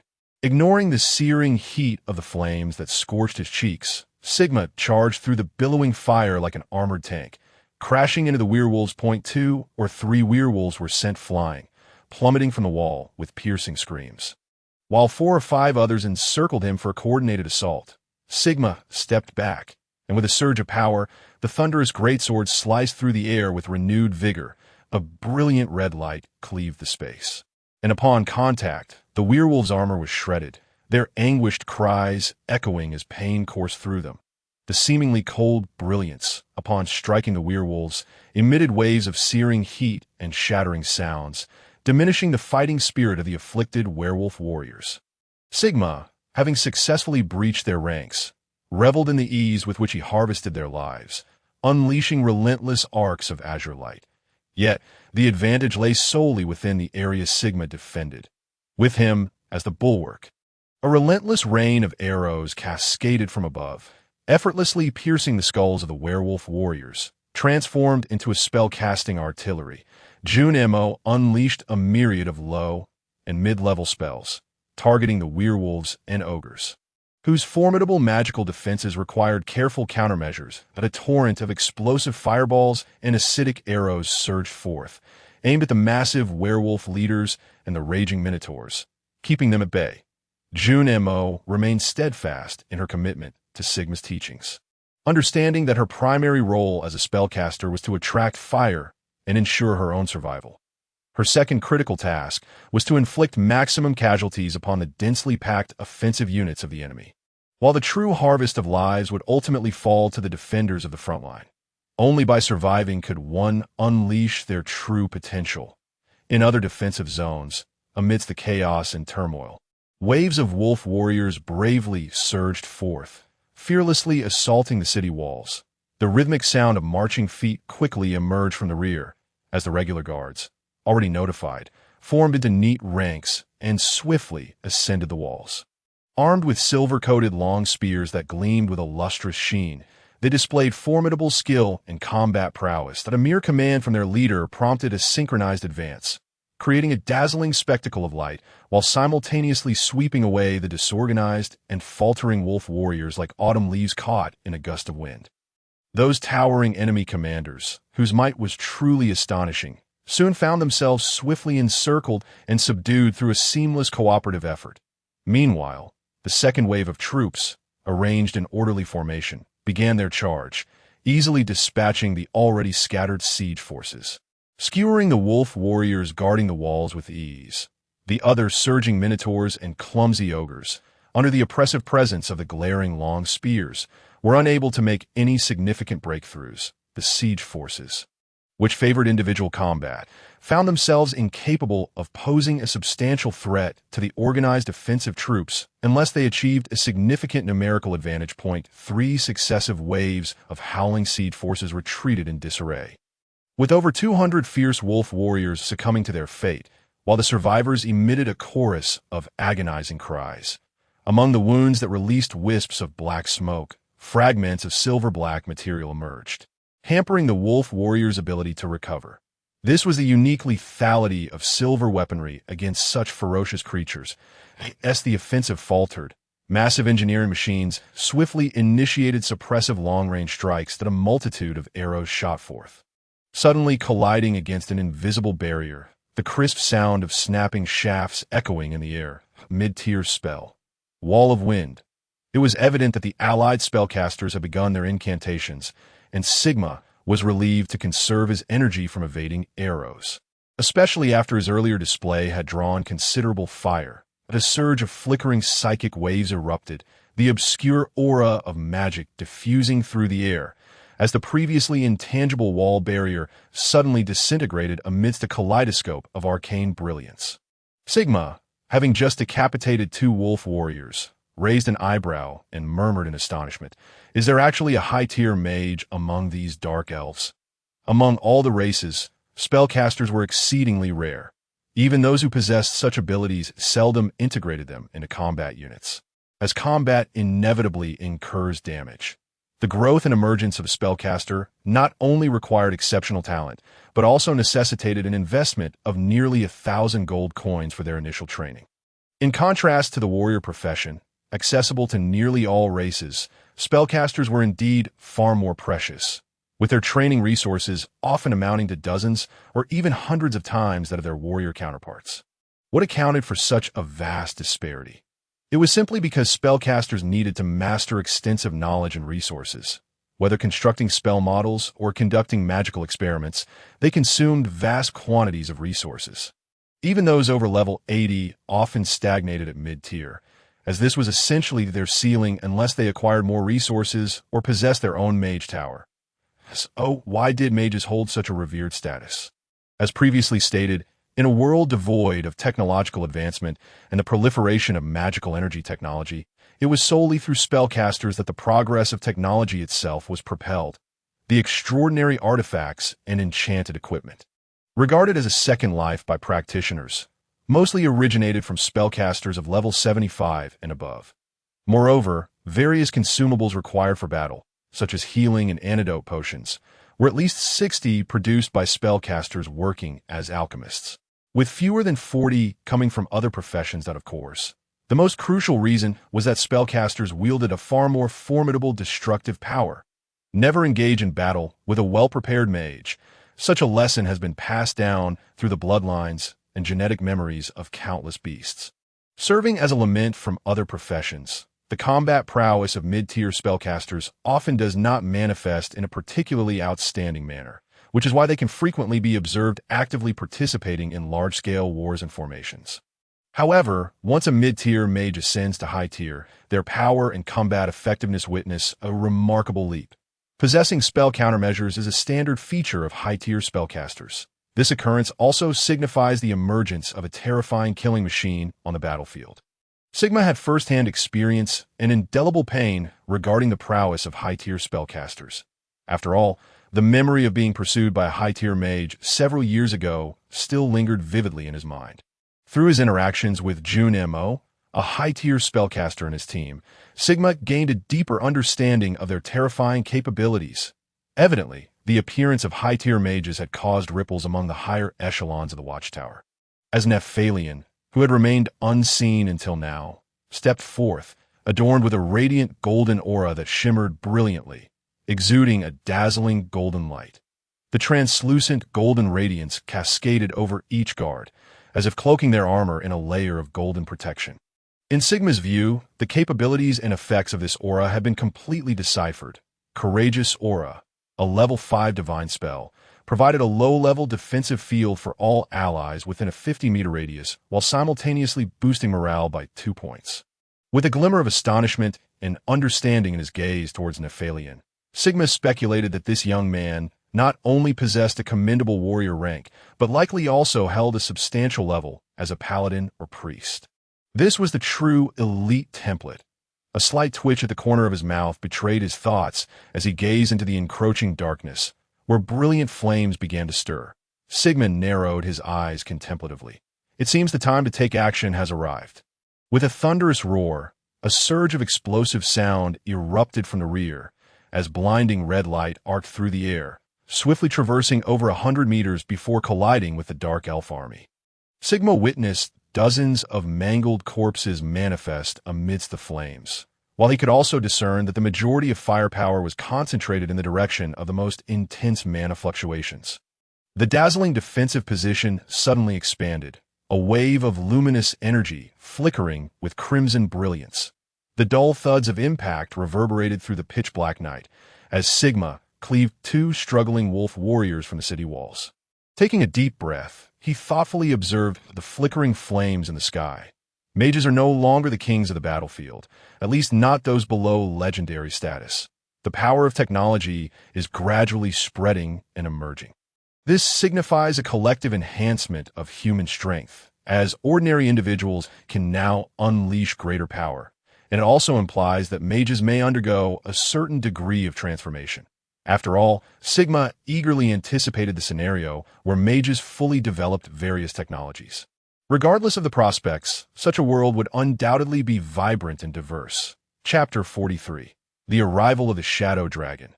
The fierce cannon fire began to unleash its might, with surging flames cascading in layers.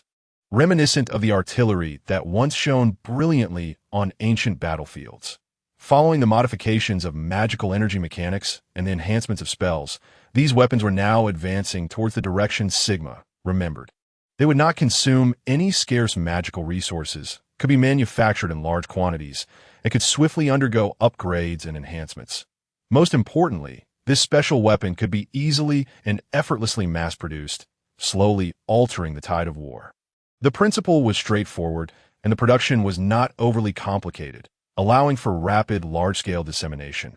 With lethality far exceeding the needs of ordinary troops, IT could even enable commoners to wield terrifying powers beyond their imagination.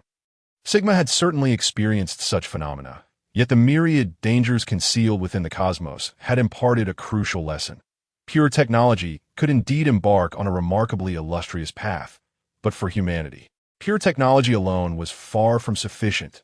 Sigma had undergone countless enhancements to his physical form, yet such enhancements could not be inherited. They required continuous refinement and modification for improvement, had it not been for the unwavering commitment to preserving the pure bloodline of humanity. The very thoughts and existence of humankind would have undergone a fundamental transformation long ago.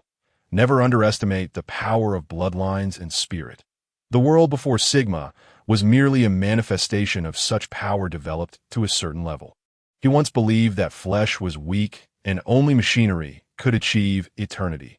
Yet the world is undeniably magnificent, and the mysteries of the human body resemble an immense treasure, still awaiting discovery and excavation. Some fleeting thoughts have not diminished the efficacy of Sigma's slaughter. He is akin to a battlefield meat grinder, merging memories of perilous battles from a previous life with a more formidable physique and combat skills. His combat prowess manifests bit by bit, with the destructive force brought forth by his extraordinary strength. Along with the razor sharpness of the Storm Greatsword, he single-handedly obstructed a gap of nearly 10 meters against these low-tier werewolves. Under his intimidation, a natural opening emerged within the ranks of the Xinxiang, as no other werewolves dared to launch an assault in this vicinity. Although the werewolf offensive has been stymied, Sigma's heart remains devoid of any sense of relief. He fixates on the Minotaur that is charged beneath the city walls. His scrutinizing gaze falls upon the gigantic siege tower slowly advancing behind them, and his brow involuntarily furrows, an unusual thought bubbling within. These creatures are indeed resolute. These colossal structures, towering over 20 meters, are being dragged by over 26-legged brutes, their wheels measuring merely 3 to 4 meters in diameter, steadily moving forward. Thick iron chains ensconce the behemoth, reinforcing its structure while simultaneously imposing immense pressure on the defenders in the distance. From afar, the siege tower resembles a dark hive transformed into a steel monstrosity, its body embedded with steel plates and ironwood, revealing numerous diminutive firing apertures. These elevated firing slots enable the shadowy elven archers concealed within to unleash deadly and venomous arrows. At the pinnacle of the siege tower, a prepared assault team stands poised for action, their thick steel plates serving as both cover and soon-to-be landing platforms. This invention, rooted in the ancient Qin Empire's siege warfare, has undergone countless iterations of development and optimization, evolving into an unadulterated killing machine. Once such a monstrous construct approaches the city walls, the ensuing onslaught of elite troops descending from above, let alone the psychological impact, could easily shatter the morale of even the less elite guard forces. Gazing at the flickering defensive formations and the activated energy force fields, he acknowledges the Dark Elves' grand strategy once again. The only vulnerability of this gargantuan, mobile contraption lies in its lack of protection against close combat assault units. However, at present, the sentries cannot dispatch raiding forces to inflict a critical blow. Even the spells that could originally damage such structures, wielded by magic practitioners, are rendered ineffective by the special anti-magic materials and protective stances. It is evident that the Dark Elves have invested heavily in this endeavor. With his thoughts surfacing in his mind, Sigma involuntarily takes a deep breath, casting a glance at the faintly glowing mission briefing, silently praying that the sentries must certainly have a contingency plan. Moreover, being situated behind the Pioneers' fortress, such a significant military mobilization will inevitably attract the attention of the patrol units, if they can withstand the most lethal initial waves of attack. The battle will descend into a stalemate advantageous to the defenders. Nefarian clearly understands the peril posed by these siege towers, his resonant voice suddenly reverberating through the surroundings. Large crossbows target the base of the siege towers. Destroy them, with his command. The dull, piercing sound of projectiles slicing through the air abruptly fills the atmosphere, distinct from the swift strikes of smaller crossbows or arbalètes. The large crossbow mechanisms cannot be drawn back solely by human effort. They require a winch for assistance and the coordinated efforts of 3 well-trained archers to operate effectively. Even so, the time taken to ready them exceeds 30 breaths. Why, then, has this ancient war machine not been rendered obsolete? Because it indeed possesses formidable destructive power. The enchanted giant bolts, propelled by immense energy, transform into streaks of darkness, racing forth like bolts of lightning. The Dark Elves atop the siege tower are well prepared. Arcane defensive spells and half-crescent archery shields materialize amid the arcane glow. Even with the added anti-magic attributes, more than half of the giant bolts plummet to the ground mid-flight. The remaining bolts, however, strike true against the 6 colossal wheels of the siege tower. Crack, crack, crack, the sound of splintering echoes as the powerful impact momentarily halts the advance of the siege tower. Yet before the guarding forces can even celebrate, The massive siege tower merely pauses for a moment before surging forward with renewed determination. With keen perception, Sigma's pupils constrict.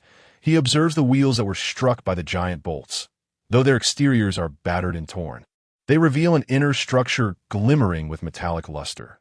His brow involuntarily raises slightly. The internal structure of the enormous wheels is entirely forged from metal, allowing them to withstand the might of the giant crossbows capable of penetrating thick steel plates. One can only imagine the immense effort and resources the Dark Elves expended in crafting such siege towers. Thus, Sigma is confident that what lies before him is certainly not the full extent of the Dark Elves' capabilities.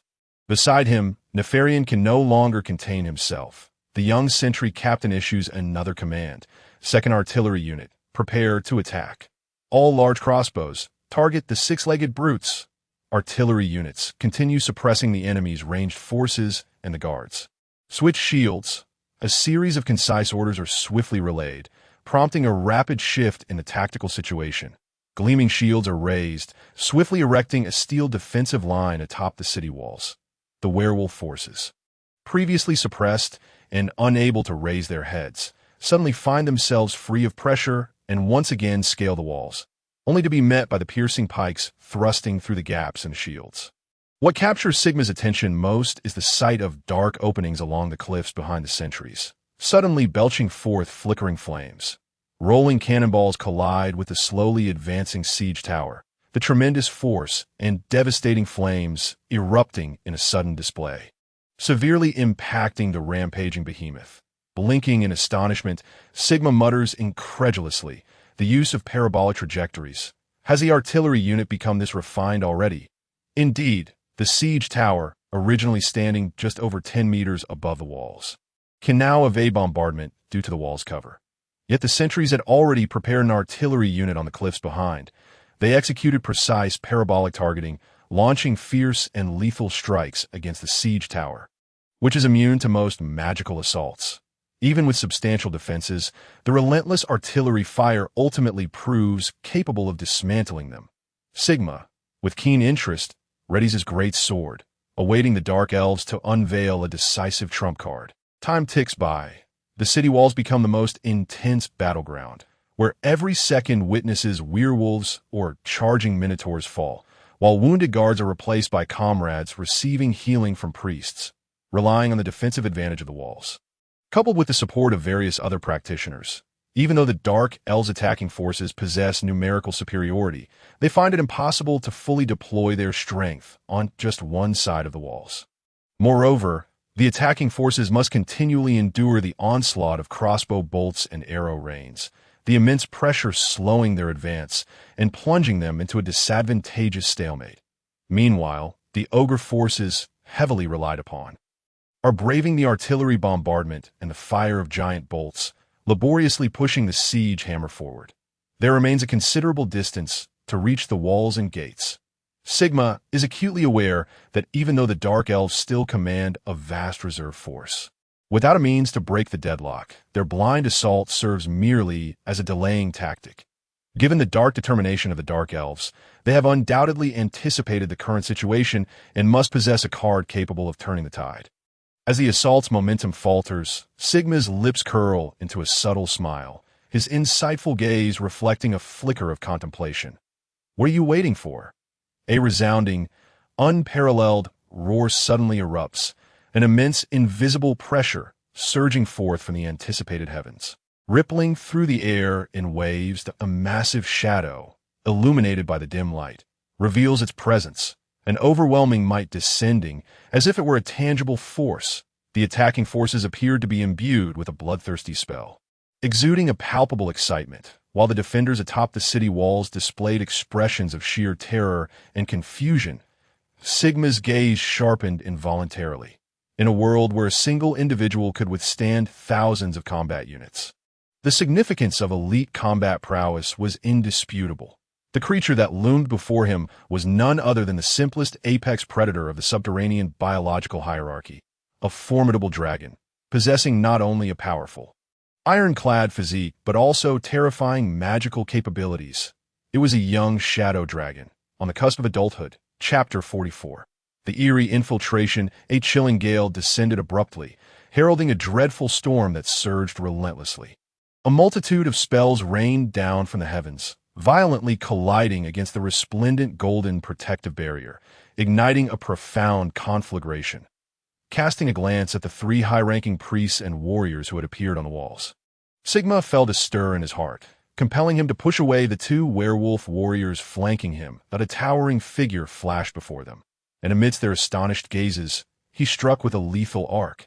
The thud of two massive corpses hitting the ground echoed as Sigma curiously brushed against a glimmering red light, paying little heed to its nature as he turned and surged downward.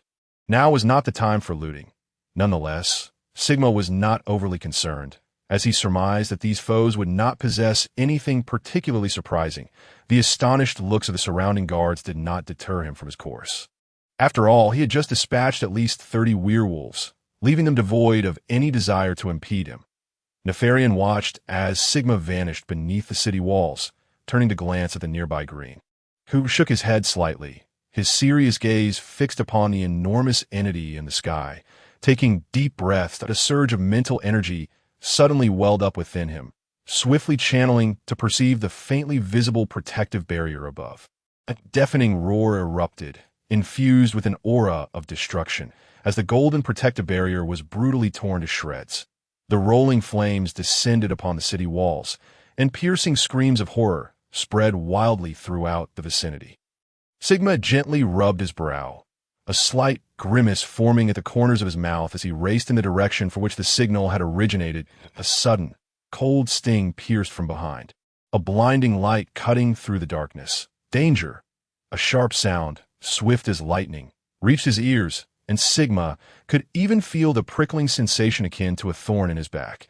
The assailant possessed an alarming level of combat experience, managing to strike just as Sigma turned around, revealing their presence only after unleashing their full power. Such treachery, such lethality.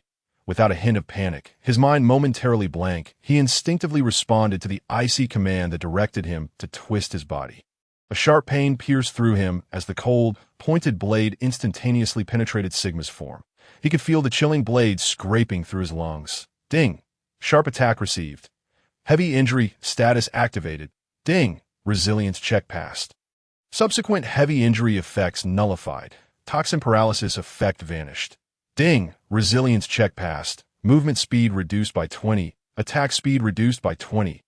Fortunately, the icy blade had ultimately missed his vital organs, although the grievous wound left Sigma considerably injured. It was a far cry from the fatal danger he had avoided. What? A voice of uncertainty pulsed faintly in his ear. Instinctive danger surged within Sigma, causing him to pivot sharply. His robust muscles erupted with fierce strength, decisively trapping the elongated blade.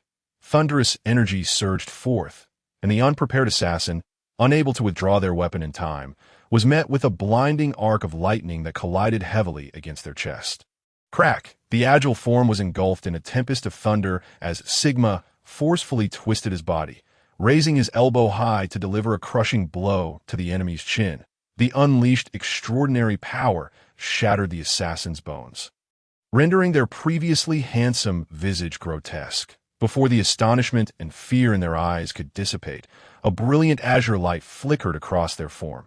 The intense magical fluctuations ignited a glimmer of cold light in Sigma's dark eyes. Ignoring the dagger still lodged in his chest, the earth-dragging dragon boots emitted a blinding radiance, flashing before the frantic assassin.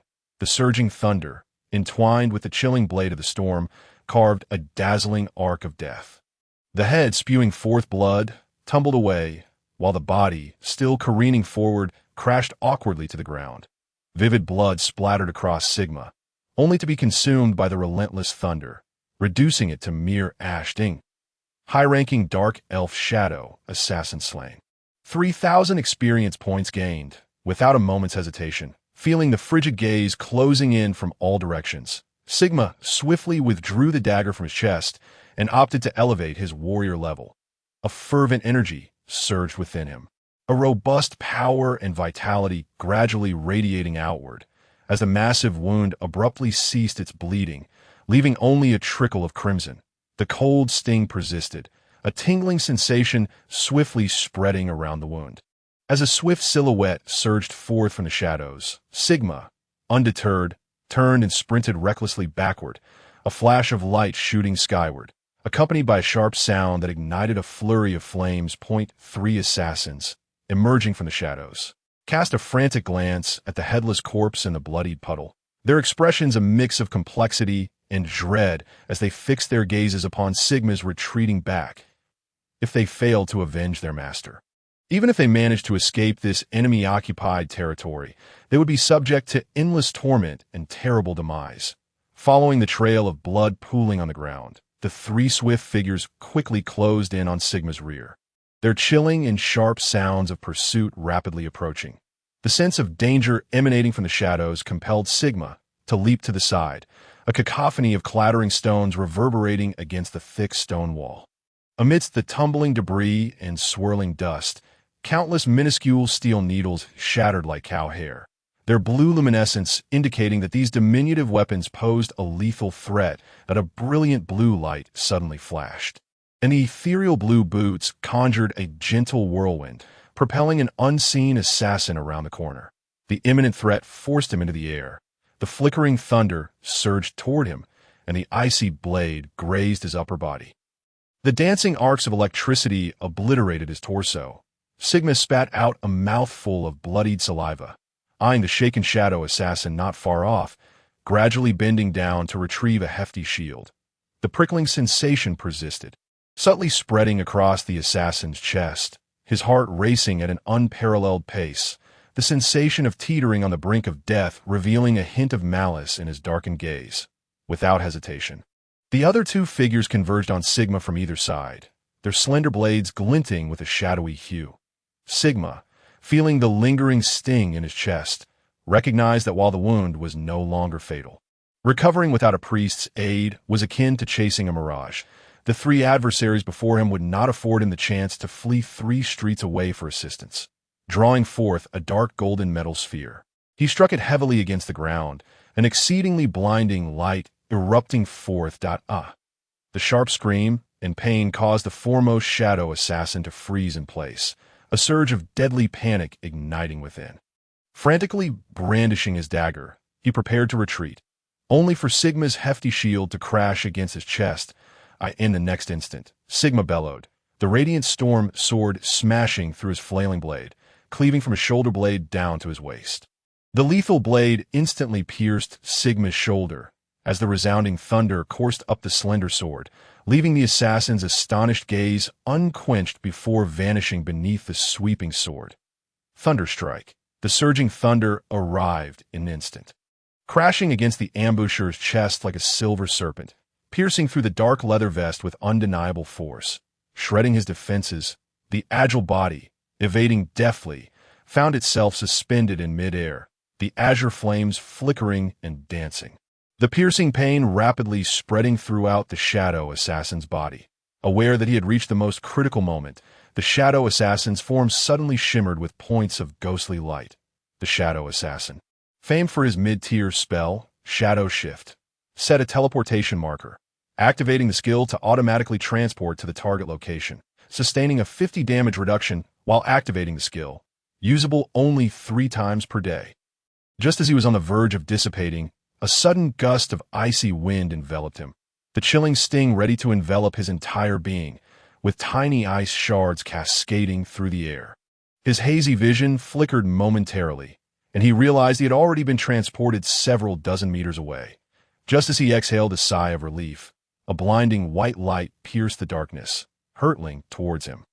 The frigid white arrow represented the final memory of the shadow assassin, the flickering flames and the droplets of blood splattering on the cold, dark ground, leaving a faint crimson hue. 50 meters away, atop a distant building. Aurelia gripped her weapon tightly, her piercing gaze scanning the cold, shadowy streets with clarity of purpose. Beside her, Jun Mo, enveloped in the swirling shadows, was softly reciting incantations, his flickering mental energy slowly radiating outward. Shadows raced from all directions, and suddenly, Jet's furious voice echoed through the street. It seems they are growing impatient. Thud! Thud! Thud! The heavy impacts surged forth, and the dense flames spread wildly as a colossal figure began to pierce through the profound darkness. Radiating dazzling light, the massive lava giant roared with abandon, while Jet leaped onto its shoulder, brandishing a shimmering warhammer as the giant rose to its full height, swinging the weapon with fervor. Whoosh! Whoosh! Whoosh! The sharp sounds of slicing air converged. As Jet glanced at the erratic shadows, unleashing a wild roar, a peculiar crackling sound emerged, and the frenzied flames of the warhammer spun with terrifying velocity, colliding with a distorted shadow. A piercing explosion erupted, sending the flaming warhammer back into Jet's grasp, while the struck location was left with only a charred stench and a mass of mangled remains. Summon the lava giant. Meteor Fire Dance. This was the occupational skill Jet had comprehended after advancing to a high-tier hammer warrior. Differing from the majority of professions that relied on spellcasting, dwarves depended more on peculiar runes passed down from ancient times, continuously refining these symbols for systematic enhancement, applying them to technological advancements that birthed more monstrous weapons of slaughter.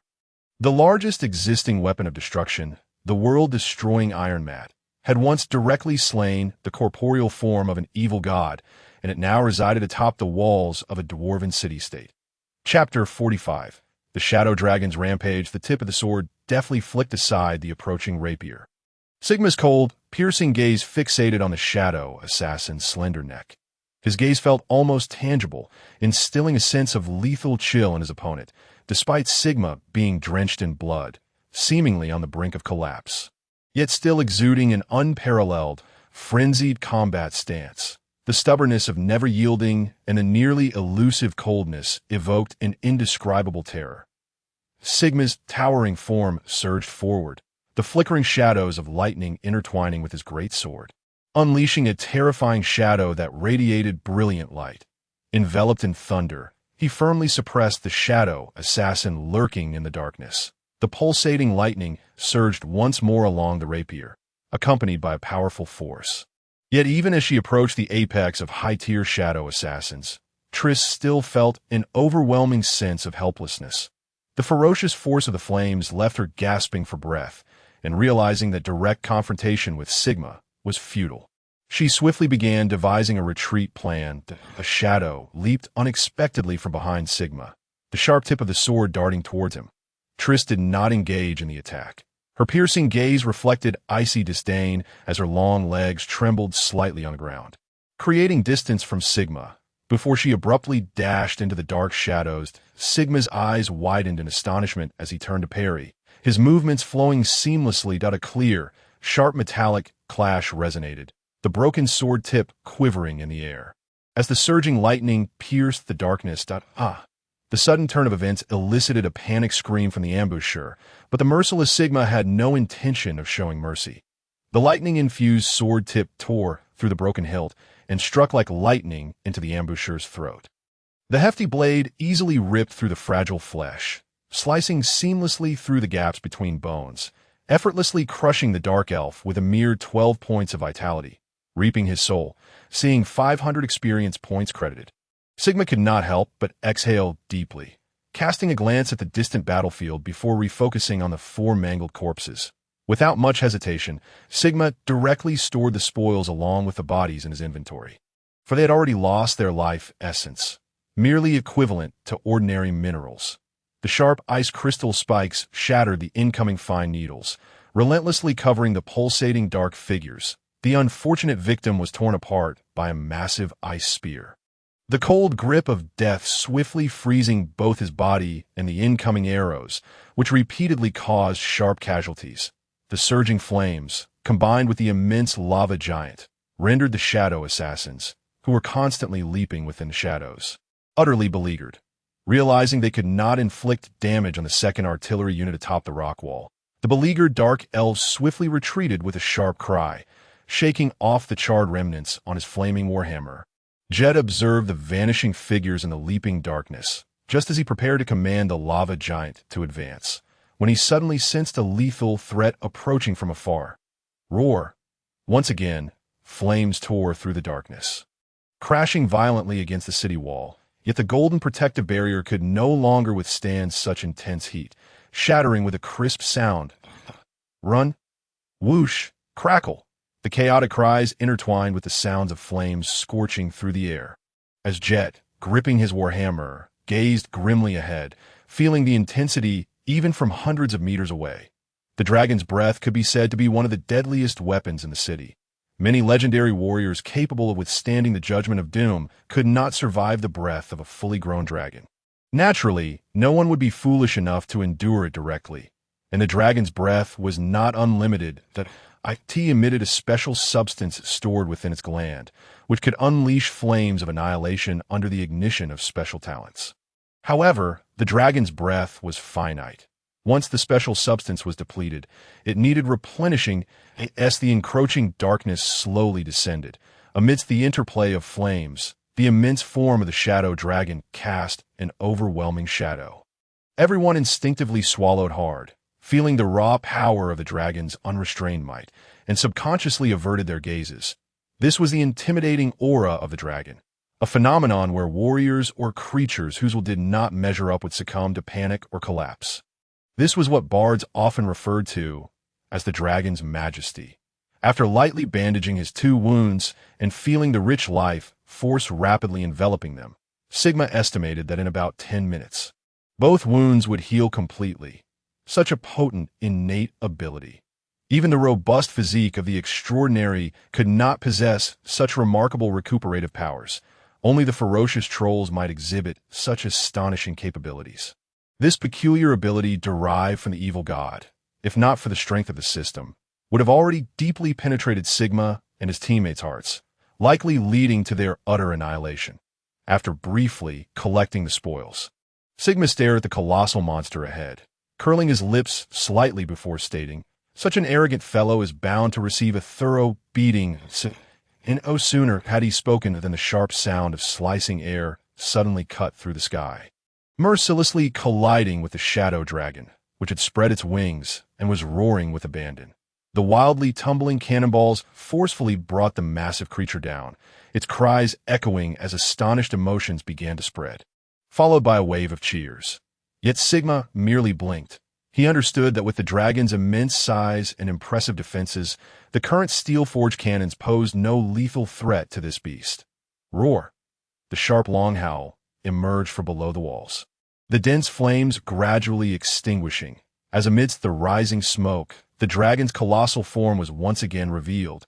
Its finely fragmented wings flapped, stirring the air with a powerful gust. The colossal form surged suddenly, defiantly withstanding a hail of dense, piercing arrows along with flickering fireballs and bolts of lightning from above, recklessly charging into the sentry post. Jet gazed in astonishment at the fearsome behemoth, observing the slowly ascending werewolves and minotaurs atop the city walls, and spoke in a somewhat resigned tone. "This audacious and death-defying dragon is a sight I behold for the first time. However, the guards atop the walls are surely doomed." As he watched the rampaging creature, Sigma effortlessly discerned its target, which lay within the vicinity of the 1st Artillery Unit, and an absurd thought suddenly surged within him. Could the Shadow Dragon's objective be those cannons? The roar of flames erupted suddenly. The thunderous rumble of iron war chariots echoed from afar, accompanied by swirling clouds of dust and the shrill roar of the dragon. Pondering, Sigma smacked his lips, tightened his grip on the hilt of his sword, realizing that the dragon had engaged with the hidden trump card of the century. "Shall we go take a look? It's a rare opportunity to encounter a young dragon. The materials on its body are exceedingly precious." Jet's tone brimmed with temptation, the crimson glow illuminating his bronze-hued cheeks. His copper bell-sized eyes sparkled with a dazzling red light.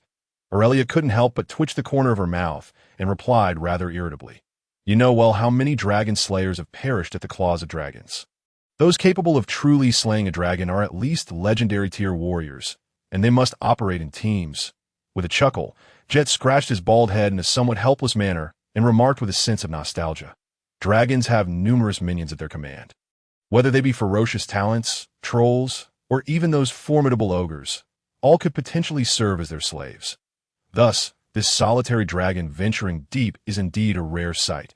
Sigma was about to refuse once more. For the most significant bounty from dragon slaying was the dragon's treasure.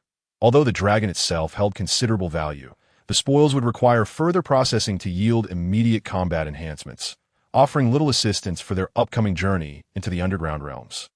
With a hint of regret in his gaze, Jet stroked his beard, observing the subtle glances exchanged, furrowing his brow in surprise as he exclaimed, "Those damned dark-skinned folk are surprisingly unwilling to concede." Involuntarily inhaling deeply, Sigma cast a regretful glance at his steel-forged armor, and after a moment of contemplation, continued, "The Dark Elves cannot afford to ignore casualties in their decisive battle, and the longer it drags on, the more unfavorable it will be for them. After all, the Bodine family has surely received the intelligence by now." Standing atop the lofty eaves, Aurelia cast a brief glance at the chaotic battlefield ahead, and after a moment of reflection, added, "The Iron War Chariot units are coordinating with the magical mecha troops to restrain the Shadow Dragon. It seems they were well prepared, yet they have been unable to inflict significant damage on the dragon. As beings at the apex of the food chain, dragons possess mid-tier strength from birth. After breaking through and establishing connections, they can achieve high-tier status, and upon successfully entering their youth, they can swiftly approach legendary prowess. Indeed, some exceptionally powerful young dragons can possess legendary combat capabilities even in their youth. Once a dragon reaches adulthood, it signifies the emergence of a being with top-tier legendary combat prowess.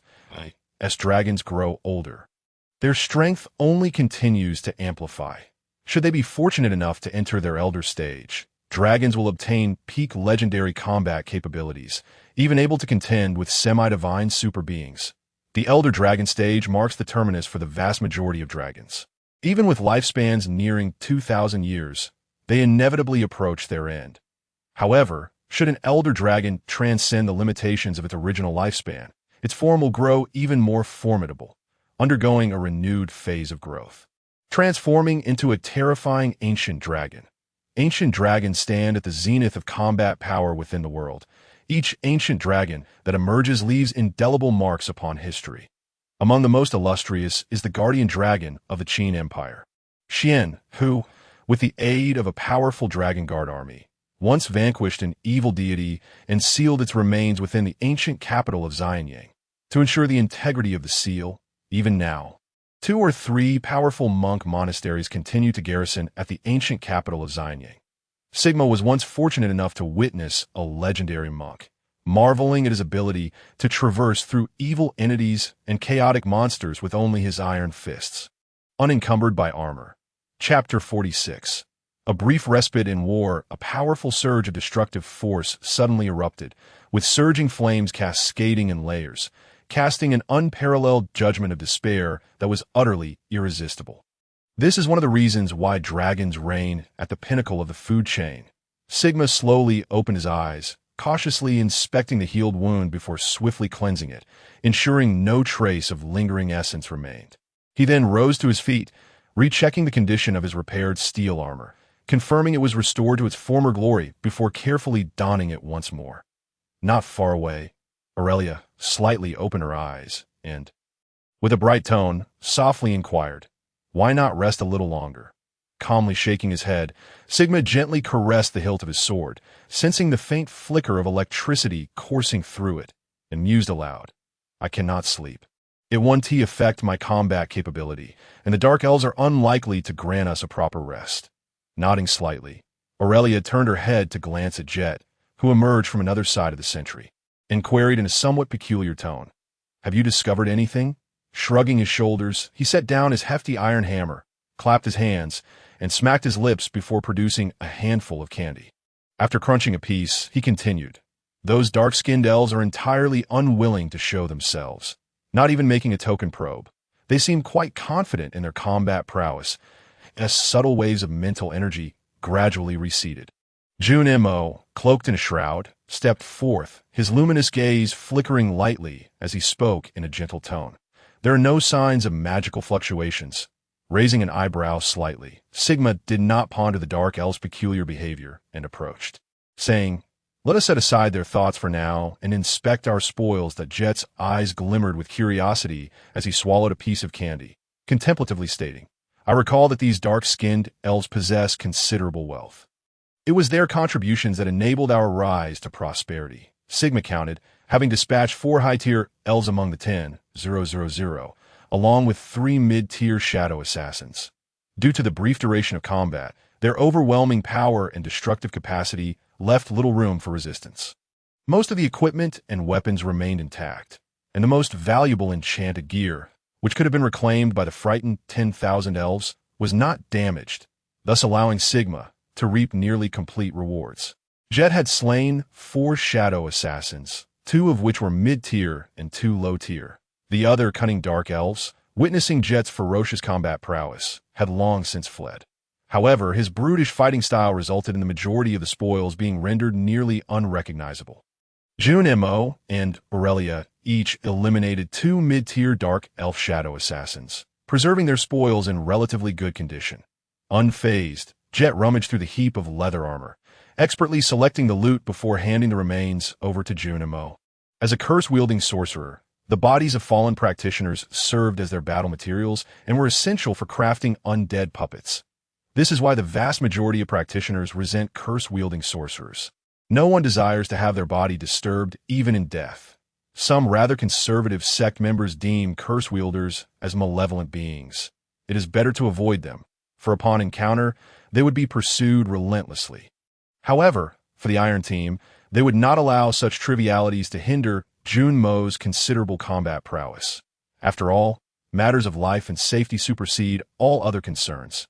June Mo's luminous gaze flickered slightly as he waved his hand, concealing the bodies within his storage space, intending to conduct a unified processing and crafting when the opportune moment arises. Blinking involuntarily, Jet surveyed the pile of leather armor, resembling a small hill, picked up 3 suits after a few hops and skips, and, with a tone of admiration, softly remarked, "Incredible. They are all low-tier artifacts, each valued around 1,000 gold coins. With just these 3 suits of leather armor, our venture has already broken even." Sigma, upon receiving the item, was rather astonished. He stroked his chin thoughtfully and spoke in a tone tinged with emotion.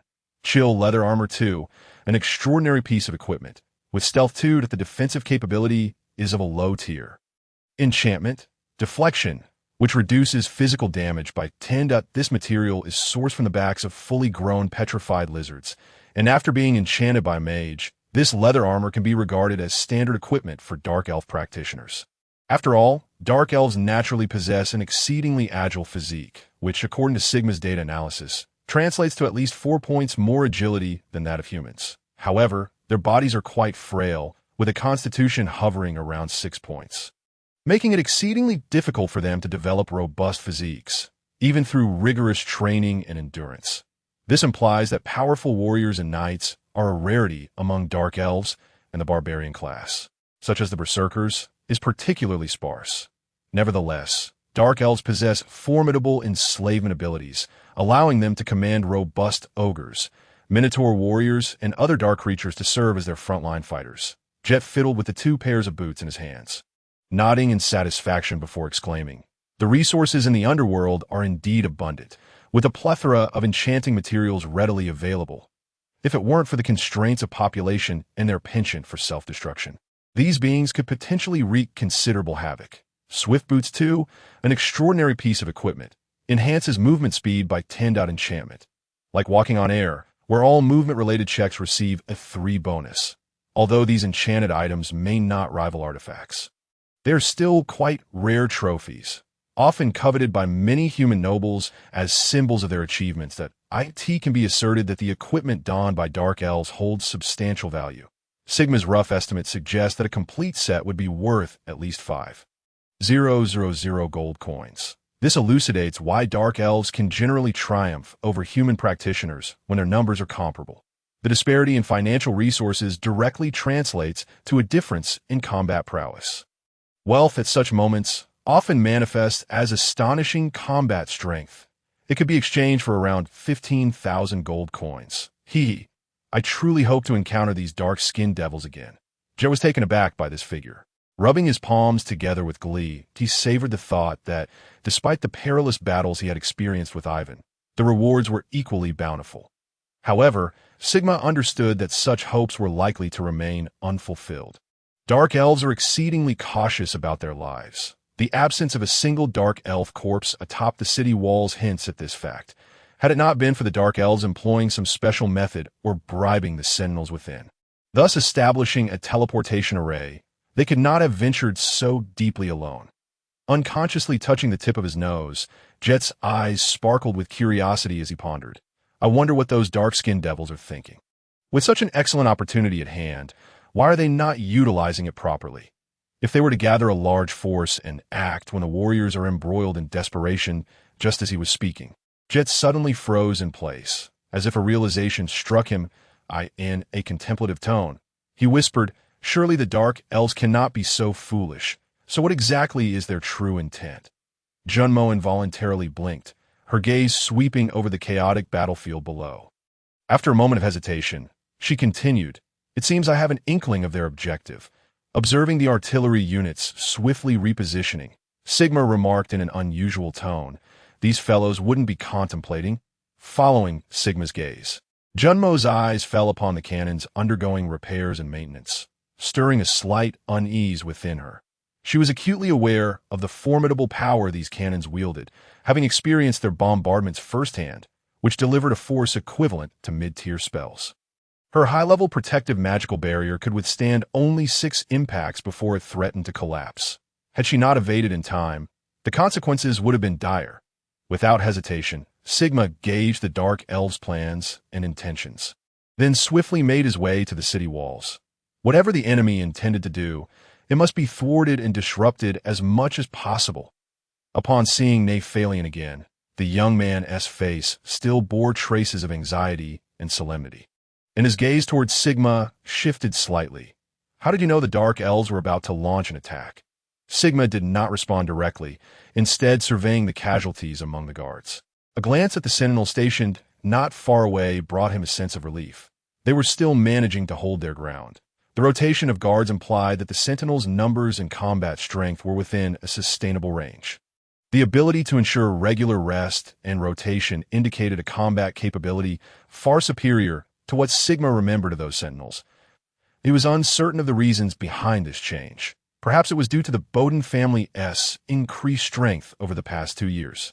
Or perhaps advancements in magical technology had mitigated the casualties in the recent skirmish. It was also plausible that the threat posed by the Dark Elves compelled the Bowden family to bolster their forces along this subterranean route. With a slight shrug, Sigma's dark eyes remained calm as he toyed with the pouch in his hand, tossing it forward while speaking in a somewhat enigmatic tone. This is my secret.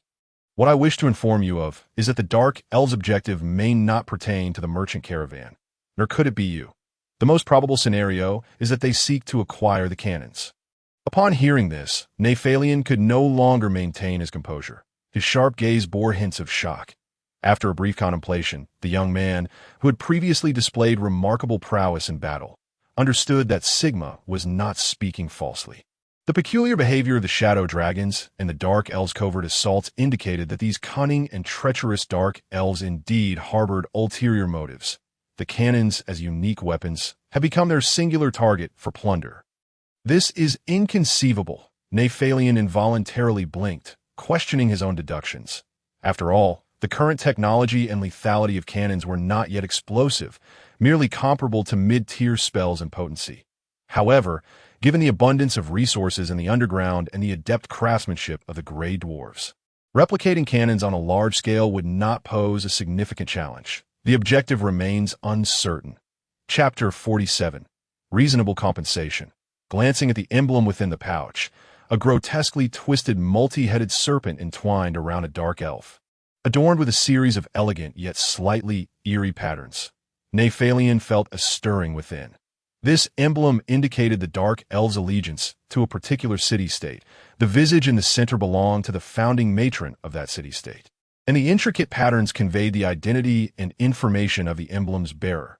Whether utilized as a mark of identity or as a means of redeemable merit, it served as a commendable proof and item. Nephalion felt a slight shift within. Through various sentinels and observers, he had gleaned information regarding the battles occurring within the outpost. He realized that had it not been for Sigma and his companions from the Iron Adventurers, The 2nd Artillery Unit would likely have fallen prey to the formidable shadow assassin forces of the Dark Elves. In his plans, due to the shortage of troops, he had merely stationed a squad of swordsmen in front of the 2nd Artillery Unit.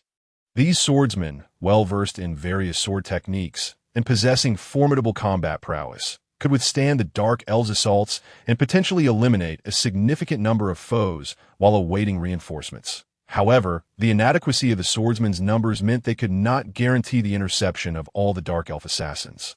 Should 2 shadow assassins breach the artillery unit, a brutal massacre would ensue. Reflecting on Sigma and his companions' abilities, Nephalion raised their standing in his mind yet again, then mused aloud. Each shadow assassin carries a bounty of nearly 50 gold coins. While mid-tier shadow assassins command bounties as high as 300 gold coins, that high-tier assassins are worth a staggering 1,500 gold coins. Might I inquire whether you seek gold or some other form of reward? This is yet another test, allowing us to infer the types and categories of professionals possessed by the Steel Adventure team through their demands. After all, their displayed prowess holds a relatively light position for the Sentinels. And for a competent guard commander, understanding their specific strengths and intentions is an instinctual choice that, if possible, we hope to redeem some mithril. Should the Sentinels lack stock, I would like to acquire a piece of Warden armor. A faint smile adorned Sigma's face, seemingly unperturbed by Nefarion's probing, as he calmly articulated his request. Nefarion, momentarily taken aback, cast a deep glance at Sigma, and, after a gentle cough, continued, "Mithril is exceedingly valuable, and its supply is limited. Even before it is mined, it has already been reserved by various factions. This a blatant refusal." Sigma lightly touched the tip of his nose, betraying no hint of disappointment, indicating his awareness and understanding of the situation. After all, in a certain sense, mithril, being a strategic resource, is never deemed excessive by any faction.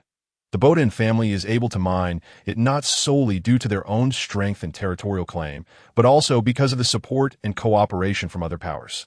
It is akin to what Sigma learned from ancient historical memories. Prior to entering the interstellar age, humanity's control and division of nuclear materials were coupled with compromises and collaborations with local powers. Nefarion scrutinized Sigma's expression carefully, pondered for a moment, and then spoke in a calm tone. "Regarding your choice of Warden armor as a reward for the Steel Adventure team, I find it quite reasonable. However, the Steel Adventure team must remain steadfast until the battle concludes." Sigma nodded as if anticipating this, a faint smile gracing his face as he presented a contract and softly stated, "On behalf of the Steel Adventure team, I accept this defense task from the Bodin family, hoping we may achieve final victory." Nefarion nodded gently. Although the contributions made by the Sigma Steel Adventure team thus far have been somewhat insufficient compared to the value of the Warden armor, he was fully aware that as the battle progressed, Sigma and his companions would soon earn contributions exceeding their worth. Throughout this process, their on-ground enhancements would enable them to bear more pressure for the Sentinels and minimize casualties, thus marking a considerable success. The Warden armor, radiating a spectral hue from the Grand Lord Ray Folly, suddenly stirred strange thoughts within him. Could this young master possibly offer up his own gear? Shaking such musings from his mind, Sigma praised Nefarion's decisiveness and reflected on the possibility of future collaborations after further examinations.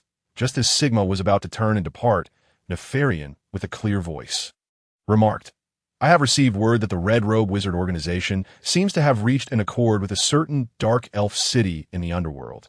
There have been reports of adventurer teams encountering them in the depths below." Sigma's steps halted momentarily, his bright gaze flickering as he raised a hand, subtly indicating his awareness, before he continued directly towards another watchtower. Observing the armor adorning Sigma, Jet could not help but exclaim in astonishment, wiping his cheek before adding, "Indeed, war is the quickest avenue to wealth. However, the risks are numerous and the chances of failure are high." Sigma's lips curled into a faint smile as he glanced at the flickering flames on Jet's warhammer and replied, "This time, we caught the Dark Elves off guard, inflicting significant losses on them. I suspect we may not be so fortunate next time that if they decide to act, they will undoubtedly consider us as well." Jet stroked his beard thoughtfully, gazing into the distance at the Dark Elf encampment, which was intermittently filled with raucous sounds. With a smug grin, he continued, I am genuinely curious to see how the Dark Elves have progressed over these 2 years. However, it is rather intriguing that they have formed a pact with the Shadow Dragon. Sigma nodded in agreement, fully aware of the dragon's tendencies, especially since a formidable dragon awaited the Steel Adventure team in their upcoming endeavors. With a contemplative gaze, Aurelia spoke in a somewhat clear tone. I can't shake the feeling that something is amiss with the Dark Elves, and has no other support team arrived yet? I recall that the nearest outpost is merely a day's journey away, correct? Recognizing the oddity, Junmo inquired curiously. Could it be that the Dark Elves have blocked communication, preventing any distress signals from being sent out? Shaking his head slowly, Sigma, fully aware of the Bodin family's strength and their regard for the underground realm, explained to Junmo in a calm and detailed manner. Firstly, it is exceedingly challenging to restrict communication in this area. Previously, one might have utilized powerful artifacts to create spatial barriers, but such actions would inevitably betray telltale signs of magical fluctuations. As Sigma ascended toward the watchtower, he continued his explanation. Now, with the advancement of magical technology and new innovations, imposing a blockade on an area has become increasingly difficult. Aurelia leaned silently against the wall, her long legs illuminated by the dim light, exuding a straight and alluring aura as she murmured, even if a blockade were established. The sensations of the younger generation usually possess bidirectional communication abilities. Once the other side detects a disruption, they will promptly engage in various assessments and validations after a certain period. Junmo, contemplative, nodded thoughtfully. The Dark Elves' substantial combat forces and remarkable fighting prowess made her aware of the ferocity of these subterranean beings. Yet the human army and watchtowers remained resiliently entrenched here, capable of mounting a respectable counteroffensive, which left Junmo quite astonished. Now, she finally comprehended the immense effort and hardship that lay behind this resilience. Curiosity welled within her, and after a slight blink, she glanced at the somewhat grave-faced Sigma, casting an inquiring look toward Aurelia. The latter bore a faint smile, though her gaze betrayed a hint of coldness. After a moment's hesitation, she recalled something and gently plucked the strings of her bow, producing a crisp and melodious sound.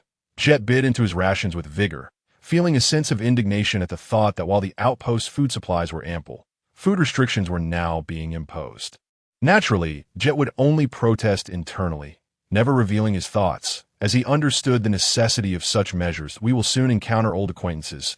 Sigma turned around, applying color to his armor, while speaking softly in a calm tone. His chewing momentarily paused. Jet blinked and then thoughtfully murmured, "Are those the red-haired fiends? If it truly is them, then that would be splendid." Aurelia flinched slightly at the mention, as if recalling some unpleasant memories. Tightening her grip on the quivering bowstring, Junmo, reflecting, blinked. She had heard Sigma recount the details regarding the red-robe wizards and had a vague understanding of their tenacity, carefully coating every reflective part in black. Sigma smiled slightly and turned his head, speaking in a calm tone. However, this time, it seems the actions of these individuals have incited the ire of certain factions. There appears to be a force specifically tasked with surveilling their movements. Observing Sigma as he tended to his warden armor, Jet stroked his beard, smacking his lips and muttering, "If that is the case, perhaps we can leverage this setup to our advantage. Those red-haired fiends are exceedingly troublesome, and their minion army is equally detestable." That a flicker of thought stirred within Sigma, as if an idea struck him.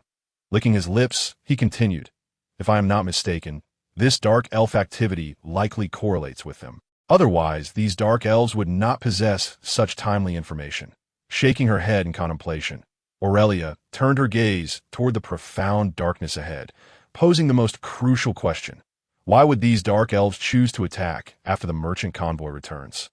Wouldn't that merely allow the Sentinels to regain their strength? Indeed, the activities of the Dark Elves have been remarkably anomalous. Typically, they choose to launch their assaults towards the end of the month. This strategy ensures that the various underground outposts and the adventurers within the cities are not at their optimal condition. Consequently, the enemies the Dark Elves must contend with dwindle in number. This sudden shift in their offensive tactics certainly raises suspicions. Chapter 48. The battle approaches. Roar. The earth-shattering roar reverberated through the pitch-black underworld, a fervent breath surging from afar, rapidly engulfing all in its wake. Boom! A thunderous impact echoed as flames erupted, suddenly engulfing the city walls in a flickering blaze. The relentless winds propelled an enormous form, surging forth from the depths of darkness. The air crackled with intense magical fluctuations, clearly indicating that the spellcasting practitioners among the Dark Elves had begun to engage in the fray. The vigilant sentinels, braced for battle, emitted a series of war cries, the heavy, fervent sounds of collision gradually emerging from behind. A dense barrage of ranged weaponry ignited sparks of impact and piercing sounds, hurtling towards the enemy with a fierce whistle, focusing their assault on those foes emanating magical energy.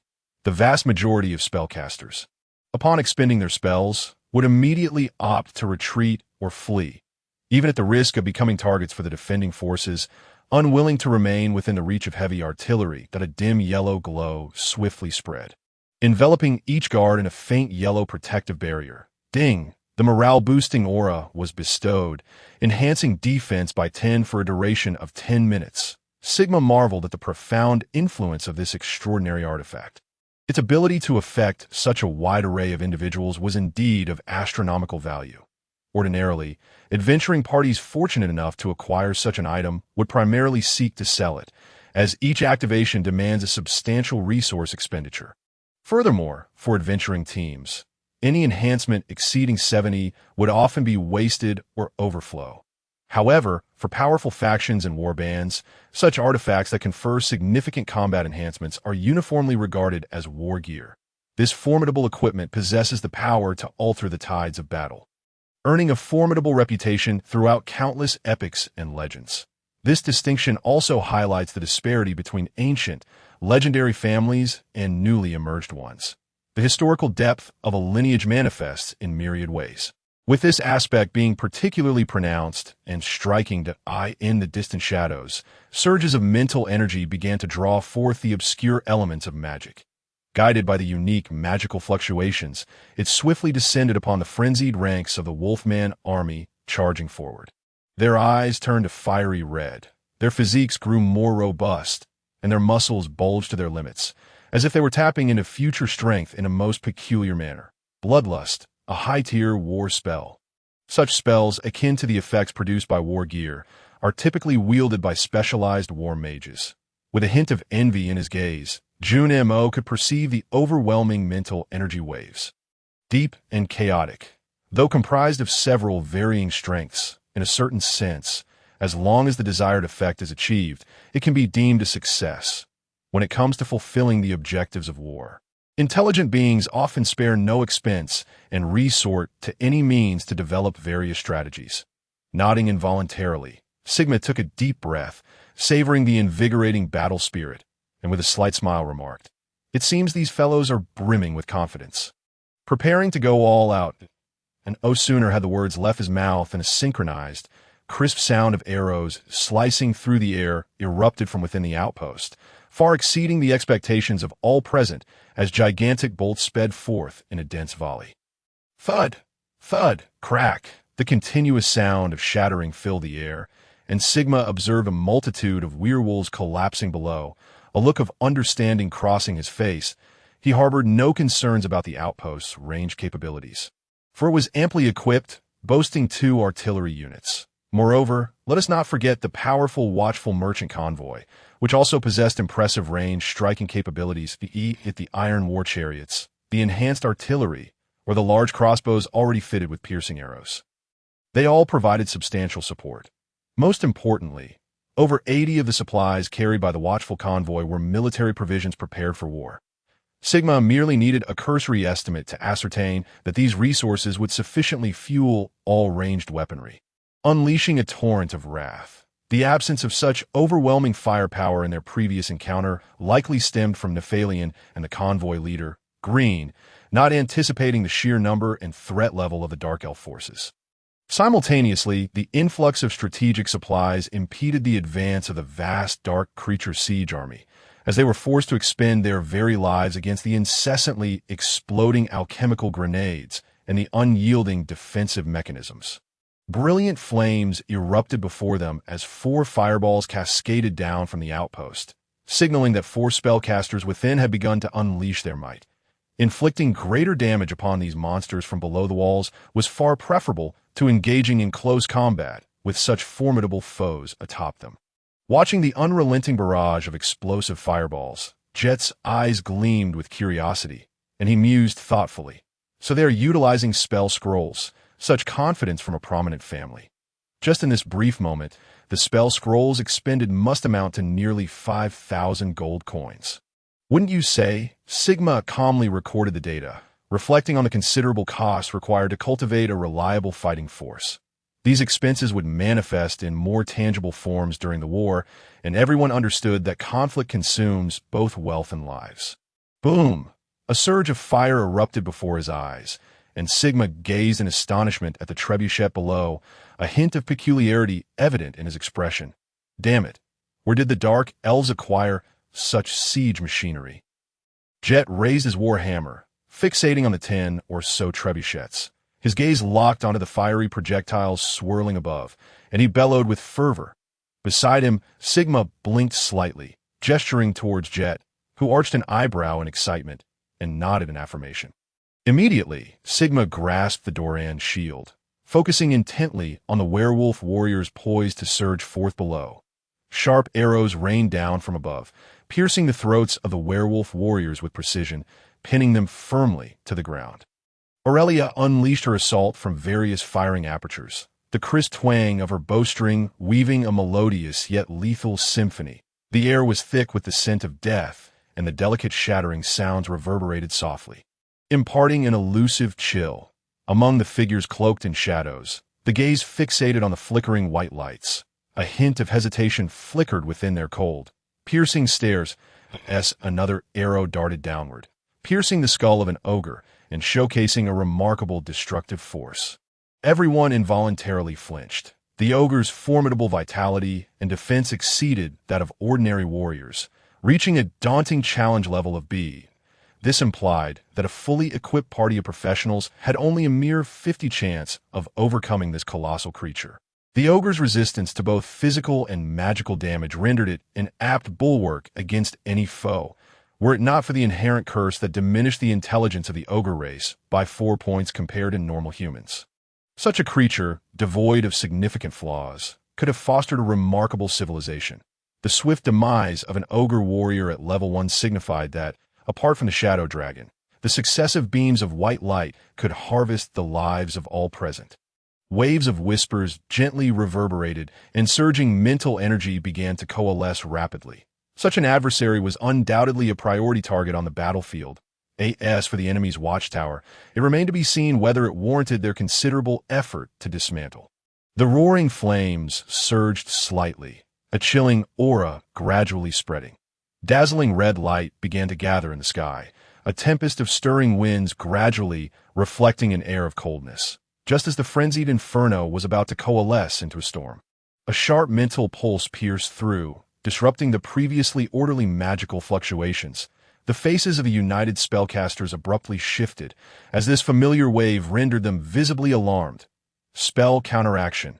This unique ability, derived from the ancient bloodline of high elves, had been painstakingly deciphered by countless archmages and sorcerers, eventually evolving into a universal skill applicable to humans and other races.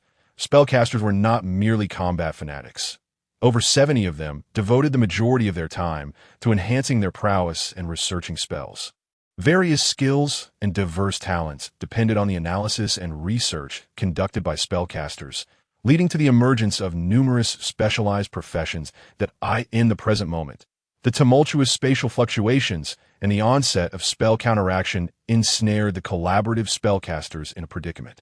They had no choice but to intensify their mental exertion to sustain the spell's progression, awaiting the dissipation of the counteraction's effect before continuing to concentrate.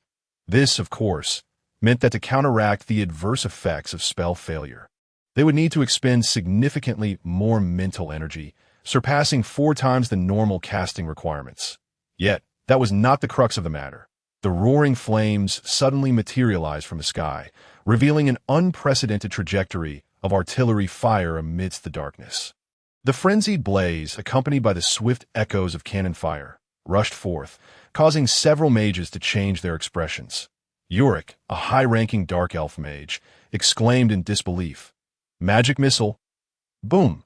The roaring flames surged, and the elements of destruction recklessly expanded outward, twisting and tearing the ethereal blue barrier under the onslaught of the fierce flames, that a cascade of spreading flames erupted, tearing forth sparks as they beheld the dissipating magical energy in the sky. Jet revealed a row of gleaming white teeth. Compared to the Ratman sorcerers, you are truly lethal. I dare say the taste of an alchemical bomb is rather unpleasant, isn't it? That said, a hint of sorrow flickered in Jet's gaze. Each specially crafted alchemical bomb cost nearly 1,500 gold coins. Such a trump card, even if the steel adventurers sought to stockpile, could only muster 5 in total, of course, thanks to Sigma's prior communication with Nefarian. It was confirmed that the outpost and the Bodin family would reimburse part of the expenses, allowing Jet to unleash his full potential. Chapter 49. The roaring flames. Jet's actions stirred the hornet's nest, inciting a chorus of cheers from the guards while simultaneously drawing the ire of the Dark Elves. A relentless barrage of arrows soared towards them from the distance, only revealing their spectral nature as they sliced through the darkness. Illuminated by the dim light, the cacophony of clashing sounds erupted, sparks igniting swiftly before Jet as dozens of tiny stones collided against his heavy armor, producing a symphony of clinks, while a thick cloud of dust enveloped him. Hastily retracting his cannon, he cautiously sheltered behind cover, observing the arrows gracefully traverse the rocky terrain, and remarked in an excited tone, "These dark elves are truly wasteful. Even their ordinary arrows are imbued with sharpness enchantments." The cost of these arrows was at least 50 silver coins each. Merely this volley had incinerated over 100 gold coins. With their formidable penetrating power, even Jet was reluctant to withstand them head-on, and he was acutely aware that the dwarven combat legacy had endured for millennia. However, their advancements in other forms of warfare lagged significantly behind their adversaries, the chaotic monsters and ratmen. Why had such a situation arisen? Firstly, the besieged dwarves lacked adequate resources, their energy already drained in fending off the invasions of chaotic monsters. Secondly, the continually burgeoning population juxtaposed with a scarcity of talent meant that progress in any field relied heavily on human investment. Under the oppressive weight of dire circumstances, the finest talents were often conscripted to the battlefield, consumed in the endless struggle against the chaotic monsters and ratmen forces. Although the dwarven lineage remained remarkably intact, the development of their collective strength had hit a bottleneck, even beginning to succumb to suppression in battles against chaotic monsters and ratmen. Adhering to a strategy of evasion and minimizing unnecessary expenditure was a lesson Jet had learned from human warriors, a method of survival acquired through blood and experience. Having ensured his safety, he cast a scrutinizing glance at Sigma and called out in a bold tone, "What are the results?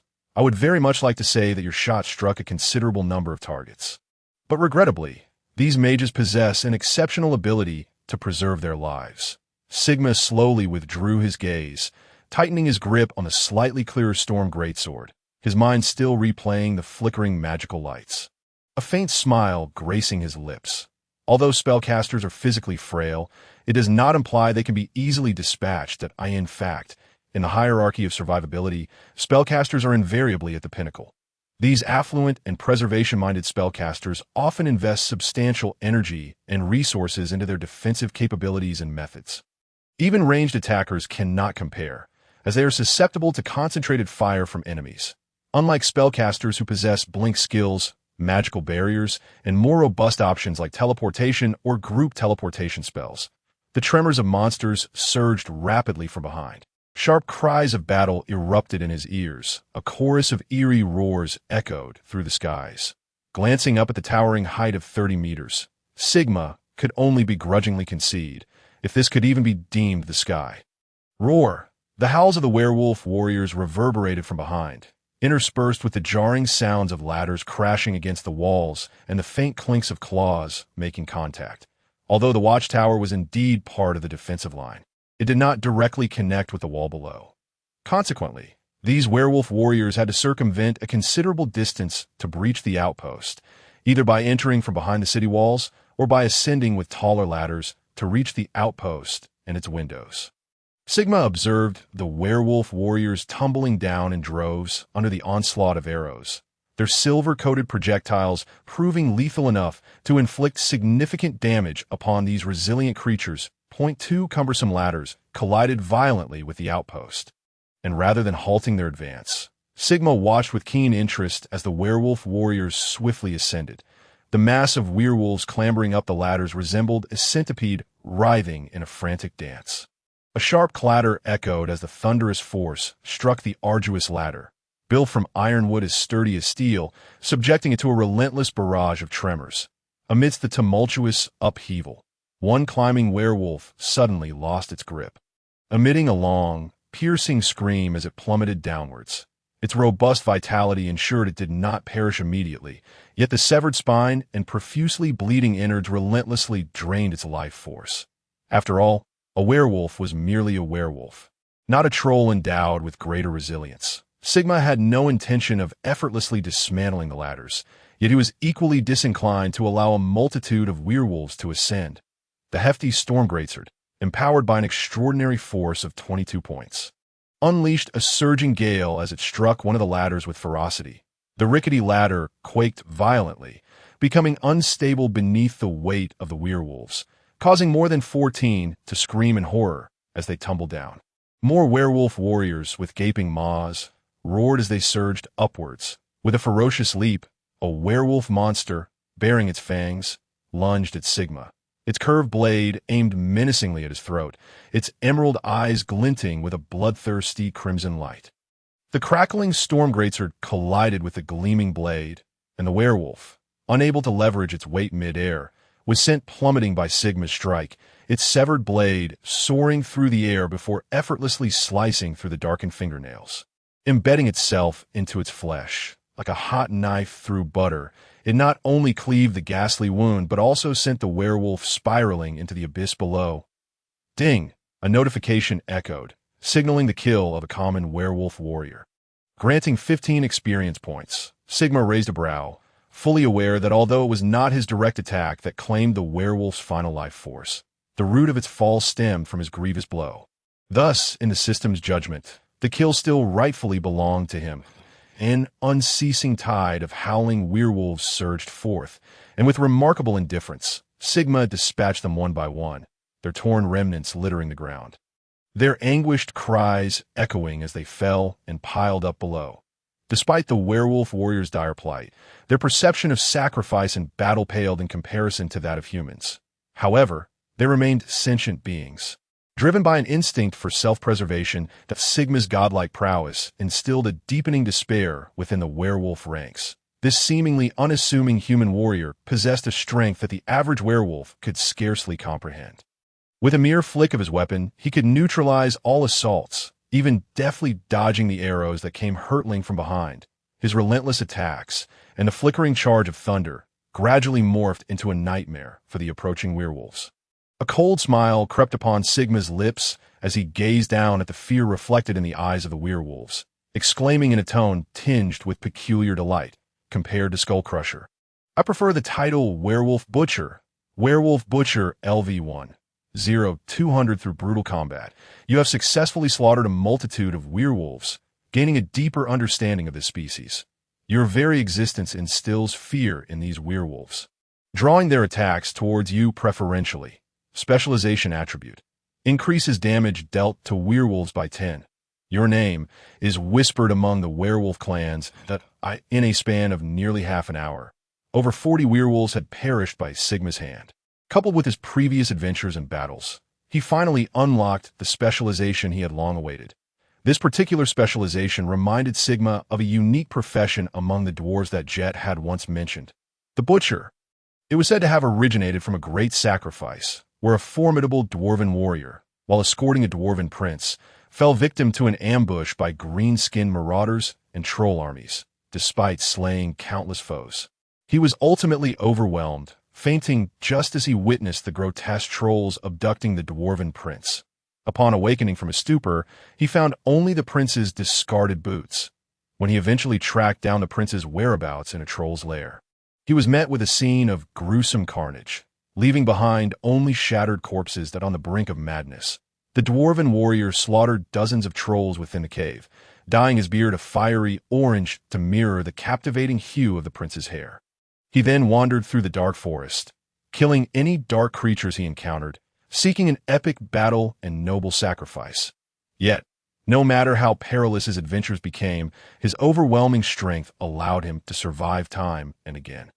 Ultimately, this missing dwarven butcher left behind the legacy of the butcher among his kin, a powerful title imbued with tragic significance. This legendary figure, who amassed titles such as Troll Butcher, Ratman Butcher, Greenskin Butcher, Goblin Butcher, Dark Elf Butcher, and Chaos Beast Butcher, came to be revered as the king of butchers by future generations of dwarven butchers.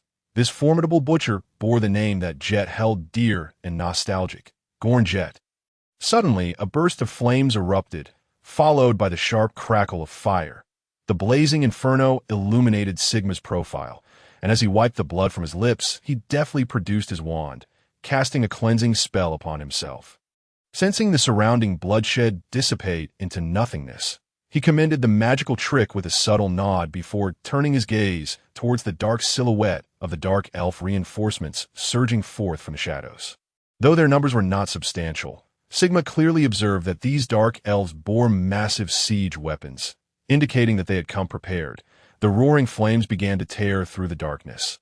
The long silent cannons awakened once more, as if they had been biding their time for the arrival of these siege instruments. For replenishing cannon ammunition in a short span would prove exceedingly difficult, gently touching the tip of his nose.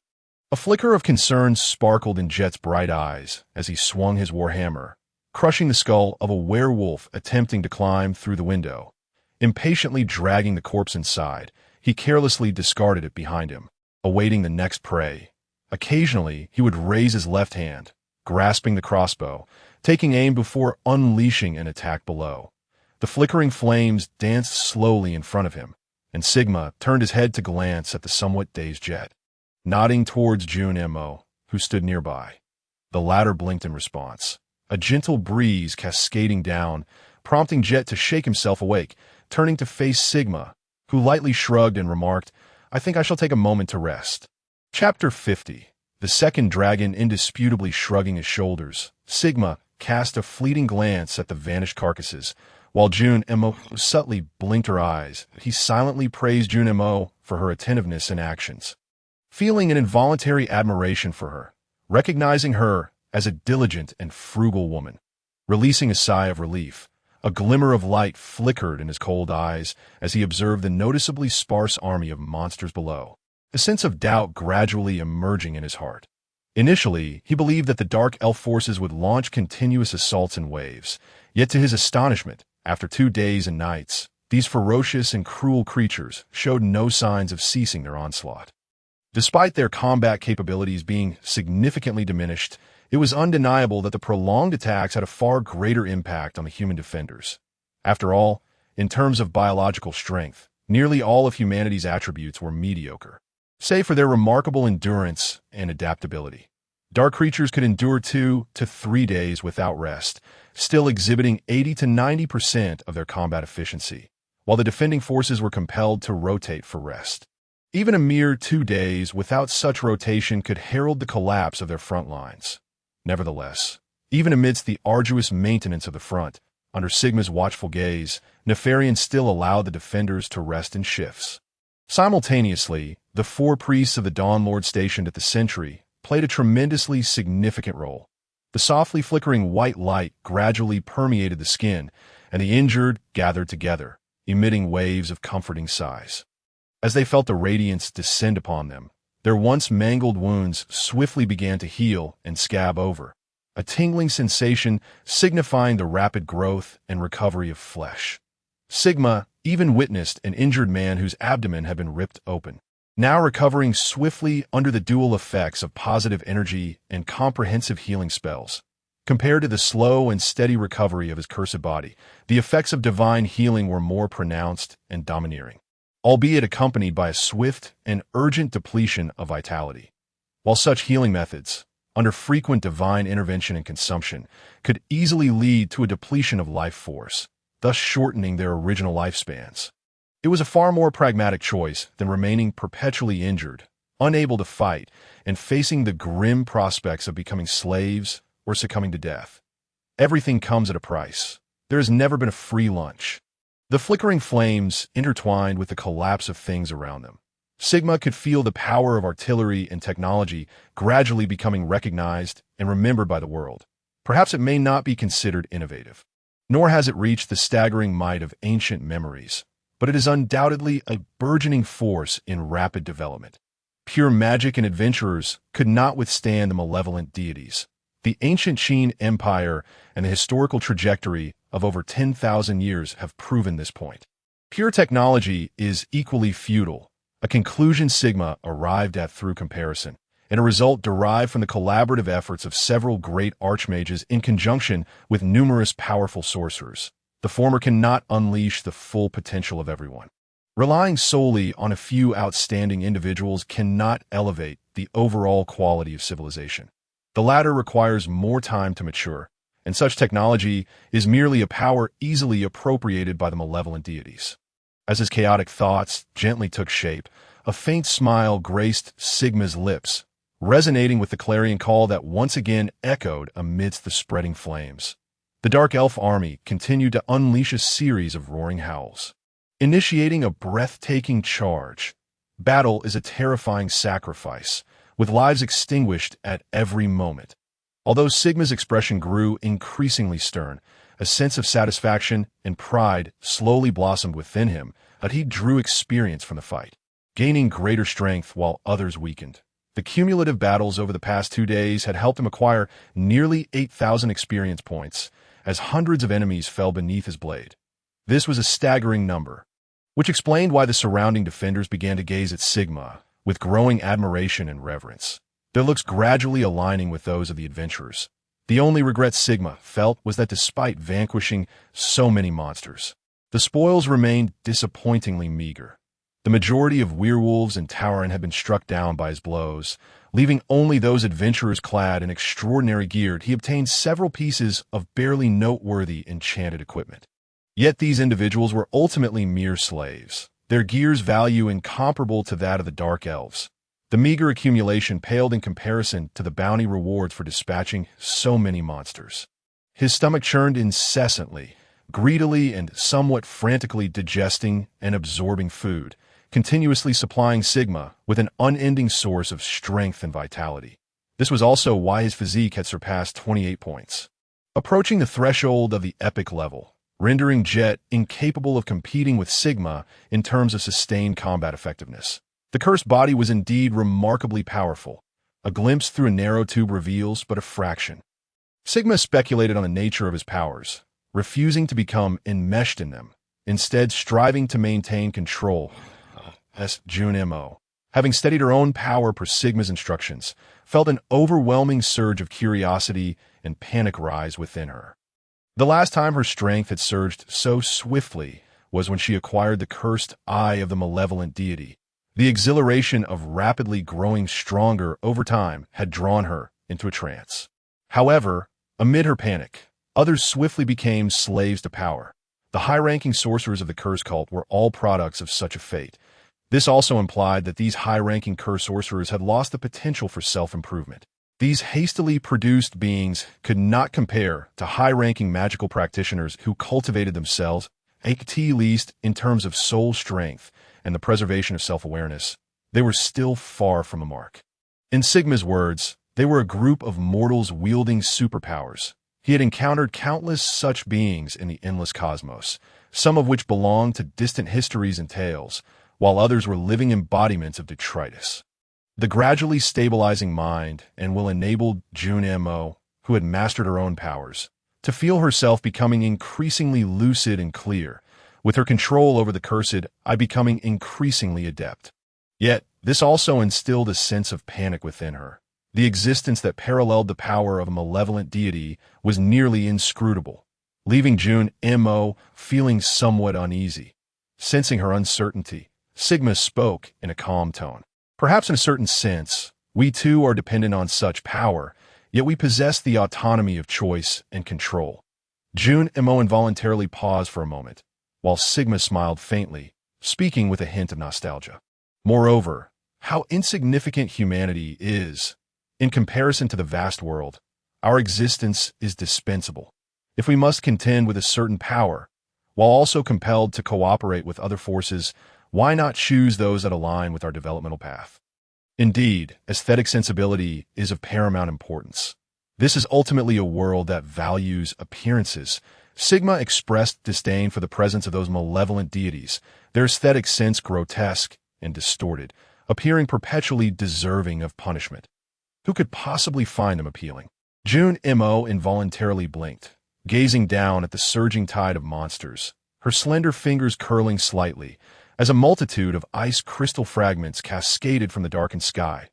Boom! The explosive flames collided against the city walls.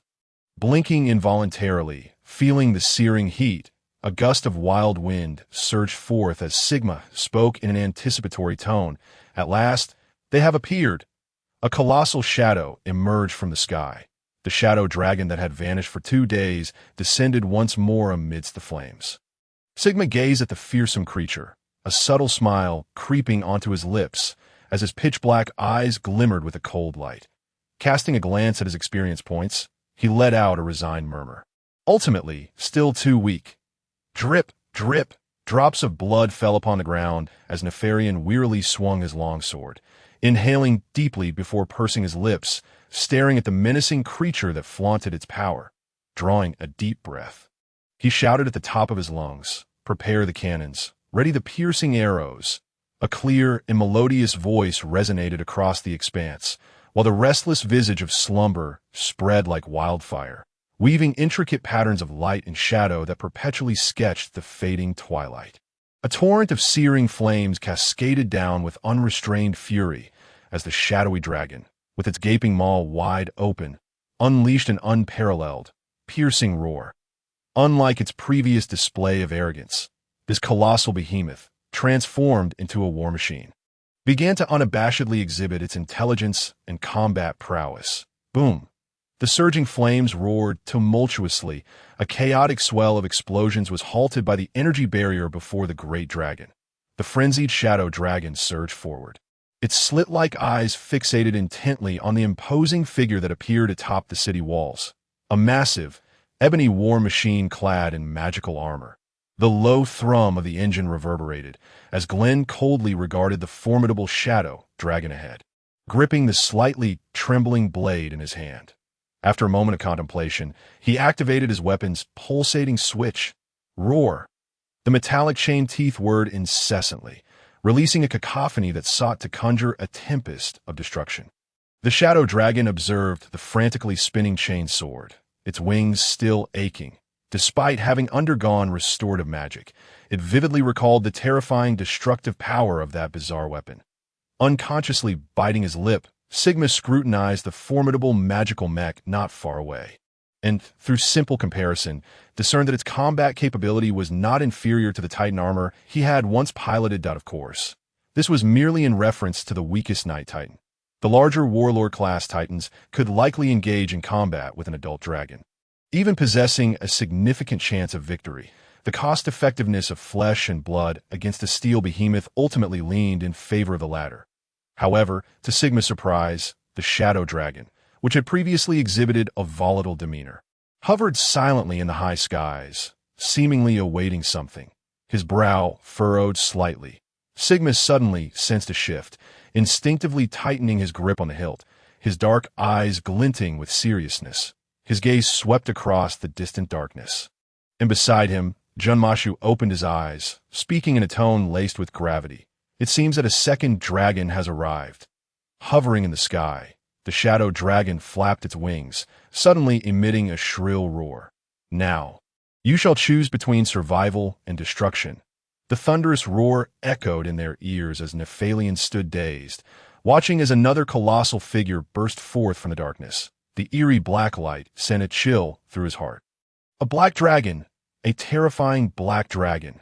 Chapter 51. Blood battle, shaking his head vigorously. Jet stared blankly into the darkness outside, then suddenly snapped to attention. He quickly regained his composure, gazing at the familiar monstrosity outside, taking a deep breath before releasing a peculiar roar. Am I still dreaming? How? Is there another dragon? And it's a black dragon. No less. The strange sound trembled slightly, but Jet swiftly took evasive action. As a torrent of acidic breath roared towards him like a tidal wave, a sharp crack echoed as fiery sparks flickered, and a wave of acrid fumes filled the air, the corrosive remnants imparting an indescribable chill. Jet peered out, surveying the pockmarked defensive walls.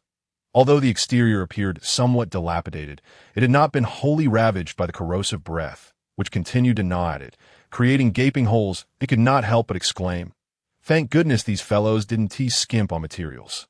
Otherwise, we would be in dire straits." In truth, Jet wished to convey that these watchtowers, crafted by the subterranean dwarven artisans, indeed possessed commendable defensive capabilities, having withstood the black dragon's corrosive breath. Roaring flames danced incessantly in his ears, while the biting cold winds sketched a visage of shattered ferocity. For reasons unknown, the black dragon charged directly towards the location of the watchtower. Unlike the shadow dragon, this black dragon emanated a distinct elegance, adorned with a glimmering, dark blue hue. The first reaction upon seeing the black dragon was one of disbelief at its gaunt physique. However, to underestimate the physical strength of these colossal creatures, which could reach a length of 20 meters by their youth, would undoubtedly prove fatal to any who dared to belittle them. Its obsidian scales boasted remarkable magical resistance and physical defense, while elongated claws facilitated its prowess in close combat. Most astonishingly, this black dragon, which should have only been slightly larger than the shadow dragon, was in fact a staggering 13 times its size, a difference readily apparent to those who observed closely. Sigma could not help but smirk, watching the approaching black dragon, and after taking a deep breath, he bellowed, "Prepare to attack! Fire the cannons! Do not give it a chance to evade." His tone bore a palpable excitement, and Junmo, curious, blinked rapidly. Feeling the increasing pressure, almost compelled to summon the Reaper Guardian, Aurelia halted Junmo's actions, fully aware that the outcome of the battle hinged not solely on the performance of one individual to mitigate future dangers. It was prudent to conserve strength for subsequent maneuvers. Gazing at the oncoming dragon, her eyes glinted with a chilling resolve as the tumultuous winds rapidly converged at her fingertips. With a whoosh, a swirling tornado surged forth, striking the charging black dragon squarely in the chest with blinding speed, the crisp sound of impact resonating, unleashing a flurry of slicing wind blades. Under Aurelia's watchful gaze, the enchanted piercing arrows barely penetrated the black dragon's scales, ultimately being ensnared by its powerful muscular armor, unable to advance further. The ceaseless winds spread outwards as all present stared in disbelief at the unfolding scene. When the dazzling winds dissipated, revealing the nearly unscathed black dragon, a collective, wordless sigh escaped their lips. The black dragon, which should have emerged unscathed, suddenly erupted with a ferocious roar, its wildly flapping wings frozen mid-air. As if gripped by an invisible force, unable to continue its flapping, the bone spikes nearly pierced its skin, and the black dragon unleashed an unrestrained howl, its long, robust neck swelling. A billowing cloud of grayish-black breath surged forth, layers of corrosive liquid crashing violently against the watchtower. An intricate lattice of solid ice arose abruptly, as the spouting corrosive breath emitted a hissing, discordant sound. The immense body thrashed violently, a surge of psychic energy rippling outward, as incomprehensible phrases swirled in the AI. An overwhelming inferno engulfed the watchtower, the air filled with a cacophony of shattering sounds that high-tier spell. Flame storm. The black dragon's might was unmistakable. It possessed not only an indomitable physical form, but also destructive capability rivaling that of high-tier spellcasters. Under the black dragon's wrathful gaze, the crystalline ice barrier shattered abruptly as the relentless flames continued their assault upon the towering watchtower. Even after undergoing special magical fortification, the uppermost walls of the watchtower began to crack under the terrifying onslaught of the flame storm. Transforming the once white surface into a deep black, the liberated black dragon surged forth, its unparalleled power instilling terror in the hearts of the guards below, who trembled in fear. "Command! Courage!" A crystalline voice gradually resonated, emanating a dazzling white light from Nefarian, but a gently pulsating golden halo slowly coalesced, and as it began to diffuse, it swiftly surged across the city walls. The once panicked guards of the gate suddenly felt warmth and strength welling up from within, their gazes towards the black dragon transforming back into confidence and determination. Such a grandiose enhancement spell left Nefarian with a profound sense of emptiness and lethargy, a refreshing chill emanating from his headdress, gradually soothing his parched and aching mind. Under everyone's watchful eyes, the black dragon crashed violently into the watchtower, the impact causing the walls to shake violently. Seizing the opportunity, the shadow dragon abruptly ascended, perfectly aligning itself with the upper rock face, preparing to penetrate the outpost once more. Green, ensconced within the mana-powered mech, emitted a derisive chuckle, pressing a crimson button on his seat. A sudden cacophony of shattering noises erupted, and a jet-black spike shot forth from the back of the mech with lightning speed. Just as the shadow dragon was poised to unleash its fiery breath, it felt an imminent threat approach, and its massive body was enveloped in a grayish glow. The obsidian spike silently pierced the thick rock wall, emanating a strange corrosive aura that swiftly devoured the surrounding stone into dust. Noticing the dense clouds of dust falling, Green's lips curled slightly, and he called out in a chilling tone, "Next time, you won't be so fortunate. Shadow ambush." Huh. As he spoke, the colossal mana-powered mech pivoted, swiftly drawing a large firearm from his waist, accompanied by the surge of searing heat as flames erupted into the air. Boom! A rapid collision manifested in midair. The shadow dragon, its slit-like eyes wide with shock, felt a violent pain in its chest. IT drew a deep breath and emitted a piercing roar. Torrents of flames cascaded down from 30 meters above, the air thick with a sense of impending doom that sent shivers through onlookers. This frigid, annihilative assault instilled immense psychological pressure and fear in many ordinary soldiers. Even though the damage from this breath was far less than that inflicted by the weakest war djinn, it still presented a terrifying and visceral intimidation to the warriors. Suddenly, Green leaped into the air, a brilliant blaze erupting from the back of the mech, propelling him forward with great force. In the shadow dragon's horrified gaze, he crashed into the belly of the dragonkin, sending both colossal creatures tumbling to the ground, stirring up a whirlwind of dust. The fierce collision and sharp roars intertwined with the surging flames and smoke. The watchtower shook violently from the impact as Sigma observed the monstrous entities outside, a smirk of cold triumph playing on his lips. Roar! The thunderous roar erupted as a massive lava giant suddenly emerged from the crevice, its fists crashing down onto the black dragon's abdomen. The fiery meteor, hurtling through the conflagration, struck directly upon the black dragon's chest. The darkness of destruction surged wildly, layers of flames faintly tracing ominous shadows. The dragon's breath. The obsidian flames collided violently against the lava giant, and Jet, encased in fiery armor, leaped up, swinging his warhammer down onto the black dragon's chest. With a formidable force exceeding 25 points, the flaming warhammer cleaved a massive gash into the black dragon's chest. The dragon bellowed in a furious roar, its resounding cry rippling through the air, and its grand wings crashed heavily towards Jet suspended in midair. The dragon's breath was its deadliest weapon. The second most lethal weapon wasn't its sharp claws or teeth, but rather its immense wings that could deftly maneuver its colossal form. In a powerful explosion of force, it could effortlessly topple enemies whose strength and constitution were inadequate. Crack! A flurry of icy crystal spikes collided with the dragon's wings, the overwhelming force reducing the ice to powder.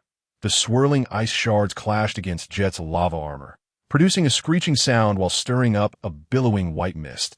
Sharply aimed arrows hurtled towards the black dragon's slit-like eyes, their piercing threat instilling a sense of urgency. Suddenly, a surge of black mist rushed in, obscuring the dragon's vision while instilling a sense of weakness within its colossal form. utter shock arose within the black dragon. And before it could ponder why it, immune to many spells, was being weakened by this force, it felt a heavy footfall upon its back.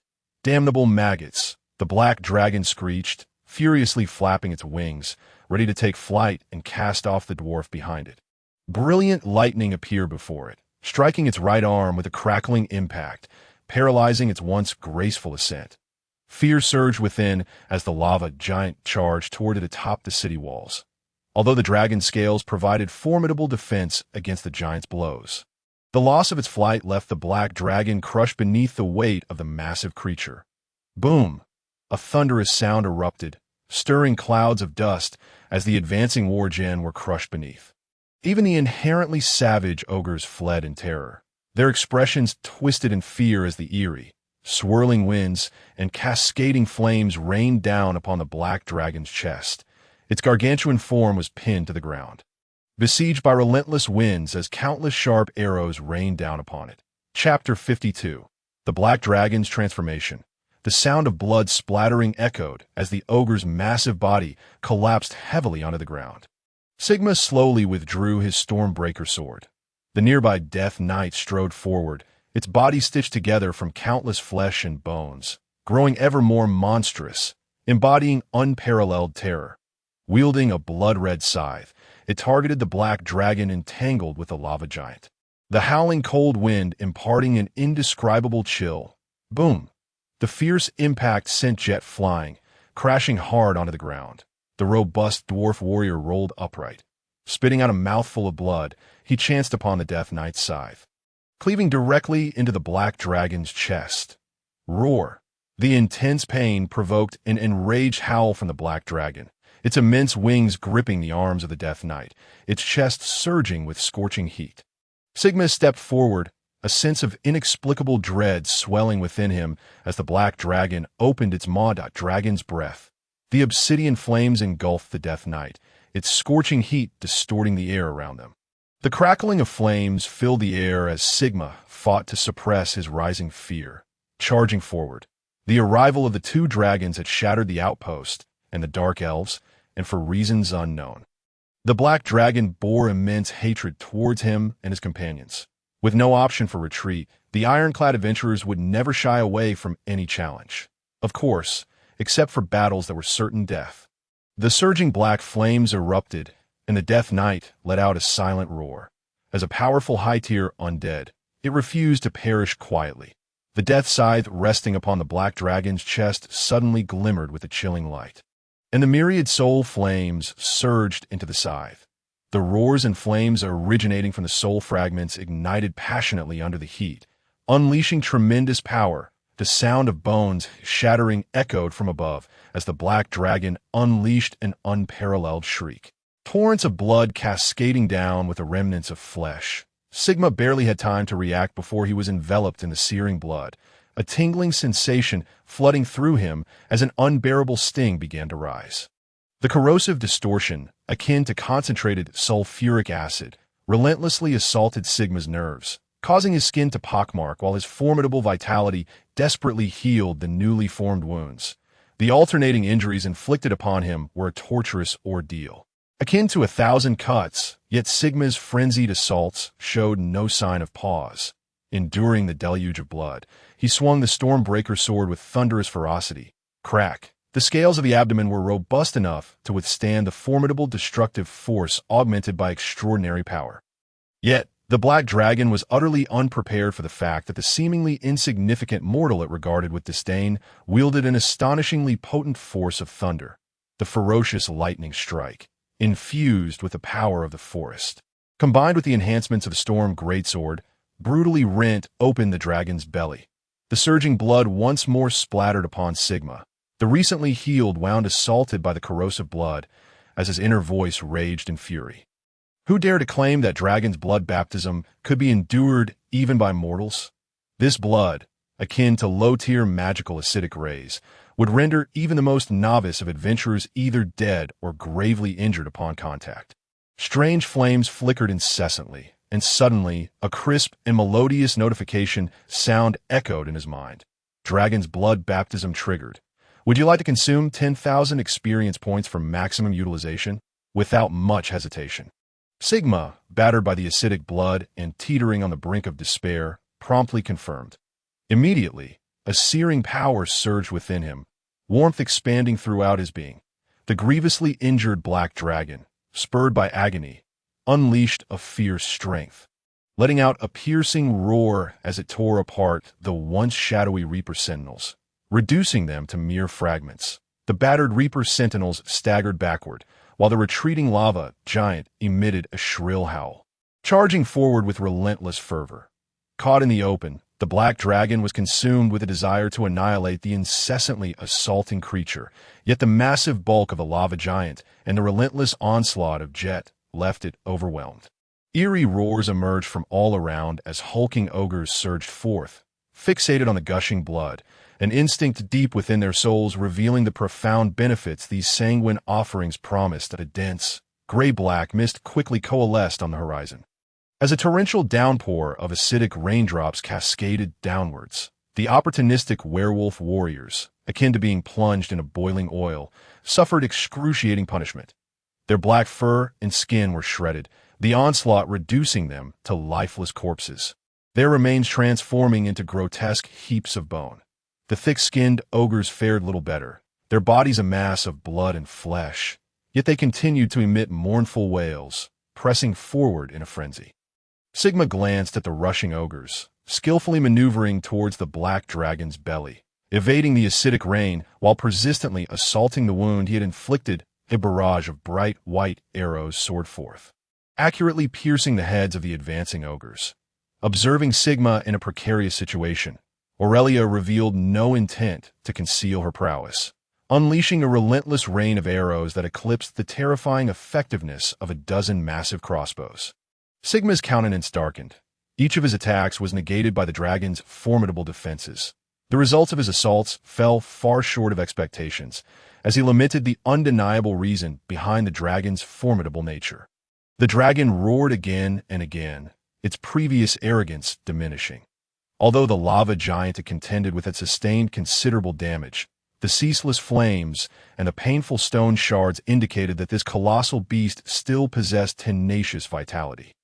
Moreover, the previously battered Reaper sentinels showed no inclination to abandon the fray, greedily devouring the surrounding corpses to mend their wounds. What terrified the black dragon most were the incessant streams of debilitating rays and various negative statuses. This was the true source of its dread.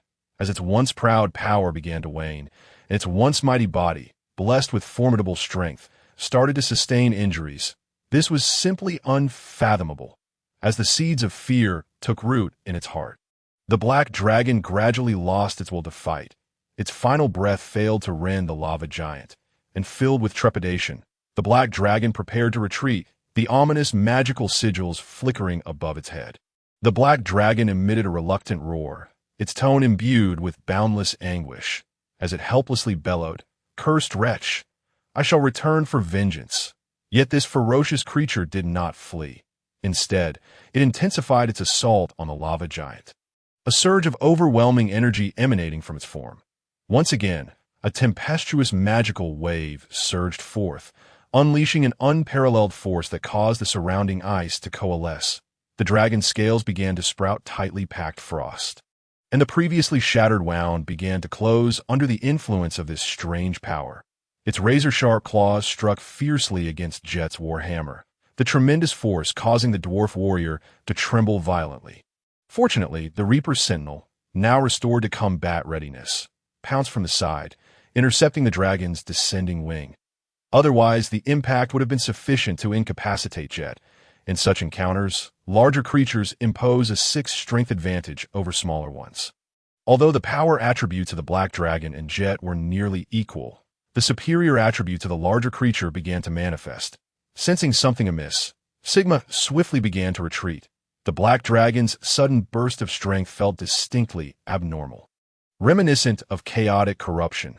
Casting a glance at the nearby ladder, Sigma leapt up with several strides, arrows racing behind him, a reminder of the dark elf's pursuit, while the howling werewolves clearly harbored no friendly intentions.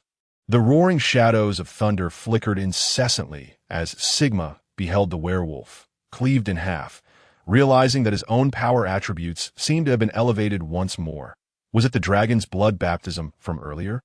Sigma had no time to peruse his attributes as a fiery figure surged towards him amidst the chaos.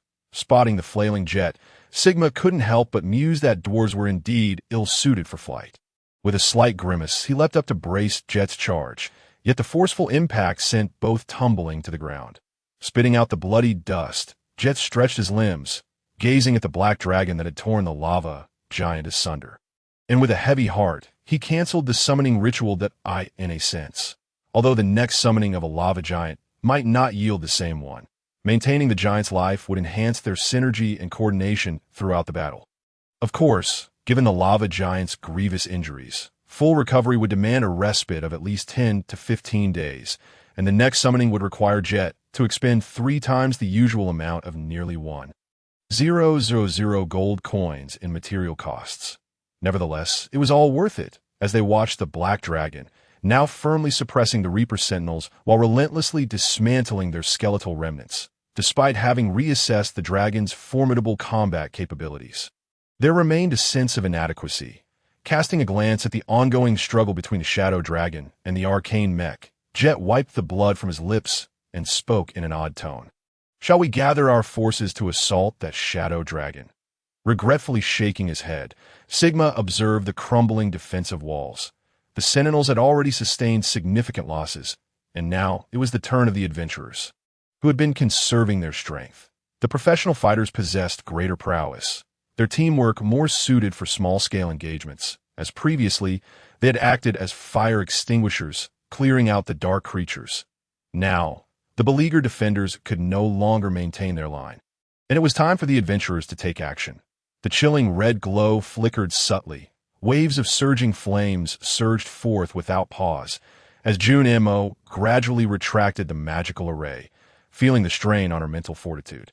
Silently observing the monstrous foes, Aurelia approached her side and, in a calm tone, softly advised, "Now is the time for you to rest.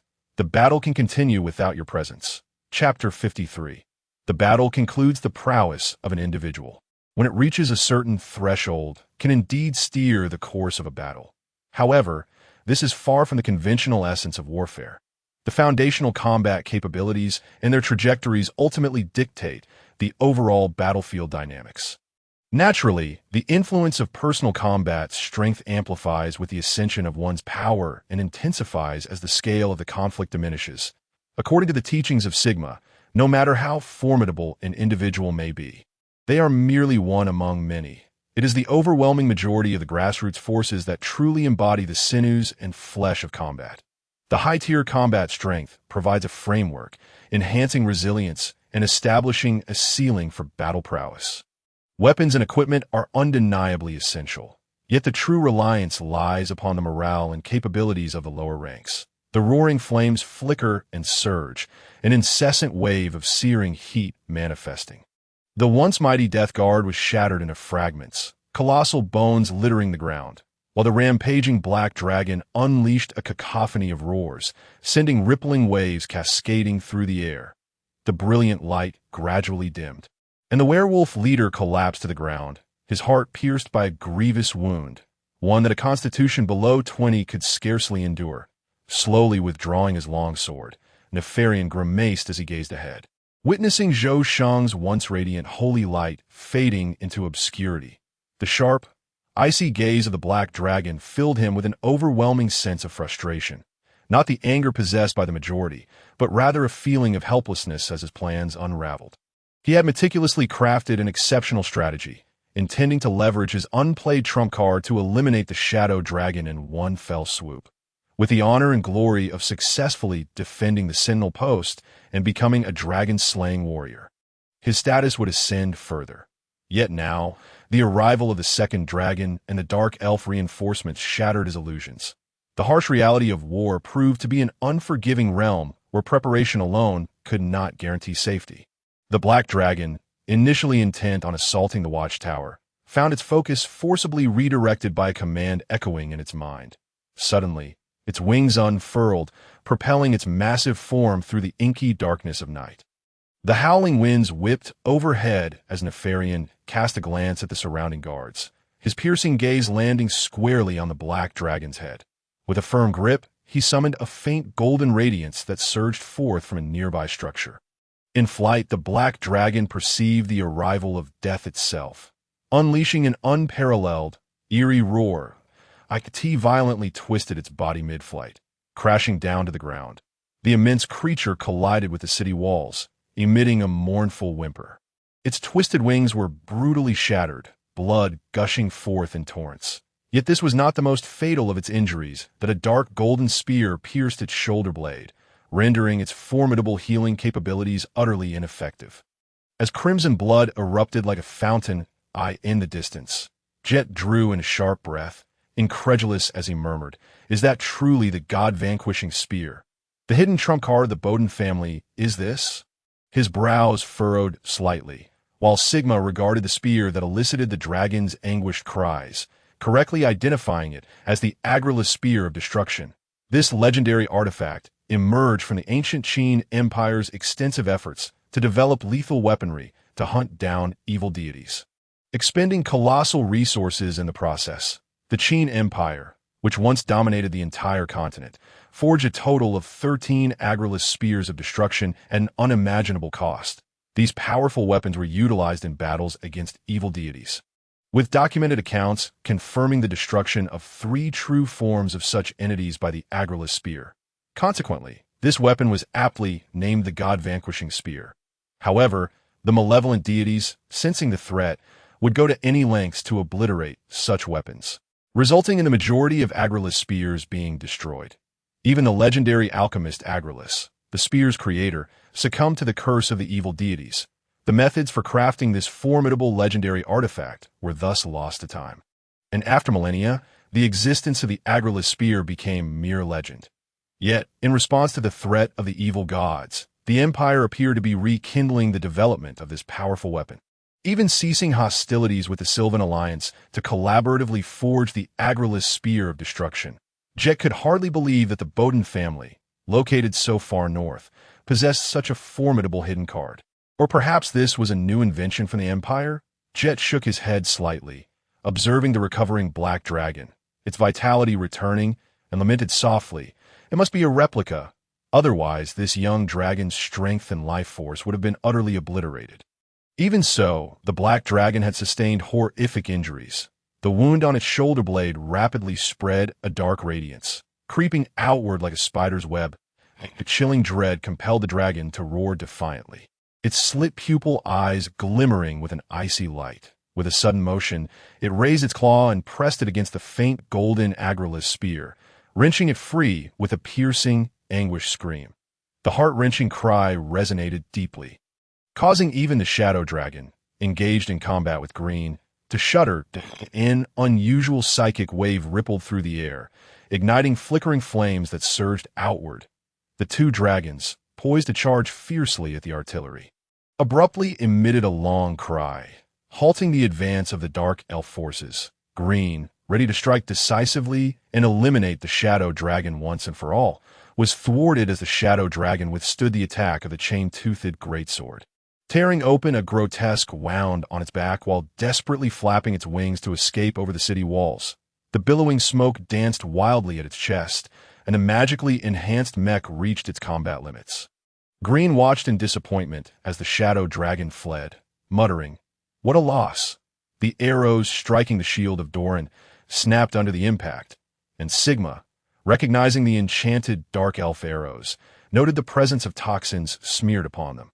Swallowing hard, Sigma observed the dark elf forces, which had suddenly disrupted their assault, and after taking a deep breath, remarked, "It seems they are preparing to retreat.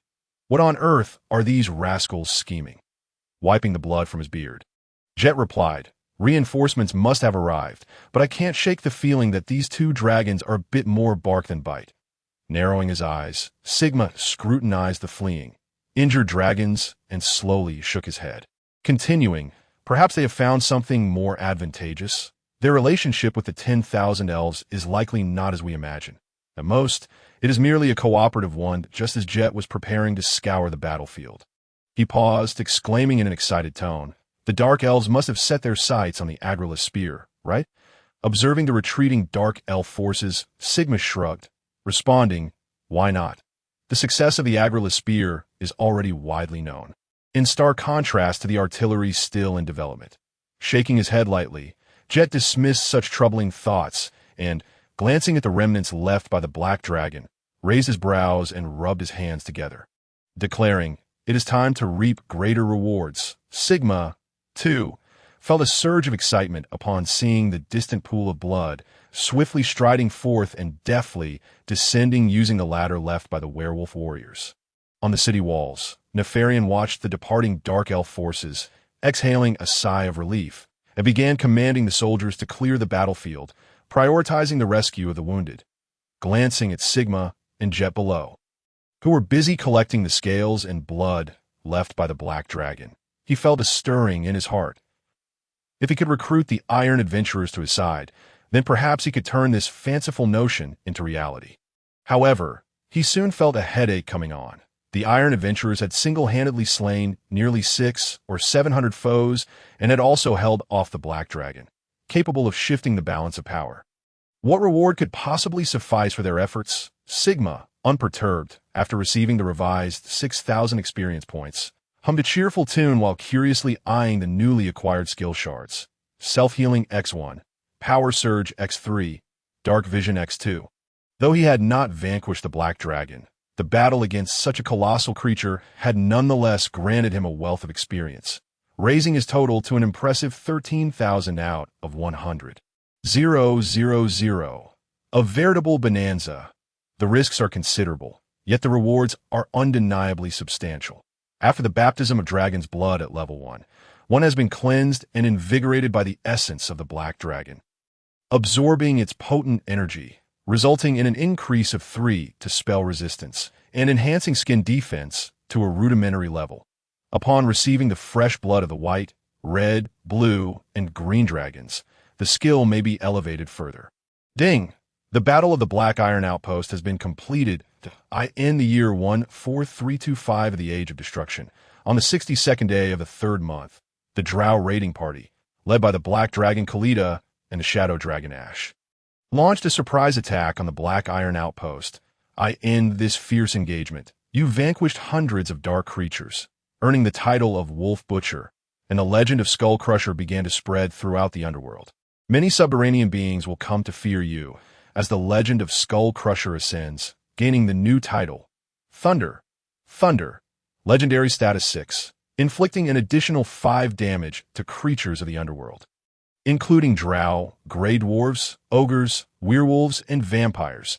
You engaged in profound reflection on the experiences garnered from this battle, acquiring 2,300 points of professional experience and 3 skill points.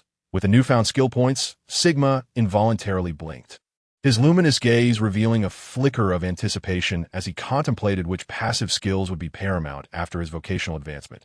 "Come here. I've discovered something intriguing." Jet's tone carried an oddity that compelled Sigma to turn and gaze at the figure rising from the pool of blood. The once corpulent form, now marred by the ravages of blood, was riddled with countless wounds, perpetually oozing crimson. Were it merely this, it would at most be a robust ogre. However, astonishingly, this once dull-witted giant had sprouted a second head from the opposite shoulder. A two-headed ogre, Chapter 54. The Two-Headed Ogre. The massive body crashed heavily to the ground, and Sigma could sense the life force of this two-headed ogre rapidly dissipating that if left unattended, this hefty creature would soon perish. Yet everyone remained indifferent to its plight. Not even their own kin approached, let alone this resource-consuming behemoth. However, Sigma reluctantly discovered that the newly mischievous system, following his upgrade, had issued a new quest. Ding! Quest triggered. Qualified Enforcer. Quest description. As an aspiring lord, how could one always fight personally in every battle? This rotund creature before you is a fitting shield and enforcer. Quest objective. Gain the loyalty of the two-headed ogre. Agrelon. Quest reward. Servant contract. Raising an eyebrow, Sigma curiously scrutinized the dying two-headed ogre. searching for some unique trait. Yet after prolonged observation, he found nothing of note. In his experience, any quest target of interest to the system was seldom a mere commoner. Whether it was the illustrious Nefarian from the previous battle or Princess Aishi of the Doomsday Fortress, they all held extraordinary identities. Sigma began to ponder the historical existence of ogres. The precise history of ogres remains elusive, as they have not etched a significant mark in the annals of history. Nevertheless, these colossal beings, ubiquitous across the continent, cannot be overlooked. Most ogres are lethargic and irritable, often resolving issues through brute force. Perhaps a reflection of their average intelligence of merely 4 points. When faced with dilemmas that cannot be solved through violence, they typically choose to ignore or flee. However, such occurrences are rare, given that these massive creatures possess strength comparable to giants, averaging close to 20 points of extraordinary power upon maturity. Ogres tend to congregate in small settlements, claiming any comfortable territory as their own. Moreover, ogres will consume nearly everything they can catch, steal, or slay. Yet, these ogres are often found starving. When succumbing to this desire, they may willingly serve other malevolent humanoids, including humans. That, of course, the battles they partake in seldom witness them adhering to commands, as they struggle to comprehend overly complex orders. Mature ogres stand approximately 9 to 10 feet tall, weighing around 300 to 350 pounds, easily exerting physical dominance over ordinary humanoids. In a sense, ogres are also extraordinary species. Their skin ranges from dark yellow to dark brown. Their thick hides, often adorned with black warts, and their hair is long, unkempt, and greasy. Their attire typically consists of crudely processed furs and leathers. Warriors who manage to fell them often discover that these garments carry the innate foul stench of the ogres, primarily because they never bathe. Ogres communicate in giant, while subtypes with an intelligence attribute exceeding May 10th also speak common.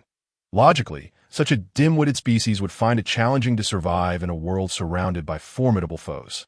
Rather than engaging in fair combat, ogres prefer overwhelming their opponents through numbers, ambushes, and sneak attacks. They astutely utilize ranged weaponry to weaken foes before closing in, with rocks and stone clubs serving as their formidable weapons. Some ogre commanders even possess unique throwing talents that can bring down soaring dragons. However, when numerous ogres engage in battle, they often resemble disorganized individuals fighting independently, lacking the discipline and training needed for cohesion. Their walnut-sized brains, while a source of strength, also hinder their establishment of a kingdom. Sigma pursed his lips, unconvinced of the loyalty of these creatures. Yet historical accounts reveal that these rather foolish beings often serve as fiercely loyal bodyguards. When faced with combat, they readily sacrifice their lives to protect their masters. Many humans do not shy away from recruiting such formidable giants, yet the number of recruits is limited due to their insatiable appetites. An ordinary ogre consumes approximately 20 times the daily rations of a human, and this amount doubles during wartime. Furthermore, they can only comprehend simple commands. Overly complex battle orders are beyond their meager intellect. Sigma narrowed his eyes at the largest wound on the two-headed ogre, which was the stubbornly regenerating neck from which the second head had emerged. Many ogres are granted such fortunate opportunities. Yet over 80 fail to endure until their wounds close. Jed observed the scroll in Sigma's hand, blinking thoughtfully. Are you planning to save this behemoth? The brilliant light gradually dimmed, yet the golden healing wave permeated the wounds of the two-headed ogre. Once the bleeding ceased, the creature's injuries stabilized swiftly, and its remarkable healing abilities began to manifest. This led Sigma to speculate that the 3 self-healing fragments acquired from this battle were likely contributed by the ogres. To his delight, the self-healing fragments had finally coalesced, yet activating them required 5,000 experience points and an additional 5 skill specialties. For the time being, Sigma did not find a pressing need for the self-healing skill, as Jet's assistance and the presence of the Death Guard typically negated the need for him to endure alone. The two-headed ogre, regaining consciousness, swayed its 2 heads in confusion, evidently struggling to adapt to the disparity in vision presented by its new form. Upon spotting Sigma, this ogre, identified by the system as Agrelon, gulped nervously and promptly dropped to the ground, not daring to rise. Great Chief, Big Fatty did not mean any harm. Leaning on his warhammer, Jet marveled at the towering figure that stood nearly 3 meters tall. Circling it before glancing at the now pale dragon's blood, his eyes twinkled mischievously. "Is your name Big Fatty?" The corpulent figure lacked a name, yet hunger gnawed at him, utilizing a still unfamiliar tongue. Agron dared not lift his head, casting a furtive glance at the tempestuous storm blade entwined with lightning. Lowering his gaze to the ground, utterly motionless, gently touching the tip of his nose, Jet, with an air of resignation, grasped the old door handle, reflecting on the nature of this rotund creature, who seemed devoid of any moral compass. Even many righteous individuals preferred not to entangle themselves with such beings. Nevertheless, these life forms, akin to the green-skinned, would proliferate uncontrollably if left unchecked, posing a significant threat to numerous towns and hamlets. The seasoned Jet suddenly grasped Sigma's intent. In bygone days, the dwarven cities had enlisted a cadre of ogres. For only such singular-minded brutes were unafraid of the rat men and the chaotic beasts.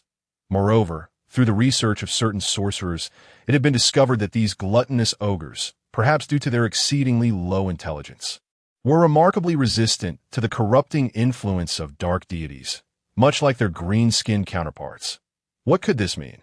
Was it a case of fools have their fortunes? Clearing his throat and observing the quaking visage of the creature self-identified as the corpulent Agron, Sigma felt a slight stir within. "Do you wish to satisfy your hunger?" As he spoke, Sigma tossed a bag of jerky, his tone laced with subtle temptation. The hefty tongue licked the bloodied lips, seemingly catching the tantalizing aroma of the jerky, and like a ravenous hound, he pounced, seizing the meat with an eager grasp, swiftly shoving half into his gaping maw. It seemed he had never tasted such exquisite flavors. His thieving eyes widened in astonishment, and he hastily poured the remainder of the jerky into his cavernous mouth. That moment, Sigma noticed the gaping wound slashed across the corpulent creature's chest. A long, narrow scar still crackling with residual energy. In that instant, realization dawned upon Sigma. He had nearly taken this creature's life, hence its palpable fear and subservience. The quantity of jerky sufficient for a warrior's sustenance for an entire day could hardly satiate the ogre's voracious appetite. He greedily licked his fingers, excitement gleaming in his bloodshot eyes, as he muttered eagerly, "The corpulent one fights well, provided he is not hungry."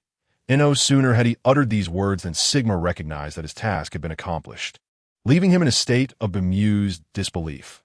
This was undoubtedly the swiftest task he had ever completed. The servant contract required the expenditure of 10,000 experience points to forge a bond with a single entity, the success of which hinged on the absence of resistance within 30 seconds. The greater the disparity in power, the more experience points were consumed. Gazing in astonishment at the pentagram in his hand, Sigma comprehended the significance of this servant contract. It was a form of recognition from the system, and if such a contract existed, there must be others as well.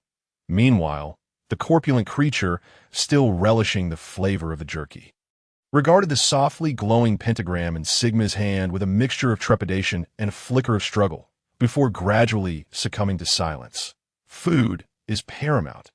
The swaying ogre marveled at himself, as his once brown skin tingled and gradually transformed to a shade of blue. The two heads exchanged bewildered glances, surveying their altered form. While Jet's lips curled in disdain to his astonishment, he sensed a faint pulse of magical energy emanating from the seemingly dim-witted ogre, whose intelligence hardly surpassed 7 points. Could this creature truly become a spellcaster? The world had indeed gone mad. The corpulent one soon cast aside all other thoughts, fixated instead on the pile of corpses ahead, eagerly rummaging until he unearthed a blood-soaked wolf's fawn club. Amidst Jet's disdainful gaze, Sigma regarded the ogre's attributes with a peculiar interest. Two-headed ogre, Agron, the corpulent one. Class, warrior, mage, race, ogre, mutated subspecies, size, large, master, Sigma, attributes, strength 20, constitution 20, agility 10, intelligence 10, perception 12, charisma 0. Racial traits, resilience 6. Will 3. Special abilities, strength, self-healing, power surge, precision throw, mana perception. Unique talent, treasure hunter. always able to discover hidden valuable items amidst refuse. Compared to other ogres, the corpulent one displayed a marked increase in intelligence. Yet what perplexed Sigma most was the inexplicable mana perception and the grayed-out mage mark upon the ogre. A strange notion began to take root in his mind.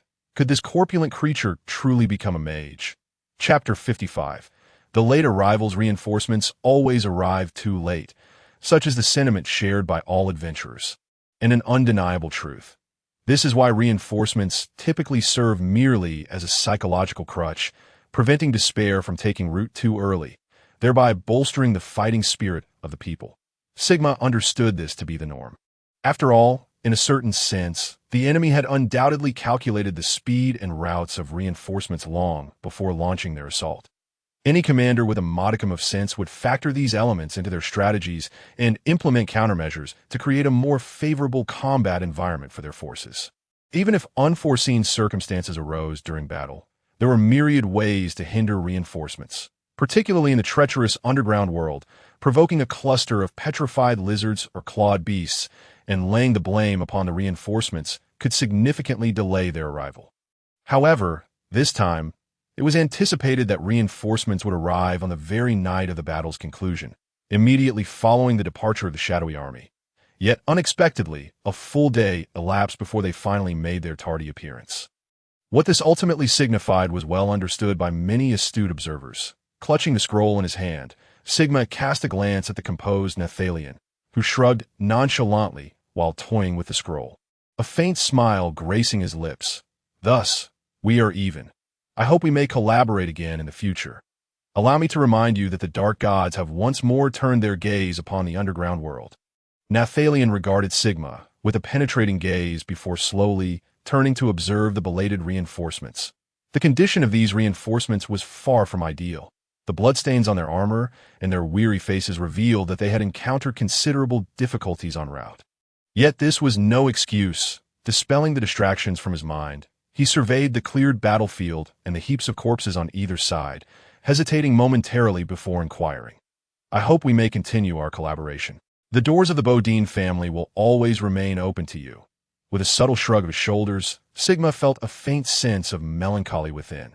If you were to uncover the true identities of our group, you would likely not remain so optimistic. Whether it be Jun Mo, burdened with the cursed eye, or himself, already marked by the malevolent deity's curse, alongside Aurelia, who carries a special mission, and Jet, who is preparing to revive the city-state. We pose a considerable nuisance to ordinary factions. Just as he was about to turn and leave, the calls of Nefarian and others reached him that a bright white emblem was tossed his way. And upon examining it, Sigma was taken aback to find it was the insignia of the Dawn's Light sect. This was not an invitation for Sigma and his companions to join the sect, but rather a simple identification document, indicating that they had previously aided the Dawn sect, that in the future, should they encounter dark creatures or face difficulties from others, they could seek assistance in the case of the former.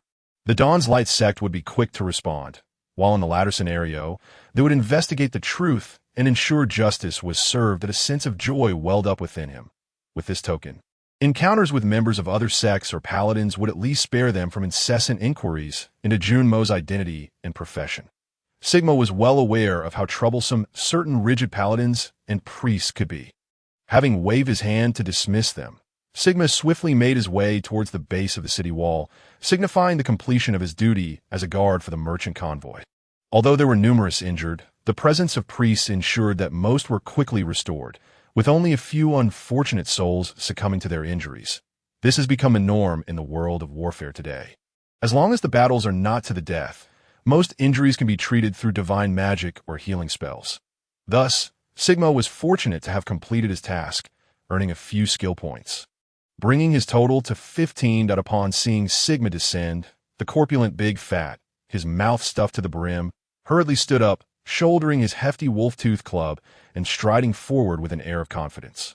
To maximize this behemoth combat potential, Sigma had deliberately spent 300 gold coins to procure a finely crafted suit of armor for him. Such armor was not typically found in the local smithy, as it was costly and rarely in demand. The smiths were not fools. Under normal trading circumstances, they would have likely charged Sigma and his companions extra due to their urgent requests. However, it was only after a conversation with the leader of the Watcher convoy, Green, that a set was unearthed from the depths of a steel war wagon. The price was relatively close to the procurement cost, a gesture made in recognition of Sigma and his companion's critical role in the recent battle. This armor was originally intended for some ogres from the Bowden family's palace, but now that Big Fat required it, Green was more than happy to accommodate, be it the magical cover from June Mo or the supportive arrows from Aurelia. Many guards of the merchant convoy had been saved, now adorned in the armor. Big Fat's already substantial figure transformed into a slowly moving fortress of steel, each step resonating with a tumultuous vibration. The surrounding adventurers had grown accustomed to such sights, yet the other residents of the outpost exhibited a mix of curiosity and mild trepidation. It was rare for them to see ogres, with most knowledge coming from bards and tales. After all, few merchant convoys employed ogres. Such hulking figures required the threat of brute force for deterrence, and their immense appetites posed a severe logistical challenge for the convoys.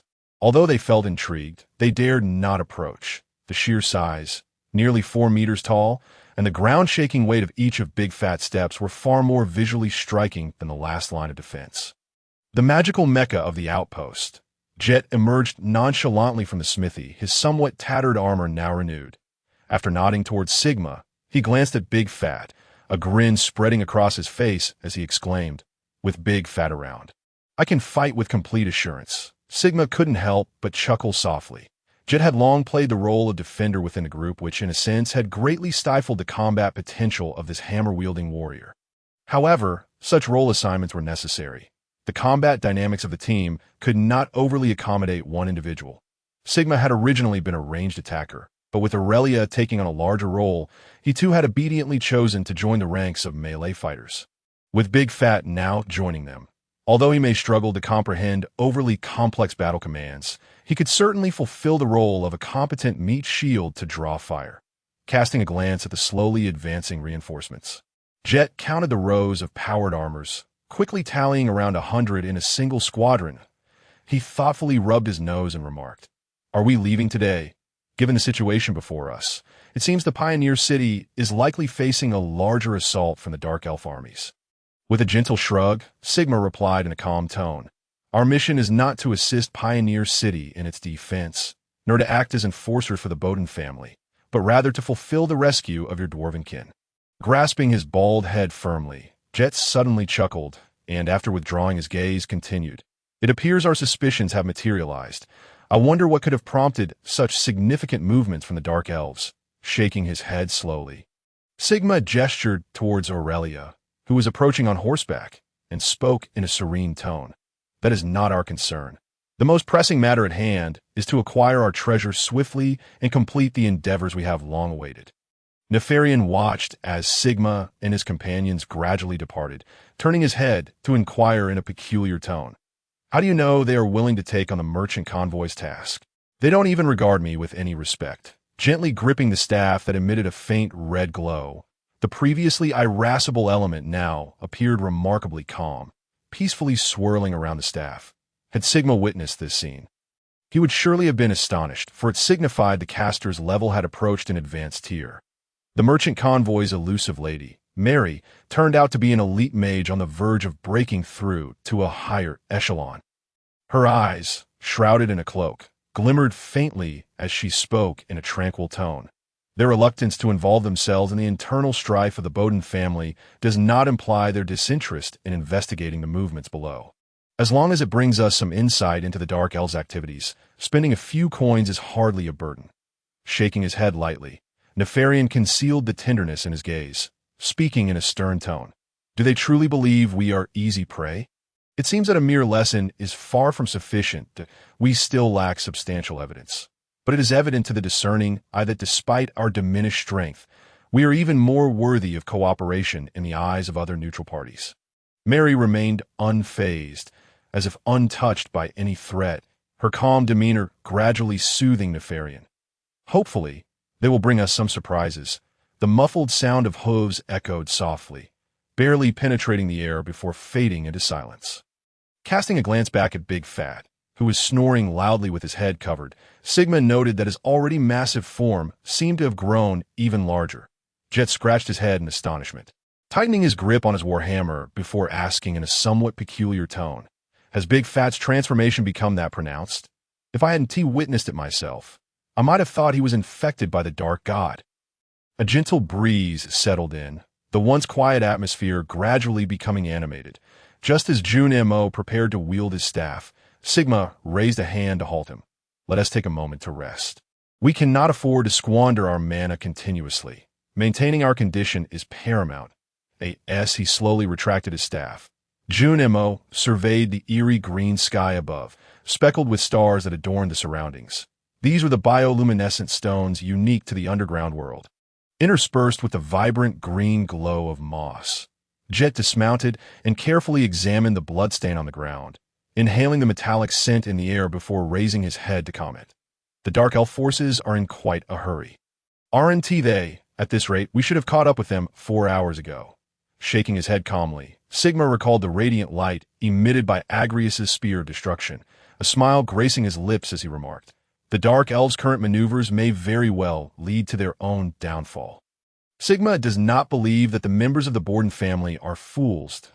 If the spear of destruction could be easily replicated and deciphered, such a formidable weapon would have rapidly gained widespread adoption.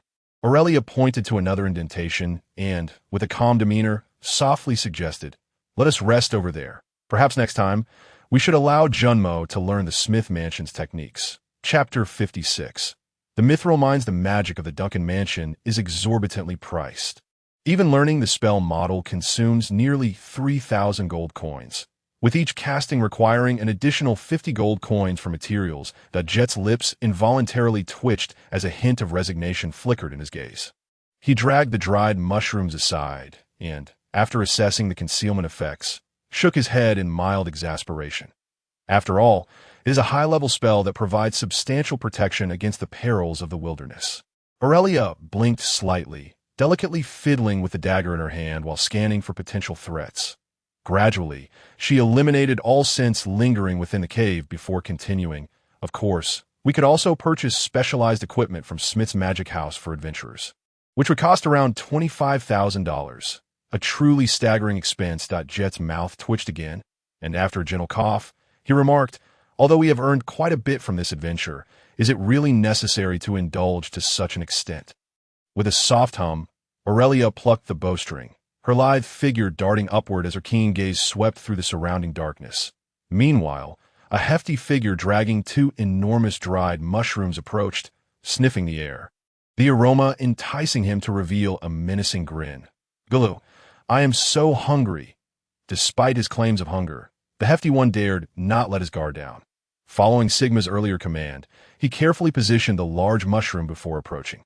Since gaining rapid intelligence, this hefty creature, though still somewhat naive in certain matters, has proven quite adept at following orders.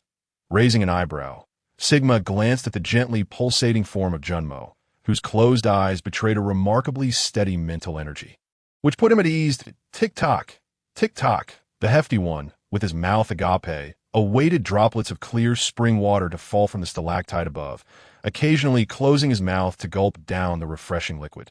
Gently caressing the silver-blue blade, he felt the subtle resurgence of thunderous power coursing through it.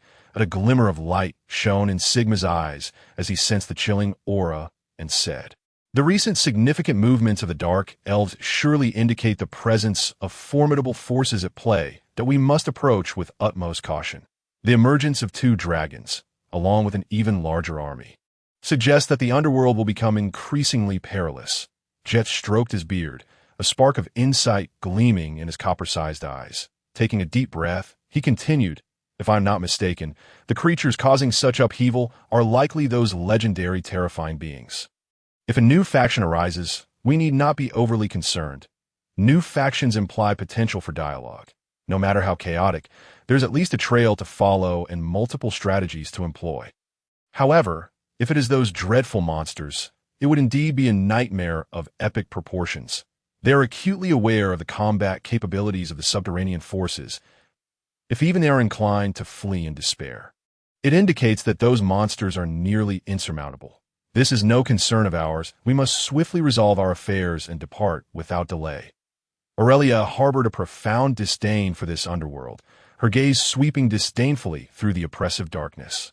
Suddenly, her pupils constricted, and she called out sharply as she retreated. A towering figure surged forward, and in an instant, a bright arrow shot forth. A massive creature let out a piercing roar, the luminous specter illuminating the cold shadows, followed by a dazzling flash of lightning that struck Sigma's gaze. Roar! The unparalleled growl was stifled in its throat as the resplendent storm greatsword delivered a crushing blow upon its head. The ebony scales, upon contact with the ferocious lightning, suddenly constricted, transforming into a searing agony of torn flesh. Having recognized the creature after their initial encounter, Sigma identified it as one of the most common yet fearsome apex predators of the underworld, the Claw Terror. A being reminiscent of the ancient dinosaur species Sigma had once observed from a bygone era. The tremendous impact forced Sigma to stagger back a step, his sharp eyes quickly scanning the Claw Terror's form. From its somewhat desiccated forelimbs, its undernourished spine, and the jagged scars across its chest, he deduced that this was a failed competitor. Driven from its pack, but a sense of relief washed over him as he began to reassess the creature's strength. Just as its icy claws came whistling toward him, a spark ignited as Sigma swiftly crouched. The surge of power compelling him to inhale deeply, he sidestepped the tail's assault and, without hesitation, lunged forward. The storm greatsword cleaving down upon the Claw Terror's chest amidst a howling crimson light. The still healing wound burst open anew, crimson blood spilling across the ground as the massive beast emitted a frenzied roar.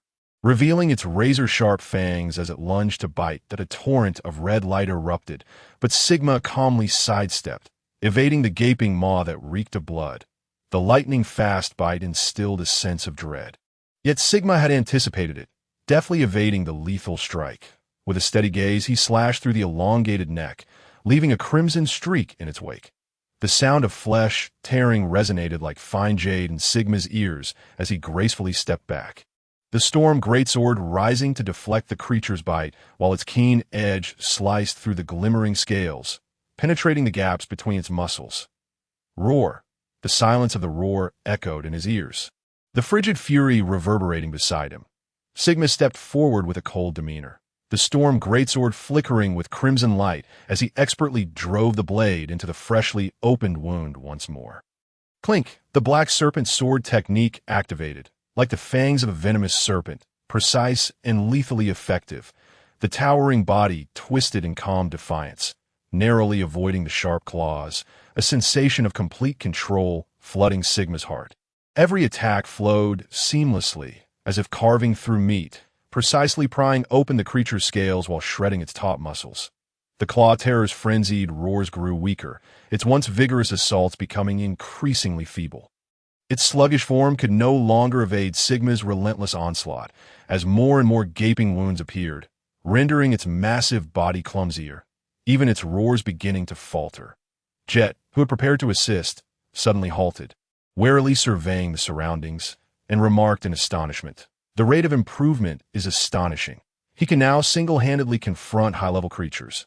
Aurelia, lightly adjusting the bowstring, paused her movements, observing Sigma, who continually evaded the Claw Terror's attacks with remarkable composure.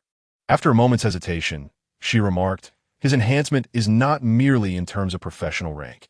It focuses more on honing combat techniques and mastering his strength." With a graceful stride, he advanced forward, the icy tip of his sword deftly slicing through the air, cleaving a gaping wound into the neck of the fearsome claw beast, blood gushing forth and splattering upon the ground. Sigma remained unperturbed, immersed in the profound insights of the Black Dragon sword technique. While he could indeed utilize experience points to elevate his skills directly, mastering them completely in a swift manner eluded him. This shortcoming, perhaps negligible during routine skirmishes, became increasingly perilous as the intensity of combat escalated. In the realm of battle, exercising utmost caution is never excessive, for it pertains to the preservation of one's own life and that of one's companions. Seizing the fleeting moment when the claw beast raised its paw with a slight delay, the sharp blade severed its neck with precision. The colossal creature emitted a feeble roar before its massive form crashed heavily to the ground. Sigma stood quietly, attuned to the sensations coursing through his muscles, gradually recovering from the prickling pain that enveloped him. His clear gaze faintly outlined shadowy remnants, as memories in his mind shifted incessantly. He exhaled a long breath, casting a glance at the now silent behemoth. A subtle smile tugging at the corners of his lips. Ding! High-level claw beast slain, 2,000 experience points gained. Indeed, humanoid beings yield greater experience. The combat prowess of the high-level claw beast surpassed that of ordinary high-level warriors. Yet in the system's assessment, its experience value was significantly lower than that of humanoid or sentient beings. This led Sigma to ponder various theories. Perhaps the souls of sentient beings were inherently stronger, allowing them to confer greater experience points. Shadows of darker thoughts occasionally flickered through his mind, speculating about certain beings that provided ample experience yet possessed little combat strength. Sigma endeavored to dismiss such musings, offering a faint smile before turning to wave at the wide-eyed, chubby companion. Drag this creature back. Once we process the spoils, the remainder shall be yours. The wide-eyed, chubby nodded eagerly in response.